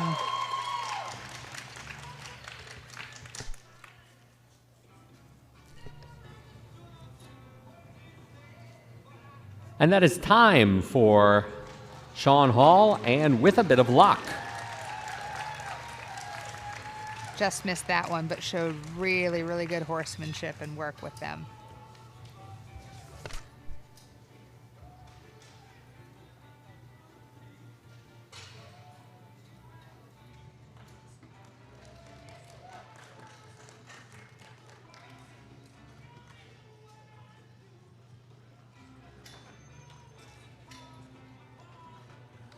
Ashley, yesterday we talked about the proficiency of the 2020 class. This 2021 class has had less than a year of retraining, and they performed quite well with that first ride from Sean, and with a bit of luck. Definitely, and if they're going in reverse order, and that's the lowest placing in the finale, I think these horses would have done well hanging with the 2020 horses. That was a really great job there by Sean, and with a little luck. Wendy Yarbrough, number 2286, in with 2 cents worth. And Wendy, your first cow to sort is number 4. Wendy, a professional barrel racer with around 3 decades of experience, and a lot of experience with off-the-track thoroughbreds. Has been a fan of them because they're, she says, gritty, tough, and hardworking, and fit into the program easily.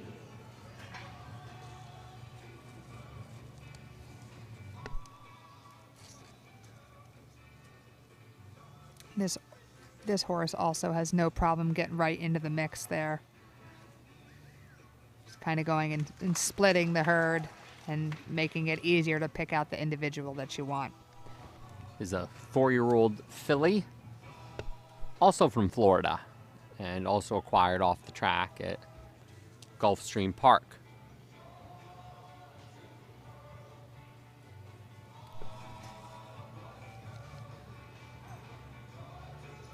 Saw the strategy there, trying to let him walk past and just split that last one off, but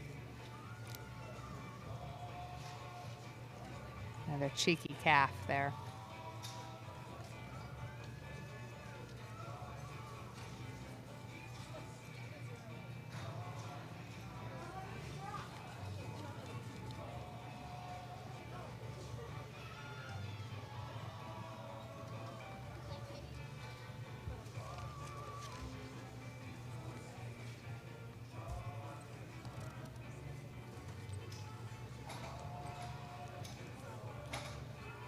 This calf is definitely being challenging, but it's not just simply on the number of cows they move through, but how well the horse handles, and it's doing a great job.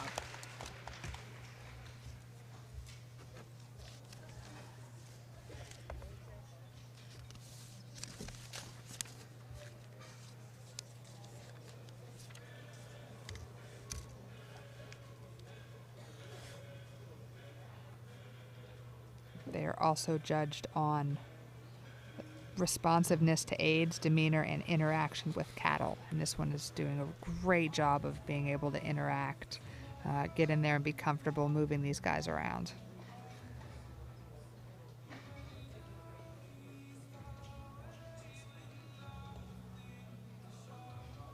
30 seconds.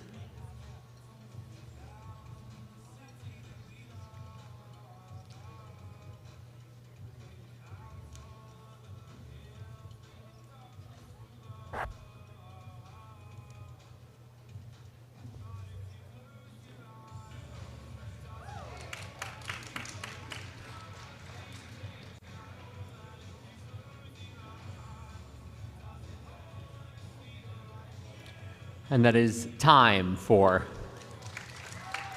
Wendy Yarbrough and 2 cents worth.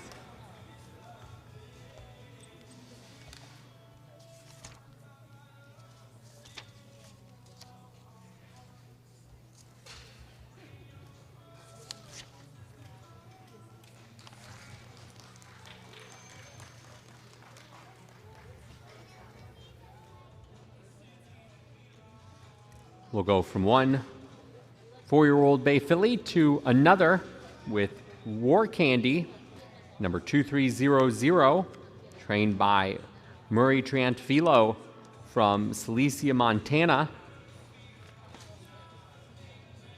Horse that was bred in Kentucky and raced in California and now based in Montana, competing in barrel racing and ranch work this weekend. And Murray, you are cow number 8.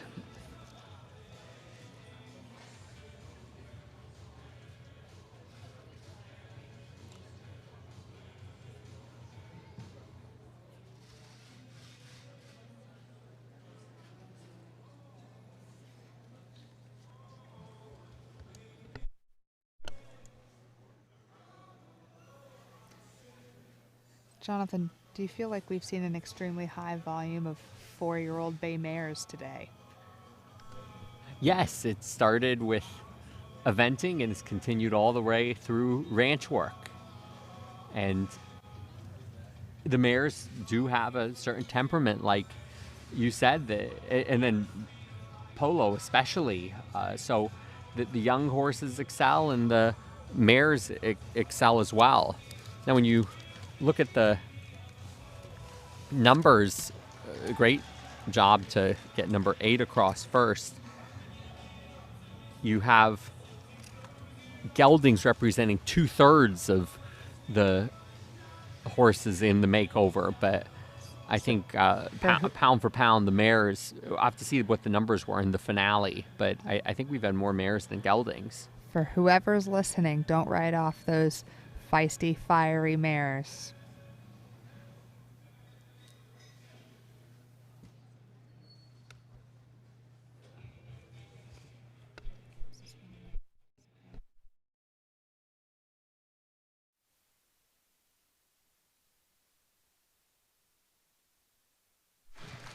This is a horse and rider. They're taking kind of a calm, cool, and collected approach, but they can also make some quick, sharp turns, as we saw from their barrel racing runs earlier. So they've gotten 8 and 9, and now that number 0.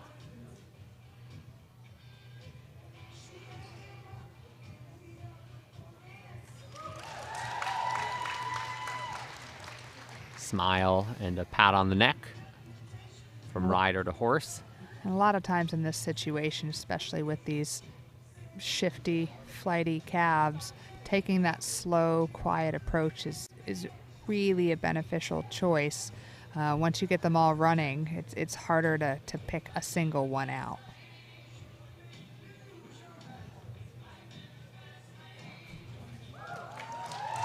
I think we're going to get 2 ones in a row. Wow. Wow, that was a great show right there.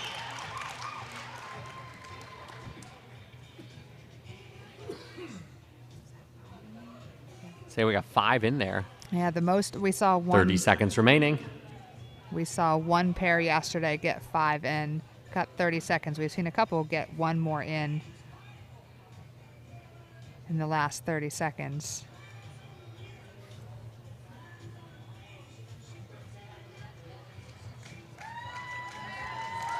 That was a great showing. Great choice by Murray Triantafilo from Montana and War Candy.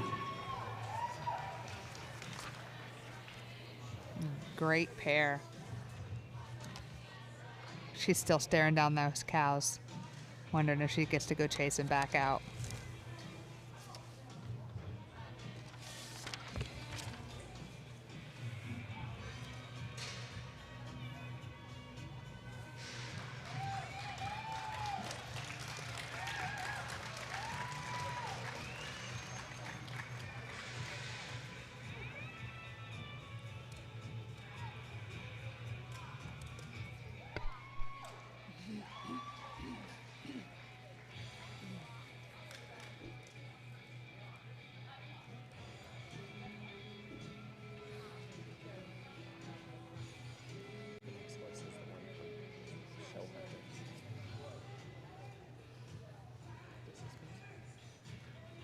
Last horse and rider coming into the TCA Covered Arena. Ashley, you recognize this horse?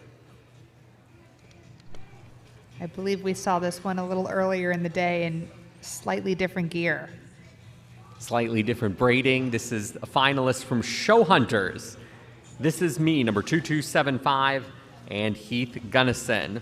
And number 2 will be your first cow to sort.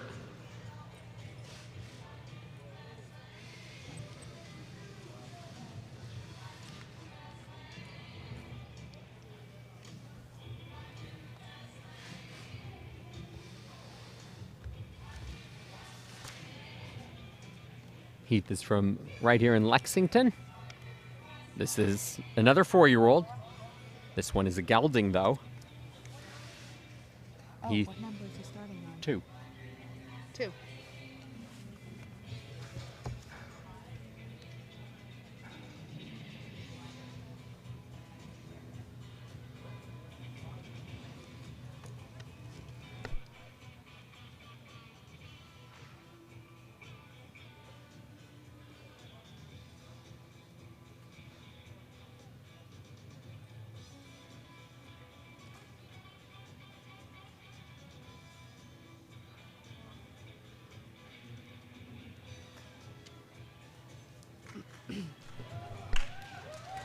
So Heath is doing a really great job maneuvering this horse.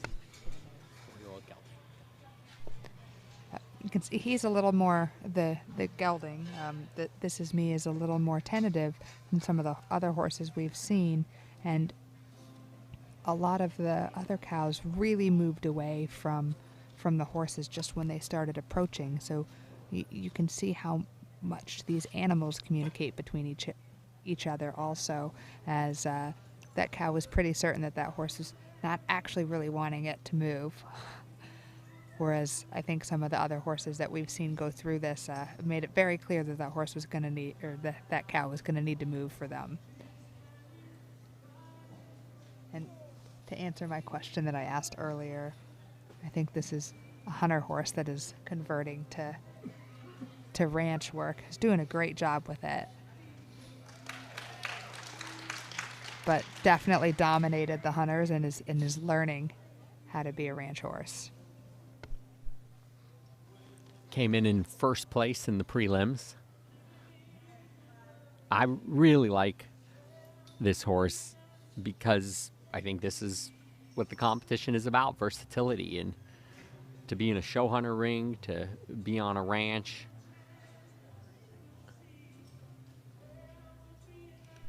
And the more and more it's in there, the 30 the seconds. More comfortable and confident it's getting, and is able to move those cows a little bit easier.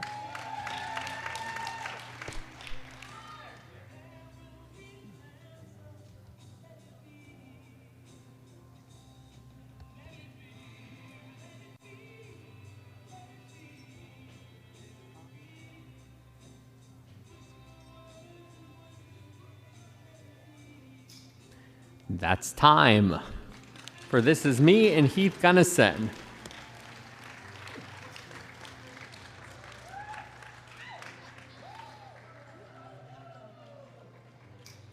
And right up until the end of the competition, we're all mesmerized by these former racehorses, and this is a horse that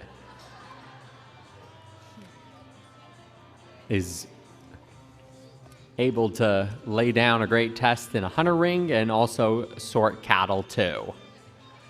So our judges for ranch work will sort out the scores. Another great showing, Ashley. This collectively was a really strong group. Super impressed with the horses we saw today. Yesterday we saw the 2020 horses, and we're really impressed with the quality there. And we gave them the acknowledgement. Well, they've had an extra year, so we might not see that finish and that polish on as many horses. And to come out here today and just watch consistently just great horse and rider pairs come through all of the divisions was, I have to say, it was a pleasant surprise. Thank you to our officials, the steward Wendy Freevert, who helped also design the ranch trail course with Kristen Kovach Bentley, the cattle provider Fawn Armstrong from Armor Ranch, and the judges Mike Bednarik and Robin Stang. And Robin Stang also, thank you for being one of the trainers for the Makeover Masterclass.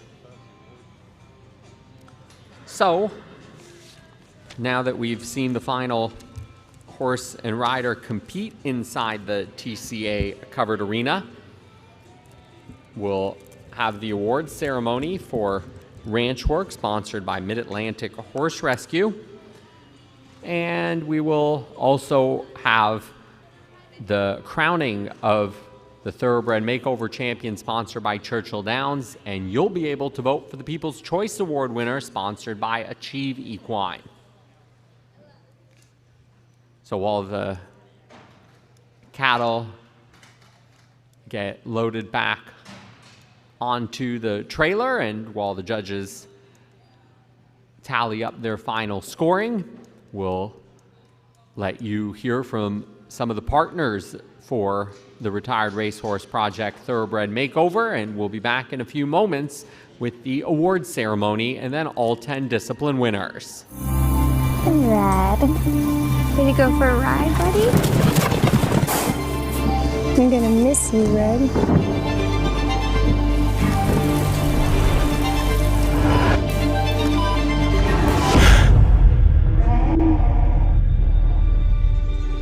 Grayson Jockey Club Research Foundation provides the best equine research to treat the horses we love. I missed you, old boy.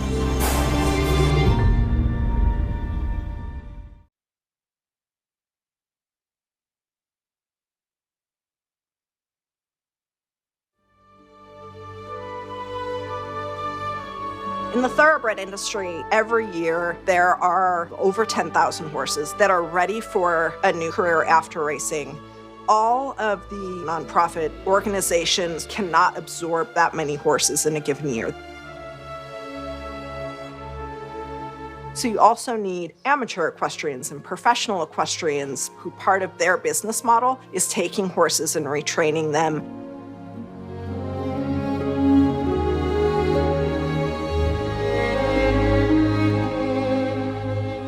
We started this organization because I knew, and a lot of my peers knew, that these horses were falling through the cracks. Nobody was really promoting them as riding horses. And we knew that if we educated folks in how to train them, a lot more would get second careers, and a lot more people would become better horsemen as well. We're looking to get these horses into successful long careers. We're looking at them for all the incredible things that they can do. And so the RRP coming in and showing that it's very possible is a really big deal. When a horse comes off of the racetrack, it's used to going fast. So you have to kind of slow their body down and slow their brain down. So it's just kind of reschooling their mind and their body.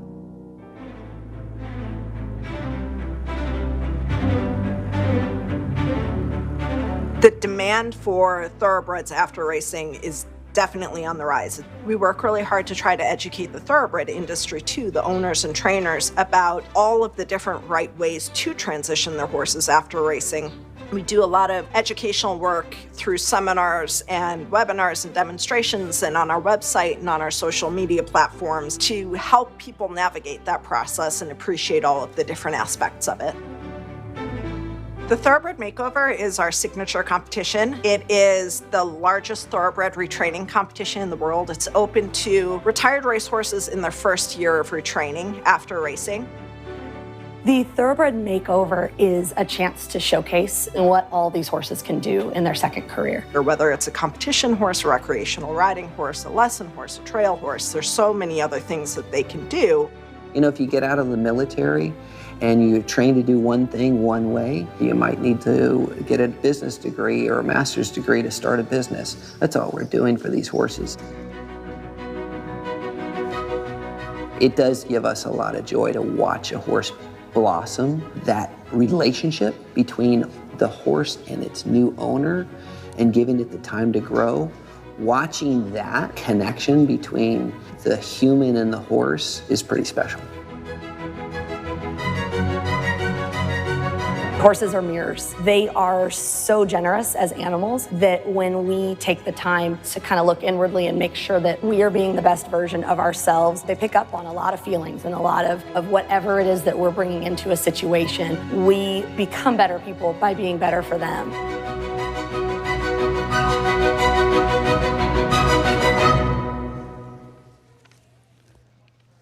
Before we get into awarding the ribbons for ranch work, we have some special awards to present out. Several of the states have recognized the top horse bred in their state, and for Kentucky, sponsored by the Kentucky Thoroughbred Owners and Breeders, $6,500 in cash prizes awarded to the highest placed Kentucky bred, and it will be split in a four-way tie. The 4 discipline winners that were bred in Kentucky. You had First Fleet Stepper and Hillary Irwin, Icarius and Alexandra Beckstedt from Show Hunters,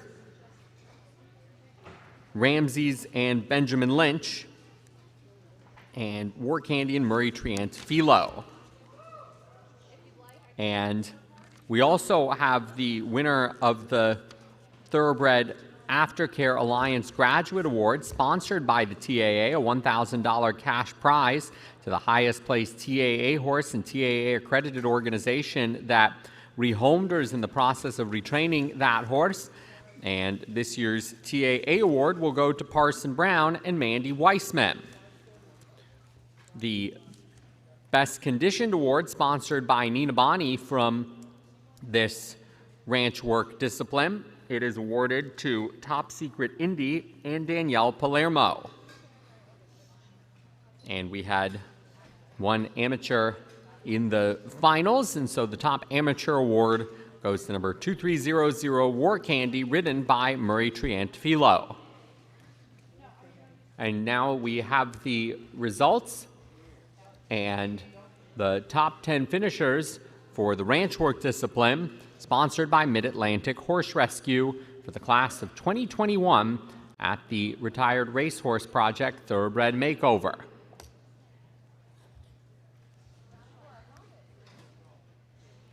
Finishing in 10th place, number 2314Z Beginning in Casey Harrell.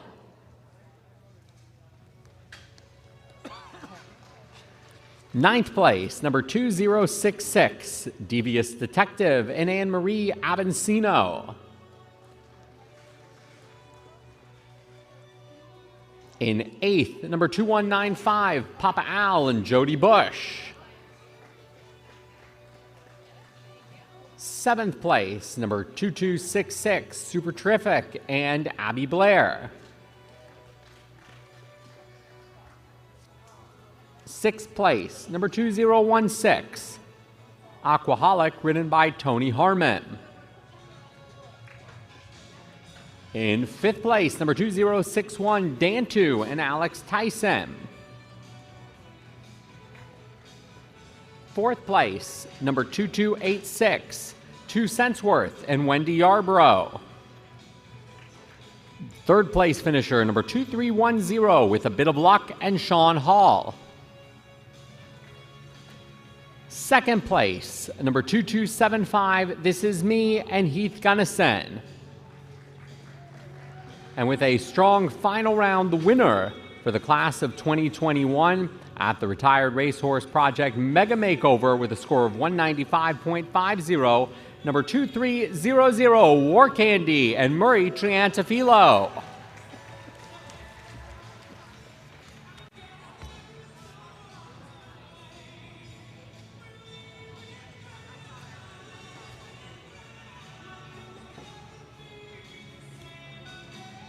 Congratulations to Murray and War Candy, and you're welcome to lead the group around the TCA Covered Arena for a victory lap.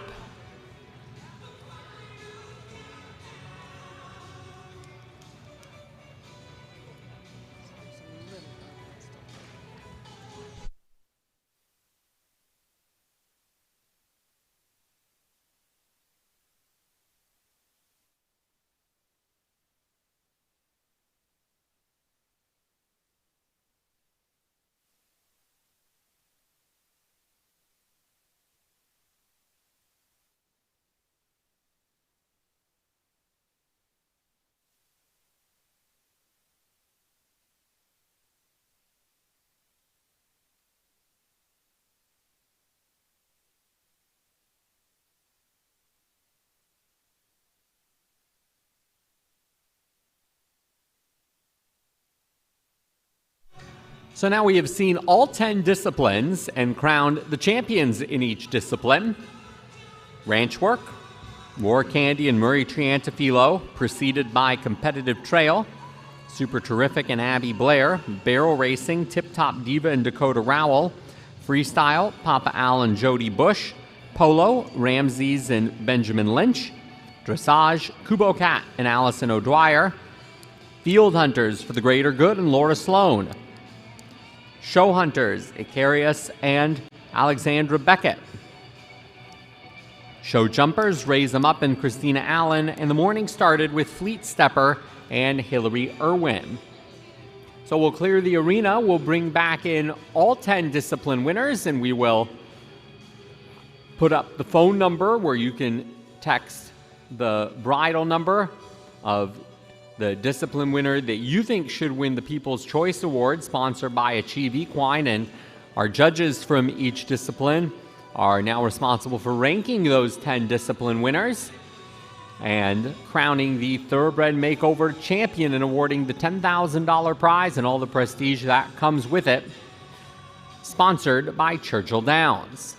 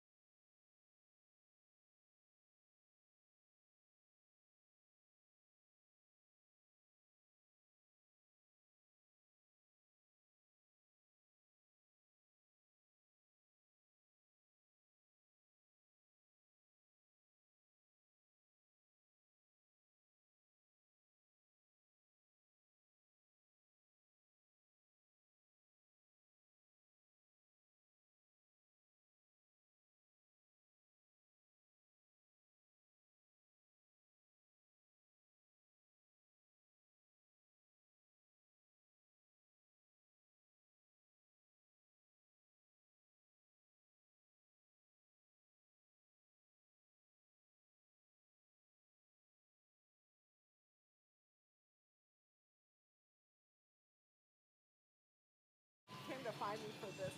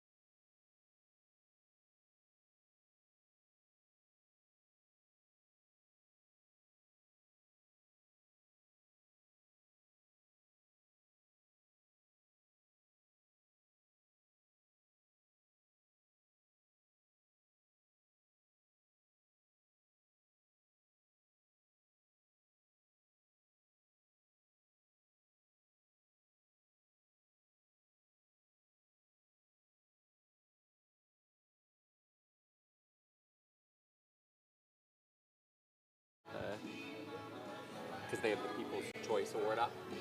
Sure, I'll let you. Oh, okay. That. Sounds good. I'll just follow you. So on the screen, and we can leave that graphic up there, we're introducing now the People's Choice Award contenders, the 10 discipline winners, and starting the day with eventing to ranch work at the very end. The bridle number is listed with the winner, and you can text the bridle number to 507-669-5412 for your vote for the People's Choice Award sponsored by Achieve Equine. And Achieve Equine will provide $2,500 that each winner can then make a donation to a charity of their choice. And it is up to you to determine who the People's Choice Award winner is. Number 2083, Hillary Irwin with Fleet Stepper, the winners of eventing. They were followed by number 2215, Christina Aaron and Raise 'Em Up for the show jumpers.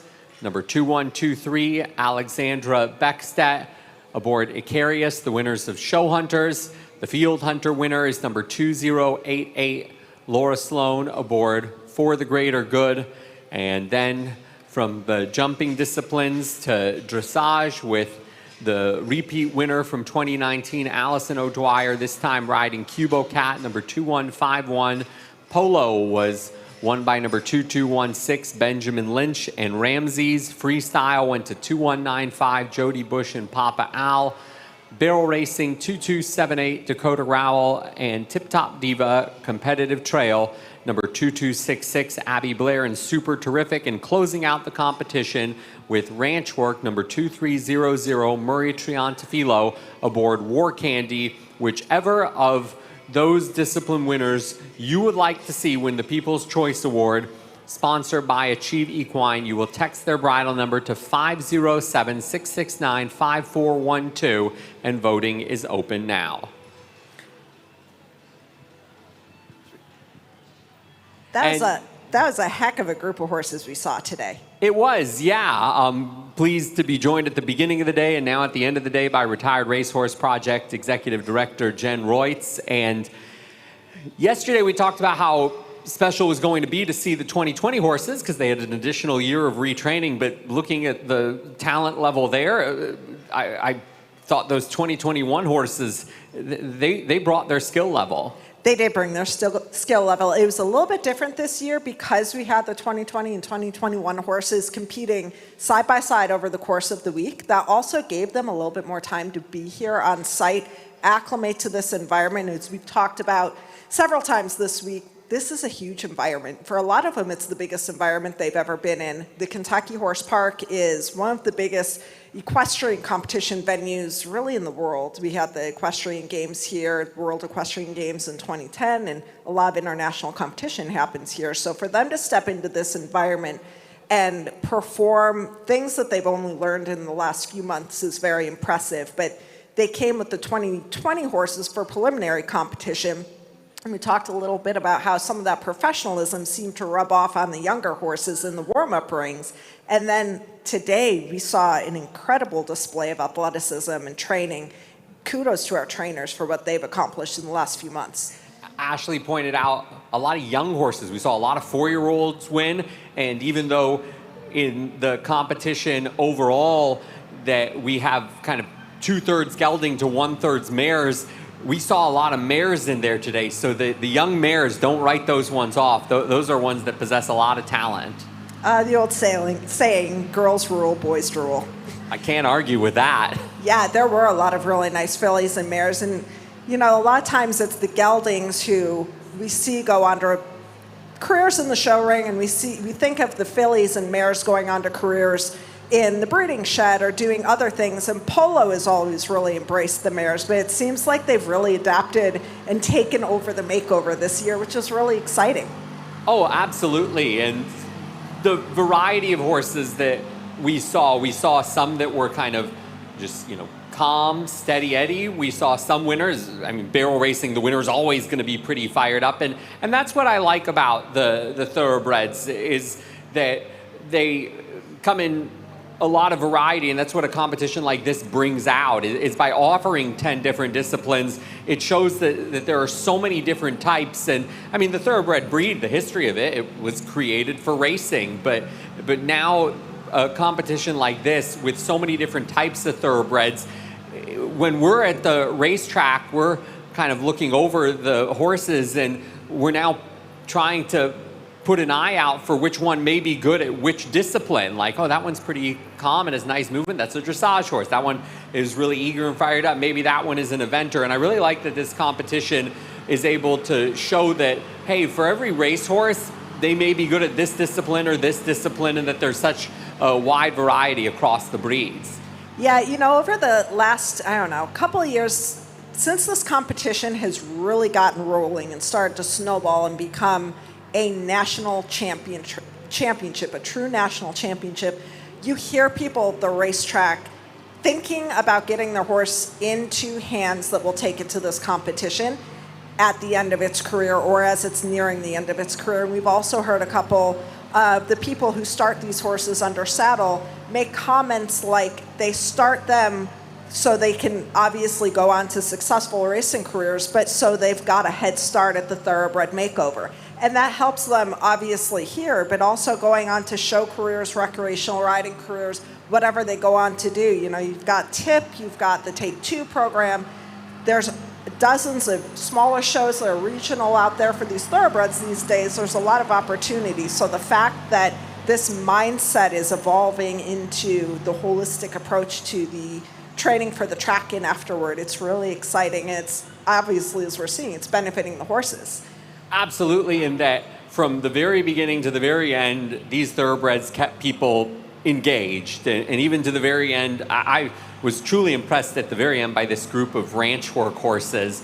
And Ashley and I talked on the broadcast. We thought, oh, okay, well, these ones may be a little bit newer, but the 2021 horses, they sorted those cows very well. I think what I really like about the thoroughbreds and the ones that transition to being a sport horse, I like the ones that kind of process their environment. So I think that's okay if the horses come in here and maybe they're a little bit overwhelmed, and then to see them settle in, that's what I think is the most rewarding, and then that gives a lot of credit to the riders that are able to manage that. So I'd almost prefer to see in this type of competition, yes, ideally you'd like a horse to come in, know its job, all business, but I almost enjoy as someone who really appreciates what this breed represents, seeing how their mind works. They all have that natural athleticism, but then seeing how they process things, and some of them want to get after it, and some of them maybe are a little bit timid, but that is something that I really appreciate about this competition, is that it brings out all different kinds of mindsets in horses too. Yeah, I really enjoy watching the warm-up rings at a competition like this, because this is a trainer's competition. It's a competition to see who has prepared these horses best over the course of the last 10 months. And so going to the warm-up rings, you really see how the trainers are interacting with these horses when the spotlight is not on them. And you see the gentle approach they take, or the time that they take, if a horse needs a little bit of time to acclimate, or to take things in, or to take a beat and look at things. And I think it's very impressive to see how these trainers have evolved to being very skilled in getting the results we've seen this weekend with these horses. And you get to watch kind of the approach that they've taken when you sit at that warm-up ring. Exactly, and so I think any horse that comes through here, because this isn't just a competition that you decide to enter 2 weeks out when entries close and then you go compete. This is something you got to start planning a year in advance, and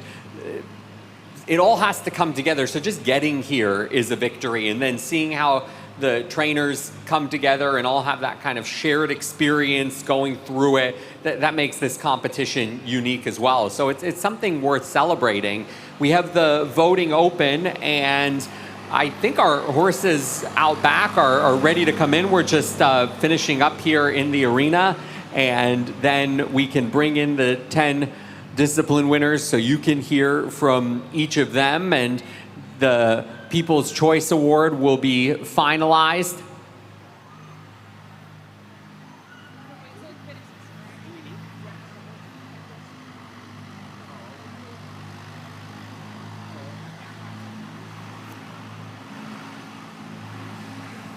So get your votes in 507-669-5412 and text the bridle number to that phone number for your vote for the People's Choice Award, sponsored by Achieve Equine. We'll crown the People's Choice winner, and then we will crown the Thoroughbred Makeover Champion, sponsored by Churchill Downs. Talking earlier to Churchill Downs and their Director of Community Relations about how much more involved they're becoming in aftercare. So it's great to have them on board in a bigger capacity, but also for Thoroughbred Charities of America, they've been on board since the very beginning, before this event was ever at the Kentucky Horse Park. Yeah, we really need to give a huge shout out to them, because they are the catalyst for this event being able to grow to the size it is today. Like, we have evolved from 26 horses in our first competition to, we had hundreds of horses here, and hopefully we'll have even more next year, that when we're back to having a single year competition and we can accept more horses from each year instead of trying to make enough room for 2 years.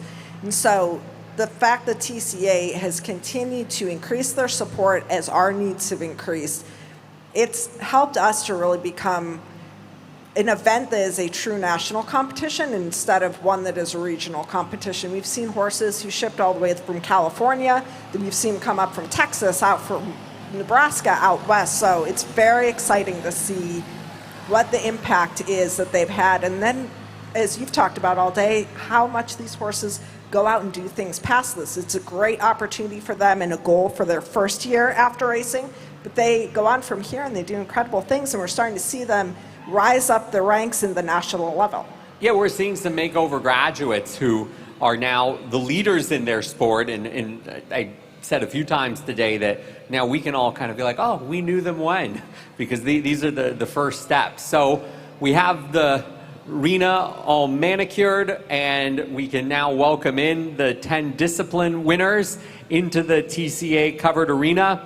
And what I like to think of, Jen, every time I see this is probably the coolest collection of thoroughbreds that you're going to see under one roof, because they can do it all, and they've done it the best of any of their other competitors in the class of 2021. So here they come into the arena. Let's welcome them back in, the 10 discipline winners for the class of 2021 at the Retired Racehorse Project Mega Makeover. And Jen, let's let these riders talk about their journey here and maybe able to sway some last votes from the judges or from all of you who are voting for the People's Choice Award. Yeah, it's always really interesting to hear what the transformation has been like for these horses from racehorse to a champion at the makeover. So can you tell us a little bit about your horse and the transformation that he's made under your guidance? I guess I would love to take the credit, but she's actually just a really amazing horse. And she was a little naughty for the first, like probably 6 to 8 weeks of her life. And then just for fun one day, I thought it'd be funny to see what she did over a jump. And she's been perfect ever since. She absolutely loves her job and she loves her life. And yeah, she's one of those horses I think you would even pick out if you put a brand on it. I don't think you'd know she was a thoroughbred. So she's just a really neat horse, and I couldn't be happier to have her in my life. She's very special, and she comes from very wonderful people who trusted me to do right by her, and that meant quite a lot. So yeah, that's a little bit about her, I guess. That's Fleet Stepper and Hillary Irwin, the winners in eventing, and now the show jumper winners. Christina Aaron is here aboard Raise 'em Up.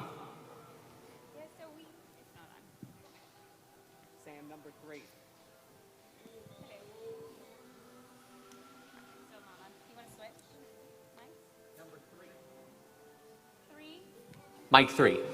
Hello. Oh, there we go. Yeah, so we bought Rue off the track in December last year, and I actually bought him as a resale project, sold him in the first 24 hours to his current owner because he was just that special. And she blessed me with the opportunity to ride him and to compete him here and hopefully keep him in training for a long, long time. He's just been a special boy from day one. He always gives everything he has. He's done dressage, eventing, show jumping. He hacks out with his owner on trails. I mean, he's just an all-around fabulous boy, and we're really blessed to have had him fall into our laps and be able to keep training him. All right, next up, I'm standing here with Icarius and Alexandra Beckstedt. And for those of you who are here in the TCA Covered Arena, if you've seen Off Track Thoroughbred magazine this weekend, Alexandra is the managing editor of Off Track Thoroughbred magazine and has worked so hard for us over the years and tried her hand at competing this year. Congratulations. Tell us a little bit about this guy. He really is. So this is Icarius. We call him Zion around the barn. He's been such a special horse to work with. I got him from his breeders at Glencrest Farm, and he showed a natural penchant for the hunter ring from day one with his movement and his very, very slow way of going. I think that he just epitomizes the class and the intelligence that these horses have, and he's caused me to break my own rule that all my horses are for sale, and he is definitely not for sale. So I hope he can be an ambassador for the thoroughbred and the hunter ring going forward. Yeah, no, you're good. And next we have the winner of the Field Hunters. I'm a big fan of this good-looking gray for the greater good, and let's hear from his rider, Laura Sloan. Hi. I work for a wonderful family and who had a place in Southern Pines, North Carolina, and also Millbrook, New York, and we hunted both places. Last year, my boss, who had been a master of hounds for 40 years, he passed away in last December from pancreatic cancer. And his wife of 61 years said on the day he died, "Go get a horse." So I did. And this horse was bred and raised and raced by a wonderful lady in Maryland, Donna Lockhart. And so he hasn't been passed around or anything. And when she decided to retire him, she sent him to a friend of mine. And I was looking on Facebook and I said, "This is what I want." And my friend called me up and said, "I think I have what you've got." So anyways, he's done well. Thank you. And next up, we've got Allie O'Dwyer with Kubo Cat. They were our 2021 dressage champions. Tell us a little bit about the process with this guy. Well, I acquired him not long after I had my baby. I sold my 2019 champion when I was like 40 weeks pregnant. And when the time I got back on my feet, I didn't have a horse, and I was driving my husband and everyone that knew me crazy because I had nothing to put my energy towards. So I just scoured the internet and called a lot of people and looked at a lot of horses virtually. And when I saw one picture of this horse, my gut just said, that's a really nice horse. And he was actually here in Kentucky, but I was in Maryland. And I sent a good friend of mine, Jen O'Neill, a local trainer, to go put her eyes on him. And she said, he's really nice. If you don't take him, I will. And that was all I needed to hear. So I put him on a trailer and sent him to Maryland.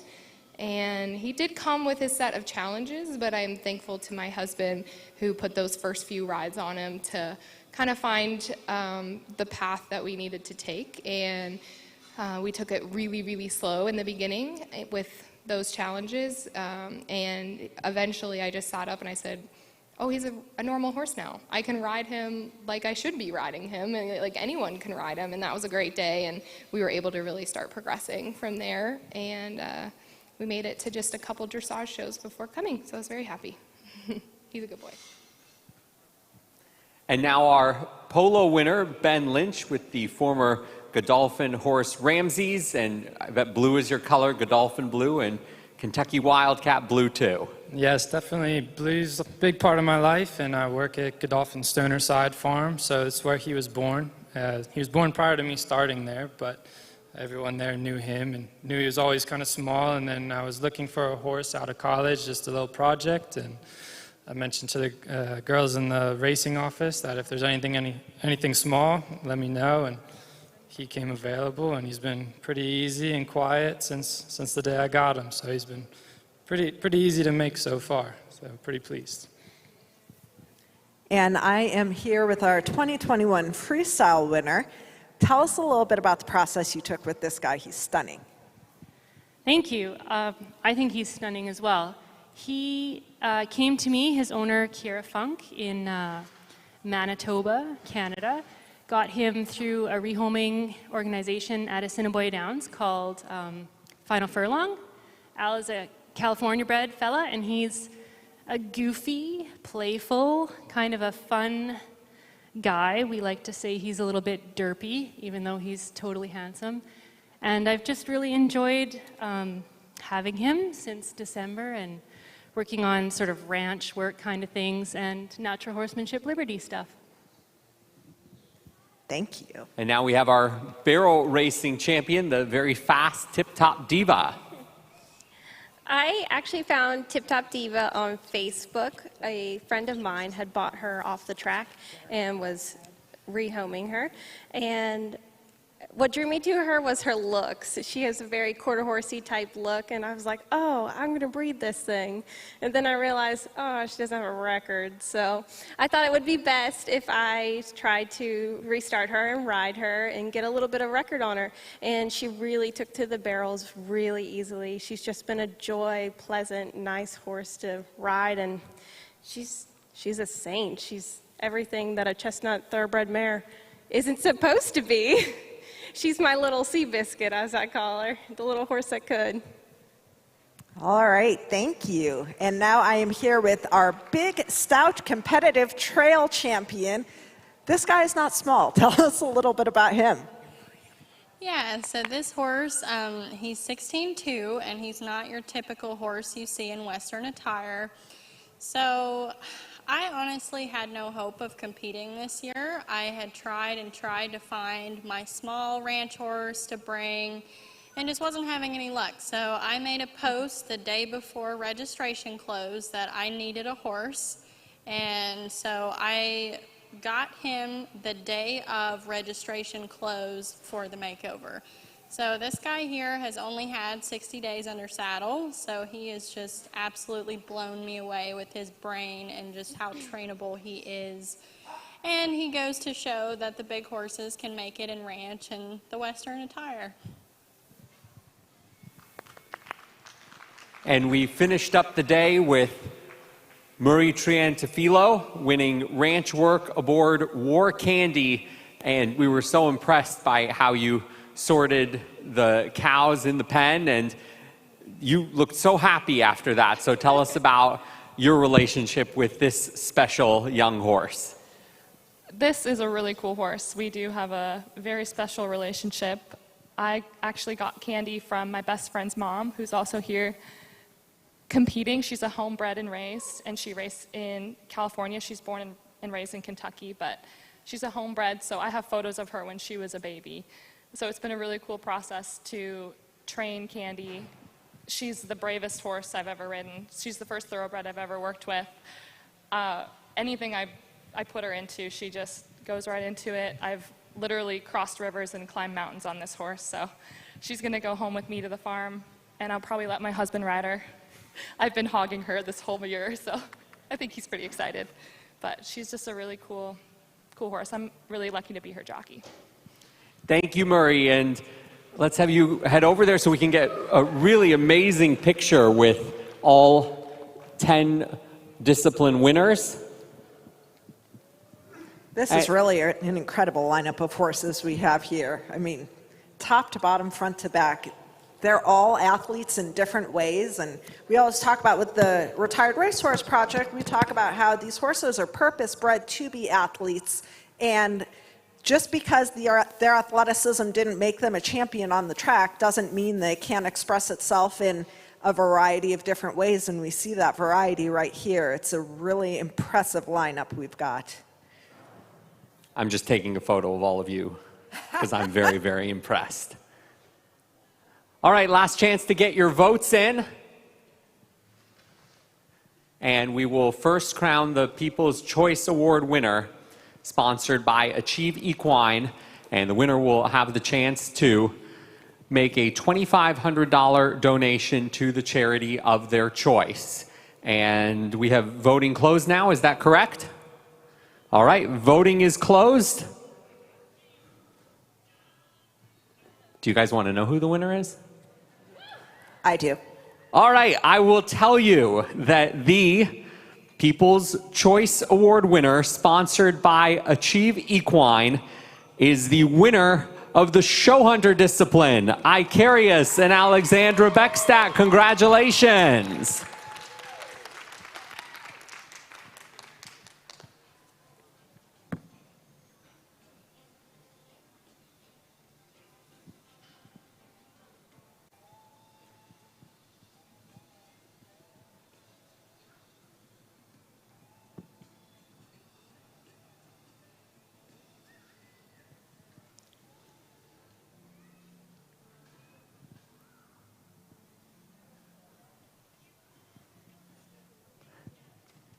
I know you all like this horse, so let's hear your appreciation for Icarius and Alexandra Beckstedt, the winner of the People's Choice Award, sponsored by Achieve Equine.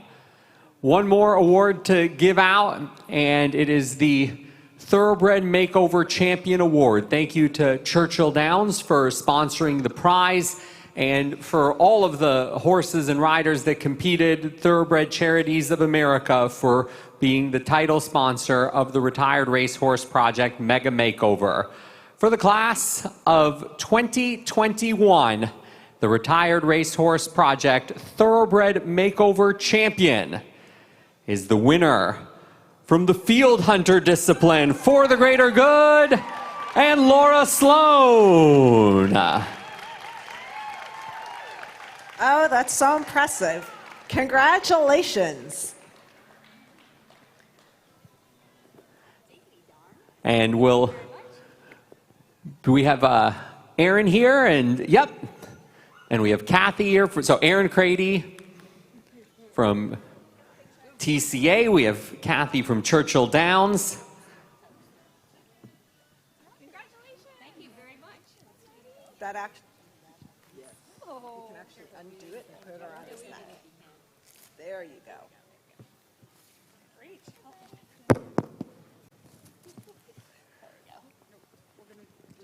Good boy.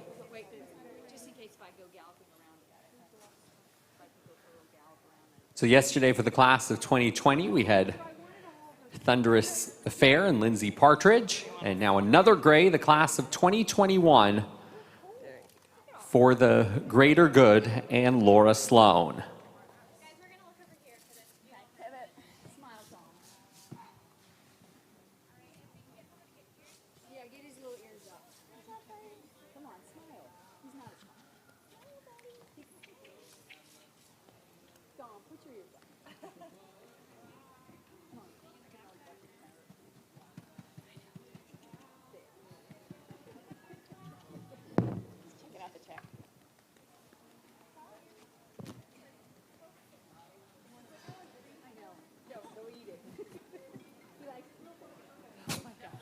All right. So I will trade you.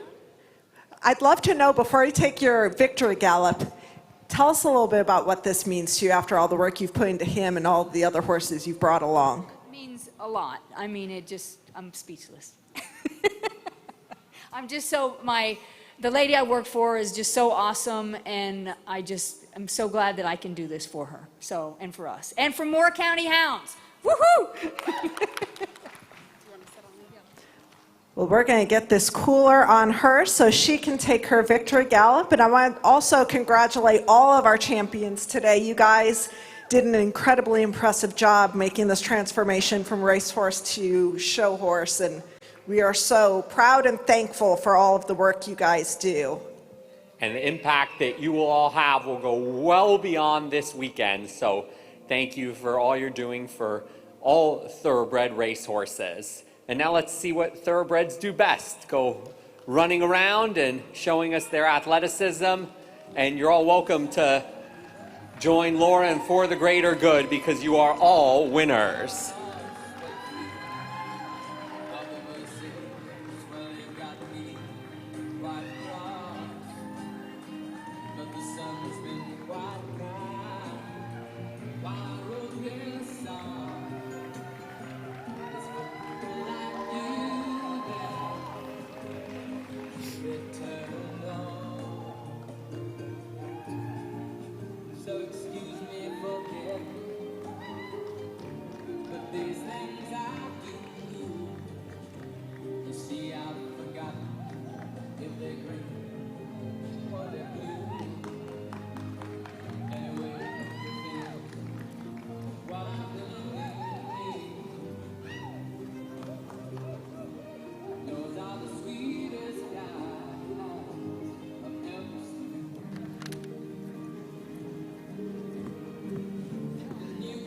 Congratulations to all the winners. Congratulations to all of you who have been part of this.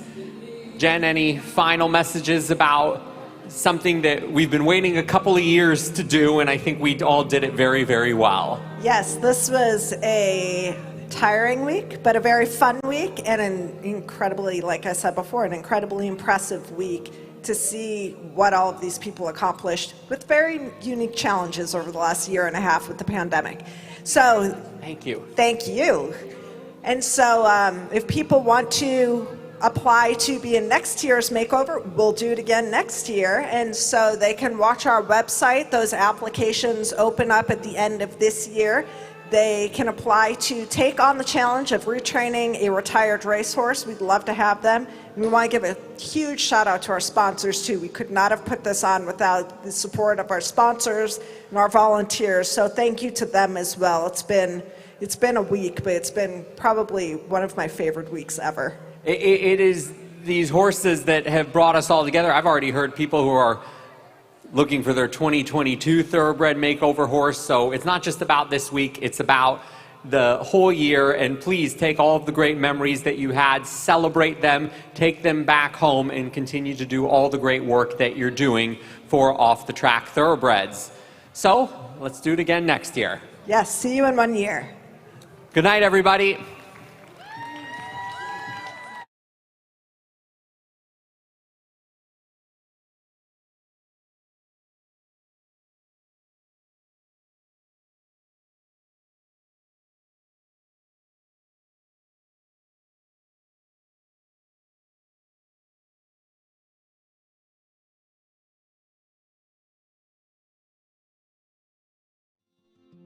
I don't wanna be your hero. I don't wanna be a big man. I just wanna fight with everyone else. Your masquerade. I don't wanna be a part of your parade. Everyone deserves a chance to walk with everyone else, while holding down a job to keep my girl around, and maybe buy me some new strings and her a night out on the weekend. can whisper things, secrets from